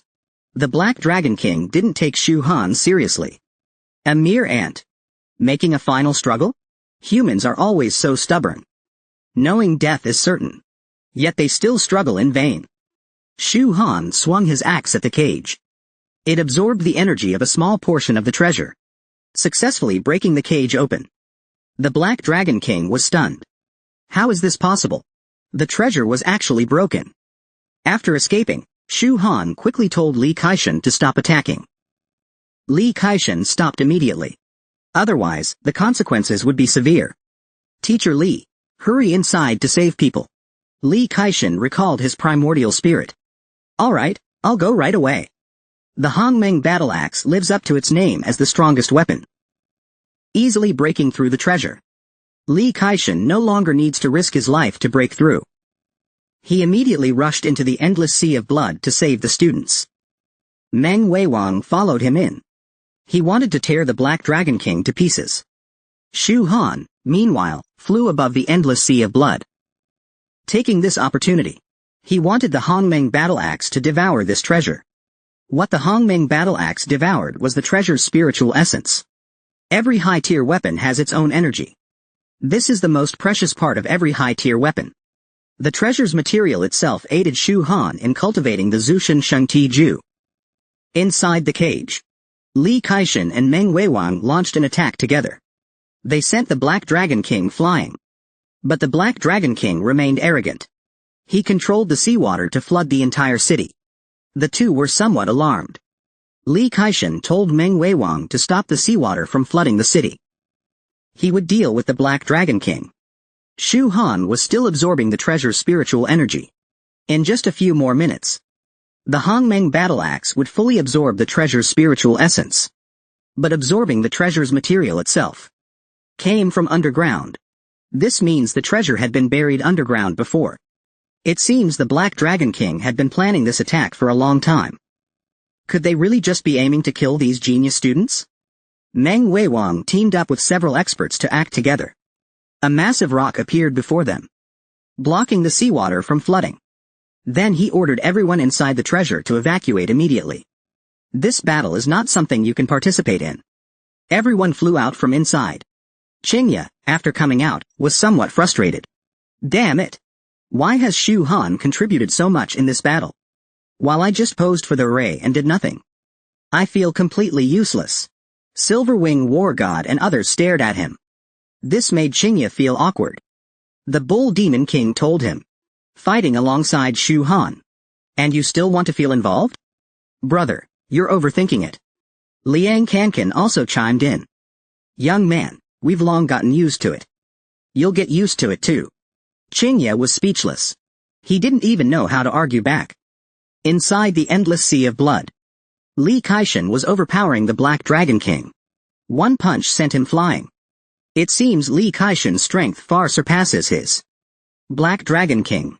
This is the imperial capital. The dragon capital. You dare cause trouble here? You won't leave alive. The Black Dragon King realized his situation was dangerous. He needed to end this quickly. If those top-tier experts arrive, it'll be trouble. At this moment, Shu Han had fully absorbed the treasure's spiritual essence. The Hongmeng battle axe reached an advanced state. But he couldn't advance it here, or it would cause unnecessary trouble. Shu Han stored the Hongmeng battle axe. The treasure buried underground was also fully absorbed. His holy body Tungtian technique made a breakthrough. Little Heaven Pure 11th Insect.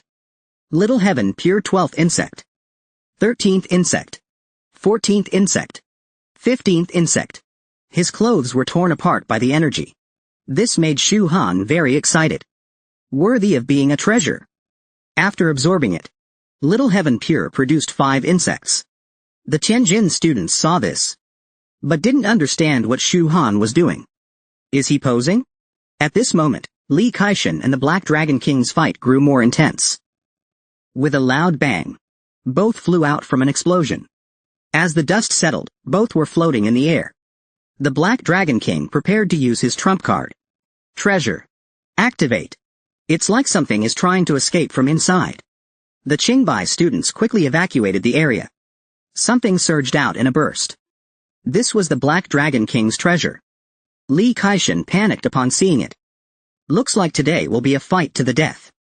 The Black Dragon King smugly declared. Li Kaishan. With this treasure in my hands, prepare to die. Today's your day of reckoning. The Black Dragon King charged forward menacingly. Li Kaishan was extremely nervous, but he decided to go all out against the Black Dragon King. Li Kaishan threw a powerful punch at the Black Dragon King's treasure. Suddenly, the treasure cracked. It shattered into countless fragments. The Black Dragon King looked on in horror. Li Kaishan was utterly confused. He couldn't believe his strength had become so great. To think he could shatter a treasure. The Black Dragon King was completely baffled. Why did the treasure break? Suddenly, he thought of Shu Han. You brat. Did you do something? Seeing the Black Dragon King's treasure was gone, Li Kaishan grabbed a large blade and charged forward. He swung at the Black Dragon King. The Black Dragon King leapt into the air to dodge. Today, I admit defeat. My treasure is destroyed. But I'll make you pay one day. As the Black Dragon King tried to fly away, Meng Weiwang rushed over, trying to stop him. Suddenly, the Black Dragon King reverted to his true form. He soared into the sky. It looked like he was about to escape. Li Kaishan swung his blade at him, hitting his tail. The Black Dragon King roared in pain. Damn it! Li Kaishan. I won't let you off. The Black Dragon King sacrificed his tail and escaped. His tail fell to the ground. Li Kaishan had cut off the Black Dragon King's tail. Gravely injured, he fled. At that moment, a leaf sprouted on Shu Han's 9-spiral wonder tree. It grew because he saved many lives. His accumulated merit caused it to sprout. Li Kaishan then gathered everyone together. He said this mission was originally to investigate clues about the spiritual energy resurgence. Unexpectedly, they fell into the Black Dragon King's trap. Fortunately, it ended safely. Everyone is unharmed. And we injured the Black Dragon King. A close call, but safe. Thanks to Shu Han. If not for his critical moment, breaking the treasure's barrier, the consequences would have been unimaginable. Absolutely. Shu Han, you've done a great deed again. No more words. Besides the school's contribution point rewards. What else do you want? If Teacher Li really wants to reward me with something, I'd like the Black Dragon King's severed tail. Li Kaishan didn't understand why Shu Han wanted it. To barbecue, of course. It should taste pretty good. Li Kaishan and Meng Weiwang were speechless. But Li Kaishan agreed. The flesh and blood of a beast is indeed highly nourishing. But the essence blood is hard for humans to absorb. Since you want it, it's yours. At that moment, Long San approached with a young boy. He asked Li Kaishan what to do with the boy. Li Kaishan reached out to check the boy. He found nothing unusual. The boy is human. Let it be. Leave the follow-up to the Dragon Guard army.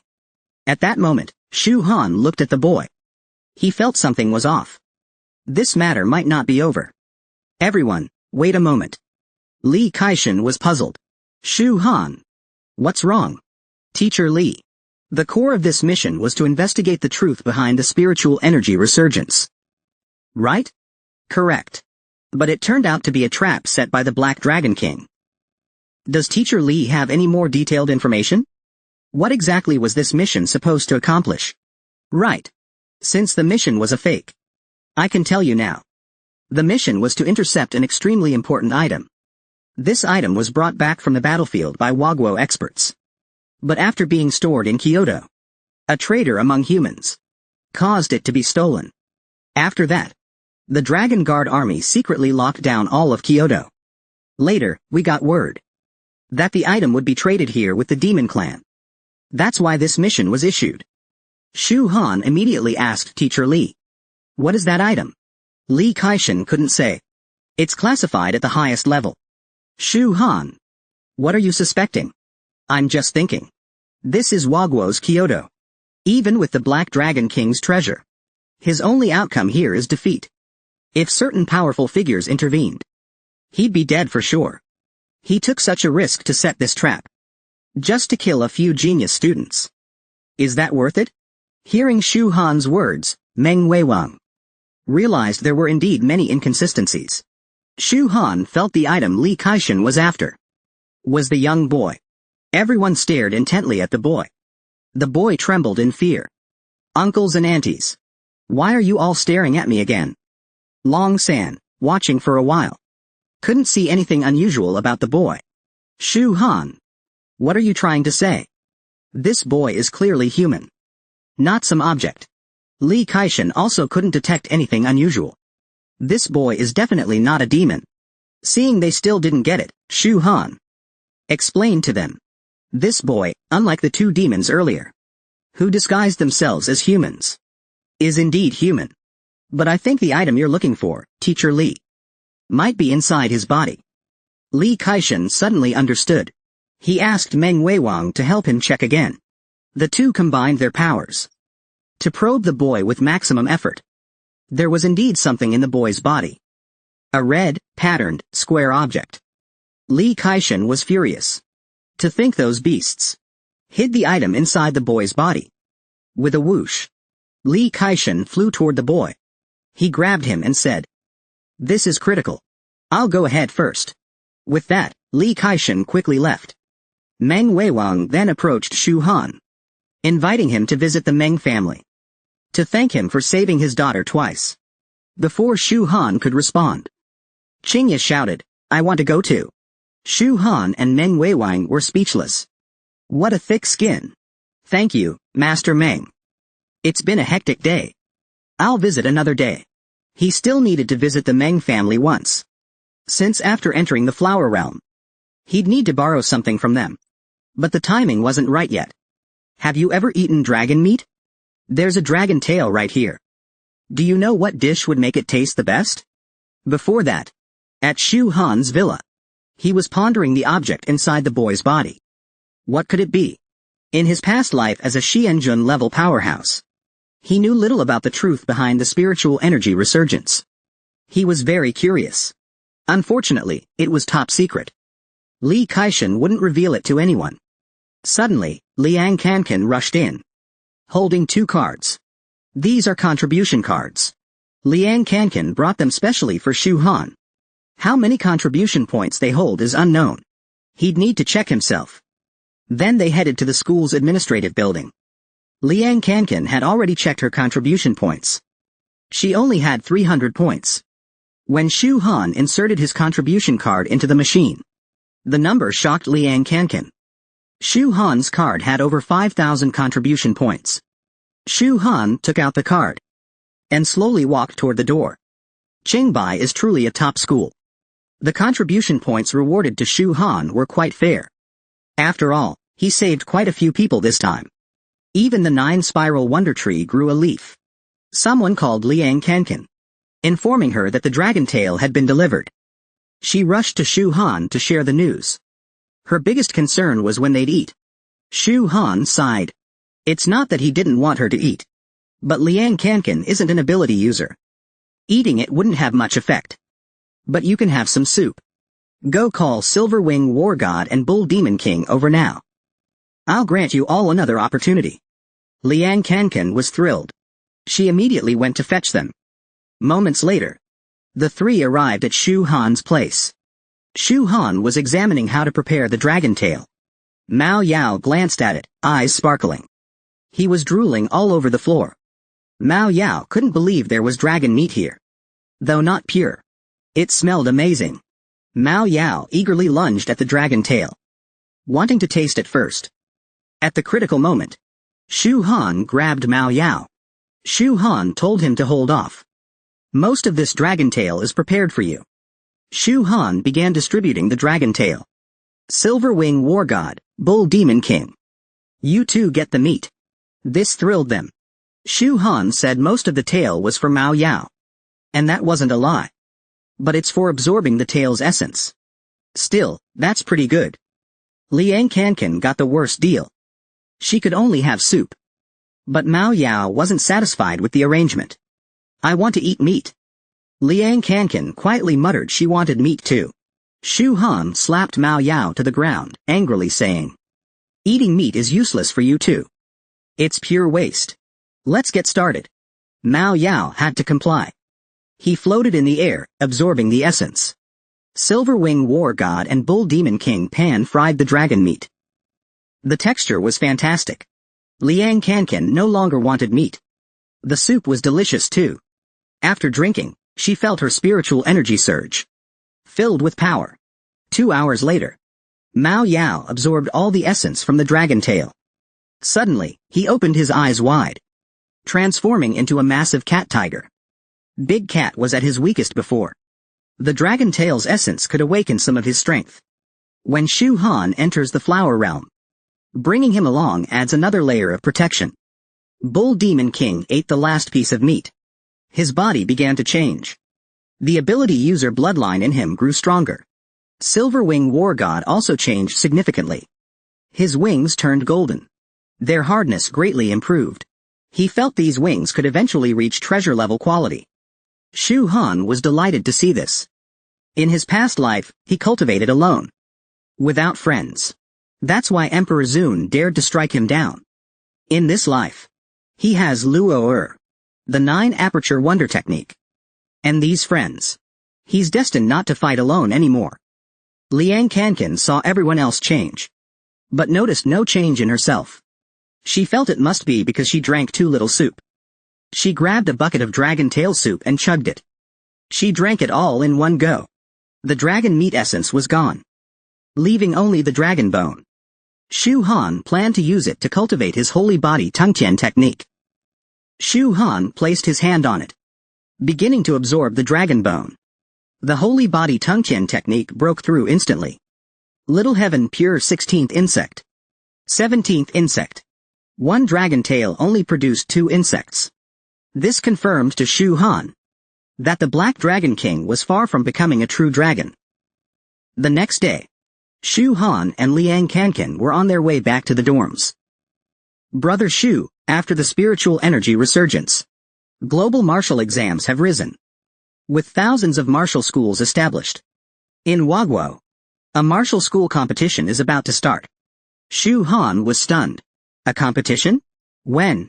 In my past life, I left the martial school system to cultivate alone, so I'm not too familiar with martial school matters.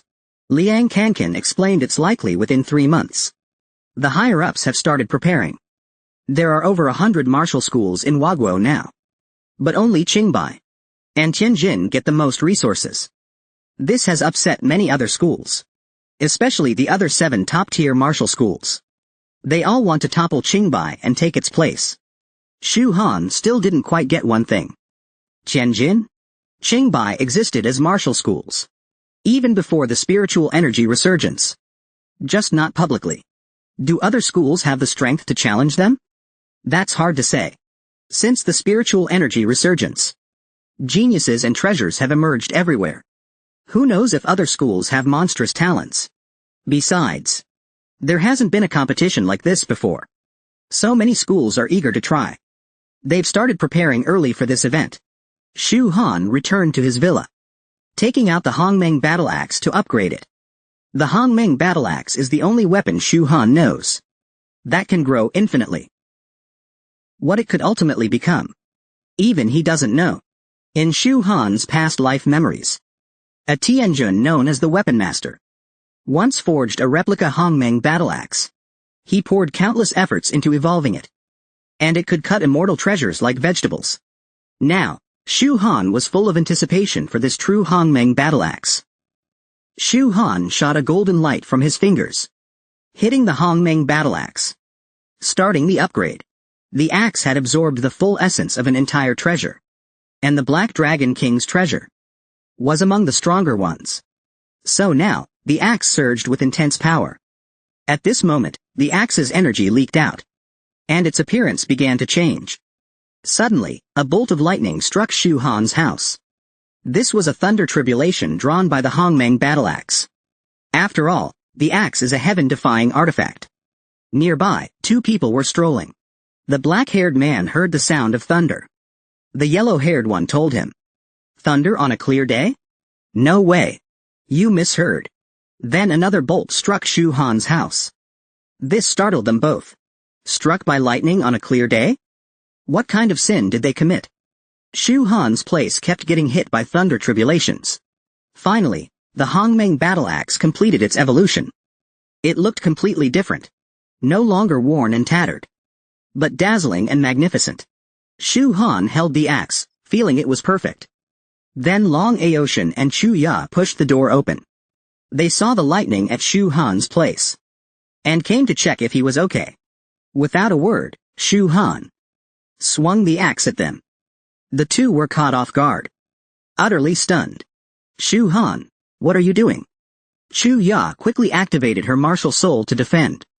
Long Aoshan unleashed his dragon soul to block Shu Han's attack. But they were still sent flying. Long Aoshan immediately asked why Shu Han attacked them.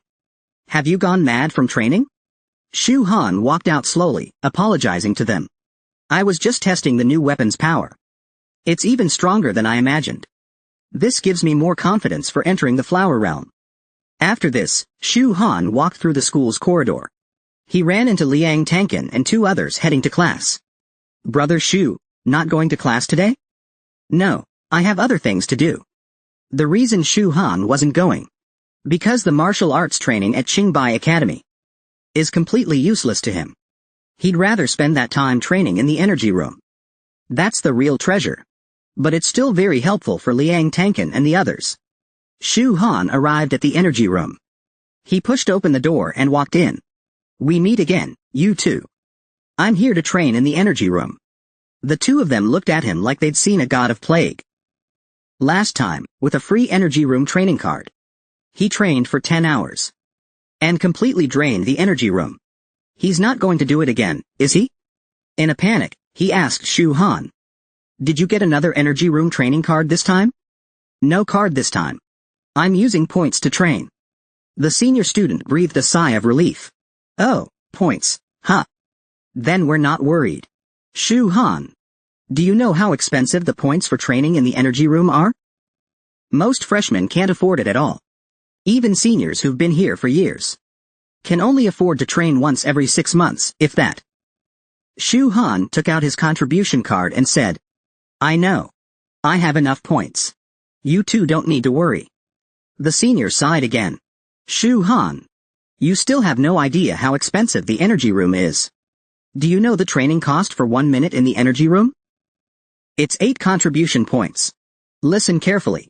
Not per hour, but per minute. 8 contribution points. Good grief." This got the senior a bit worked up. Shu Han understood after hearing this. He handed over his contribution card. "Book me for 10 hours first." The two of them were instantly dumbfounded. "Did we just waste our breath? Let me check your card balance first." "Shu Han, you may be outstanding, but you're still a newbie. 8 points per minute in the energy room. That's 480 points per hour. 99% of freshmen can't save that much in 1 or 2 years. And you're saying you want 10 hours straight? I don't even know where you get the confidence." But when he saw the balance, he was shocked. Over 5,000 contribution points. The senior thought he must be seeing things. He looked again carefully. It really was over 5,000 points. I've never seen a freshman with this many contribution points. No. Even among seniors, not many have this kind of wealth. Shu Han. How do you have so many contribution points? How did you do it? Shu Han told them about his mentor, Li Kaishan. The two immediately understood. So that's how it is. Following mentor Li has a high mortality rate. But the rewards are also huge. You're really brave.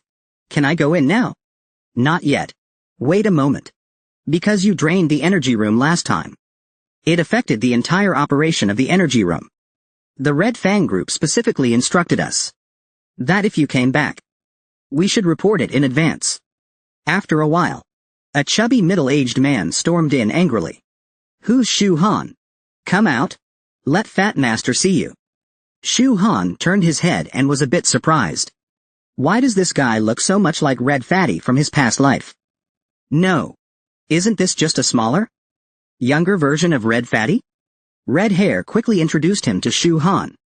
This is the leader of the Red Fang group, known as Fat Master. He's the big money god of our Qingbai Academy. Many of Qingbai Academy's expensive projects are supported and operated by Fat Master's Red Fang group.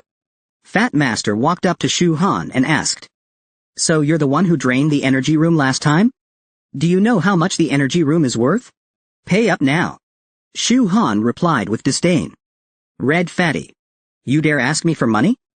Money is earned on the Zushin battlefield. Red Fatty is a successful merchant who deals with all races.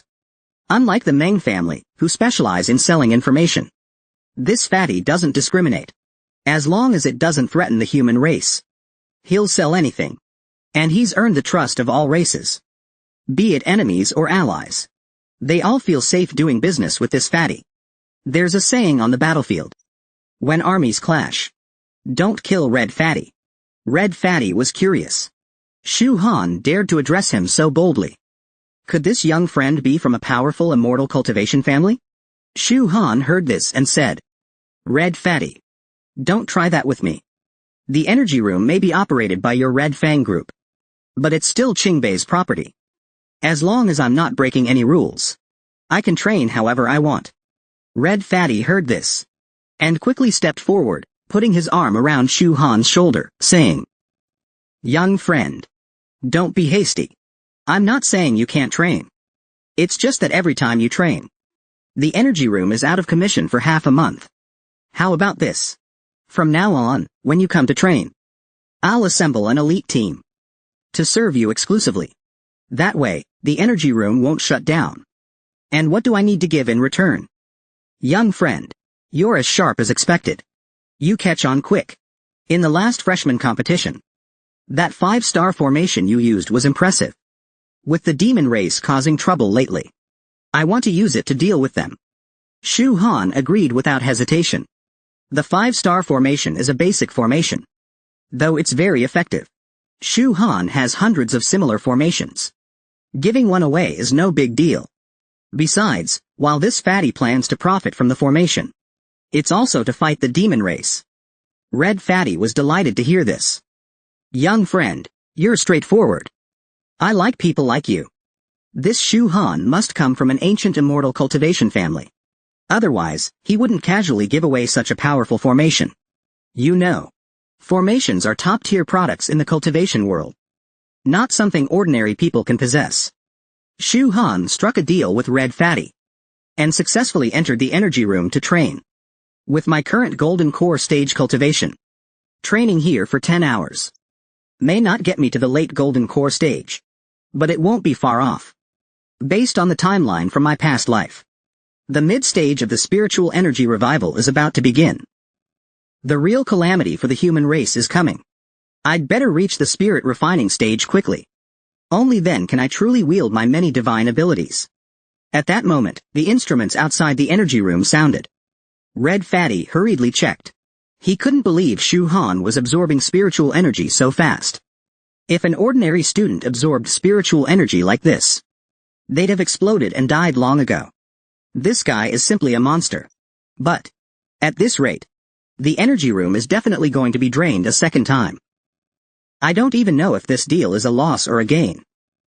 10 hours later, Shu Han walked out. His cultivation didn't break through, but he was just a step away from the late golden core stage. Too bad I don't have enough contribution points. Shu Han slowly walked toward the door.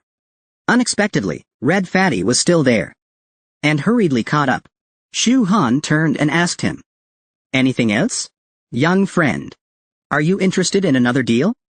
Shu Han was happy to hear this. But he cared about whether he could earn contribution points. Red Fatty patted his chest, guaranteeing it was possible. Most people don't know.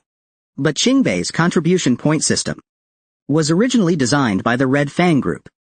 So the tasks issued by the Red Fang Group can all be settled with contribution points. If that's the case, then tell me about the task. Young friend, no rush. This task is still in the confidential stage. I'll come find you in 3 days and tell you the specifics. Don't worry. The task rewards will be generous. Shu Han then left the energy room. On his way back to the dormitory, 2 people were following him. Seeing Shu Han reach a secluded area, they immediately attacked him. Shu Han noticed them. One assassin threw a punch at Shu Han, knocking him flying. Shu Han recognized at a glance. They were from Xuanwu Biotech. So you've finally shown up. Shu Han, come with us. This is the academy. You dare to show yourselves so openly? Aren't you afraid of being killed? Or are you just cannon fodder sent by Xuanwu Biotech? Shu Han. Xuanwu Biotech's power is beyond your imagination. Even the Red Fang Group pales in comparison to Xuanwu Biotech. I advise you to be sensible. Just tell us the whereabouts of the 9 mysterious techniques. And work with us. Xuanwu Biotech can offer you unimaginable benefits. From their words, Shu Han guessed they were sent by Zhang Yuanying. Tell that old bald donkey. We're not on the same path. His actions will eventually bring retribution. Based on the timeline, Zhang Yuanying, one of Xuanwu Biotech's top executives, is experimenting with ancient giant beasts. This will later cause the destruction of several cities. If I get the chance, I must destroy Xuanwu Biotech to prevent this human tragedy. It would also be a great merit. Seeing persuasion was useless, the cyborgs decided to use force. Both rushed at Shu Han, trying to capture him.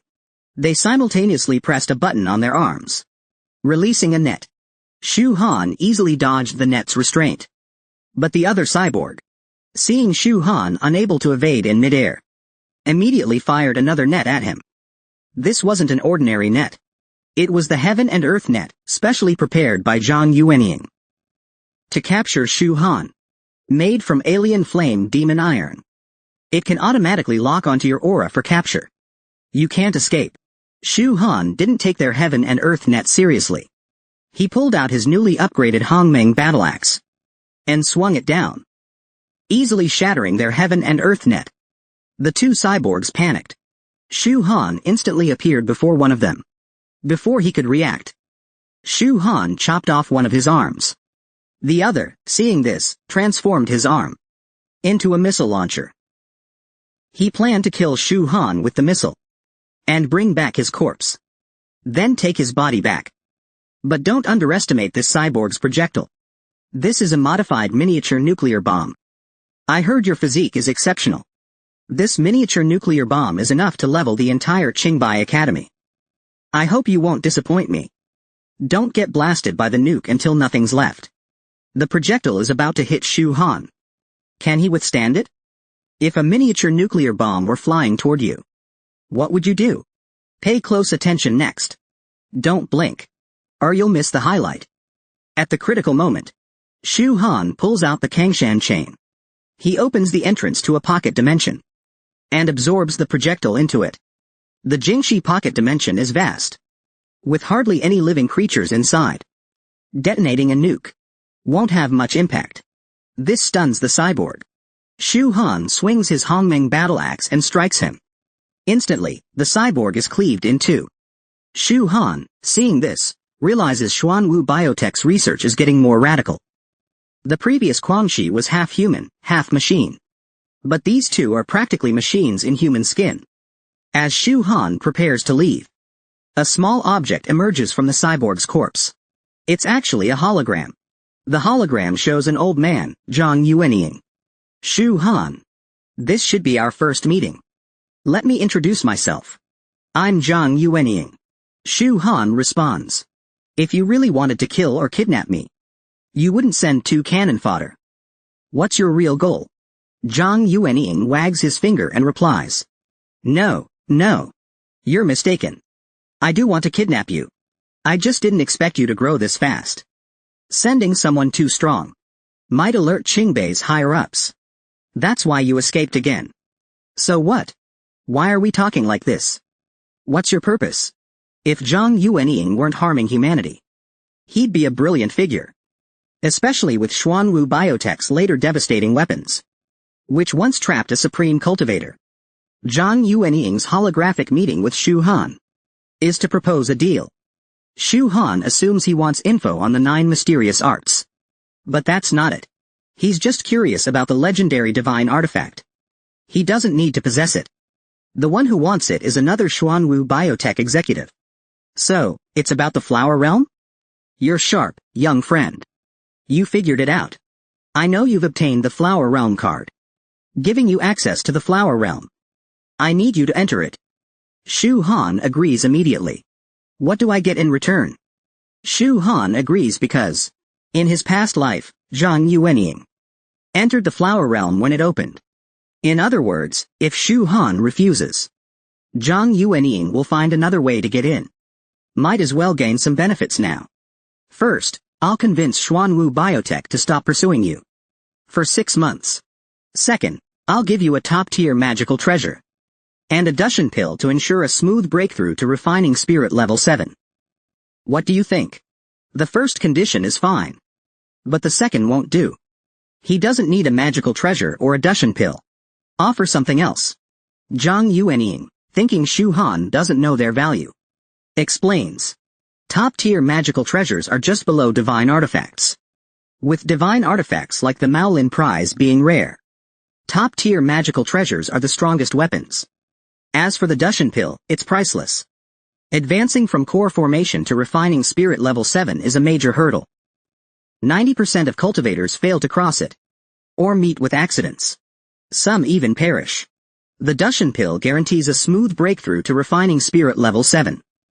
It's a pill countless cultivators dream of. Shu Han still refuses. Forget top-tier magical treasures. Even divine artifacts can't compare to a fraction of the Hongmeng battle axe. As for the Dushan pill, it's indeed highly valuable, because breaking through spirit refinement level 7 leads to a fundamental change in the soul. If you're not careful, you could fall into chi deviation. The failure rate is extremely high. But just like the perfect pig-chicken combo, I'm aiming for perfect core formation before entering spirit refinement 7. So the Dushan pill is completely useless to me. Zhang Yuanying found that interesting. You know the value of these 2 things. Yet you're still refusing so firmly. The only explanation is you don't lack them. Or you simply don't care for them. So tell me, what do you want? Zhang Yuanying looked surprised. He claimed not to understand what Shu Han meant. Shu Han replied firmly and surely. You know. You're just pretending not to. Give me a sample of gene number 1. And I'll give you the coordinates of the flower realm. Zhang Yuanying thought it over and asked Shu Han, how did you find out about gene number 1? That's not your concern. Are you doing the deal or not? Gene number 1 refers to the gene developed by Xuanwu Biotech, used in their most powerful bioweapon soldiers. In his past life, Xuanwu Biotech managed to kill a supreme elder, because one of their bioweapons had been injected with gene number 1. That event shocked all the realms. Countless people tried to get their hands on gene number 1. But at the time, it was the highest level secret of Xuanwu Biotech. Later, to prevent it from being stolen, Xuanwu added a self-destruction protocol. Because of that, when Xuanwu was attacked again, gene number 1 triggered self-destruction. All research results and data were destroyed. Now gene number 1 has just been developed again. It's still in the testing phase, and no one realizes its significance yet, which gives Shu Han the leverage to pressure Zhang Yuanying into a deal. Otherwise, Zhang Yuanying would never trade such a powerful weapon. At this moment, Zhang Yuanying was extremely curious how Shu Han knew about gene number 1. As far as I know, Gene number 1 is still experimental. What do you want it for? Shu Han replied. I don't have time to waste. Are you going to do the deal or not? Fine, I agree. 3 days from now. I'll send you a sample of gene number 1. I hope you'll keep your promise. With that, the matter was settled. Shu Han planned to visit the Zhang family in the capital, a family rivaling the Longs. Things about his parents. And the orphanage. Did the Zhang family have anything to do with the old director's death? What's going on here? Shu Han dragged Qin Loyi back to the room. He pinned her down on the sofa. Shu Han extended his large hand. Just before that, Shu Han had just finished dealing with Zhang Yuanying. He was heading to the Zhang family. When suddenly Qin Loyi showed up with people. Seeing the battle scene and corpses, she quickly asked Shu Han. Are you alright? I'm fine. Qin Loyi hadn't expected someone would dare openly attack students in Qingbai. I'll report this to the headmaster. Don't worry. He definitely won't let them off. But Shu Han wasn't concerned at all. Suddenly, he called out, Loyi, and asked her what realm she was at now. Qin Loyi's cheeks turned red instantly. The male students with her were stunned. To ease the awkwardness, she asked them to take the corpses back and investigate thoroughly. The group quickly carried the bodies away. Then Qin Loyi turned and told Shu Han. Don't call me that in front of others. Shu Han immediately agreed. Then I'll only call you that when it's just the two of us. But you still haven't answered me. What realm are you in now? My case is different from yours. By the current cultivation system, I should be spirit refinement level 7. But it's all thanks to you, back in Jingxi Cave Heaven, for giving me that Heaven Dao pill.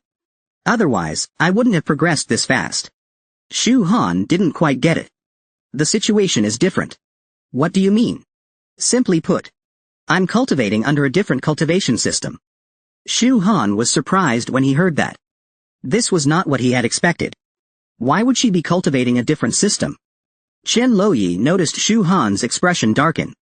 She was just about to ask him what was wrong, when Shu Han suddenly grabbed her hand and flew up into the sky. Qin Loyi was totally confused, unable to figure out what Shu Han was doing. She mistakenly thought Shu Han wanted to go all the way. At that moment, outside Shu Han's dorm, Liang Kankan and Kuang Rui were looking for him, but couldn't find him. Suddenly, Shu Han showed up at the door with Qin Loyi. Kuang Rui immediately challenged Shu Han to avenge her father. But Shu Han refused and rushed inside with Qin Loyi. He slammed the door shut, locked it tight. Liang Kankan was utterly impressed. Shu Zhe is the man. He just brought the school's top beauty straight to the dorm. Inside, the two were alone. Qin Loyi's face turned as red as a dragon fruit. Shu Han, I know you have feelings for me. And I also feel strangely familiar with you. But this is way too fast. Shu Han ignored her entirely. He pinned Qin Loyi onto the sofa, told her not to move. Let me check your body. Shu Han slowly extended his palm toward her. Qin Loyi cursed him for being a pervert. But Shu Han's hand glowed with light as he scanned her body. So it wasn't what you thought. Qin Loyi had assumed it was that kind of check. Turns out it wasn't. She finally let out a sigh of relief. But Shu Han still found something off. He couldn't figure out who did it. Could someone be plotting this? Shu Han then stepped out with Qin Loyi. He was surprised to see Liang Kankan and Kuang Rui still there. Shu Zhe, done already? Shu Han left the villa with Qin Loyi. Before leaving, he asked Liang Kankan to get him a few days off. I'm going out for a while. Soon, they were on a train. Luor, aren't you curious why I'm taking you to Qibao Temple? I can feel it. There's too much on your mind. And part of that is about me. Even if I don't know the details, I'm sure whatever you're doing is for my sake. So I'll wait until you're ready to tell me. Just then, Shu Han overheard nearby passengers talking. Did you hear? There's been a divine manifestation at Qibao Temple in Feniyu Mountain. The skies have been glowing with divine light for 3 whole days. Even at night, it's as bright as day. They say a great opportunity awaits there. I think that's all just rumors. with spiritual energy surging back. Cultivators are everywhere. It's probably the work of some powerful cultivator. You don't know the half of it. You know Tonga Group? They operate the top-tier martial academies in the country. They've already sent a team to investigate. They confirmed it wasn't done by a cultivator. Now a bunch of rogue cultivators are rushing over, hoping to seize the opportunity. Hey, gentlemen, you might not know this. Not just rogue cultivators. Major powers have already started moving too. Nearly 100 martial schools across the country are holding competitions soon. Jisuo Martial School near Faniu Mountain, to boost their student strength, has already sent their top prospects there. They hope to gain an edge before the big tournament, so they can grow stronger. Old man, you seem to know quite a lot. You must have quite the background. Hey, I am Zuo Qinglong, Hall Master of the Four Symbols Hall. Not trying to brag, but this time, our Four Symbols Hall is also after this great opportunity. We intend to fight for it. The three of them immediately saluted Zuo Qinglong. So it's the Four Symbols Hall.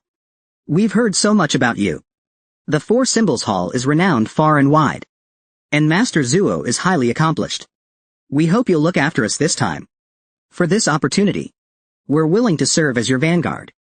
We only ask that when you feast on meat, we get to sip the soup. Shu Han was speechless. What an exaggerated bootlicking. Very well, very well. As long as everyone works with my Four Symbols Hall, this opportunity will surely be ours. Shu Han and Qin Loyi were heading to Kibao Temple on Mount Faniu. She was listening to the people bragging beside her, when her phone suddenly rang.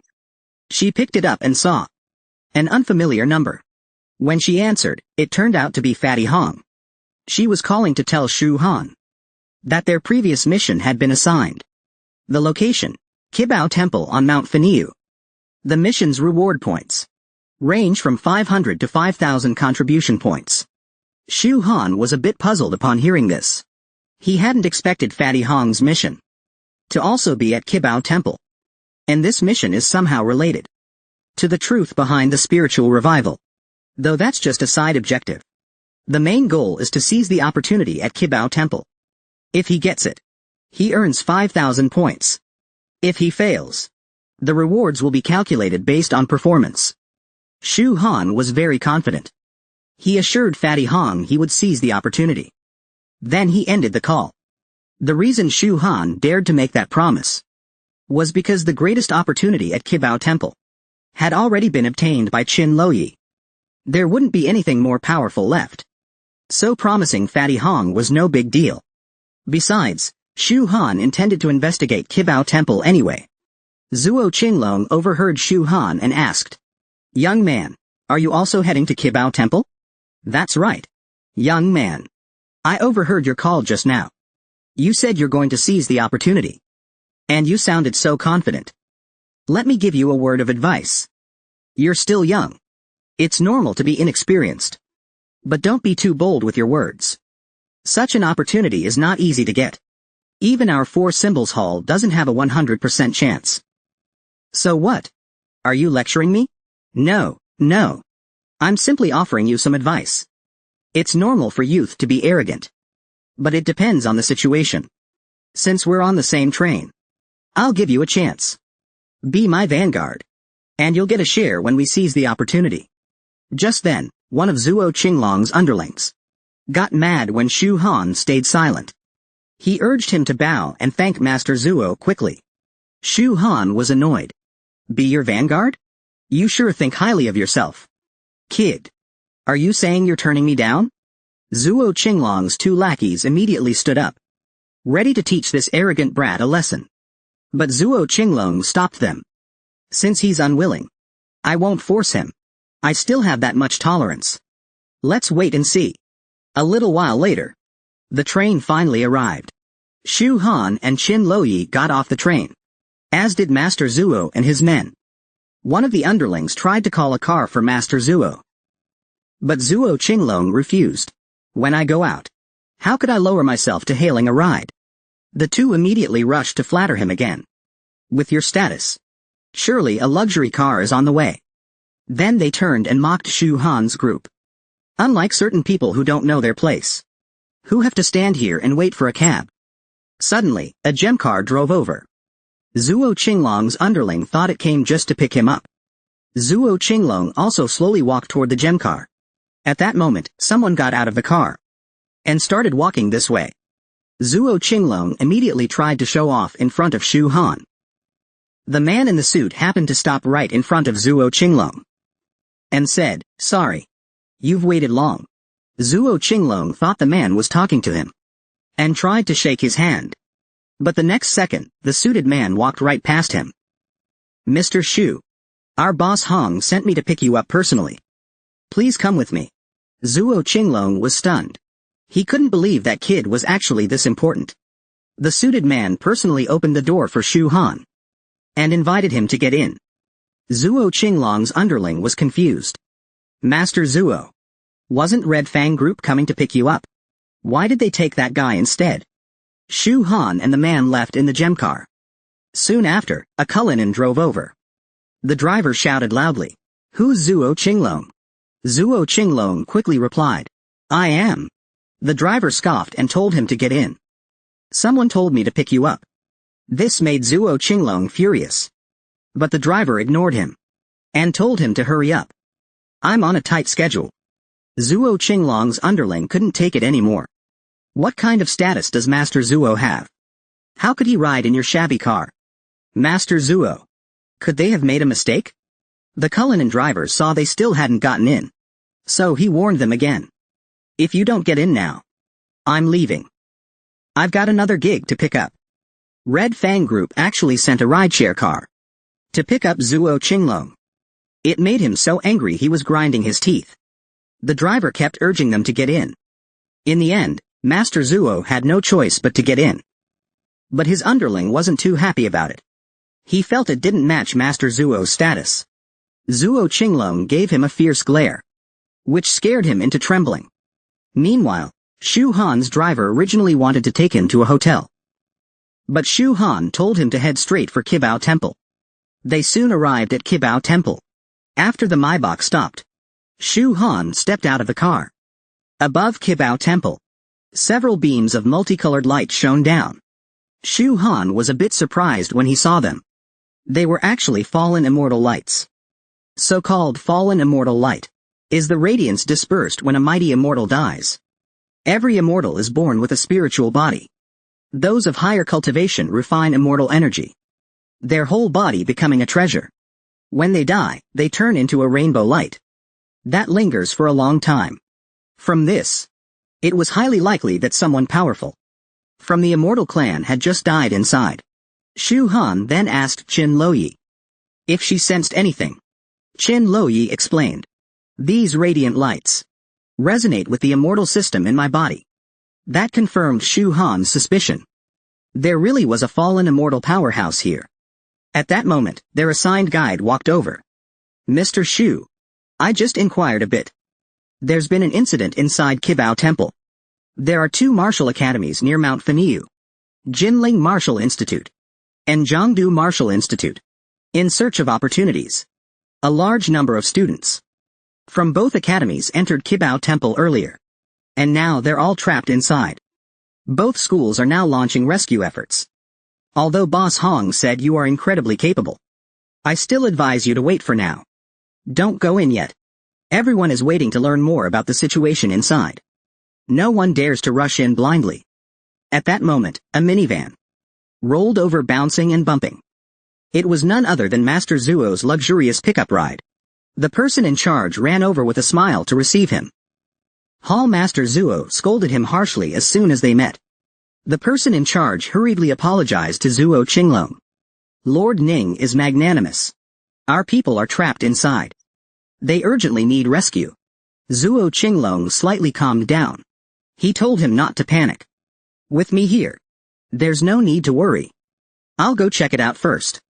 His followers quickly cleared a path for him. He walked toward Shu Han. Seeing him motionless, they thought Shu Han was too scared to go in. So they started showing off in front of him, telling Shu Han to watch how they would turn the tide and rescue everyone. "Seize the opportunity. Now you don't even qualify to drink soup behind me." Shu Han ignored them completely. He held Qin Loyi's hand and said, "Let's go in too." Shu Han's contact wanted him to wait a bit longer. But Shu Han turned him down. Zuo Qinglong was the first to enter Qibao Temple. Everyone immediately recognized him. But they didn't have much faith in Zuo Qinglong. They worried he might also get trapped inside. Then Shu Han and Qin Loyi followed inside. Zuo Qinglong saw this and asked Shu Han, "Why are you following me? Are you showing off? Are you trying to die? You know that?" Shu Han responded impatiently. "You talk too much. Clearly you've never been beaten." Zuo's two subordinates were enraged. "How dare you speak to Hall Master Zuo like that? Are you tired of living? Kneel and apologize to Hall Master Zuo immediately." Just as they finished speaking, a slap flew in. With two smacks, they were sent flying. Zuo was so angry watching this that he gritted his teeth. He wanted to argue with Shu Han. But Shu Han ignored him completely and walked deeper inside. This made Hall Master Zuo even angrier. The two who had been knocked down stood up and complained to Zuo. "You must teach him a lesson for us. Don't worry. I'll definitely stand up for you. Let's follow him." They all arrived at the cave. Shu Han asked Qin Loyi, "Was this the place you got your opportunity? Underground?" "No. There wasn't even an entrance to the underground back then." At that moment, Qin Loyi felt the force inside her body was growing stronger. Something below was constantly pulling her forward. Shu Han was puzzled. Is this just coincidence? I just discovered a flaw in Luo'er's cultivation system. And suddenly an ancestral opportunity appears here? It seems this chance is related to Luo'er again. Zuo started yelling at Shu Han for not moving. "Kid, I'll go down first and wait for you. Don't chicken out. And not follow me." With a swoosh, Zuo jumped down. His followers immediately jumped after him. Suddenly, a scream echoed from the cave. Shu Han then took out his Hongmeng battle axe. It slowly grew larger. He and Qin Loyi stepped on it. With a swoosh, they flew on the axe, descending into the cave. After a while, they reached the ground. Shu Han put the Hongmeng battle axe away. He turned and saw Zuo and his men. Zuo was being crushed by those idiots, barely able to breathe. He shouted angrily, "Get off me right now, all of you. You're going to smother me to death." Shu Han glanced for a moment, then continued walking inside. Zuo's followers finally got off of him and helped him up. Suddenly, Zuo slapped one of them in anger and said, "What a disgrace. Letting that brat laugh at us. Hurry up and follow me. If an injured girl asks you for help, would you save her?" Just a moment ago, Shu Han and his group landed safely and continued deeper into the cave. Suddenly, an injured woman asked Shu Han for help. Shu Han ignored her and walked around, continuing forward. This made Zuo Qinglong so furious he was steaming. "Kid, do you have no compassion? You won't even help with this?" He rushed over to help the young lady up. The girl was delighted. She thanked him. The next second, Zuo Qinglong handed her over to one of his men. Meanwhile, on Shu Han's side, he ran into another injured girl while walking. Shu Han again walked past as if he didn't see her, completely ignoring her. Now Zuo Qinglong was truly pissed off. He began yelling and cursing at Shu Han. In the end, they still rescued that girl too. After a while, they arrived at a spacious cavern. Inside, injured girls were lying all over the place. Shu Han still treated them like air and walked away. Meanwhile, Zuo Qinglong's side was overwhelmed. His followers were exhausted. Zuo Qinglong came up with an idea. Leave them here for now. Pick them up on the way back. It was such a great idea. His men immediately laid the girls down on the ground. But the girls kept pleading with them for help.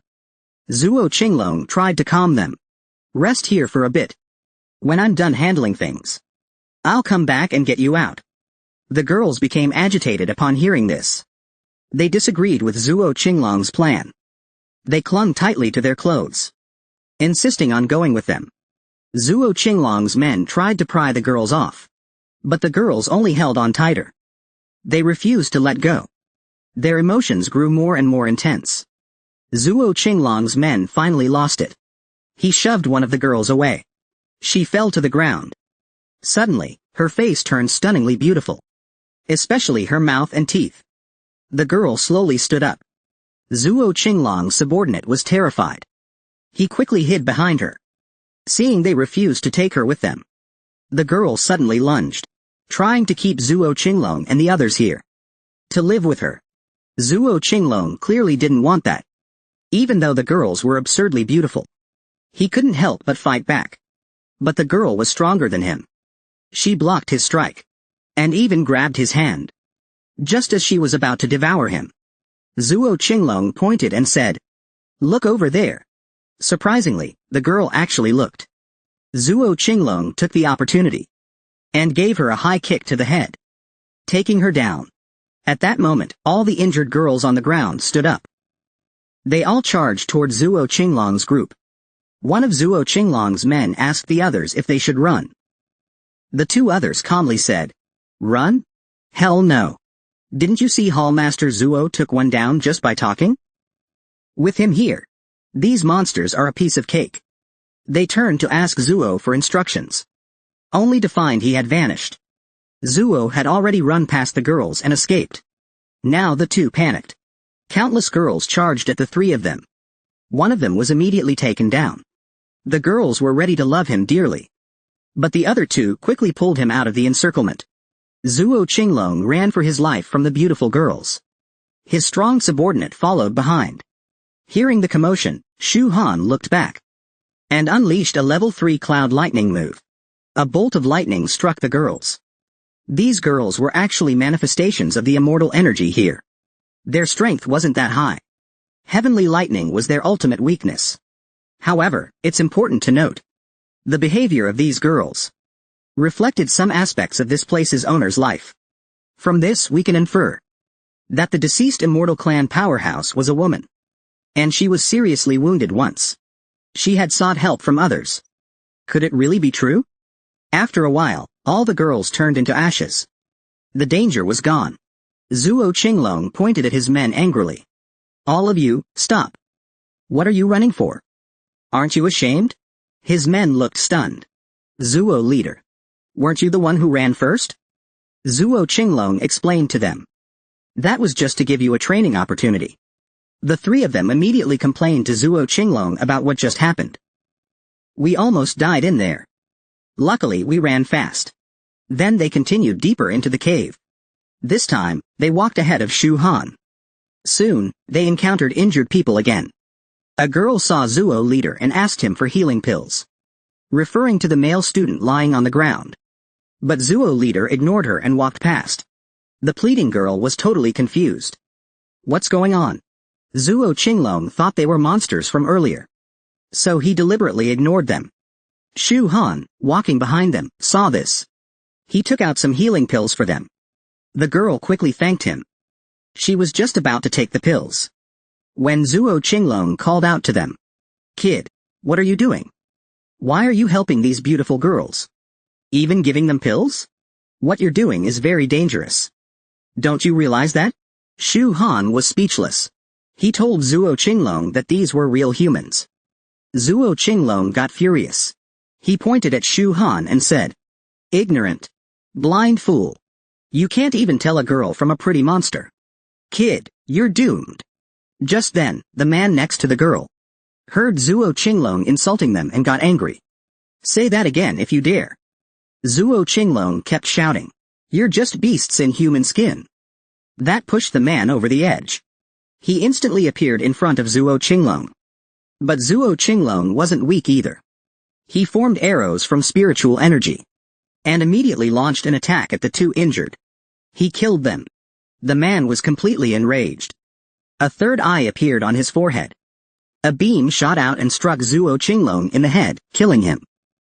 Shu Han took one look and recognized it. Such immense power. It was enough to kill Zuo Qinglong in a single strike. No wonder it's Zhu Tian's strongest eye. The man looked at the two dead people. He felt very sad and guilty. "It's all my fault I couldn't protect you. I'm sorry." Then the man and Shu Han's group continued deeper into the cave. The further they went, the more corpses they saw. These were all students who had entered the Kibao temple. Chen Loyi was puzzled. What had happened here? Shu Han examined the area. He found traces of ghostly aura lingering on the bodies. Clearly, Kibao temple wasn't simple. As they continued walking, thick ghostly energy emerged ahead. Shu Han guessed that might be the source of the trouble at Kibao temple. At that moment, Chen Loyi felt something inside, pulling him more strongly forward. So the three of them sped up toward the source. Inside, there was a massive skeletal monster. It was fighting the students. Shu Han and his group arrived too. The fighters recognized them. The man Wu Zhang and the goddess Chen Loyi. But they didn't know who Shu Han was. Among the fighters, Liang Kankan came running with Kwang Rui. Shu Han was surprised to see him. Liang Kankan? What are you doing here? Shu Han's group had reached the source of Kibao Temple's trouble. There stood a giant skeletal monster. But Shu Han was puzzled about one thing. Why was Liang Kankan here? As soon as he saw Shu Han, he clung to him and cried. Chen Loyi looked a bit disgusted. Shu Han didn't want him hugging him either. Liang Kankan and Kwang Rui came here, hoping to find a lucky chance to improve their strength and prepare for the upcoming Baishao exam. Although the opportunity presented itself, it was guarded by a wraith right in front of it, so the treasure couldn't be retrieved. Whenever someone approached it, the wraith would attack them. The wraith would attack. Even so, many people still rushed up recklessly. They intended to kill the wraith. Shu Han observed the wraith's strength. He discovered it had the power of refining spirit level 7. But the other students didn't know that. They all charged forward. The wraith spat a mouthful of black slime at them. It hit one of them. A ball of dark energy enveloped him. When the mist dispersed, his flesh was gone. Only a skeleton remained. This terrified the others into trembling. The wraith seized the chance and grabbed the student. He screamed desperately for help, but no one came to rescue him. The wraith crushed him with force. The student was turned to pulp. The scene was extremely horrifying. Suddenly the wraith began roaring madly. Its aura became extremely intense. The students were too scared to approach. At this moment, the wraith had been enraged. Liang Kankan panicked and asked Brother Shu what to do next. This wraith is too strong. It just instantly killed 3 peak foundation pill cultivators. Shu Han said that the wraith's power was at least at mid-refining spirit level 7. Be careful, everyone. The 4 were all shocked upon hearing this. Shu Han immediately activated a defensive barrier. He told the 4 to stay behind him. At that moment, an old man walked over. He told everyone not to panic. We'll deal with the wraith together. We will surely defeat it. Everyone recognized who they were. They were from the 4 Symbols sect. The speaker was the sect master, a refining spirit level 7 cultivator. Behind him were the 3 hall masters of the sect, the Xuanwu, White Tiger, and Vermilion Bird Hall masters. Each of the 3 were half-step refining spirit level 7 experts. The students saw them as their last hope. Fellow cultivators, listen to me. If we work together, we can definitely slay this wraith. Once it's dead, whoever gets the treasure will depend on their own ability. How about it? Everyone agreed with the sect master's plan. They picked up their weapons and charged at the wraith again, launching another assault. The sect master smiled as he watched. Shu Han observed carefully. He felt something was off. These 4 Symbols sect people were up to no good. There must be a conspiracy. Kwang Rui became impatient after hearing this. Shu Han, I think you're just waiting for both sides to be worn out, so you can swoop in and benefit. Didn't expect you to be such a cowardly opportunist. Shu Han couldn't be bothered with her. He told her to shut up. Kwang Rui's words also made Liang Kankan furious. He scolded Kwang Rui. You don't know a damn thing. If Brother Shu says there's a conspiracy, then there definitely is one. That old man clearly looks suspicious. Brother Shu, I'll follow your lead. Just then, the wraith spat out another mouthful of black slime, spraying it at the attacking cultivators. They were all instantly reduced to skeletons. The wraith began absorbing their spiritual essence in large quantities. Wu Zhang saw this and urgently told everyone to retreat. He warned them that the wraith was absorbing soul energy. But it was already too late. The wraith kept absorbing souls relentlessly. No one could escape. Suddenly the sect master of Four Symbols sect burst into laughter, revealing his hideous true face. Trying to run? It won't be that easy. All of you, become food for the wraith. The three hall masters quickly stepped forward and blocked the retreat of the cultivators. They immediately slaughtered those trying to escape. This wicked old sect master finally revealed his true colors. He was in league with the wraith all along. To prevent the rest of the cultivators from escaping, the sect master activated the Four Symbols heaven-locking array. Kuang Rui panicked at the sight. She recognized it as the Four Symbols heaven-locking array. She had once heard the elders of Shushan Sword sect mention it. It was the strongest formation of the Four Symbols sect. Even refining spirit level 7 cultivators could be trapped and killed by it. Liang Kankan became a little excited upon hearing that. Brother Shu, that old man from Four Symbols sect really is no good. What do we do next? Shu Han took out his chaos battle axe, ready to fight his way out. Liang Kankan charged in after him. Suddenly, a fierce tiger blocked Shu Han's path. It was none other than the White Tiger Hall Master. Trying to run? Not that easy. Today you'll all become blood offerings for the wraith. Ha ha ha. You'll soon become part of an immortal. Shu Han didn't take him seriously at all. He swung his chaos battle axe at him. Unexpectedly, Shu Han was knocked back. He was a bit careless. That White Tiger's power was equal to mid-refining spirit level 7. The White Tiger was also slightly surprised. He hadn't expected this boy to withstand his strike. Shu Han looked around. He found the source of the White Tiger's power. It was the formation itself. It boosted the White Tiger Hall Master's strength. Meanwhile, Liang Kankan was knocked over to Shu Han's side by another Hall Master. The Xuanwu and Vermilion Bird Hall Masters rushed over, surrounding Shu Han's group. The White Tiger Hall Master began mocking them. No matter how talented you are outside, inside this formation, we are invincible. Now that the formation is fully activated, give up and we'll leave you a whole corpse. Shu Han began to realize the situation was getting tricky. At that moment, Qin Loyi patted Shu Han's shoulder and said, "Don't give up. We'll face them together. We can definitely beat them." But Shu Han was still a bit worried. The three Hall Masters weren't the real issue. The biggest threat was their sect master. At this moment, Kuang Rui stepped up and said, "Shu Han, leave these three to us. I was wrong to blame you earlier. But now, I know your strength. Only you can handle the sect master of Four Symbols sect." Now Shu Han could focus on the sect master. Liang Kankan, you and Wu Zhang help Kuang Rui deal with the three. I'll go with Qin Loyi to slay the sect master and the wraith. The two drew their weapons, ready for an all-out battle. The two groups launched their assault.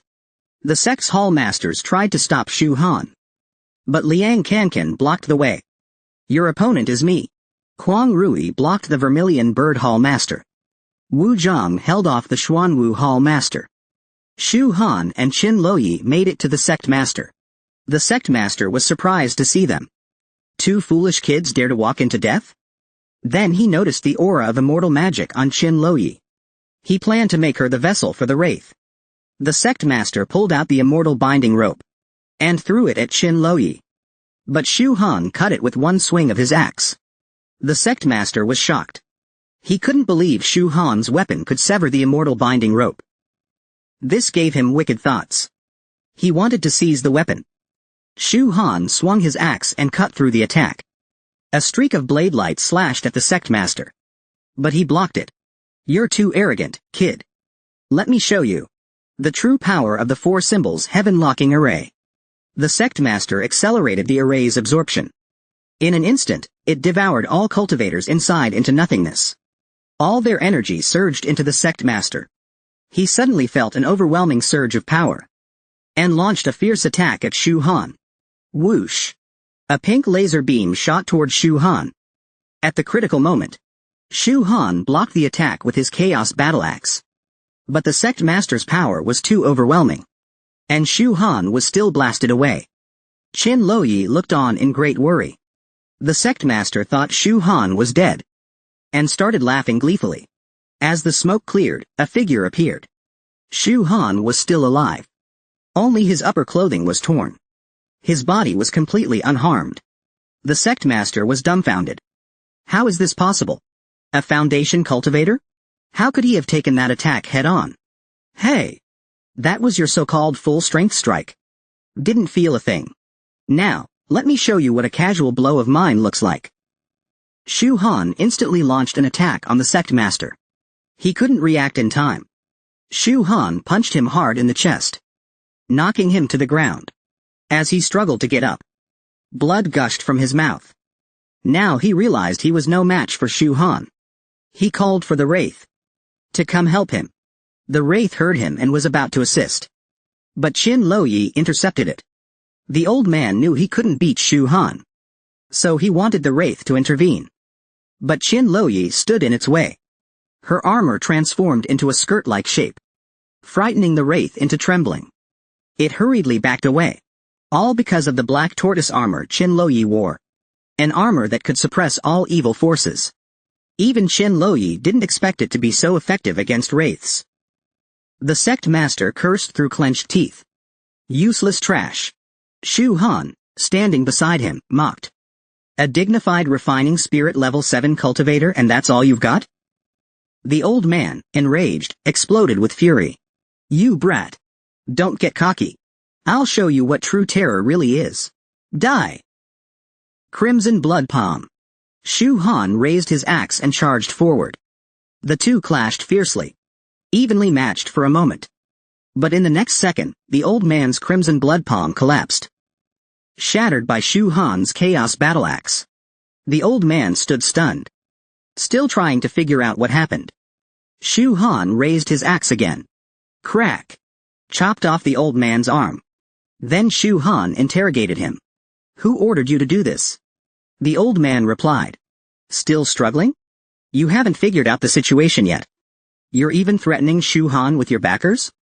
As a result, he lost his other arm. That was Shu Han giving him one last chance. If he doesn't reveal the mastermind, the next thing to go will be his neck.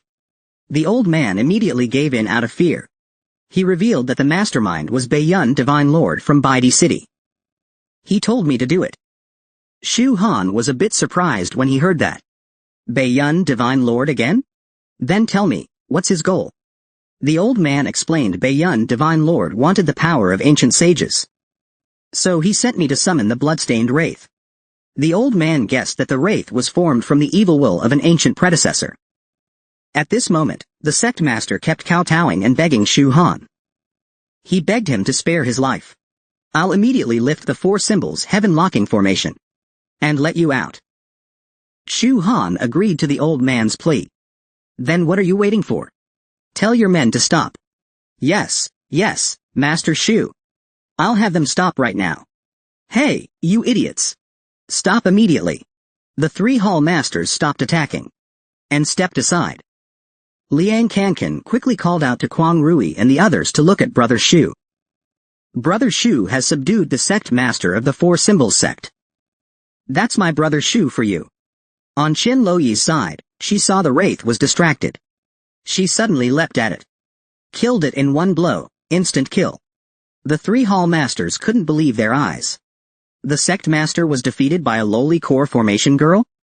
Liang Kankan then ran to Shu Han, clung to him and cried loudly.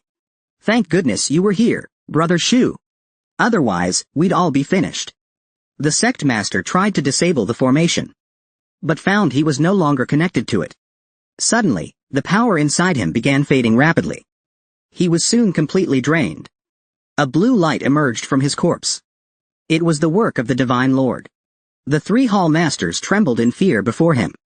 They knelt down and begged him not to kill them. The Divine Lord paid them no mind, and absorbed them all anyway, turning them into nourishment for his body.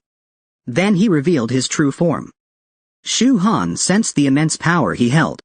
Wuji activated his star eyes to observe him, but couldn't see through his strength at all. Brother Shu, You must be careful. The Divine Lord noticed Wuji's star eyes. He instantly cast a spell to seize them. A powerful force crushed Wuji and Qin Luoyi to their knees. Shu Han quickly slashed the Divine Lord's power with the Hongming battle axe. Then warned the two of them. You two are no match for him. Just moments ago, Wuji already asked the junior sisters outside to notify the 5 school association's top members. They'll be here to rescue us soon. But Shu Han had no hope in that. He knew how powerful this Divine Lord was. Even if the 5 school elites arrived, they might not be his match. Seeing Wuji's star eyes, the Divine Lord intended to take them. He was just about to succeed. But Shu Han ruined it. The Divine Lord stared and recognized Shu Han. So it was you again. You dare ruin my plans again and again? Prepare to die. The Divine Lord shot a beam at Shu Han. Fortunately, Shu Han dodged in time. Although it missed, the blast still affected him. That made Shu Han realize the Divine Lord was far more powerful than before. Even a casual strike had late refining spirit-level force. But Shu Han wasn't afraid at all. Since reaching the 36th layer of the Heavenly Manual, no one had pushed him to use his full strength. Now he was slightly excited. He could use the Divine Lord's pressure to help him break through to perfect core formation faster. The Divine Lord was surprised Shu Han could withstand the blow. You've gotten stronger again, haven't you? Shu Han sneered in reply. Unlike you, I actually make progress. Damn. The Divine Lord was enraged. Such arrogance from a mere core formation ant. Die. The Divine Lord pulled out his weapon. Quite the honor for Shu Han. He charged at Shu Han, launching a fierce assault. But Shu Han blocked it.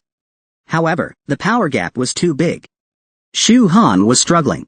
He was almost finished off by the Divine Lord. Shu Han immediately counterattacked, swinging his axe at the Divine Lord. The Divine Lord spun his long spear and blocked Shu Han's attack. Shu Han took the opportunity to charge forward. Unfortunately, the Divine Lord still blocked his strike. The two of them pulled apart and kept attacking each other. Just as Shu Han slashed at the Divine Lord with the Primal Chaos battle axe, the Divine Lord knocked the weapon from his hand with his halberd. He then thrust his halberd at Shu Han's body. At the critical moment, Shu Han activated the Sacred Body Celestial Art. The Divine Lord's halberd struck Shu Han's body multiple times. But it didn't injure him. Instead, Shu Han caused the halberd to tremble violently. Then Shu Han mocked the Divine Lord. Is that all the power you've got? He wanted to provoke the Divine Lord further. Because right now, the Divine Lord's power wasn't enough to push him into perfect core formation. The Divine Lord was still shocked by the previous scene. He was deeply puzzled. How could a core formation cultivator's body be this tough? This is absolutely impossible. Even a heaven-tier core formation cultivator couldn't take that blow from me. At that moment, Shu Han summoned the Primal Chaos battle axe into his hand. He raised it high and slashed toward the Divine Lord's halberd. The strike landed and split a crack in the Divine Lord's halberd. The Divine Lord was shocked. How is this possible? My halberd is far tougher than a treasured artifact. Shu Han then increased his power and split the Divine Lord's halberd in half. Seeing the axe was about to strike him, the Divine Lord quickly activated his defense to block the attack. Luckily, he managed to block it. But it clearly took a lot of effort. Then Shu Han resumed his trash-talking technique. Use your full strength, Baiyun Divine Lord. Or today, you'll be trampled underfoot by the ant you spoke of. The Divine Lord was infuriated by their words. Moreover, that previous strike boosted Shu Han's Sacred Body Celestial Art several levels. Qin Luoyi looked on. She felt Shu Han's strength had surpassed many of Qingbai University's instructors. She no longer worried about Shu Han's safety. Liang Kankan stood nearby cheering for Shu Han. Brother Shu, hurry and knock this guy down. Make him kneel and sing, conquer. Hearing that, the Divine Lord was successfully provoked. Kid, your body cultivation art is interesting. You might just be worthy of me taking things seriously. Next, I'll show you. A glimpse of what a celestial level expert can really do. The Divine Lord had been angered by Shu Han and planned to show him a fraction of a celestial expert's true power. Shu Han still showed no fear. He went up and punched him. But the Divine Lord didn't seem hurt at all. He grinned widely. Shu Han realized he had fallen into a trap. A powerful force blasted him away. He fell to the ground and couldn't get up. Just then, 2 helicopters arrived outside. Li Kaishan had come, along with a young beauty. She was specially brought by Li Kaishan to break the barrier. But breaking the barrier would take time. Li Kaishan hoped she could hurry. There were still hundreds of students waiting to be rescued, including his own students. The young lady was annoyed by Li Kaishan's rushing. "Shut up and let me work. Don't bother me. It's just a matter of cutting the right line. To break this barrier, it would take at least an hour." Li Kaishan was deeply worried. He didn't want his students to be in danger again. Out of old gratitude toward Li Kaishan, the girl agreed to work faster. Li Kaishan was slightly relieved. Back inside, seeing Shu Han on the ground, the Divine Lord laughed out loud. Shu Han was confused. The punch he landed on the Divine Lord felt like he had hit himself. This was all due to the Divine Lord's innate divine pupil. Hearing that, Shu Han started drooling. That could accelerate his sacred body celestial art. The Baiyun Divine Lord had become the perfect training tool for his breakthrough. The Divine Lord thought Shu Han was now afraid of him, and urged him to continue attacking. Shu Han did exactly as he said. He charged forward and fiercely attacked the Divine Lord. Each blow left him bloodied by his own strikes. But each time, his strength improved. To keep the Divine Lord from noticing, Shu Han kept on attacking. Shu Han kept on attacking. Shu Han kept on attacking. Shu Han kept on attacking. Zan Wang's strength kept improving. To hide the truth from the Divine Lord, he pretended to be wounded and bleeding after each blow. Suddenly, Shu Han appeared behind the Divine Lord and delivered a powerful punch right to his back. Shu Han suddenly spat out a mouthful of blood. The Divine Lord sneered and said proudly, "So weak, so useless. My revolving trust technique has no weaknesses. Don't you get it yet?" Shu Han ignored him and threw another vertical punch at the Divine Lord. This time, he was blasted away. Even his arm got shattered from the impact. But at that moment, Shu Han broke through to perfect core formation. He summoned the Flower Realm Pagoda and vanished from the Divine Lord's sight. He quickly reappeared in the cave, holding a spiritual fruit in his hand. It was required to complete the perfect core formation. After eating it, Shu Han successfully achieved perfect core formation. The Divine Lord looked slightly panicked, but quickly regained composure. He still didn't take Shu Han seriously. He assumed Shu Han was gravely injured and could be finished off with a casual strike. But he was wrong. Shu Han calmly faced the Divine Lord's attack. He blocked it with both hands and grabbed the Divine Lord's hand, planning to let him enjoy the joy of tribulation together. Lightning surged in the cave. The Divine Lord exclaimed in horror. "How is this possible? This is the ninefold lightning tribulation from the Yuan Yin stage. Could this be the legendary Divine Machine Core formation?" A bolt of lightning struck them both. The Divine Lord screamed in agony. He was nearly struck to death. But that wasn't the end. More lightning bolts came crashing down, knocking the Divine Lord to the ground. Shu Han, however, felt even better with each strike. After the baptism of the lightning, his sacred body celestial art reached the 54th layer. And at that level, it could activate another divine ability, the Heavenly Eye of Insight. This ability could rival the legendary Star Eye. At that moment, the Divine Lord stood up, charred by lightning. Black smoke billowed from his mouth. "You actually managed to injure me. Good. You've completely enraged me now." With a furious roar, the Divine Lord instantly forced Qin Loyi and the others to the ground. Then he turned bald, revealing his true form. His strength also rose. Compared to earlier, he was on a whole different level. Shu Han had defeated the Baiyun Divine Lord multiple times. The Divine Lord went all out to unleash his full strength. He went bald, And stronger. With a simple wave of his hand, dozens of weapons appeared before him. Now, the pressure from the Baiyun Divine Lord was suffocating Liang Kankan. He felt like he would be torn apart at any moment. Even Qin Luoyi struggled to endure the pressure. If not for her war armor, she would have ended up like Liang Kankan. The Baiyun Divine Lord was no longer at the late refining God stage. He had reached the peak of Yuan Yin perfection realm. From this point on, only Shu Han could face him.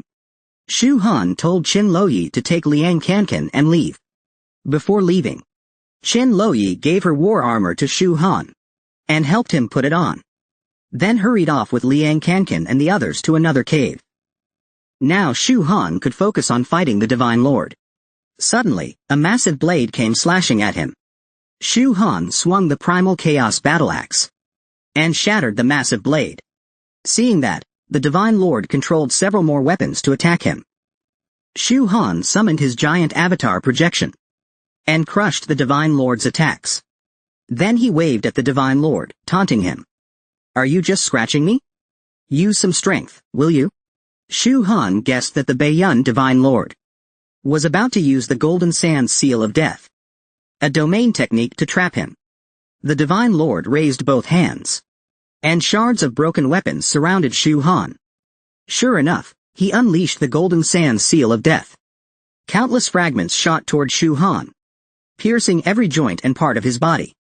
But Shu Han quickly healed his injuries, as if nothing had happened. And his strength even increased. But it still wasn't enough. Shu Han kept provoking the Baiyun Divine Lord, trying to make him go all out. Whether he could reach the minor heaven perfection realm of his sacred body celestial art depended entirely on the Divine Lord. Thanks to his mocking, the Divine Lord unleashed another ultimate move. White Tiger 7 Kill Kick. A massive force surged at Shu Han, trapping him within. Shu Han tried to break out. As soon as he stretched out his hand, it turned to bone. Enduring immense pain, he broke free, and his arm fully recovered.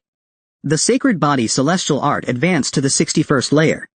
Still unsatisfied, Shu Han kept mocking the Baiyun Divine Lord. "Is that all you've got?" Totally unimpressive. Infuriated, the Divine Lord gritted his teeth and used another ultimate move. 7 Kill Slash. A swarm of swords appeared before Shu Han, like a tidal wave of blades. They attacked Shu Han. Crash! His bones were all shattered. And the sword sea still didn't stop.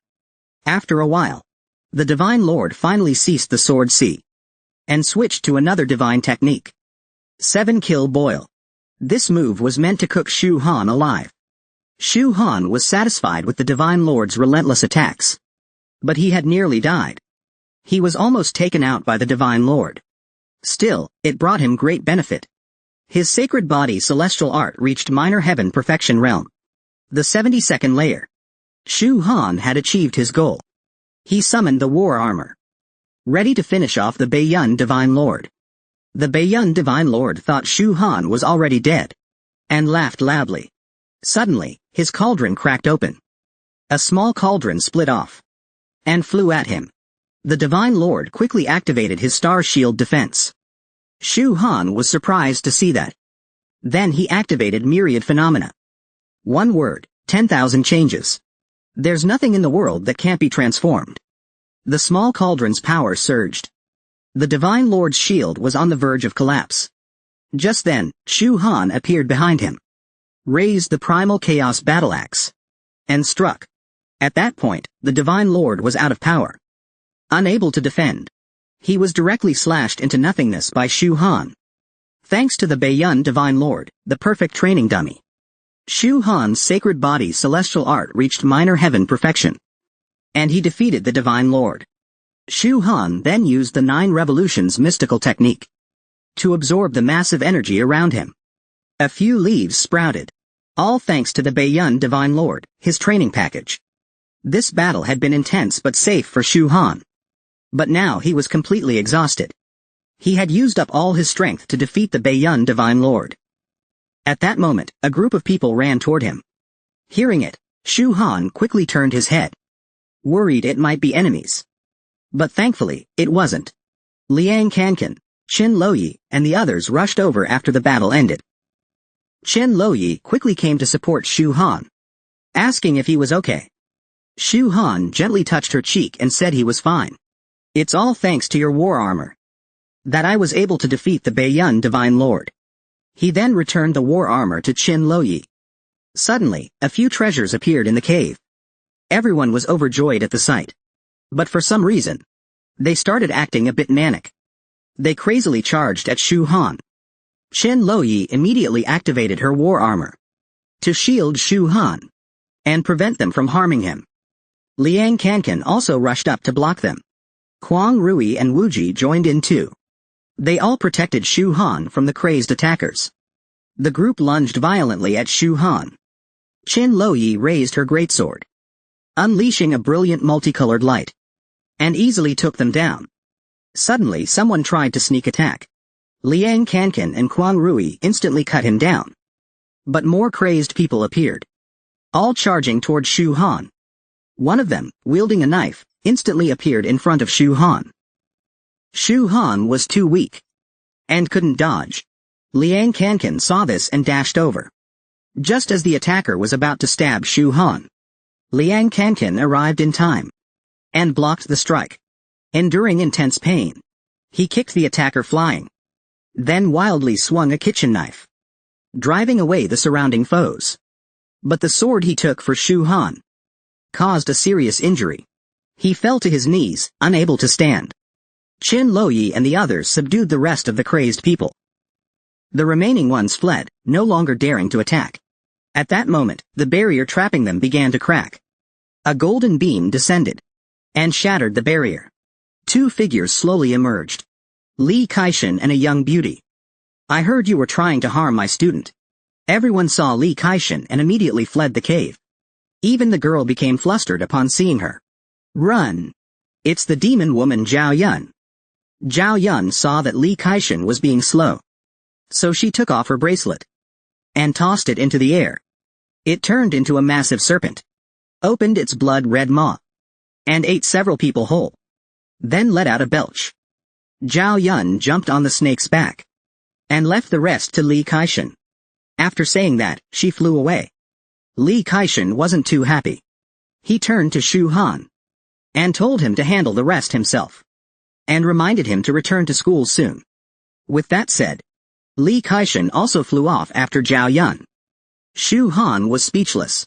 He then noticed Wu Ji nearby, staring at a red scroll above. Shu Han leapt up and took the red scroll down. After landing, he handed it to Wu Ji. It was a secret art scroll called Six Paths Heavenly Eye, which suited Wu Ji's star eye very well. Wu Ji accepted the scroll and turned to leave. Liang Kankan was furious. He just left like that? He didn't even thank Shu Ji properly. Suddenly, Shu Han punched Liang Kankan and asked if he had been cultivating properly. Liang Kankan explained, I have been, but my talent is just too low. Shu Han handed him a western marrow fruit that could rebuild his foundation and enhance his aptitude. Shu Han gave Liang Kankan a goal: reach Earth rank, or stop calling him boss. Liang Kankan teared up, clung to Shu Han's leg and wailed, Shu Ji, from now on, my life belongs to you. Shu Han was overwhelmed by his exaggerated expression and quickly told him to let go. Then Shu Han took out two more treasures and approached Qin Luoyi and Kuang Rui. He gave the immortal sword to Kuang Rui and handed the soul acceleration pill to Qin Luoyi. Qin Luoyi blushed as she accepted it. Suddenly, Shu Han leaned over and whispered in her ear. Qin Luoyi shyly turned away. There were still 3 weapons left. Shu Han leapt over, intending to use them to upgrade his primal chaos battle axe. He distributed the 7 treasures pots items to the 3 of them. He kept 3 weapons for himself to upgrade the chaos battle axe. After absorbing them, the chaos battle axe successfully evolved. At that moment, a projection drone flew over and landed in front of Shu Han. It was Zhang Yuanying. He came to inform Shu Han to meet tonight at midnight at the Tungtian Tower. Evening came quickly. Tungtian Tower. Shu Han had been waiting for a long time. Zhang Yuanying also arrived by car. The two met up here. For a previous transaction, Zhang Yuanying wanted an item of immortality. And Shu Han brought it for him. It was the marrow of an immortal, capable of granting eternal life to mortals. Zhang Yuanying was thrilled upon seeing it, and reached out to take it. But Shu Han quickly dodged. He hadn't yet seen the number 1 gene he wanted. Zhang Yuanying then brought it out. The two exchanged their items simultaneously. But neither had good intentions. Shu Han planned to kill him after the deal. Zhang Yuanying had the same idea, but was waiting for the demon lord to arrive, to kill Shu Han afterward. Zhang Yuanying turned to leave happily with the marrow, unaware that behind him, Shu Han was activating the Tungtian sword formation. A beam of light shot into the sky. The sword formation was fully activated. It was a Heavenly Lord level formation, specifically prepared for Zhang Yuanying. Let's see if this doesn't kill you. As the formation activated, Zhang Yuanying realized. He immediately cast a skill to break the formation and escape. He thought he could fly away, but underestimated Shu Han. Shu Han controlled the sword formation and struck Zhang Yuanying midair, knocking him to the ground. Shu Han pressed the attack, controlling the formation, sending multiple swords at Zhang Yuanying. He slowly stood up, activating a shield to block the swords. But Zhang Yuanying didn't expect the sword formation to be so weak. He mocked Shu Han. "Is that all you've got?" Just as he said that, a sword came flying at him, piercing through his shield and through his body. Zhang Yuanying coughed up blood instantly. Shu Han remembered his past life. The innocent children tortured by Zhang Yuanying. Tears welled up uncontrollably. "I didn't break my promise. I've avenged you all." Shu Han controlled the formation for the final strike. A tsunami of swords flew at him, all striking Zhang Yuanying's body. But he wasn't dead yet. In fact, he even laughed. Then he chanted a spell. Fanatical waves, filthy surge, boiling flesh and blood. A black energy enveloped him. Suddenly a flaming eagle shape burst from Zhang Yuanying's body. Countless flies swarmed toward Zhang Yuanying. He placed the immortal marrow on the bird, letting it fuse with the creature. Shu Han guessed he was summoning the true form of the demon lord. And he was right. Zhang Yuanying really was summoning her. He flew into the sky with his subordinates, letting the bird absorb some of them. The bird took a physical form and transformed into a woman. The great witch tribe goddess had descended. The demon lord then spotted Shu Han and unleashed her pressure on him. Shu Han struggled to withstand it. The demon lord's true form was earth immortal level. Shu Han couldn't take it head on. The gap in cultivation wasn't just a little. Shu Han decided to flee. A strategic retreat. He fled the scene at full speed. But the demon lord wasn't letting him go. She raised her hand, covered in flies, and flung it out with a swoosh, chasing after Shu Han at an incredible speed. She caught up to Shu Han instantly and surrounded him. The swarm of flies kept growing, more and more in number. Zhang Yuanying was overjoyed at the sight. He immediately knelt to the demon lord. "Great goddess of the witch tribe, I pledge myself to you forever. The past has faded. The future shall rise. Heavens above, stars align anew." Just then, flower petals drifted from the sky. Suddenly, they turned into swords and stabbed at Zhang Yuanying. He screamed in pain. This was Shu Han's doing. He took out the chaos battle axe and hacked wildly, cutting through the swarm of flies. Then swung out a blade of energy, aimed at the demon lord. But she easily blocked it. Suddenly, the demon lord absorbed Zhang Yuanying. At that moment, Shu Han broke through the flies and sensed the demon lord's cultivation. She had reached mid-earth immortal stage because she absorbed Zhang Yuanying.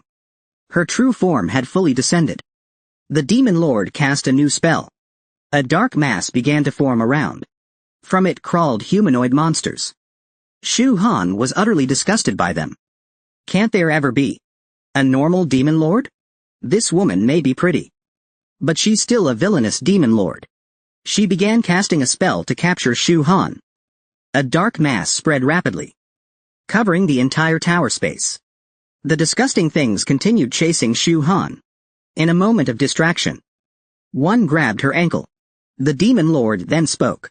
"Child, you should repent devoutly to the gods. They will forgive your sins." Shu Han scoffed and replied, "You think a filthy fly like you deserves my repentance? Not a chance." She stomped her foot lightly, shaking off the monsters, and flew into the air, raising the chaos battle axe, ready to destroy the monsters. She activated the second divine power of the sacred body Tungtian technique. Huo Wang's heavenly eye. The surrounding monsters couldn't even touch her. She then approached the demon lord and struck with her axe, just about to land the hit. The attack was immensely powerful, but blocked by just one finger. The demon lord had wanted to spare her, but now decided Shu Han must die. Shu Han realized she wasn't easy to deal with. Suddenly a blood-red barrier appeared in the sky, enveloping the tower. Inside was a palace of angels. Then red liquid began flowing from the barrier, forming red hands, grabbing the female angels, and pulling them into the barrier, turning them into patterns. The once heavenly paradise became a hellscape. Watching from afar, Qin Loyi was extremely worried about Shu Han. She had no idea what he was going through inside, and couldn't sit still. She activated her war armor and flew toward Shu Han. Just before this, Shu Han and Qin Loyi had exited the Seven Treasures pot to meet Zhang Yuanying. Qin Loyi wanted to go with Shu Han, but Shu Han refused, telling her to trust him, that Zhang Yuanying alone was no threat to him. Just as they were about to leave, Liang Kankan, watching nearby, burst out laughing. Shu Han gave him a quick smack. "You little brat. What are you looking at?" Liang Kankan rolled on the ground in pain, screaming and shouting, "Brother Shu! You're bullying me! Sister-in-law! Help me!"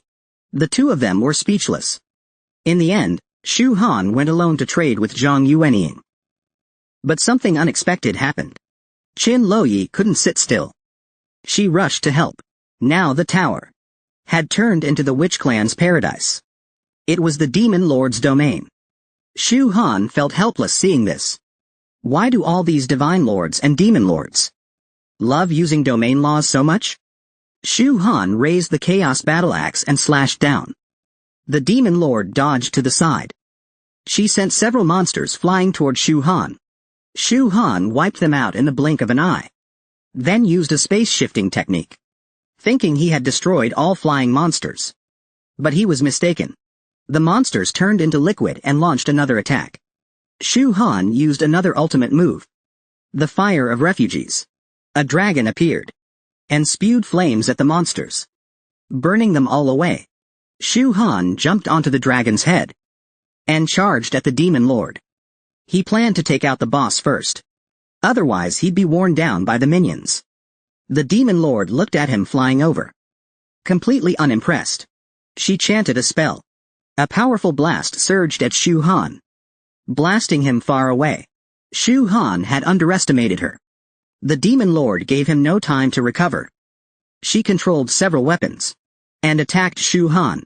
All the weapons rained down on him. She thought he was finished, but a figure emerged from the smoke. The demon lord was shocked. He survived that much power? How is that possible? The dust settled. Shu Han stood there unharmed. "Now that you've had your turn, it's mine." Vermilion Immortal Sword Formation. Rise. A massive lotus appeared before him. Shu Han couldn't help but admire it. All my preparation was worth it. The Vermilion Immortal Formation. Truly incredible. Shu Han raised his hand to control the formation, enveloping the demon lord. 4 massive swords targeted her. Countless smaller swords pierced her, all stabbing through her body. She screamed in agony. Shu Han declared proudly, "So what if it's your true form? You'll still fall like the rest. It's over. Foul god." Shu Han summoned a giant golden light sword and pointed downward. The sword struck the demon lord. cutting her body in half. Then came a huge explosion, reducing her to ash. Shu Han thought it was over. He even struck a triumphant pose. Suddenly, the demon lord spoke. "Human. You challenge my limits?" Shu Han was startled. The demon lord turned into a massive flesh ball, growing larger and larger, covered in countless eyes. Suddenly a hand with eyes burst from the ground, crawling toward Shu Han. And a monster in the sky charged at him too. This was trouble. Shu Han's face turned grim. Shu Han had just slashed the demon lord, thinking it was the end. But she was still alive, and used a horribly disgusting move. Shu Han had no choice but to play his trump card. He activated the 9-swirl technique. 9 swirls. Immortal slaying sword righteousness. It was much larger than the previous sword formation, and quickly wiped out the monster. The demon lord was completely enraged. She unleashed a terrifying aura. Shu Han charged at the demon lord, using the divine binding chains. The dazzling light made the demon lord unable to open her eyes. Shu Han successfully tied her up. He pulled out a lightsaber. With a swoosh, Shu Han appeared behind her, and pierced through her body. This completely wiped her out. A golden object appeared where she vanished. Shu Han took out the chaos seal, and absorbed the golden object. It was the law foundation of the god of misunderstanding. Suddenly, Shu Han felt dizzy. He had overexerted himself. He fell from the sky in weakness. Fortunately, Qin Loyi caught him in time. Now Shu Han could rest easy. He then told Qin Loyi that he would go into seclusion for a while, and fainted from exhaustion. Qin Loyi carried Shu Han away. The next day, Shu Han had recovered, but he remained in seclusion. Liang Kankan came in to ask about Shu Han. Qin Loyi said he was fine. However, now that he's in seclusion, no one knows when he'll be out. Liang Kankan looked worried. In that case, Brother Shu might not make it to the 100 Smiles tournament. But Qin Loyi believed in him. He would definitely make it. Suddenly, Qin Loyi kissed Shu Han, wishing him a peaceful retreat. However, Liang Kankan was so embarrassed watching this. "Sister-in-law. This isn't suitable for kids. I'm still here. Sister-in-law. I want a wife like you someday. Gentle, graceful, and can fight." Qin Loyi blushed immediately, and dragged him out of the room. Liang Kankan hurried after her, asking if she had a younger sister or something to introduce him to. Shu Han opened his eyes. Seclusion complete. In 7 days, Shu Han had fully mastered the law foundation of the god of misunderstanding.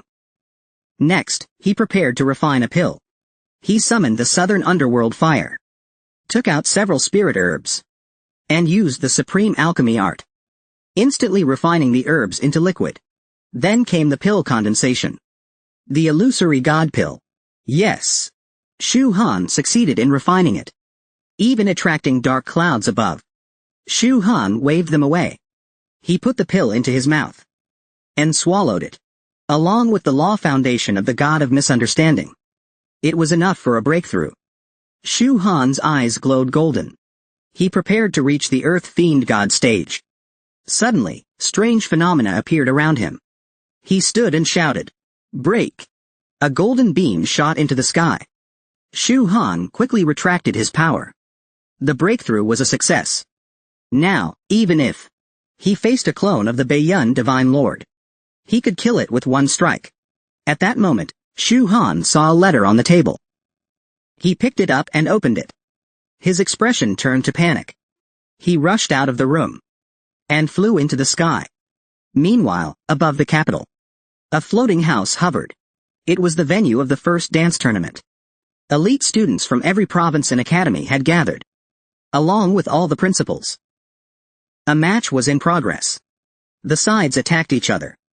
The four-eyed guy was instantly defeated. The referee announced, "Southern China Academy. Zinbo wins, advancing to the next round." New contestants took the stage one by one. After a few rounds, they easily defeated their opponents. Soon it was Shu Han's turn. His opponent was Tu Zhaozhao from Qing University Academy. But Shu Han hadn't arrived yet. He could be disqualified for being late. At that moment, the principal of Qing University sneered. He mocked the principal of Jingbai. Is this your star student? I'm just saying. The quality of your Jingbai students is subpar. Why are they chickening out? Principal Hua responded calmly. No need to worry, Principal Yu. My students understand the Tao of yin and yang quite well. This angered Principal Yu, who snapped back with flair. Old Hua. Your students. None of them are going back in one piece today. Principal Hua remained unbothered. He mocked back. You're not capable of that anymore. Damn it. That's insulting. You old bastard. I'm going all out. Luckily, several principals stopped her. Otherwise, she'd have been beaten up by Principal Hua. Have you ever seen such a beauty? Would you fall for her if she stood before you? But you're not worthy. She is Shu Han's opponent, Tu Zhaozhao. Look, she made a heart gesture. The audience scrambled for attention. Some even fought over that heart. This deeply moved the beauty. Stop. Don't fight anymore. Don't fight for your lady. Even the referee couldn't bear listening to this. But more importantly, there were 5 seconds left. If Shu Han didn't show up, he'd be eliminated. Time was up. Shu Han still hadn't appeared. Principal Yi mocked. Told you so. That coward student of old Hua is just like her. Let's go. Big mouth, small skills. Such a sharp tongue. Stop shouting nonsense. Isn't he here now? Suddenly, a bolt of lightning struck from the sky. Shu Han arrived riding a fire dragon. The lightning struck the center of the stage. Chen Luoyi smiled. He finally arrived. Shu Han slowly emerged from the smoke. But his dramatic entrance annoyed the referee. She angrily announced, Shu Han. You're disqualified. Chen Luoyi shouted loudly. Time's not up yet. Why disqualify Shu Han? The referee wanted to argue. But Chen Luoyi glared fiercely at her, scaring her into a cold sweat. She thought better of it. This woman's not to be messed with. So the referee quickly resumed the match. Shu Han of Jingbai Academy versus Tu Zhaozhao of Qing University Academy. Let the match begin. Shu Han politely saluted his opponent. Sorry. I'm late. Please go easy on me. Ah. Shu Han Ge. You're too polite, Tilda. Keep in touch with me, okay? Tu Zhaozhao stood on a lotus. She used a water escape technique. It suddenly began to rain from above. Tu Zhaozhao turned into water and vanished from the arena. Shu Han thought this was interesting. Suddenly, the water formed a dragon and charged at Shu Han. Shu Han remained unimpressed. He threw a punch. Tu Zhaozhao thought she had him, but she was punched right through. She returned to her real form. Coughing up blood, Shu Han slowly approached her. He told her to surrender, to avoid unnecessary harm. But Tu Zhaozhao refused. She leapt into the air and did a graceful backflip. Even with the destructive divine eye, Shu Han couldn't find her. At that moment, a jar of water condensed behind Shu Han. Tu Zhaozhao transformed into a small water dragon. She climbed onto Shu Han's body. To avoid being noticed, she carefully crawled forward. But Shu Han still discovered her. He used southern nether fire to form a palm. It grabbed at Tu Zhaozhao. Before she could react, she was caught. Tu Zhaozhao tried to struggle. Shu Han increased the intensity of the flames. She screamed in pain. Shu Han then released her. But Tu Zhaozhao still wouldn't give up. She waved her hands and turned into water, then transformed into a giant water dragon. Several small water dragons then split off from it. This was her strongest move. Heavenly Tomb, Watery Burial. The audience was terrified watching it. They began discussing. Could Shu Han withstand this? At that moment, Zuo Lengchan sitting on the prodigy's chair saw it. And he was also stunned. The prodigy guest monk felt the same. She eagerly awaited whether Shu Han could block this terrifying blow. The drowsy prodigy was also intrigued by Shu Han. She was curious what Shu Han was capable of. To be ranked alongside them. Just how beautiful is this woman? Would your heart race if she stood before you? She's not only beautiful, She's also powerful. If that heavenly tomb, watery burial hit you, could you endure it? Watch how this man responds. He turns spiritual energy into a giant hand. The mighty tsunami looked pitiful before him. With a loud smack, Shu Han slammed her to the ground. The most beautiful woman in history fainted instantly. The referee announced, Shu Han from Jinbai Academy wins. He advances to the top 125. Principal Hua immediately mocked them. Your student is quite useless. Just as trashy as you. He was so angry he couldn't say a word. He sat silently on the bench. At that moment, a monk stood up and said, Amitabha. This Shu Han is even stranger than you, old freak. Principal Hua glared at him and said, He is my student. The monk became flustered. And waved his hands. Sorry. Your disciple is too outstanding. For a moment, I lost my composure. Tianjia's receiving monk had just watched the battle. And couldn't discern Shu Han's true strength. He wasn't confident in defeating him. Tianjia Zuo Lengchan admitted Shu Han was powerful. But he wasn't aiming to beat him. He just wanted to snatch Shu Han away from Qin Loyi. All three Tianjia envoys weren't confident in defeating Shu Han. Just then, Long Aoshan walked up to Shu Han. And greeted him. Long time no see. You're a monster now. Ha ha. Long Aoshan. Long time no see. You're not bad yourself. At that moment, the referee announced. The top 125 has been decided. Next round begins. 5-man free for all groups. To determine the final top 10 teams. At that moment, Liang Kankan's alliance came over to Shu Han. They wanted to drink and celebrate. But Shu Han stopped them. Then asked him. What's the situation now? The core goal of the Baishao tournament. You already know, brother Shu. After multiple eliminations, the strongest 15 young cultivators from across the country will be selected. These 15 can accompany sister-in-law and the others to the Kunlun Ruins' secret realm. To receive inheritances and secret treasures. Shu Han didn't expect the Kunlun Ruins to surface so early. Looks like the mid-phase of the spiritual revival is near. Shu Han felt the tournament was too slow. It was delaying his rapid growth. Liang Kankan saw Shu Han looking annoyed. And thought he was stressed about the tournament. But that wasn't it. Suddenly, Shu Han had an idea. He turned all effects to max. Activating every flashy visual he had. Then flew into the sky above the arena. The contestants looked up in awe. Principal Hua had no idea what Shu Han was up to. He sure looks arrogant.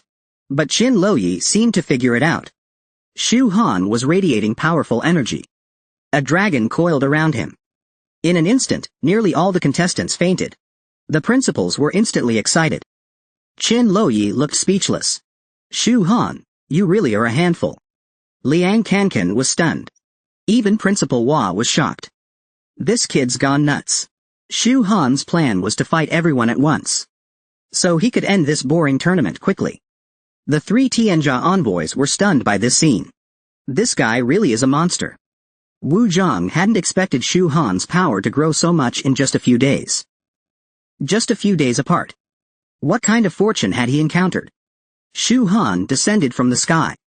And called Liang Kankan over. Liang Kankan rushed over like a loyal dog. Shu Han wanted him to count how many contestants were still standing. Liang Kankan immediately began counting. This man was so powerful. He just slightly released his pressure. And instantly knocked out a large group of contestants. He did this to reduce opponents. And quickly end the boring competition. But the principals of those knocked out students weren't happy. They wanted to teach him a lesson. Principal Hua immediately entered battle mode. Ready to spar with one of them. The other principal realized he couldn't win. So backed down. And returned to his seat. Principal Hua also deactivated his spell. Then leaned over and said, let the young people settle their own matters. But he still felt dissatisfied. I'll remember this debt. Kunlun Ruins. Our Long family will not allow it again. Principal Hua looked indifferent. It's all about ability. At that moment, another principal ran over and said, I also feel that a prolonged match is kind of boring. This way is much more exciting. Come on, let's have a drink. Secretly brewed cool night from the channel. Pardon the pronunciation. You know what I mean. On Liang Kankan's side, he had already figured it out, including Shu Han. There were 18 people in total. 3 too many. So Shu Han casually pointed to 3 people. He happened to point at 3 Tianjia members. He told them to forfeit. Liang Kankan quickly objected. Brother Shu. Those guys are all elite contestants this time. The Tianjia members were furious at being underestimated. They all entered battle mode, ready to fight Shu Han with all they had, to show him how powerful they were. Let's see if you dare act so arrogant again. Seeing this, Liang Kankan immediately exited the formation. Zuo Lengchan launched the first attack. He slashed with his spear. Shu Han didn't even dodge. He stood still and took the hit. But the attack didn't even tear his clothes. Zuo Lengchan retreated immediately. He's got some skills. Shu Han didn't want to fight them yet. He tried to persuade them one last time. Just surrender. You'll avoid a harsh beating. Hey! You? Think you can make me surrender? Keep dreaming. Zuo Lengchan launched another attack. A fire dragon shot out from his spear. It flew toward Shu Han. But Shu Han dodged it. Seeing that it was a woman, Shu Han gave her another chance to surrender. Unfortunately, she didn't take it. She still wanted to fight. To save time, Shu Han planned to end it with one punch. Suddenly, GK Monk attacked him from behind with a staff. Shui Meal then soared on her sword. She flew in a circle around him and set up a wind formation. But it had no effect on Shu Han. He simply snapped his fingers and instantly broke their attacks and formation. Shu Han grabbed Zuo Lengchan's weapon and flung him away. Shui Meal went flying with him. Now only GK Monk was left. Shu Han dashed forward. GK Monk attacked immediately. But Shu Han blocked it. GK Monk couldn't block Shu Han's punch. He was sent flying instantly. The 3 of them limped out afterward. They still refused to surrender and wanted to keep fighting. They surrounded Shu Han in a triangle and performed a fusion technique. Chains emerged above Shu Han's head. Luckily, he was fast enough and dodged them all. Then a Qilin charged at him, followed by a fire ox. Shu Han had no time to dodge, so he braced for a frontal clash. Chain seized the moment to wrap around him and locked his throat. Their fusion technique was finally complete. It formed a giant lotus. But shortly after, cracks appeared in the lotus, and it shattered. Shu Han flew out from within and mocked them. That's your ultimate move? You clearly don't realize the gap in strength between us. Now it's my turn. Shu Han swung an axe at them. The 3 immediately dodged. A thunderous sound echoed. Shu Han's attack shattered the entire arena. A thunderous boom. Shu Han's strike shattered the entire competition arena. Split the arena in half. The 3 Tianjia elites were stunned. Suddenly, GK Monk pulled Shui Meal aside. Shui Meal looked confused. What are you doing? Something unclear flew off Shu Han's face. GK Monk sensed danger. That's why he pulled her away. Shui Meal then understood. Thank you. If it weren't for you, I might have been badly injured if not killed. Just how powerful is this man? With just a casual strike, he can split the earth. Facing 3 Tianjia elites, he defeated them effortlessly several times and spared them each time. Yet they showed no gratitude, still wanting to fight. Shu Han had no choice but to fight them to the bitter end. He launched an attack.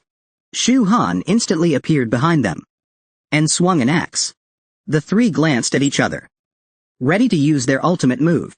Each took out a tortoise shell and channeled spiritual power into it. The shells flew into the sky, projecting 3 beams of light, inscribed with mystical characters. Zuo Lengchan then summoned an old man illusion with lofty ideals. The sage asked. Shui Meal also summoned an old man illusion, a celestial with divine laws. Lao Jun transforms who? GK Monk's illusion was even more astonishing. He summoned the Buddha himself. Buddha's cotton smile, peaceful and serene.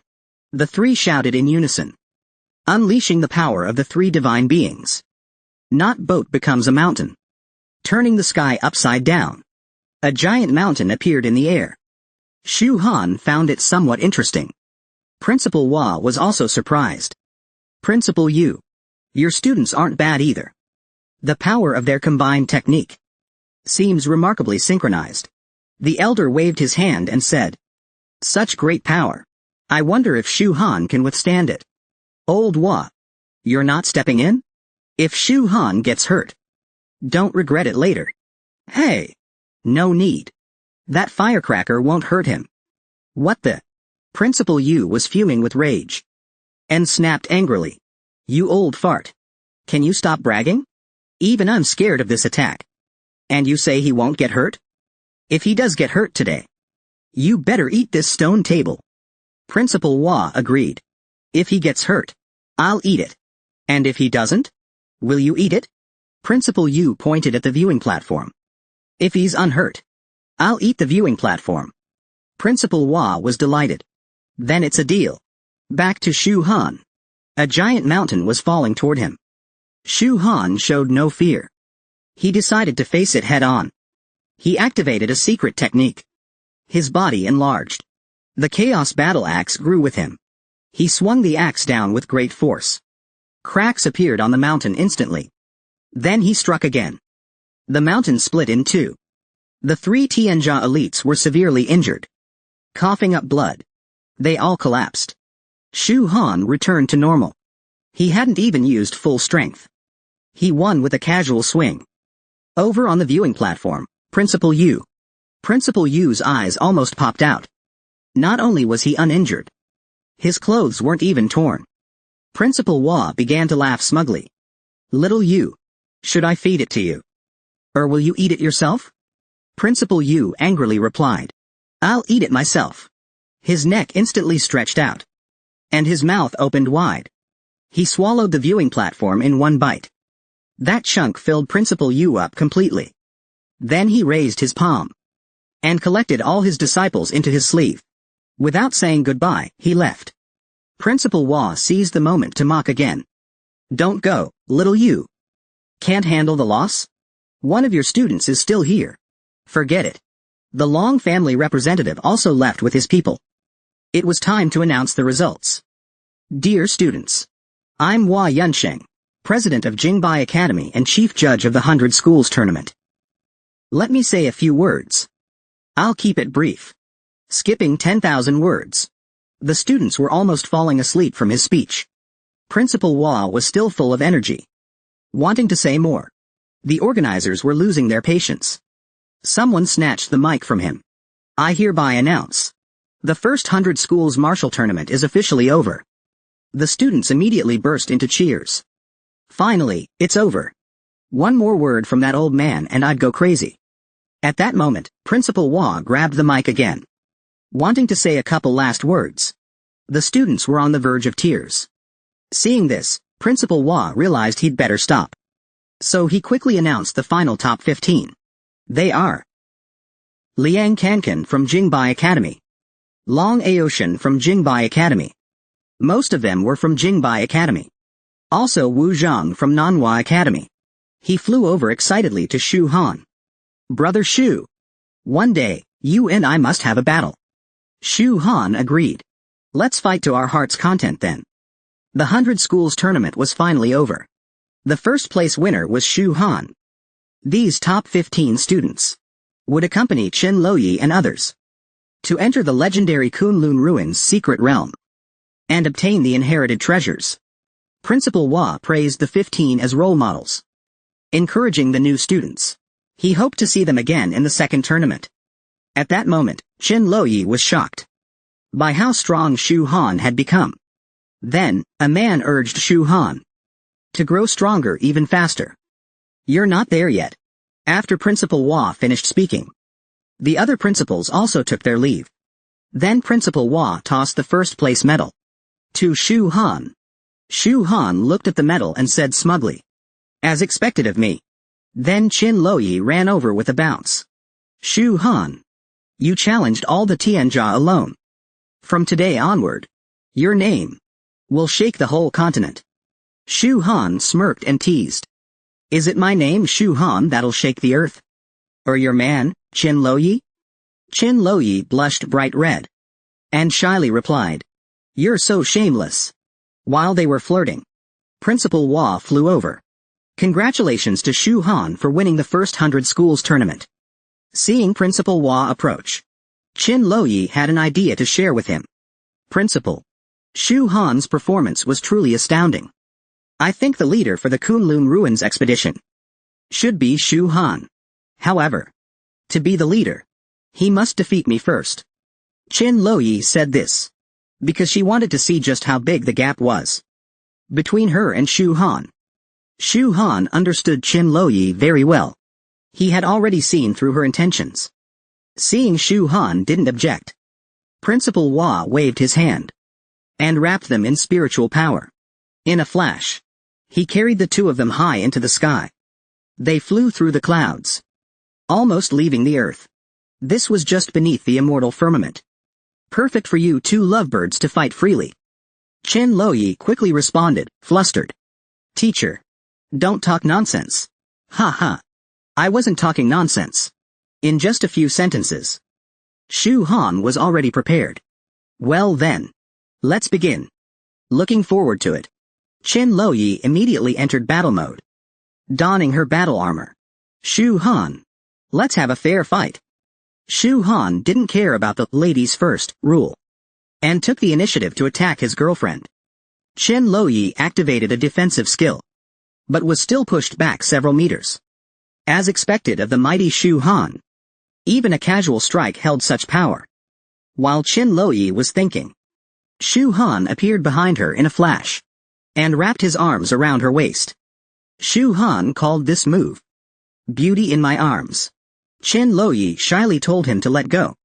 Shu Han leaned close to her ear and said, Nope. Qin Loyi couldn't take it anymore. She covered her face, too embarrassed to look, because the teacher was still there. Shu Han awkwardly said to the principal, You're still here? Principal Hua got the hint. All right, I'll leave now. Your mistress already made dinner. Wan Niang. Eagle, eagle, eagle. They're showing off their love in front of me. After the principal left, the two entered serious mode. Shu Han, please fight seriously. Qin Loyi drew her greatsword and charged at Shu Han. Shu Han took her head on, unarmed. The real fight between Shu Han and Qin Loyi had begun. Qin Loyi was using half her strength against him, but her attacks were still casual. She engraved runes on her blade and launched multiple sword lights at Shu Han. He blocked them all with his bare hands. Suddenly, a sword light came from behind. Shu Han immediately struck it away, only to realize it was a phantom. The real attack came from the front, and Qin Loyi successfully landed a hit. She quickly followed up, launching another attack. Just as she was about to hit again, Shu Han appeared in front of her in a flash, and struck at his girlfriend. Qin Loyi instantly blocked with her shield. But she knew Shu Han wasn't going all out. He wanted her to fight at full strength. So Shu Han obliged, and used his clone technique. Qin Loyi got serious too. A fire phoenix appeared behind her. With phoenix fire meteor shower, she dispersed Shu Han's clones. Shu Han then summoned a water dragon, charging straight at Qin Loyi. She countered with a fire arrow. Shu Han's water dragon used dragon floodwave to block. Then Qin Loyi clenched her fist and bound the water dragon with several chains. She leapt into the air and stomped on the dragon's head, then stabbed her weapon downward. The water dragon vanished instantly. At that moment, Shu Han silently appeared behind her. He warned her before attacking. Luoer, take my axe. Qin Loyi instantly changed her armor to defense mode. Xuanwu shield. Qin Loyi successfully blocked it. But that move was extremely powerful. After blocking it, Qin Loyi immediately drew her weapon and launched another attack on Shu Han. Even though she landed a hit, Shu Han didn't even move, letting her strike him freely. That blow actually made Shu Han feel sleepy. Still, Qin Loyi refused to give up. She wanted to continue. The two resumed their battle again. Chen Luoyi's attacks couldn't harm Shu Han at all. But Shu Han was a different story. At first, Shu Han was right in front of her, raising his axe for an attack. The next second, he vanished. He suddenly appeared beside Chen Luoyi, with the axe already at her neck. Chen Luoyi lost this round. But she wasn't convinced. She knocked Shu Han's weapon away. She still wanted to keep fighting him. Shu Han grabbed her weapon and tried to persuade her to stop. But it didn't work. Chen Luoyi insisted on fighting to the end. She suddenly soared into the sky. Shu Han decided it was time to teach her how to really fight. He quickly followed her. Chen Luoyi showed no mercy. She thrust her spear forward. Shu Han easily dodged it. Then he swung his axe at Chen Luoyi. The axe strike actually split the void. Chen Luoyi couldn't dodge it. She had no choice but to take the hit. She activated her strongest defense. While she was defending, Shu Han had already appeared behind her. He wrapped his arms around her waist. Shu Han said this kind of fighting wasn't ideal. He wanted to switch things up. Chen Luoyi immediately blushed and stepped away. Shu Han's new rule was, if she could land just one punch, she would win. Chen Luoyi thought. He was humiliating her by saying that.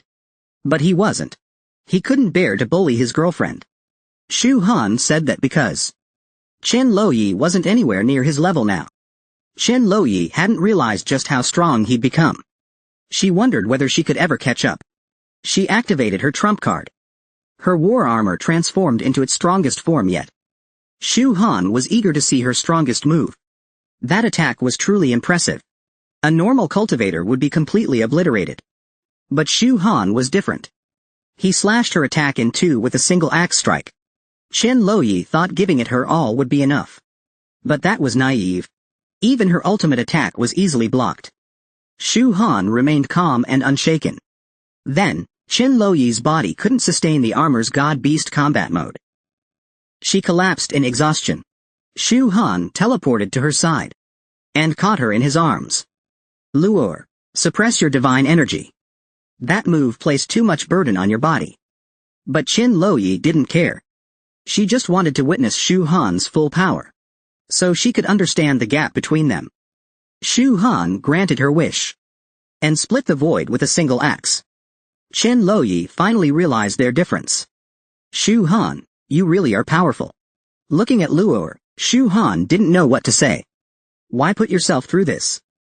Thankfully, she only collapsed. Otherwise, Shu Han would have blamed himself forever. Just then, Principal Hua ran over after dinner. He told Shu Han, Chen Luoyi is strong. She might seem delicate, but she's very proud. She just wanted to prove that she can help you. She didn't want to be a burden. Principal Hua had already guessed this when she requested to spar. But he didn't care whether she was a burden.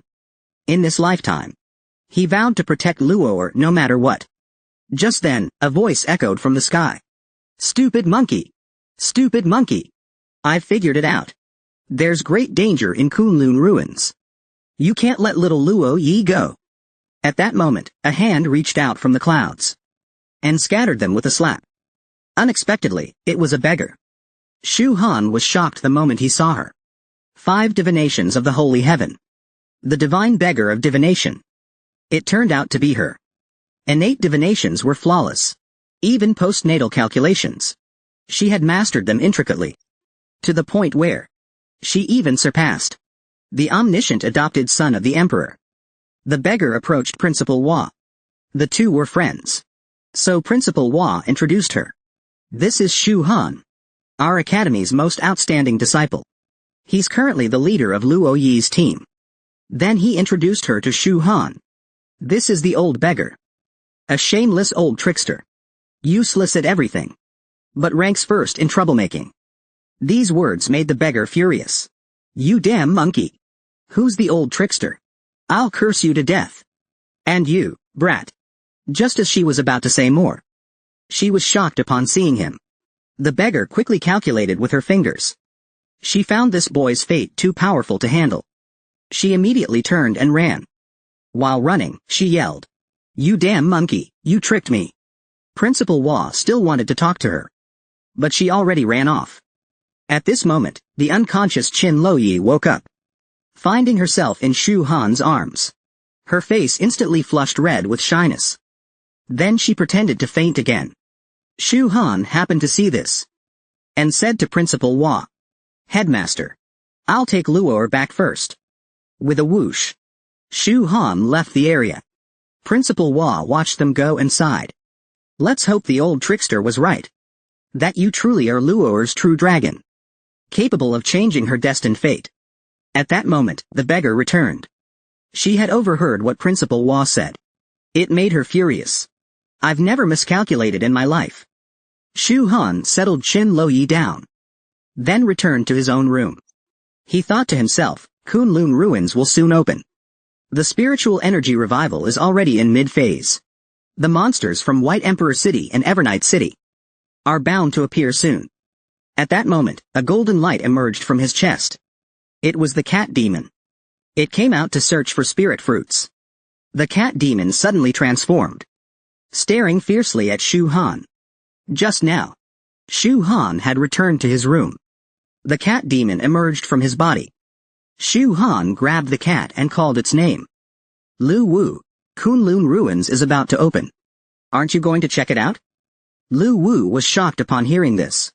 He immediately reverted to his original form and asked, "How do you know me?" Shu Han showed no fear. He leisurely walked over and grabbed a fruit. Taking a bite, Shu Han said, "I am your heavenly emperor, Lu Wu." "Little kitty, don't you recognize me?" Lu Wu was furious. He didn't expect to be insulted like this. "Die!" Several heads formed from his tail and launched an attack on Shu Han. With a simple wave, Shu Han transformed into the true heavenly emperor. He used the move Earth-Slaying Tathagata, grabbing the huge cat with one hand. But Lu Wu managed to break free. He launched another attack on Shu Han. Each of his tails formed a different elemental attack. But before he could strike, Shu Han unleashed a move called Divine Tathagata Palm. He grabbed all the cat demon's tails. The attacks vanished instantly. Then he slammed the cat demon to the ground and taunted him. "You're still far from worthy." Lu Wu had no choice but to return to kitty form. And Shu Han reverted as well. Lu Wu asked Shu Han again, "Who exactly are you?" Shu Han replied, "Before I answer you, shouldn't you reintroduce yourself first?" Lu Wu found this interesting. "Then let's get to know each other again. I'm Lu Wu, guardian god of Chinkenlun Mountain. Nice to meet you." Shu Han also reintroduced himself. "Hello, Lu Wu. I'm Shu Han, a man who aims to become the heaven-slaying emperor." Lu Wu didn't quite catch that. "You said you want to become what?" "Ha ha ha. The emperor's man? And who's the emperor? Tell me secretly. Are you a guy or a girl?" "I won't tell that brat Luo Yi." Shu Han punched him flying after hearing that. Lu Wu said disdainfully, "You're just relying on your strong body. A mere spirit refining cultivator. I can devour your soul any time." Right after he said that, a big pot came crashing down. Shu Han warned him, "If you don't behave, I'll stew you. I've heard cat meat is highly nutritious." Lu Wu jumped out of the pot. He looked defiant. "You think you can eat me?" Shu Han then pulled out his southern underworld fire and asked the cat spirit, "Grilled cat meat. What do you think?" "Perfect. No need to pluck the fur either." Lu Wu was shocked at the sight of the fire. Suddenly his pupils emitted golden light, beaming onto Shu Han's body. He discovered Shu Han had cultivated the Earth Fiend divine body. Absolutely unbelievable. But the cat demon still wasn't convinced. "So what if your body is unmatched among Earth immortals? Your soul is still weak. Once I finish cultivating my ultimate skill, I'll wipe you out in seconds." For mocking Lord Cat. In truth, he did fear Shu Han, because Shu Han's talent was just too monstrous. He feared it wouldn't be long before he couldn't beat him anymore. But for now, he still couldn't defeat Shu Han. Shu Han grabbed the cat demon, planning to cook cat meat. Just as he reached the door, he could already smell the aroma, scaring the cat spirit into screaming. faced with Shu Han's terrifying expression. The cat demon caved. "Boss, I was wrong. Calm down. My meat's tough. It's not tasty." Shu Han asked him. "Wanna come with me to Kunlun ruins?" The cat demon thought for a moment. Are the ancient beings awakening? So he agreed to follow Shu Han to Kunlun ruins. But before that, he had something to show Shu Han. The cat demon's pupils lit up with golden light and fired toward him. The former guardian beast of Kunlun ruins, Lu Wu, agreed to explore Kunlun with Shu Han. But before that, Lu Wu showed Shu Han a memory. This was Lu Wu's memory. "This is Kunlun's heavenly palace." Lu Wu was in charge of guarding the mountain gate. Until one day, Kunlun was invaded by demons and fiends. Kunlun was reduced to ruins. Lu Wu also fled the place. Now inside Kunlun ruins, ghosts and monsters roam unchecked. The strongest among them are no weaker than late Earth immortals. Lu Wu showed him this to make him understand how dangerous it is. Shu Han recalled the Kunlun riot from his past life. Countless demons and fiends emerged from within, slaughtering the mortal realm. The cultivators fought with all they had. But there were just too many monsters. They couldn't kill them all. Even Principal Hua. Even that couldn't stop it. He was immediately grabbed by a werewolf and eaten like a snack. Said to be quite tasty. Even made crunchy sounds. His old friend, the beggar fortune teller, also couldn't escape being devoured by monsters. He was gnawed by several bat demons until nothing was left. And then there was Qin Lo Yi from his past life. He fought with all his might to drive back the bull demon. But the bull demon only used 30% of his strength.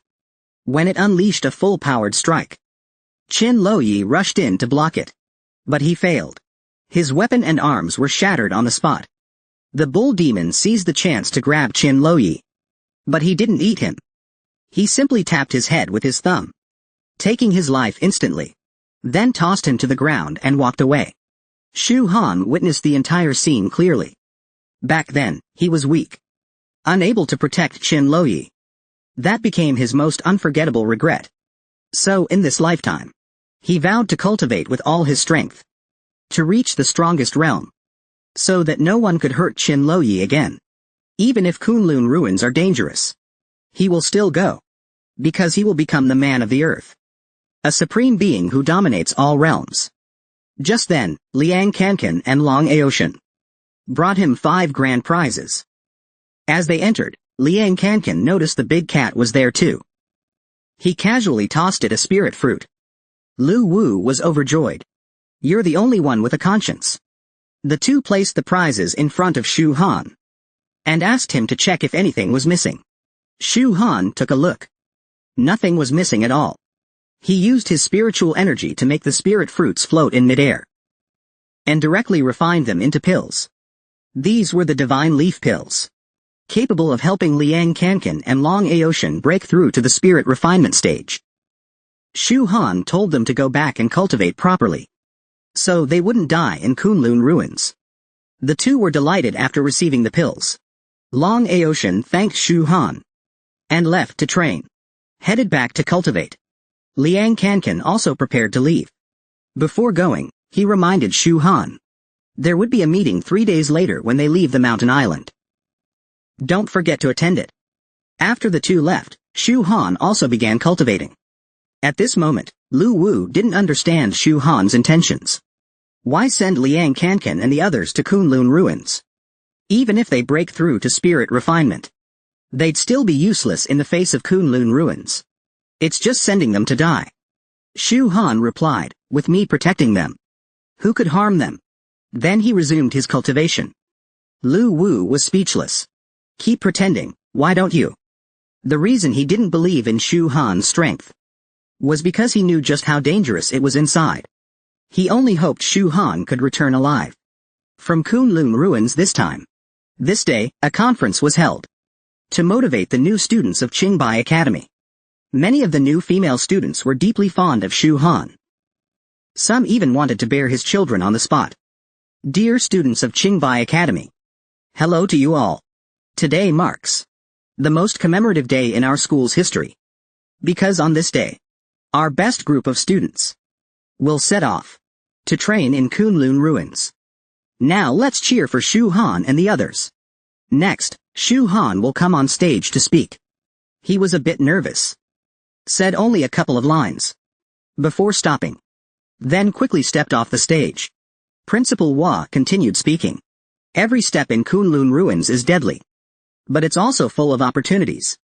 Kunlun ruins has 9 levels in total. You are only allowed to train on the first level. Under no circumstances enter the second level. Is that clear? Then he approached Shu Han and reminded him to protect everyone well, to ensure they all return safely. Shu Han promised that as long as he lived, I will definitely protect everyone. Long Aoshin, Liang Kankan, and Qin Loyi all knew they couldn't match Shu Han. But they would rather die than become his burden. At that moment, Principal Hua announced, on behalf of the academy, I grant each of you 1 weapon. Go to the treasure vault and pick what you need. They entered the vault and were shocked by what they saw inside. Principal Hua reminded them to each pick 1 item. Not to rush. And take their time. Be careful not to choose wrongly. Then he noticed Shu Han wasn't entering. And grew curious. Do you look down on the academy's vault? Shu Han wasn't looking down on it. He simply didn't need it. He had the Hongmeng battle axe as a weapon. And an incredibly tough physical body for defense. Capable of resisting advanced powerhouses. With those 2 things, he didn't need anything else. Principal Hua was speechless, surprised by the boy's arrogance. Shu Han was a bit displeased. This isn't arrogance. It's confidence. In that case, Principal Hua gave Shu Han a chance to spar with him. He wanted to see where Shu Han's confidence came from. Shu Han was also eager to test Principal Hua's strength. The 2 flew into the sky. If Shu Han could withstand Principal Hua's attack, he'd believe he wasn't just arrogant. Principal Hua then launched a powerful move. Shu Han was shocked at the sight. As expected of Qingbei's principal. Truly formidable. Shu Han unleashed his strongest strike and broke Principal Hua's attack directly. Principal Hua was stunned by what he saw. Shu Han seized the moment, rushing in front of Principal Hua in an instant. He swung his axe down, accompanied by lightning, which struck Principal Hua unguarded. Smoke rose from his head. Shu Han walked over and asked what had happened. Principal Hua quickly patted out his hair, saying it was nothing. Just a bit of bad luck. He said he had been struck by a bolt of lightning while walking. Shu Han glanced at the sky. There's no thunder. Where did the lightning come from? Damn. He roasted Principal Hua pretty hard. The only reason Shu Han could hit him just now was because Principal Hua had held back. But now he regretted it. If only he hadn't held back. Just then Qin Loyi came out with her selection.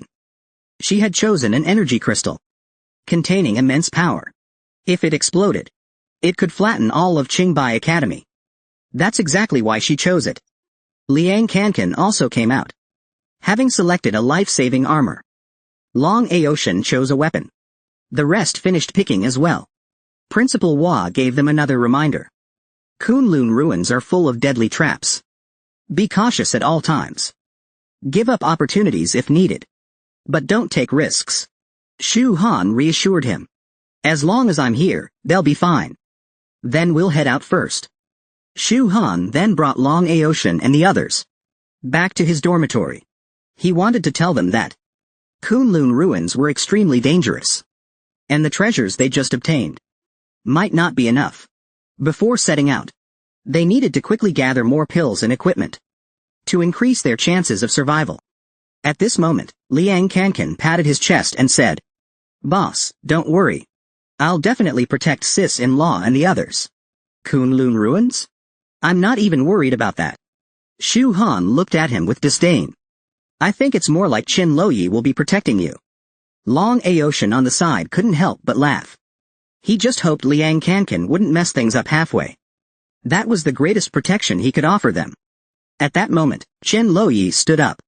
She told everyone to stop joking around and quickly prepare pills and magic tools. The 3 of them left Shu Han's dorm room. Shu Han didn't have much to prepare. now that he possessed the Chaos Battle Axe. Even facing a late-stage Earth Immortal God or demon, with his Earth Fiend body's unmatched defense, he still had the power to kill them.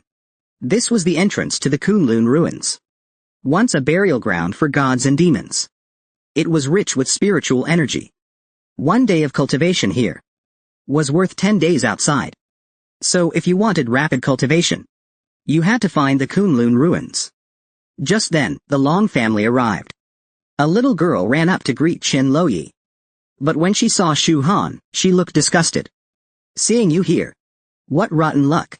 Shu Han's bad temper couldn't hold back anymore. He snapped right back at her. I think you're the unlucky one. What the hell are you supposed to be? The Long family instantly switched to protection mode. How dare you? You dare insult our young lady? You're asking for death. That line made Long Aoshin and Liang Kankan furious. What now? Wanna fight? We'll fight you all the way. Just then, Wu Zhang also stepped up.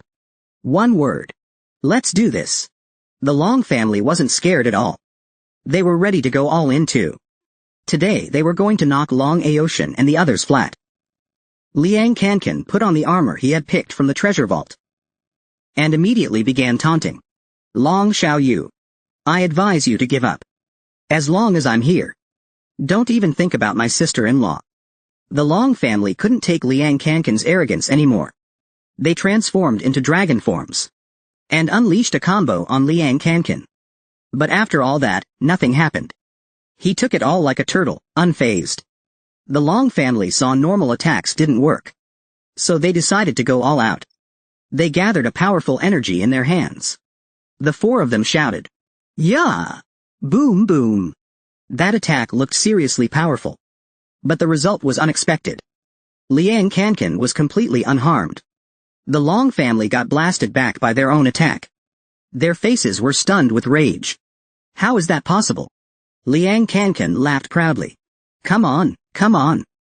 Didn't eat today? Or what? That all you got? And you want to touch my boss? You all must be dreaming. The Long family was furious. But they couldn't do anything to him. Long Aoshin was itching to jump in too. He wanted to have some fun. He raised the spear he had just obtained. At that moment, his aura became terrifyingly powerful. His entire body exuded dominance. Long Aoshin charged forward. The Long family saw the weapon in his hand. They couldn't believe it was a true treasure. The spear emitted a bloodthirsty aura, disrupting the flow of their blood and energy. Even though it was a treasure, they weren't afraid. They just didn't expect Long Aoshin to have one too. With one strike, he left them with no chance to fight back. Afterward, Long Aoshin looked over at Liang Kankan, and saw he was still hiding in his shell, letting them hit him. Qin Loyi couldn't bear to watch anymore. She told them to stop there. They were about to enter Kunlun ruins soon. Don't waste energy here. Hearing his sister-in-law's words, Liang Kankan decided to let it go. Then he and Long Aoshin were about to return to Shu Han's side. Suddenly, the Long family acted dishonorably, and launched a sneak attack while they weren't paying attention. Liang Kankan and the other couldn't dodge in time. At the critical moment, Shu Han teleported and blocked the attack. That move by the Long family made Shu Han extremely angry. He suddenly appeared in front of them, slapped one person flying, kicked another one away, then charged toward the other three. Before they could even react, Shu Han punched each of them once. In just 1 second, he took out 5 people. Long Aoshin and Liang Kankan still weren't satisfied, so they went over and beat them up again. The Long family's young lady couldn't take it anymore. A terrifying aura erupted from her. Even her dragon soul was activated. She slowly walked toward them. Shu Han wasn't intimidated. His aura was even stronger. If she wanted to fight, Shu Han was ready to play along.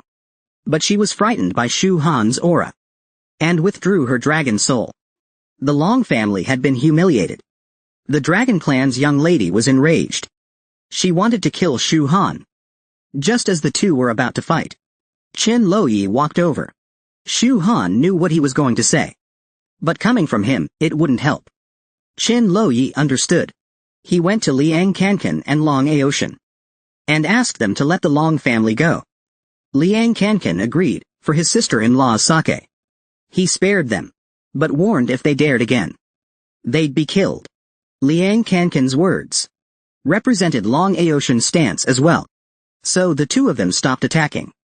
The Long family's young lady rushed over and handed out healing pills. Then, the entrance to Kunlun ruins opened. A floating mountain appeared in the sky. Shu Han led the group inside. Even the pressure of the first layer of Kunlun ruins was terrifying. The deeper levels are definitely going to be more dangerous. Right now, they are at the outer perimeter of Kunlun ruins. But danger could appear at any moment. So Shu Han reminded everyone to stay alert. Sure enough, danger was already approaching them. Thousands upon thousands of skeleton soldiers were coming at them. Although their attack power was weak, they had the numbers. Clearing them out would still be a hassle. But for them, it was still relatively easy. Shu Han suggested they see who could kill the most. Chen Luoyi rushed in and started slaughtering wildly. Shu Han figured it was time to wrap up. He brought out the Chaos Battle Axe. With a casual swing, all the skeleton soldiers were wiped out. Well, what's the point of competing now? Although they were finished, another wave of danger arrived. It seemed a huge creature was heading toward them. Suddenly, a massive gorilla burst out of the ground. This was a mid-stage spiritual revival beast. A legendary ferocious beast from the classic of mountains and seas. Zhu Wei. Shu Han didn't expect to run into one here. Zhu Wei charged toward them. Shu Han immediately drew the Chaos Battle Axe and swung it casually. A direct hit. But Zhu Wei wasn't hurt at all. He responded with a roaring skill attack. Shu Han dodged it effortlessly. That gorilla truly lived up to the legend. Even a casual swing from the Chaos Battle Axe couldn't do critical damage. Zhu Wei was enraged. He stomped and cracked the ground. Long Aoshan and the others were sent flying. Shu Han activated the Vajra divine ability. He grew as large as the ferocious beast. He raised the Chaos Battle Axe and charged. This time, he used a bit more force. Zhu Wei was knocked flying. Shu Han followed with several more strikes, all of which hit their mark. Zhu Wei was in excruciating pain. Shu Han successfully took him down. Then Chen Luoyi led the others to finish him off. But Zhu Wei chose to self-destruct. Shu Han instantly activated giant form to block the blast. The Long family also raised a protective barrier. But something went wrong. After the explosion, Long Xiaoyu and Zhang Tianyi were gone. Only the students of Jingbai Academy remained. Then Lu Wu appeared and told Shu Han what he was seeing was a Kunlun rift. After Kunlun shattered, the spiritual energy scattered everywhere, forming Kunlun rifts in the void.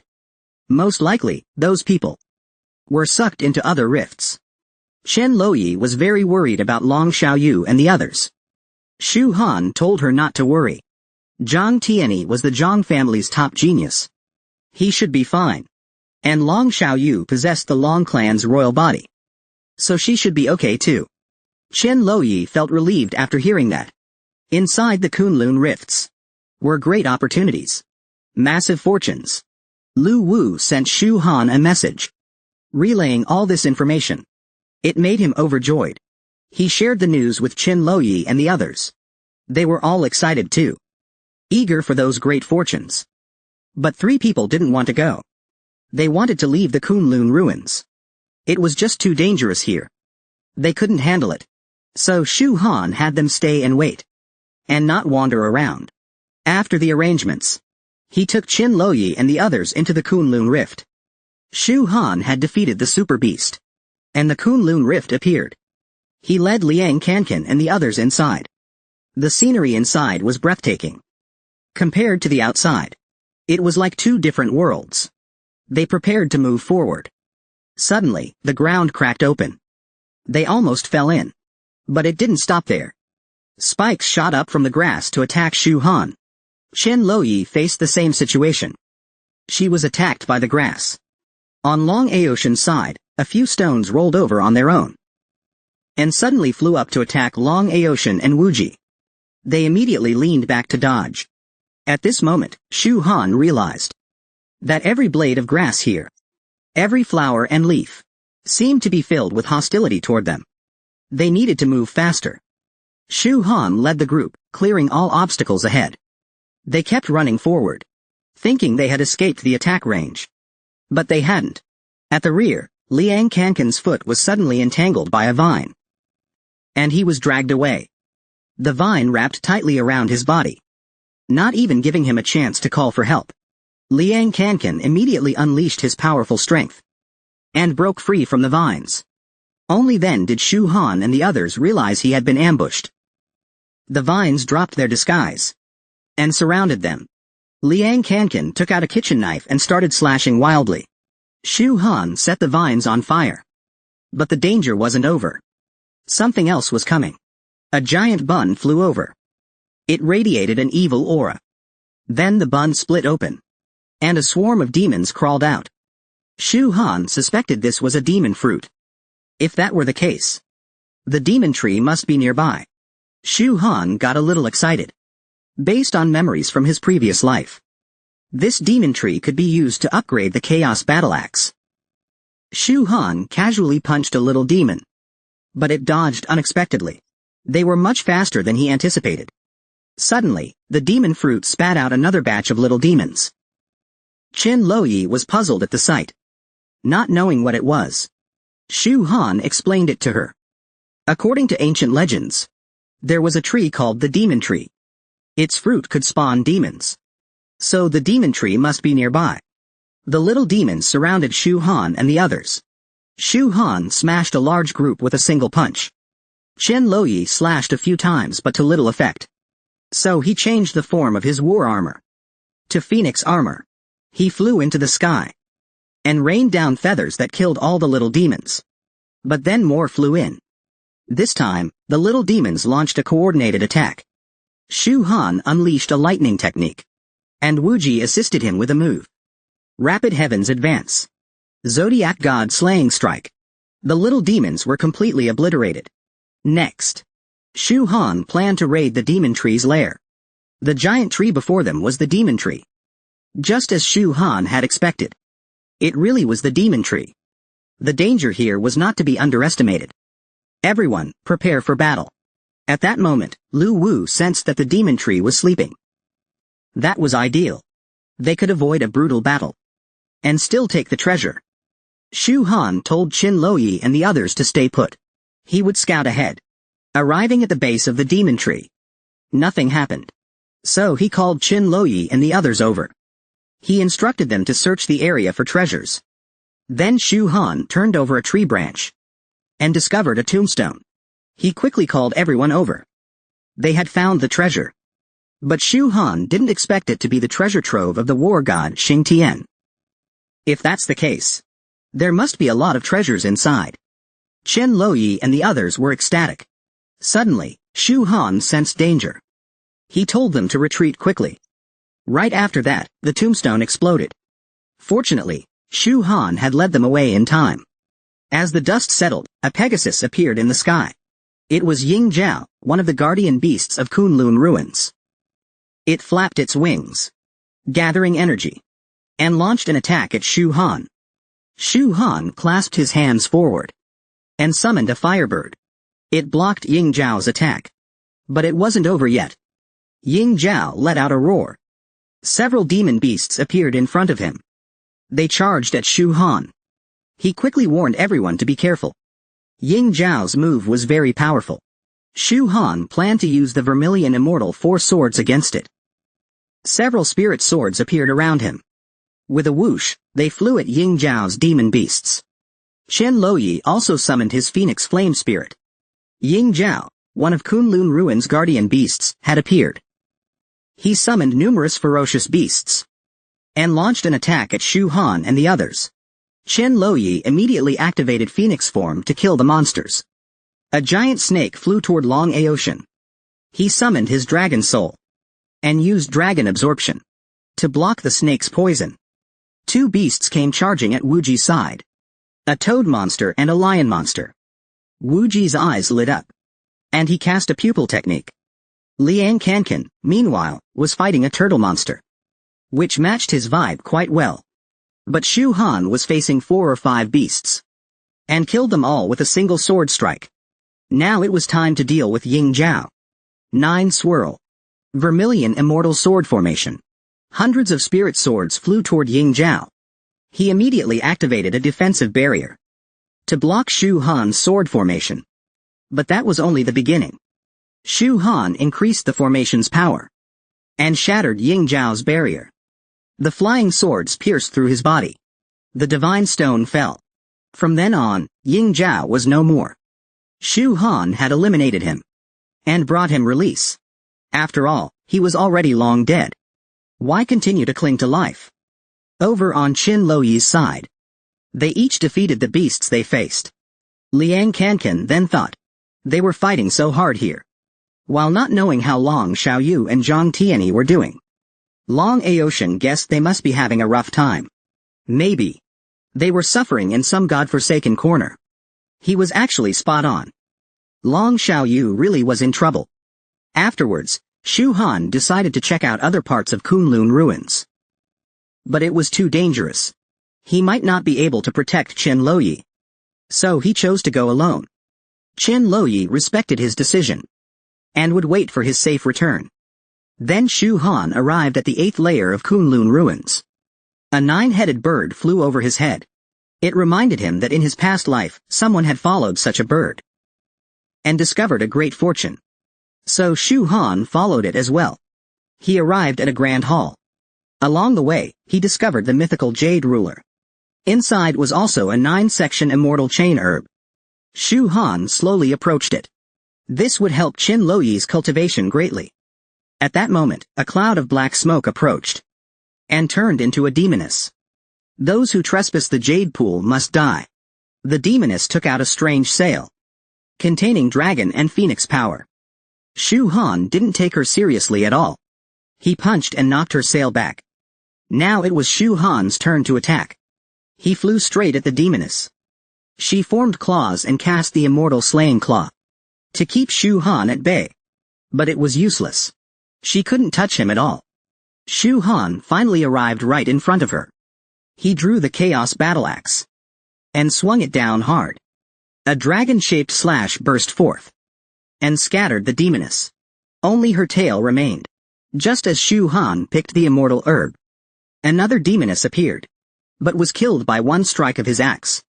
However, the demoness's tail was left behind, still absorbing black energy. That was demonic energy. Following the source, Shu Han arrived at a pool. It was a place where demonic power gathered. Shu Han was shocked upon seeing it. He didn't expect to find a demon pool here. Legend says this divine pool can greatly enhance the quality of weapons.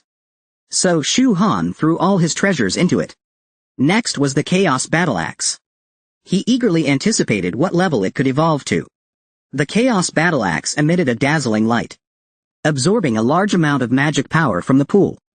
Eventually, it successfully evolved. Shu Han was quite pleased. It had become much stronger than before. There was still a lot of magic left in the divine pool. He decided to upgrade the Chaos Heavenly Seal and 9-swirl Mystical Tree. Shu Han placed both treasures into the pool to absorb the power. They quickly absorbed all of it. Then, the Chaos Seal and Mystical Tree merged into one. It became a brand new artifact. Shu Han named it the 9-swirl Heavenly Seal. After that, he headed to the final layer of Kunlun ruins. Before him stood the divine hall of the Heavenly Emperor. The Lingxiao Hall, the one he was about to face, was the Supreme Heavenly Emperor who ruled all realms. He who commanded the 3 realms and 6 paths. Shu Han stepped into the Great Hall. The Heavenly Emperor sat upon the throne. Shu Han took a closer look and saw blood tears streaming from his eyes. Suddenly, the Emperor raised his head. Lu Wu sensed something was wrong and quickly told Shu Han to step away. Shu Han immediately backed off. The Emperor released an immense evil aura and blasted Shu Han backward. Shu Han was puzzled. Why did the Emperor's power suddenly go berserk? A loud boom echoed as the Emperor flew out from the hall and appeared before Shu Han in the blink of an eye. Mere human. You dare to spy upon the divine. Lu Wu became furious. He realized this was not the real Heavenly Emperor, but the Western Demon Emperor. You dare seize the Emperor's body? Hey! Even the Heavenly Emperor couldn't stop me. Let alone a mere mortal. Boy! Prepare to die. The Demon Emperor transformed into a black dragon and lunged to bite Shu Han. But Shu Han dodged. Then he drew his Chaos Battle Axe and chopped the black dragon's head off. Shu Han scoffed disdainfully. That's it? The Demon Emperor flew into a rage and summoned 2 demon beasts. At that moment, Shu Han's Chaos Axe started shaking and flew out of his hands. One of the summoned demon beasts caught it. The Demon Emperor thought Shu Han was now helpless and ordered the beasts to attack him. But he was wrong. Shu Han still had many techniques. His body was his strongest weapon, and he blocked their attacks barehanded. Next, it was Shu Han's turn to strike. He summoned Southern Netherworld Fire and burned the Demon Emperor's body. This made the Demon Emperor hate Shu Han to the core. But only a fragment of his power was present. Before vanishing, he swore that Shu Han would beg for death, but be denied it. In the end, Shu Han destroyed the Demon Emperor. If the Demon Emperor ever returned, it would bring about a bloody catastrophe. So they needed to grow stronger to prevent such a tragedy. Later, they reached the real Lingxiao Hall. There, they met the true Heavenly Emperor. Congratulations. You've passed my test. Shu Han was confused by his words. The Emperor explained he had been seeking a worthy successor. He believed Shu Han was exceptional and planned to pass down his legacy to him. A mark appeared on the Emperor's forehead and flew toward Shu Han, imprinting onto his own forehead.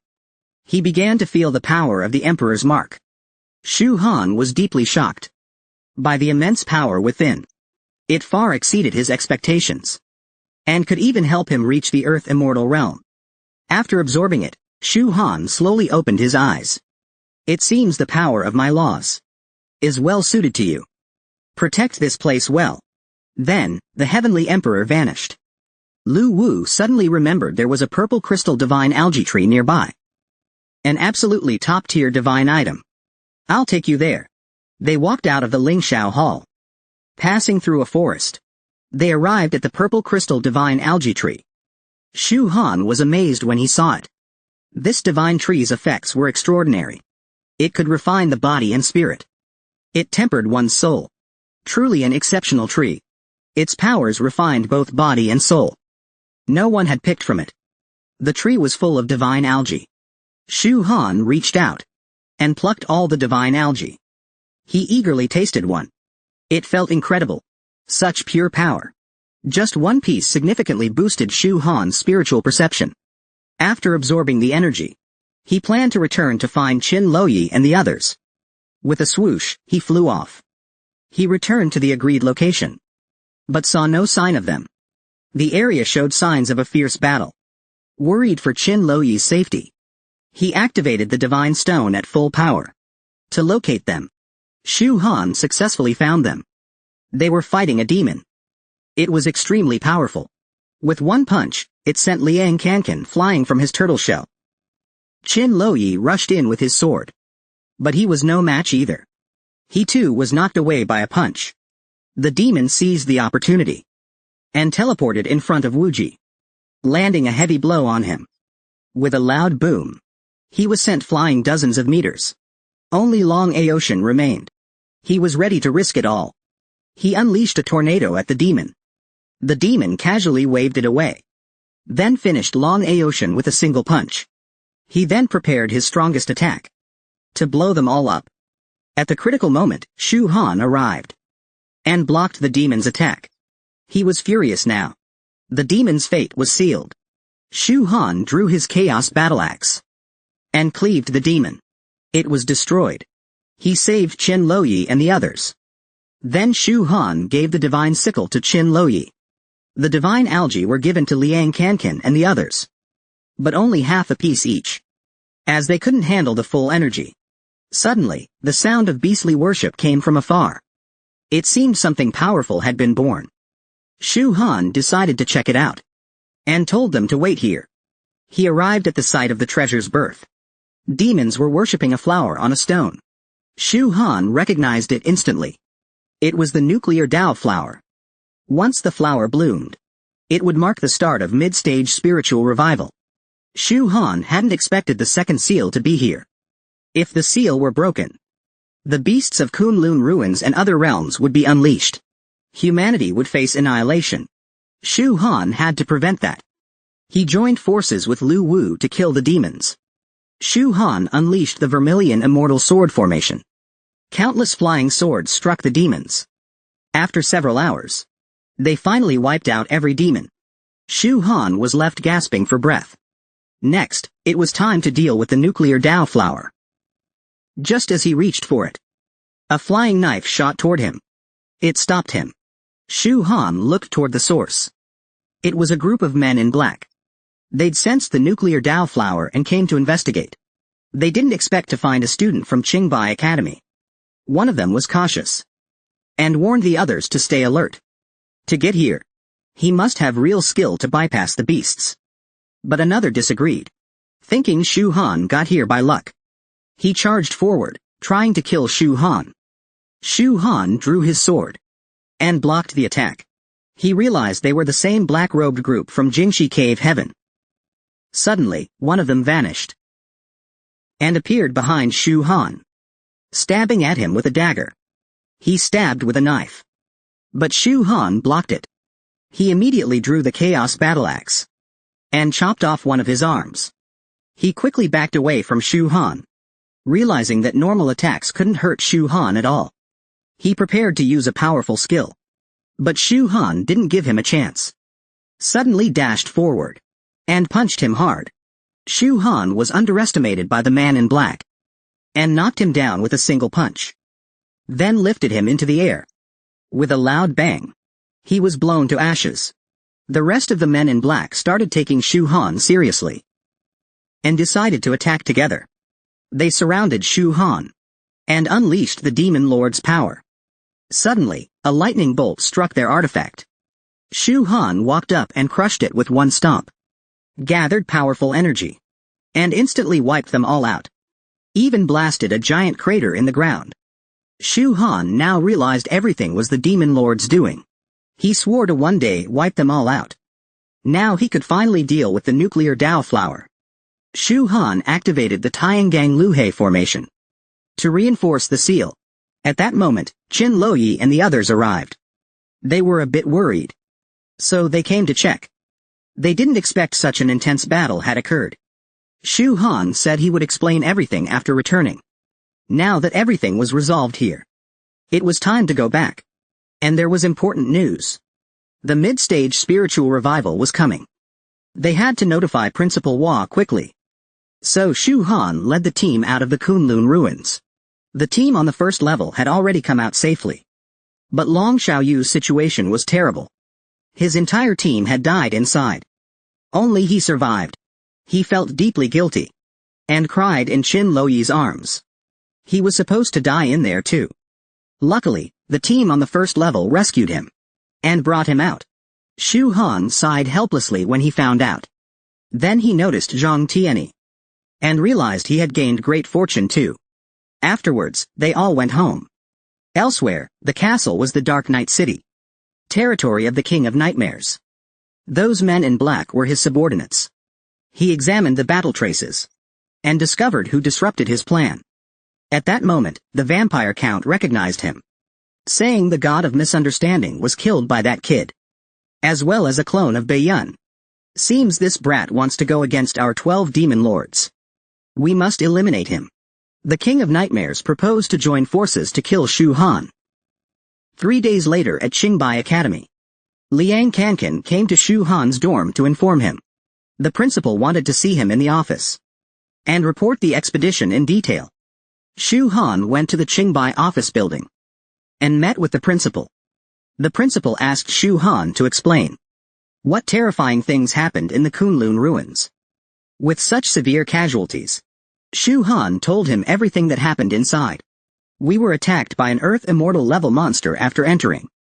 Li Kaishan was shocked, totally in disbelief. Then we encountered a group of men in black on the second level. and learned about the Demon Lord's plot from them. The Demon Lord wants to use the nuclear Dao flower to break the seal and unleash the monsters inside to slaughter the world. But the plan was interrupted by me. I temporarily sealed the nuclear Dao flower. But the Western Demon Lord won't let this go. Eventually, those Kunlun Ruins monsters will cause trouble. Principal Hua stood up in shock upon hearing about the Demon Lord. This is very serious. He must notify the higher-ups and all factions. He then let Shu Han go rest. And after the Kunlun expedition, even Principal Hua could no longer see through Shu Han. So he wanted Shu Han to officially join the Spirit Investigation Bureau. Li Kaishan strongly supported the idea. And since the Demon Lord's plan failed this time, they will surely send more people to unseal the nuclear Dao flower. We must prepare in advance. Meanwhile, Shu Han was walking down the hallway of the office and met Qin Loyi. She came specifically to see Shu Han, to deliver a letter to him. Shu Han looked shocked after seeing it. Did he think it was a love letter Zhang Tianyi wrote for Qin Loyi? Qin Loyi gave Shu Han a letter. He thought it was a love letter from Zhang Tianyi to Luo'er. Earlier, he heard Liang Kankan say, Zhang Tianyi gave something to Qin Loyi. Liang Kankan guessed it was a love letter and told Shu Han about it. Qin Loyi's mouth twitched when she found out. She immediately punched Shu Han in the nose. He opened it and saw it wasn't a love letter. It contained information about his mother. Zhang Tianyi asked Shu Han to visit the Zhang family in 7 days. Shu Han's eyes turned sharp at that moment. In his past life, he could never learn about his origins. This time, he had to get to the bottom of it. 7 days later, Shu Han arrived at the Zhang family. There were 2 guards at the gate. Quite a grand display. Shu Han had rushed through the nights to get there. He was utterly exhausted. But he was stopped by the guards. Stop right there, kid. You can't just walk in here as you please. Shu Han had no choice but to say he was invited by Zhang Tianyi. The guards burst out laughing. Look at your shabby appearance. How could young Master Tianyi know someone like you, let alone invite you to the Zhang family? Look at yourself. All of young Master's friends arrive in luxury cars. Kid, if you want to cozy up to our Zhang family, forget it. Not a chance. Look over there. See that guy? He had the same idea as you. We just beat the crap out of him. Kid, if you don't want to be beaten, get lost. Seeing how passionate they were, Shu Han raised his fist and said, How about this? I'll give you 2 a great treasure. And then you let me in. So I can see how extravagant the Zhang family is. Then I can show off to my friends too. The 2 were thrilled to hear about a treasure. They stared intensely at Shu Han's fist, eager to see what it was. Shu Han grinned. He raised his fist and punched them both flying. He even smashed 2 holes in the Zhang family gate. Then he walked inside. Suddenly, someone appeared behind him and called out to him. Shu Han turned around and said, Oh, it's you. You useless piece of trash. The man became furious with shame. He launched an attack on Shu Han. Shu Han disappeared from his sight in an instant. The next second, he appeared behind the man and kindly reminded him, I'm over here. He kicked the man in the face and sent him flying several meters away. The man still refused to admit defeat. He suddenly leapt into the air and unleashed his strongest attack. Shu Han blocked it effortlessly. No pressure at all. But something unexpected happened. His defensive barrier began to crack and petrify. He quickly dodged the man's attack and instantly teleported behind him, gathering a massive energy force in his hand. A giant dragon head flew at the man. Shu Han finished him off completely. He thought he could finally enter the Zhang family. But someone else appeared. Stop right there. Where did this scoundrel come from? How dare you cause trouble at my Zhang family? Seize him. The Zhang family disciples followed orders. 3 of them surrounded Shu Han and deployed the Zhang family's formation. 3 talents infinity. Heaven and Earth primordial. Zhou Tian killing array. Shu Han casually broke through their formation. The 3 fell before the elder. Shu Han was getting irritated at this point. Is this how your Zhang family treats guests? These words made the elder furious. How dare you fight in my Zhang family? You attacked a disciple of the Zhang family. And you still dare call yourself a guest? Which foolish disciple of my Zhang family would invite a guest like you? Just then, Zhang Tianyi walked over.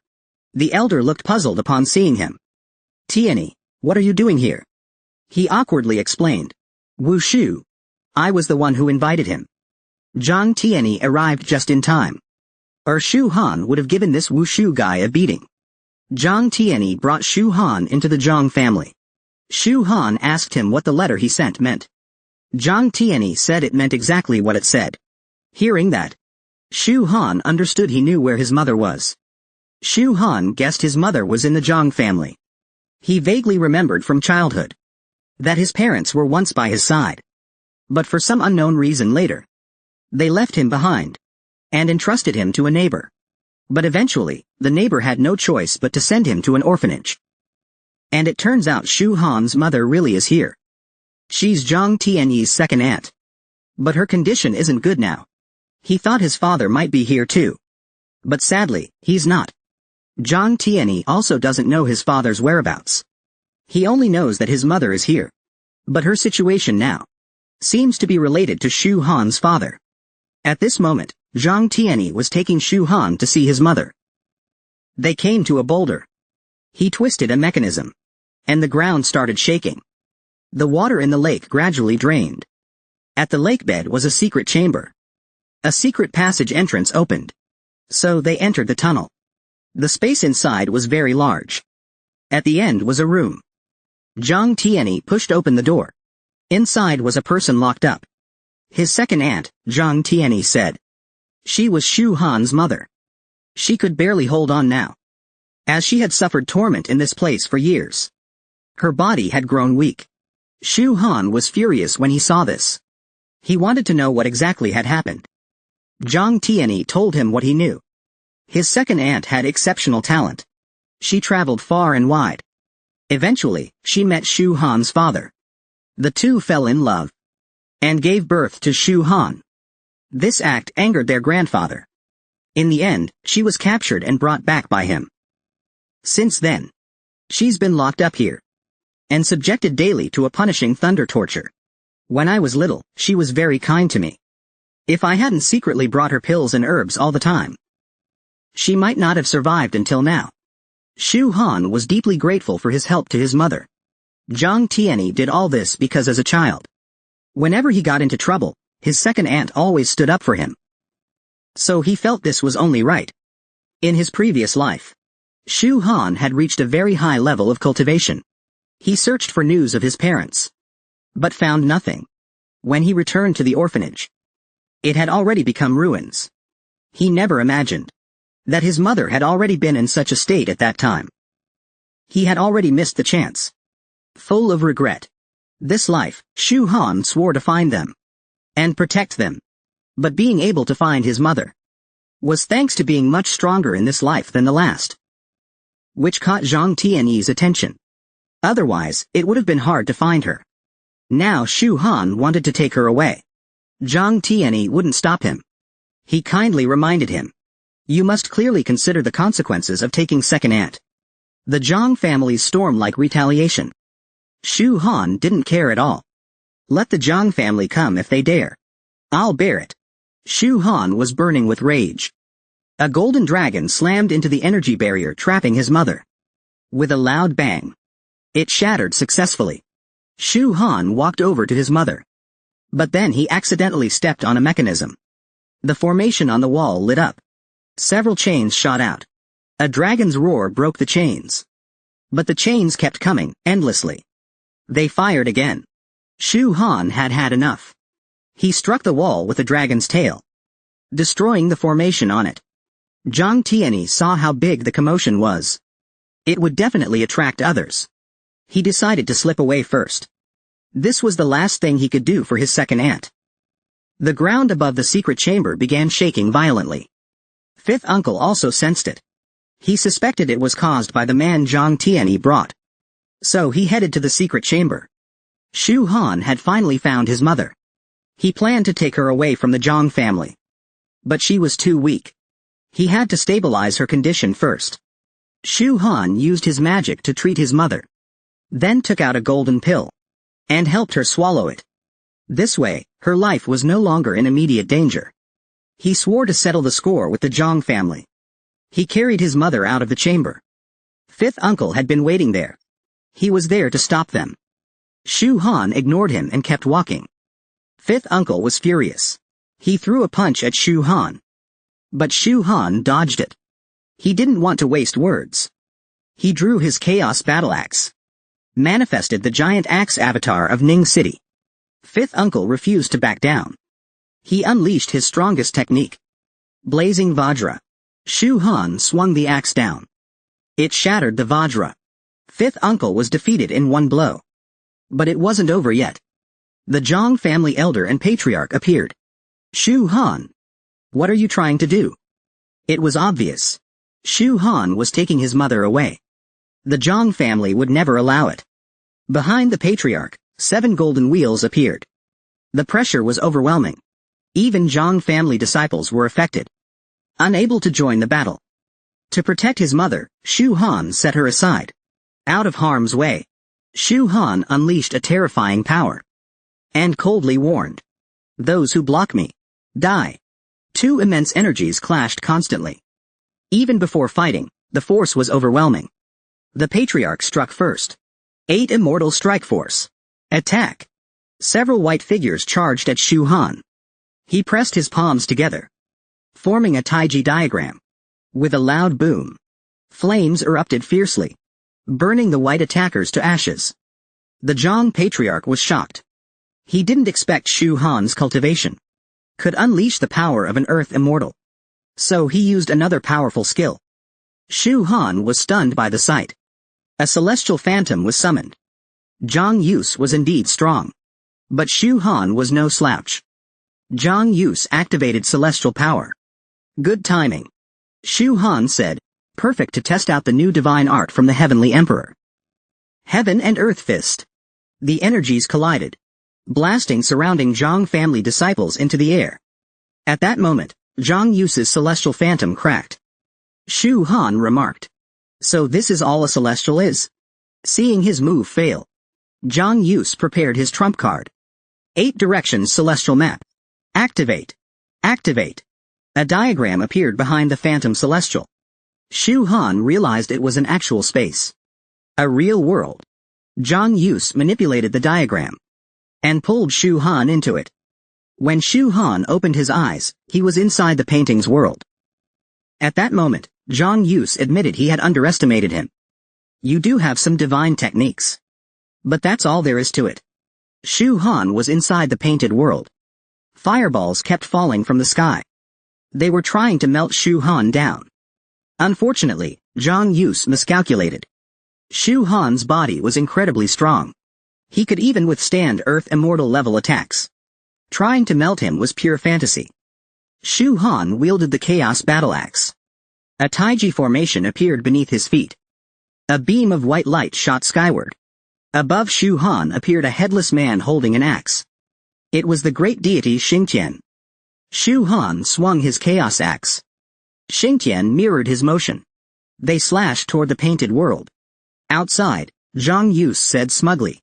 Shu Han. There's always a higher sky. You're too arrogant. Against celestial power. You're still nothing. Suddenly, a flash of the axe. Swish. Shu Han slashed the painting to pieces. He successfully escaped the painted world.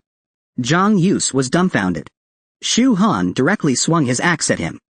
Zhang Yus raised a defense shield. But it was shattered by Shu Han. Zhang Yus's celestial phantom disappeared too. Shu Han had won this battle. He couldn't believe it. Shu Han actually defeated a celestial phantom. What kind of monster are you? But in Shu Han's eyes, even a broken celestial, or a real one descending to earth, he would still slay them. Then Shu Han raised his axe to strike Zhang Yus. But he stopped. He didn't kill him. Because he had a good relationship with Principal Hua. Shu Han spared him out of respect. He struck him with one palm instead, knocking him to the ground. This young man, with only origin infant cultivation, defeated Earth Immortal level Zhang Yus. He thought he could finally take his mother home in peace. As he passed by the Zhang disciples, none dared to move. But suddenly, a man stepped out from the crowd. He shouted in anger, "Shu Han, where do you think you're taking my second sister?" That made Shu Han furious. "You dare call her sister?" Shu Han finished him with one axe. Now no one could stop him. Meanwhile, Zhang Tianyi stood on a cliff watching Shu Han leave. After seeing the fight with Zhang Yus, it confirmed his thoughts. Shu Han had inherited the power of heaven and earth. But so did he, though only partially. Unfortunately, he only got one portion. But Shu Han had more than just that. He also obtained the essence of Xingtian's physical body. Zhang Tianyi sighed helplessly. But he hoped Shu Han would grow stronger. Only then could he protect second aunt and withstand the Zhang family's crazy revenge. Elsewhere, atop a mountain, the Zhang family's secluded retreat. The previous generation patriarch was in seclusion there. Zhang Yus came to report what happened. "Father, second sister has been taken away." "By whom?" Zhang Yus replied. "It was the guy from the orphanage." At this moment, Shu Han had already left the Zhang family. But he sensed something was off. He noticed someone was secretly following him. The mysterious man revealed himself upon being discovered. Shu Han questioned him. "How long have you been following me? What do you want?" He pointed at Shu Han's mother and said, "I want the woman on your back." Shu Han immediately launched an attack. But his strike passed right through the man. The mysterious figure vanished from view. Shu Han couldn't sense his position. The next moment, the man appeared behind him. He even warned him, "I'm right behind you." Before Shu Han could react, it was too late. His mother was taken by the stranger. Shu Han immediately swung his chaos battle axe. Then summoned the great deity Xingtian once more. "Give her back to me." The mysterious man even taunted him. "If you have the guts, take her back yourself." Shu Han was completely enraged. But he still gave the mysterious man one last chance. "Return my mother to me." The mysterious man repeated himself. "If you want her, come take her yourself." Shu Han stopped wasting words. He swung his axe. But the mysterious man blocked the blow with one hand. The man chuckled darkly. "My turn." He vanished from Shu Han's sight again. He was too fast. Shu Han couldn't track him at all. Suddenly the man appeared above Shu Han, gathering energy in his hand. He punched down. Luckily Shu Han dodged in time. But the man vanished again. Shu Han couldn't react fast enough. He was struck by a punch. Knocked several meters back. His clones attacked the mysterious man. But the man summoned a giant hand and grabbed all the clones, wiping them out in one move. This mysterious man was so arrogant. He could steal Shu Han's mother from the eternal God King. This alone showed just how terrifyingly strong he was. He knocked Shu Han to the ground with one punch and expressed disappointment. "Is this all your power?" Shu Han was shaken by his strength. He couldn't guess the man's identity. How could someone this powerful exist? Yet he never heard of him in his past life? Damn it! He fired a laser beam from his eyes. But the man blocked it easily. Shu Han leapt high and summoned Xingtian again. He unleashed the Xingtian axe technique. The chaos battle axe gathered immense energy. Shu Han swung the axe downward. The mysterious man thought the move was decent, but still far from enough. He raised one hand, summoning an interdimensional rift. Shu Han's attack vanished into it. He was now trapped in cosmic space. Then the mysterious man released overwhelming pressure, pinning Shu Han to the ground. He used all his strength.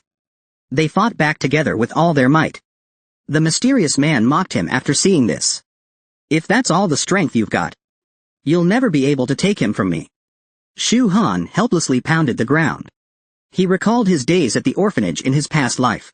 Back then, he tried desperately to find his mother. He couldn't find her then. Now that he has, he still can't protect her. Just when Shu Han was in despair, the mysterious man offered to return his mother. But before that, he needed Shu Han to do something for him. Then he projected an image into the air. If Shu Han could retrieve this pearl and hand it over, he would return Shu Han's mother to him. Shu Han instantly recognized it. This pearl was called the Flame Ignition Divine Orb. It was said to be a divine treasure for training in fireblade techniques. Shu Han had seen it in the possession of a heavenly venerable in his past life. He wondered if the mysterious man also practiced fireblades. At this point, the man knew Shu Han still had a trump card. So he told him, "Even if you use your trump card, you still may not be able to kill me. But I can definitely take your mother away. So this is your only option. Accept my condition." Shu Han had no other choice. He agreed. But he also had a request. That the man take good care of his mother. And he had to swear an oath to the heavenly Tao. If he broke it, Shu Han would risk everything to die with him. The mysterious man laughed out loud. And agreed to his demand. "I swear to the heavenly Tao.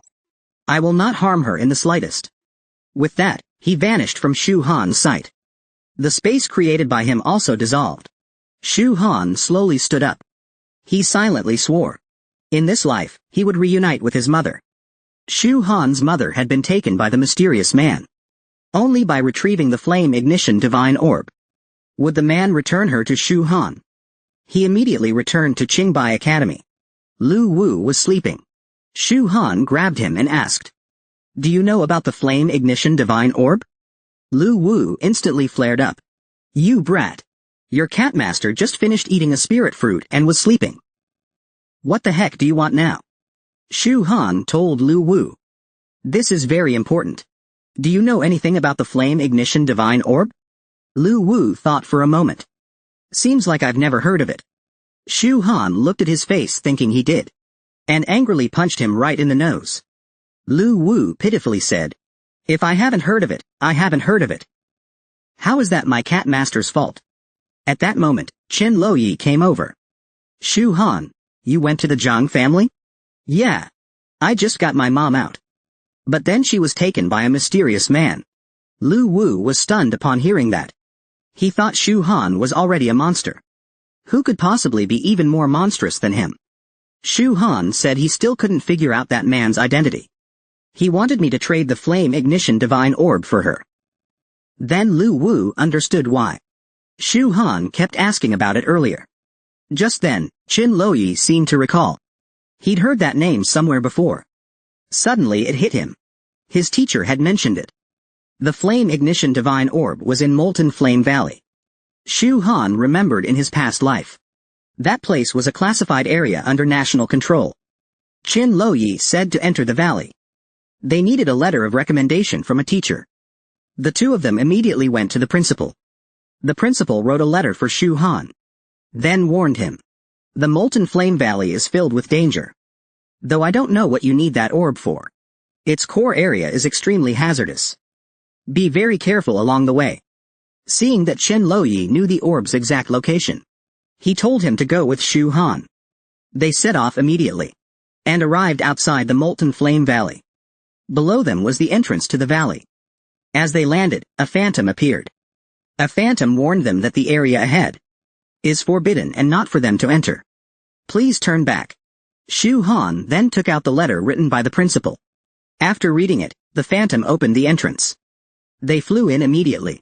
Qin Loyi led Shu Han toward the location of the blazing fire divine domain. On the way, all kinds of monsters attacked them. There were fire snakes and giant scorpions. But Shu Han dealt with them all. However, there were a lot of monsters. And Shu Han had to put in considerable effort to defeat them. As expected of a secret realm controlled by the authorities, Shu Han had come to Molten Flame Valley to save his mother. Seeking the blazing fire divine domain the mysterious man asked for.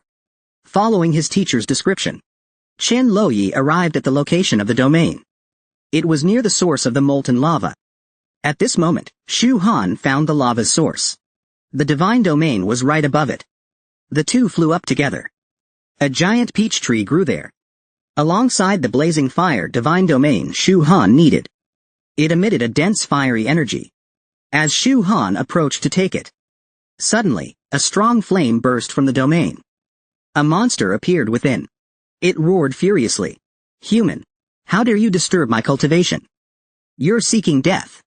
Shu Han didn't want to fight. He explained he was only here for the blazing fire divine domain. The monster grew even more furious. Utter delusion. Intruders must die. Shu Han was helpless.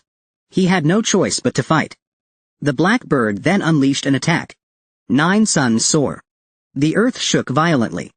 A powerful flame surged from beneath Shu Han's feet. Seeing this, Qin Loyi activated his battle armor to help block the attack. But Shu Han stopped him. He wanted to fight the black bird alone. By now, the black bird had already formed a barrage of fireballs and launched them.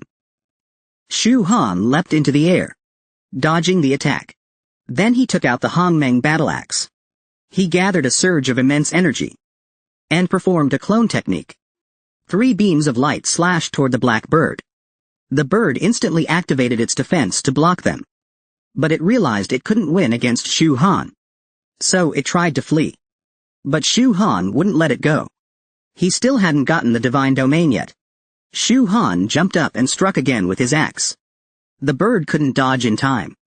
It was hit by Shu Han and crashed to the ground. Shu Han stomped on it, demanding it hand over the divine domain. Otherwise, he would cut it open to take it. Terrified, the black bird immediately spat out the blazing fire divine domain. Shu Han picked it up. It was indeed a treasure. Though it appeared covered in fire, it wasn't hot at all. Truly fascinating. Qin Loyi, seeing the item secured, urged Shu Han, "Let's hurry back and save Aunt." Before leaving, Shu Han gave the black bird something as compensation for the domain. He told the bird, this item was no less valuable than the blazing fire divine domain. The bird examined it closely and was surprised. Is this the legendary Zijing divine date? Meanwhile, somewhere atop Mount Wu, Shu Han arrived at the spot designated by the mysterious man. He took out the blazing fire divine domain. The man asked him to toss it over. Shu Han refused. Trying to pull a fast one on me? Where's my mother? The mysterious man then materialized his mother from the void and handed her over. Shu Han threw the divine domain to the man. He clutched it tightly, inspected it, then burst into laughter. It really is the blazing fire divine domain. Just as Shu Han was about to leave with his mother, the mysterious man, grateful for Shu Han's help retrieving the domain, offered him some advice. When you get back, you'd better carefully examine your mother's body. Otherwise, your mother will die within a few days. Shu Han obtained the blazing fire divine domain and exchanged it for his mother. He returned to Qingbai Academy.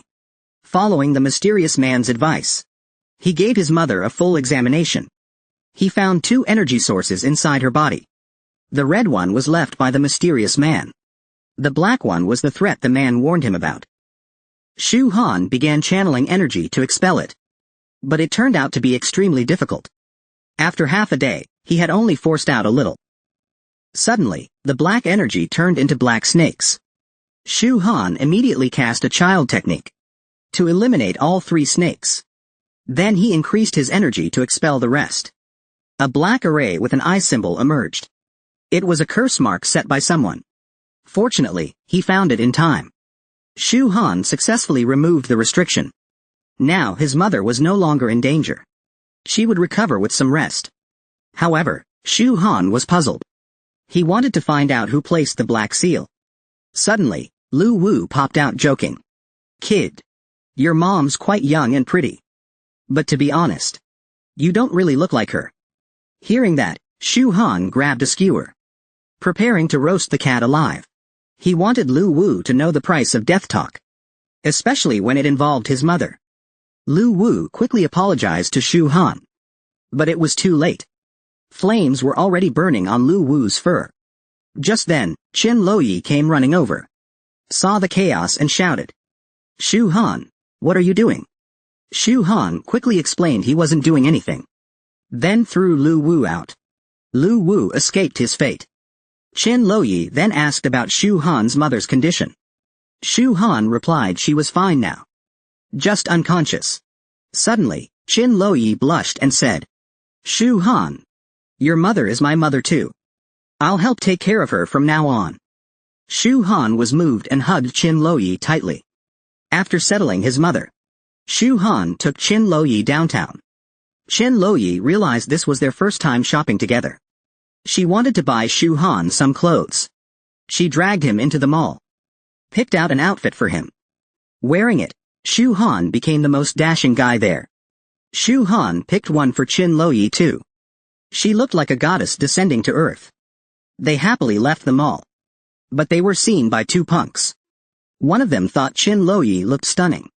So they blocked her way. He lifted her chin and said, "Hey, pretty girl. You're really beautiful.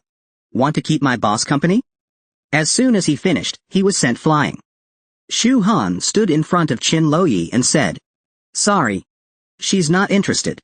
The red-haired guy shouted angrily, "You brat. You hit my man?"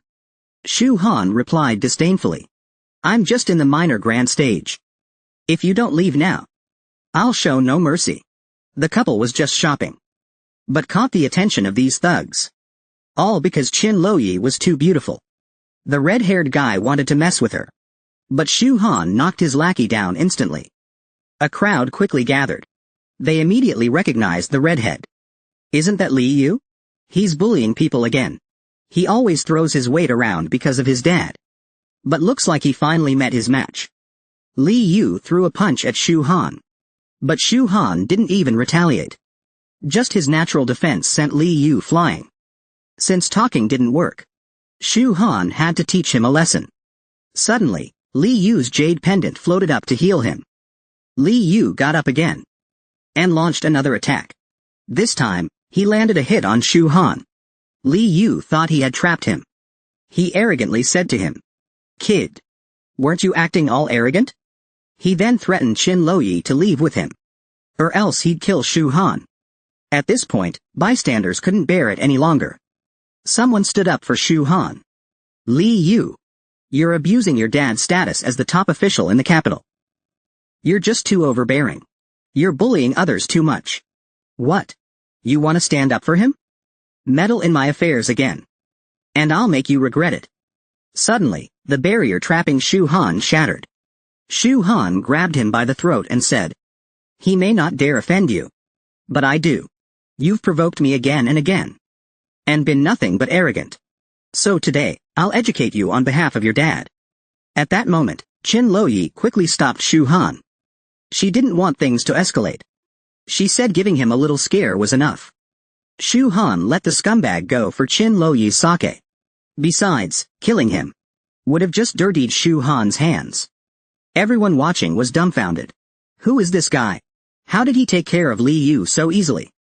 After Shu Han and Qin Loyi left, Li Yu picked up his phone and called his dad. He wanted him to find out who they were.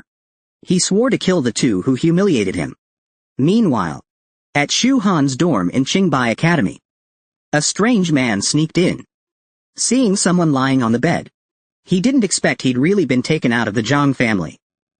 He then opened a bottle in his hand and threw it aside. A puff of black smoke came out of the bottle. Then the man summoned a weapon and said he was acting under the demon lord's orders to borrow her phone. A protective shield blocked his attack. Lu Wu slowly walked out from the side. That shield was cast by him. The strange man looked puzzled at the little cat. "What the heck is this?" Suddenly, Lu Wu's tail transformed into a dragon, and with one move, blasted the man out of the room. Then he looked at the bottle the man had thrown. He opened his mouth wide and sucked the dark mist into himself. He looked like he really enjoyed it. Seeing his plan fail, the intruder tried to flee, planning to come back later to steal Shu Han's mother's phone. But he couldn't escape. Shu Han had returned. The stranger panicked when he saw him. He didn't expect Shu Han to be back so suddenly. He summoned his weapon, ready to fight Shu Han. He struck first, but Shu Han easily blocked the attack with his bare body.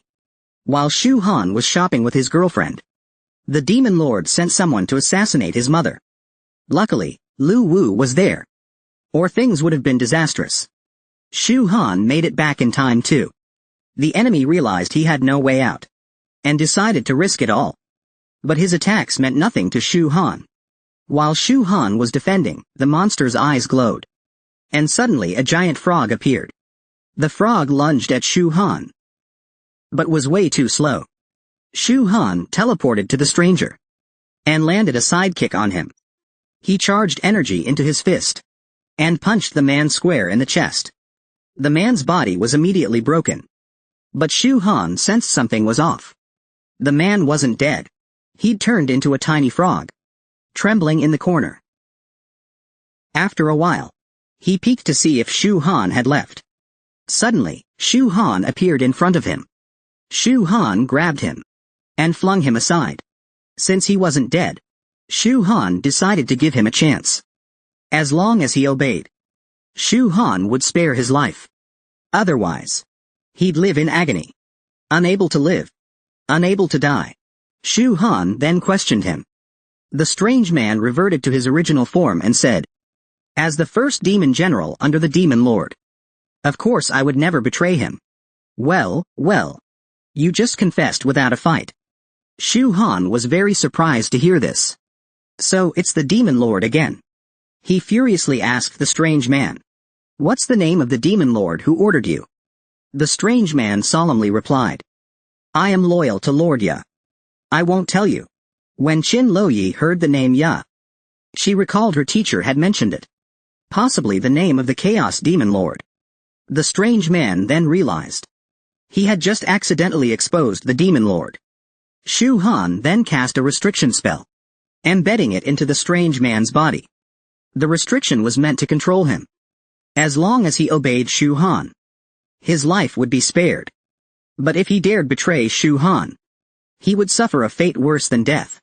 The strange man was terrified.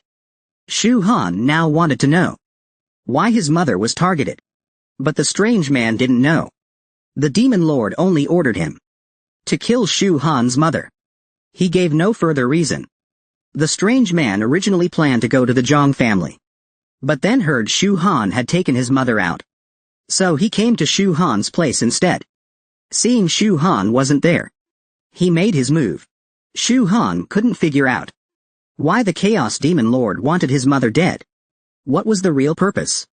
The restriction in her body earlier was probably also placed by the Chaos Demon Lord. Shu Han then asked the strange man where the Chaos Demon Lord was now. Wanting to live, the strange man told Shu Han everything. He said the Demon Lord was still in Dark Knight City, but would soon head to Kunlun ruins to break the seal and further awaken the spiritual energy. Shu Han was quite pleased with all the information. Very satisfied. "Serve me well, and I won't treat you poorly. One day, I'll make you the ruler of Dark Knight City." The strange man was thrilled to hear this. He even started fantasizing about that glorious future. So he made a decision to pledge loyalty to Shu Han, swearing absolute allegiance to him. Shu Han immediately assigned him a task, and the strange man left. Just then, Qin Loyi noticed Shu Han's mother was waking up. Shu Han quickly walked over. When she opened her eyes and saw him, she looked confused. She didn't recognize him. Shu Han tearfully said, "It's me, Shu Han. The Shu Han you and Dad left in Nandao City." His mother suddenly remembered. She threw her arms around him, emotional.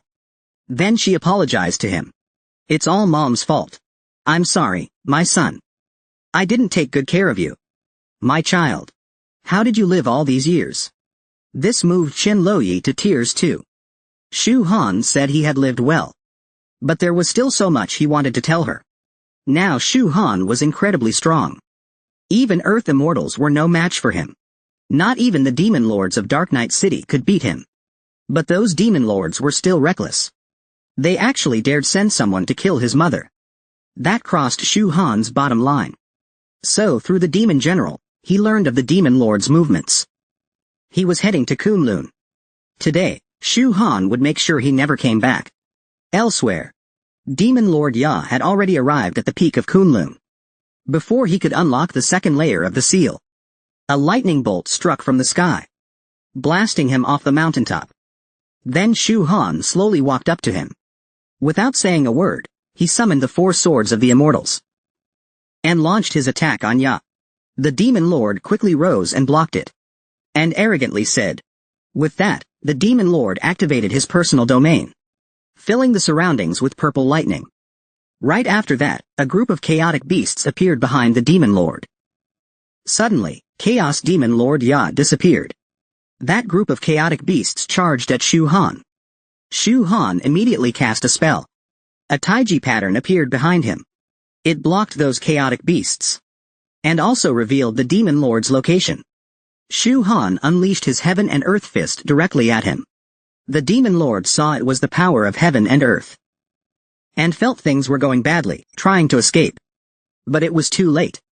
Shu Han's heaven and earth fist had already landed on him. It even blasted off one of his arms.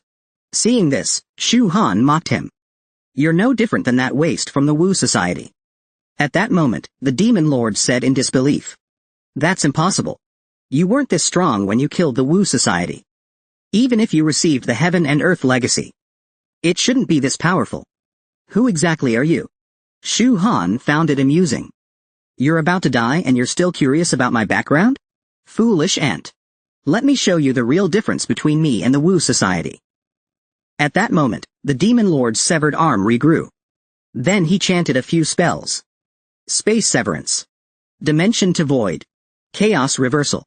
After chanting, a reaction appeared in the demon lord's hand.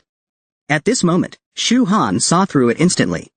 The demon lord was trying to activate space annihilation, returning everything to primal chaos. Shu Han scoffed and said, So this is your trump card? Hey! Pathetic demon god. Even if space perishes, you won't. But you, a mere flesh and blood ant, will surely die. Ha ha ha. Shu Han charged forward without hesitation. He would show the demon lord who the real ant was. He slashed the space with one sword. But the space still remained. Shu Han got careless and was sucked in.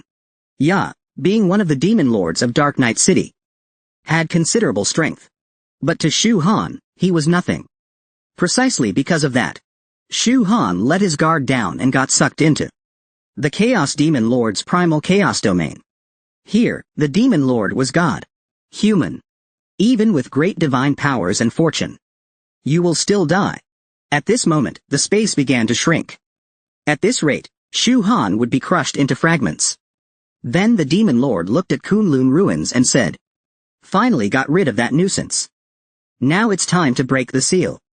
Just as he was about to leave, he was distracted by the golden light behind him. Suddenly, another beam of light flew toward him. The demon lord dodged quickly.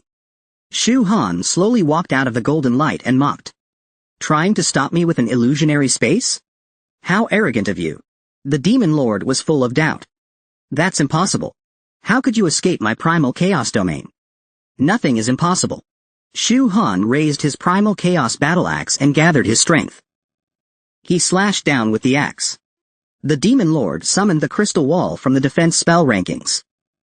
He thought Shu Han couldn't break through it. But he was stunned.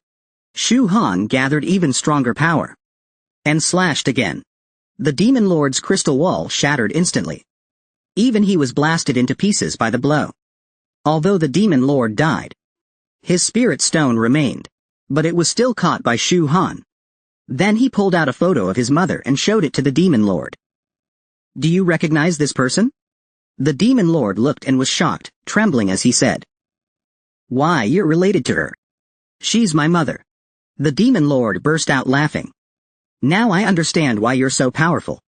So that person's blood runs in your veins. Shu Han looked puzzled. Who is that person? And why did you go after my mother? Tell me everything you know. Hey! Keep dreaming. Boy! Let me tell you something. Among the demon lords, I rank near the bottom. Someone will avenge me in the future. With that, the demon lord actually self-destructed.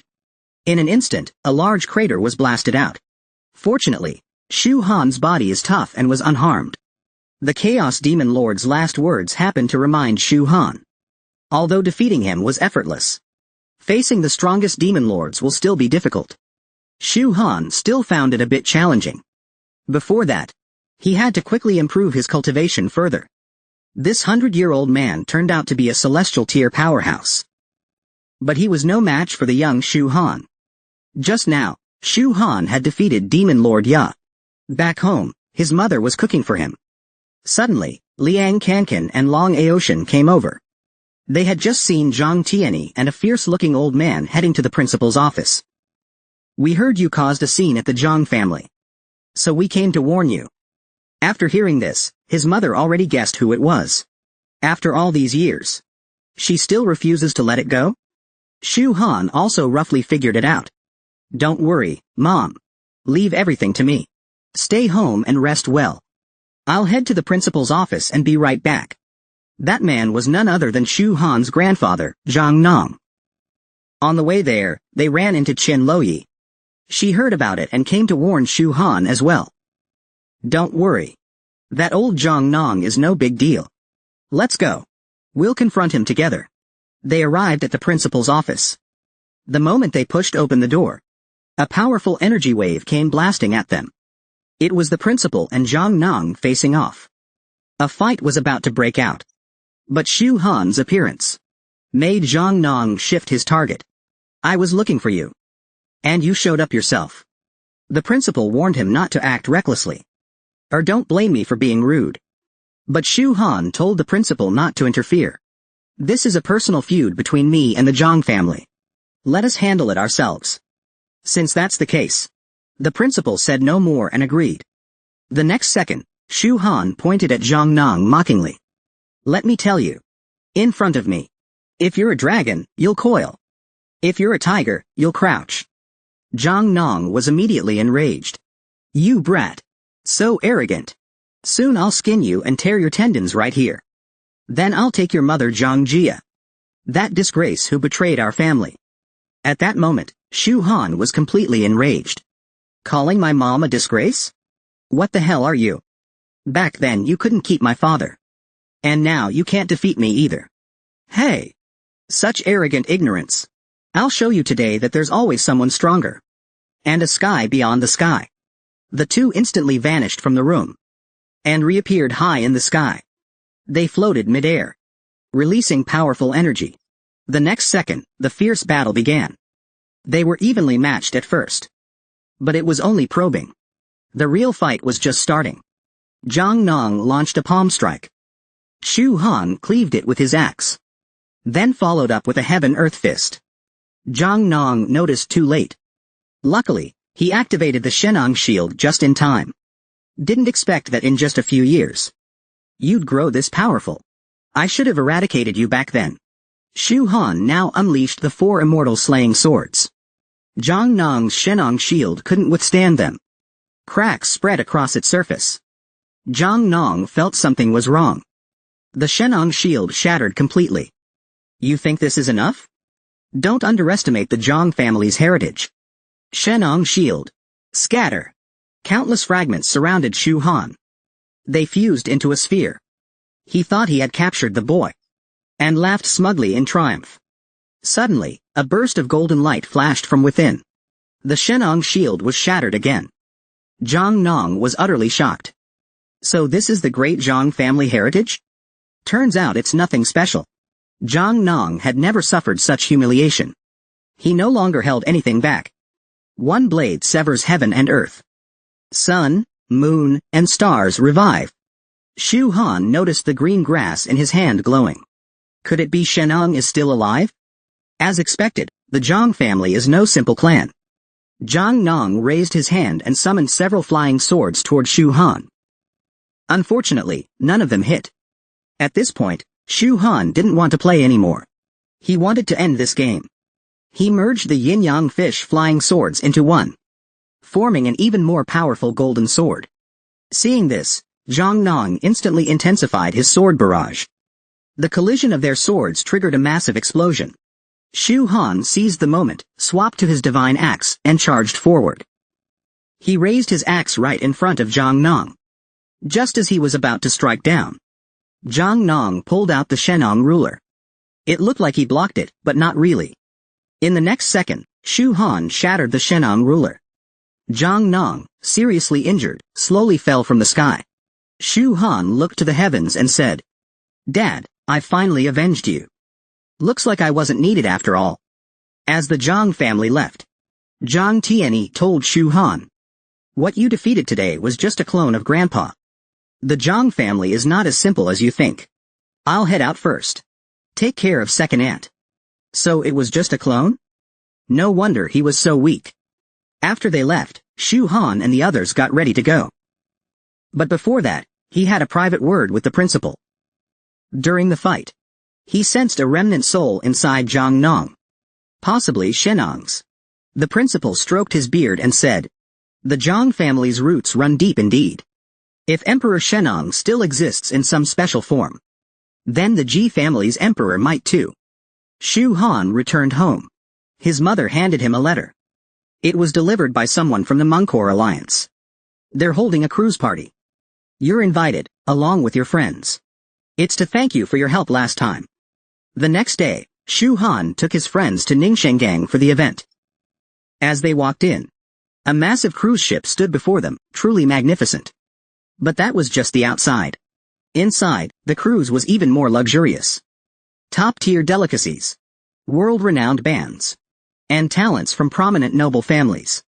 The party soon officially began, just as everyone was having fun. At the foot of Kunlun ruins, 4 spatial portals opened. From them emerged 4 figures in black robes. They were the 4 great demon lords. Because Demon Lord Ya failed to break the seal, the 4 demon lords had to descend in person. They broke the seal of the river flower box, causing the spirit energy to reach mid-revival. They did all this to awaken the demon god. Then, they would rule the entire planet. Shu Han, on the cruise, suddenly sensed something. The spirit energy had advanced further. At that moment, the seal of the river flower was broken. The principal's contingency plan failed. But the increased spirit energy also greatly benefited humanity, allowing cultivators stuck at bottlenecks to break through instantly. Among the crowd, someone was secretly reporting to the demon lords. Shu Han accidentally overheard it. It reminded him of his previous life. Back then, during mid-revival, someone entered a secret realm at sea. Now it was clear, it was the demons again. He walked up to the man and exposed his demonic identity. The man pretended not to understand, trying to bluff his way out. Too bad he ran into Shu Han. Cut the act. Die. When the smoke cleared, only a shattered bone remained. The man was forced to reveal his true form. "I am Yi Do, 3rd Demon General under the Lord of the Night. Our master ordered us to keep a low profile. But now that you've found me, I'll just kill everyone on this ship." He then charged his energy and threw his trident. The passengers screamed and fled in terror. At the critical moment, Shu Han stepped forward. He shattered the trident with a single palm. Yi Do was stunned. He didn't expect Shu Han to be this powerful. So he unleashed his ultimate move. Dark Night Chaos. White Ghost Parade. Beasts and monsters emerged behind him. At his command, they lunged toward Shu Han. Shu Han summoned the 4 immortal slaying swords. In less than a second, all the beasts were slain. He then instantly teleported in front of Yi Do, channeling power into his fist. He threw a punch. Yi Do activated his shield just in time. He managed to block Shu Han for 1 second.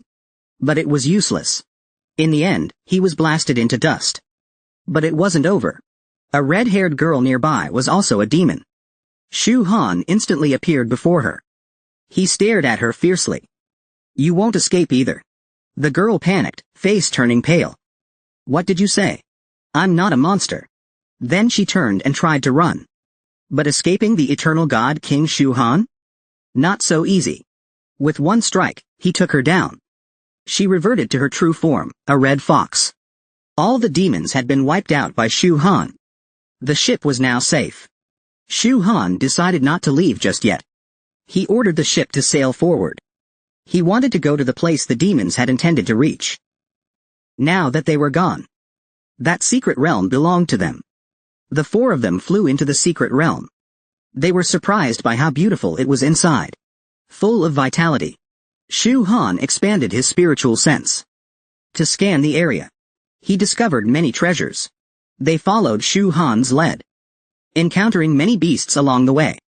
But they dealt with them easily. Eventually, they arrived at a massive ancient tree. Shu Han took a closer look. It wasn't an ordinary tree. It was a phoenix tree. Which meant a phoenix had once lived there.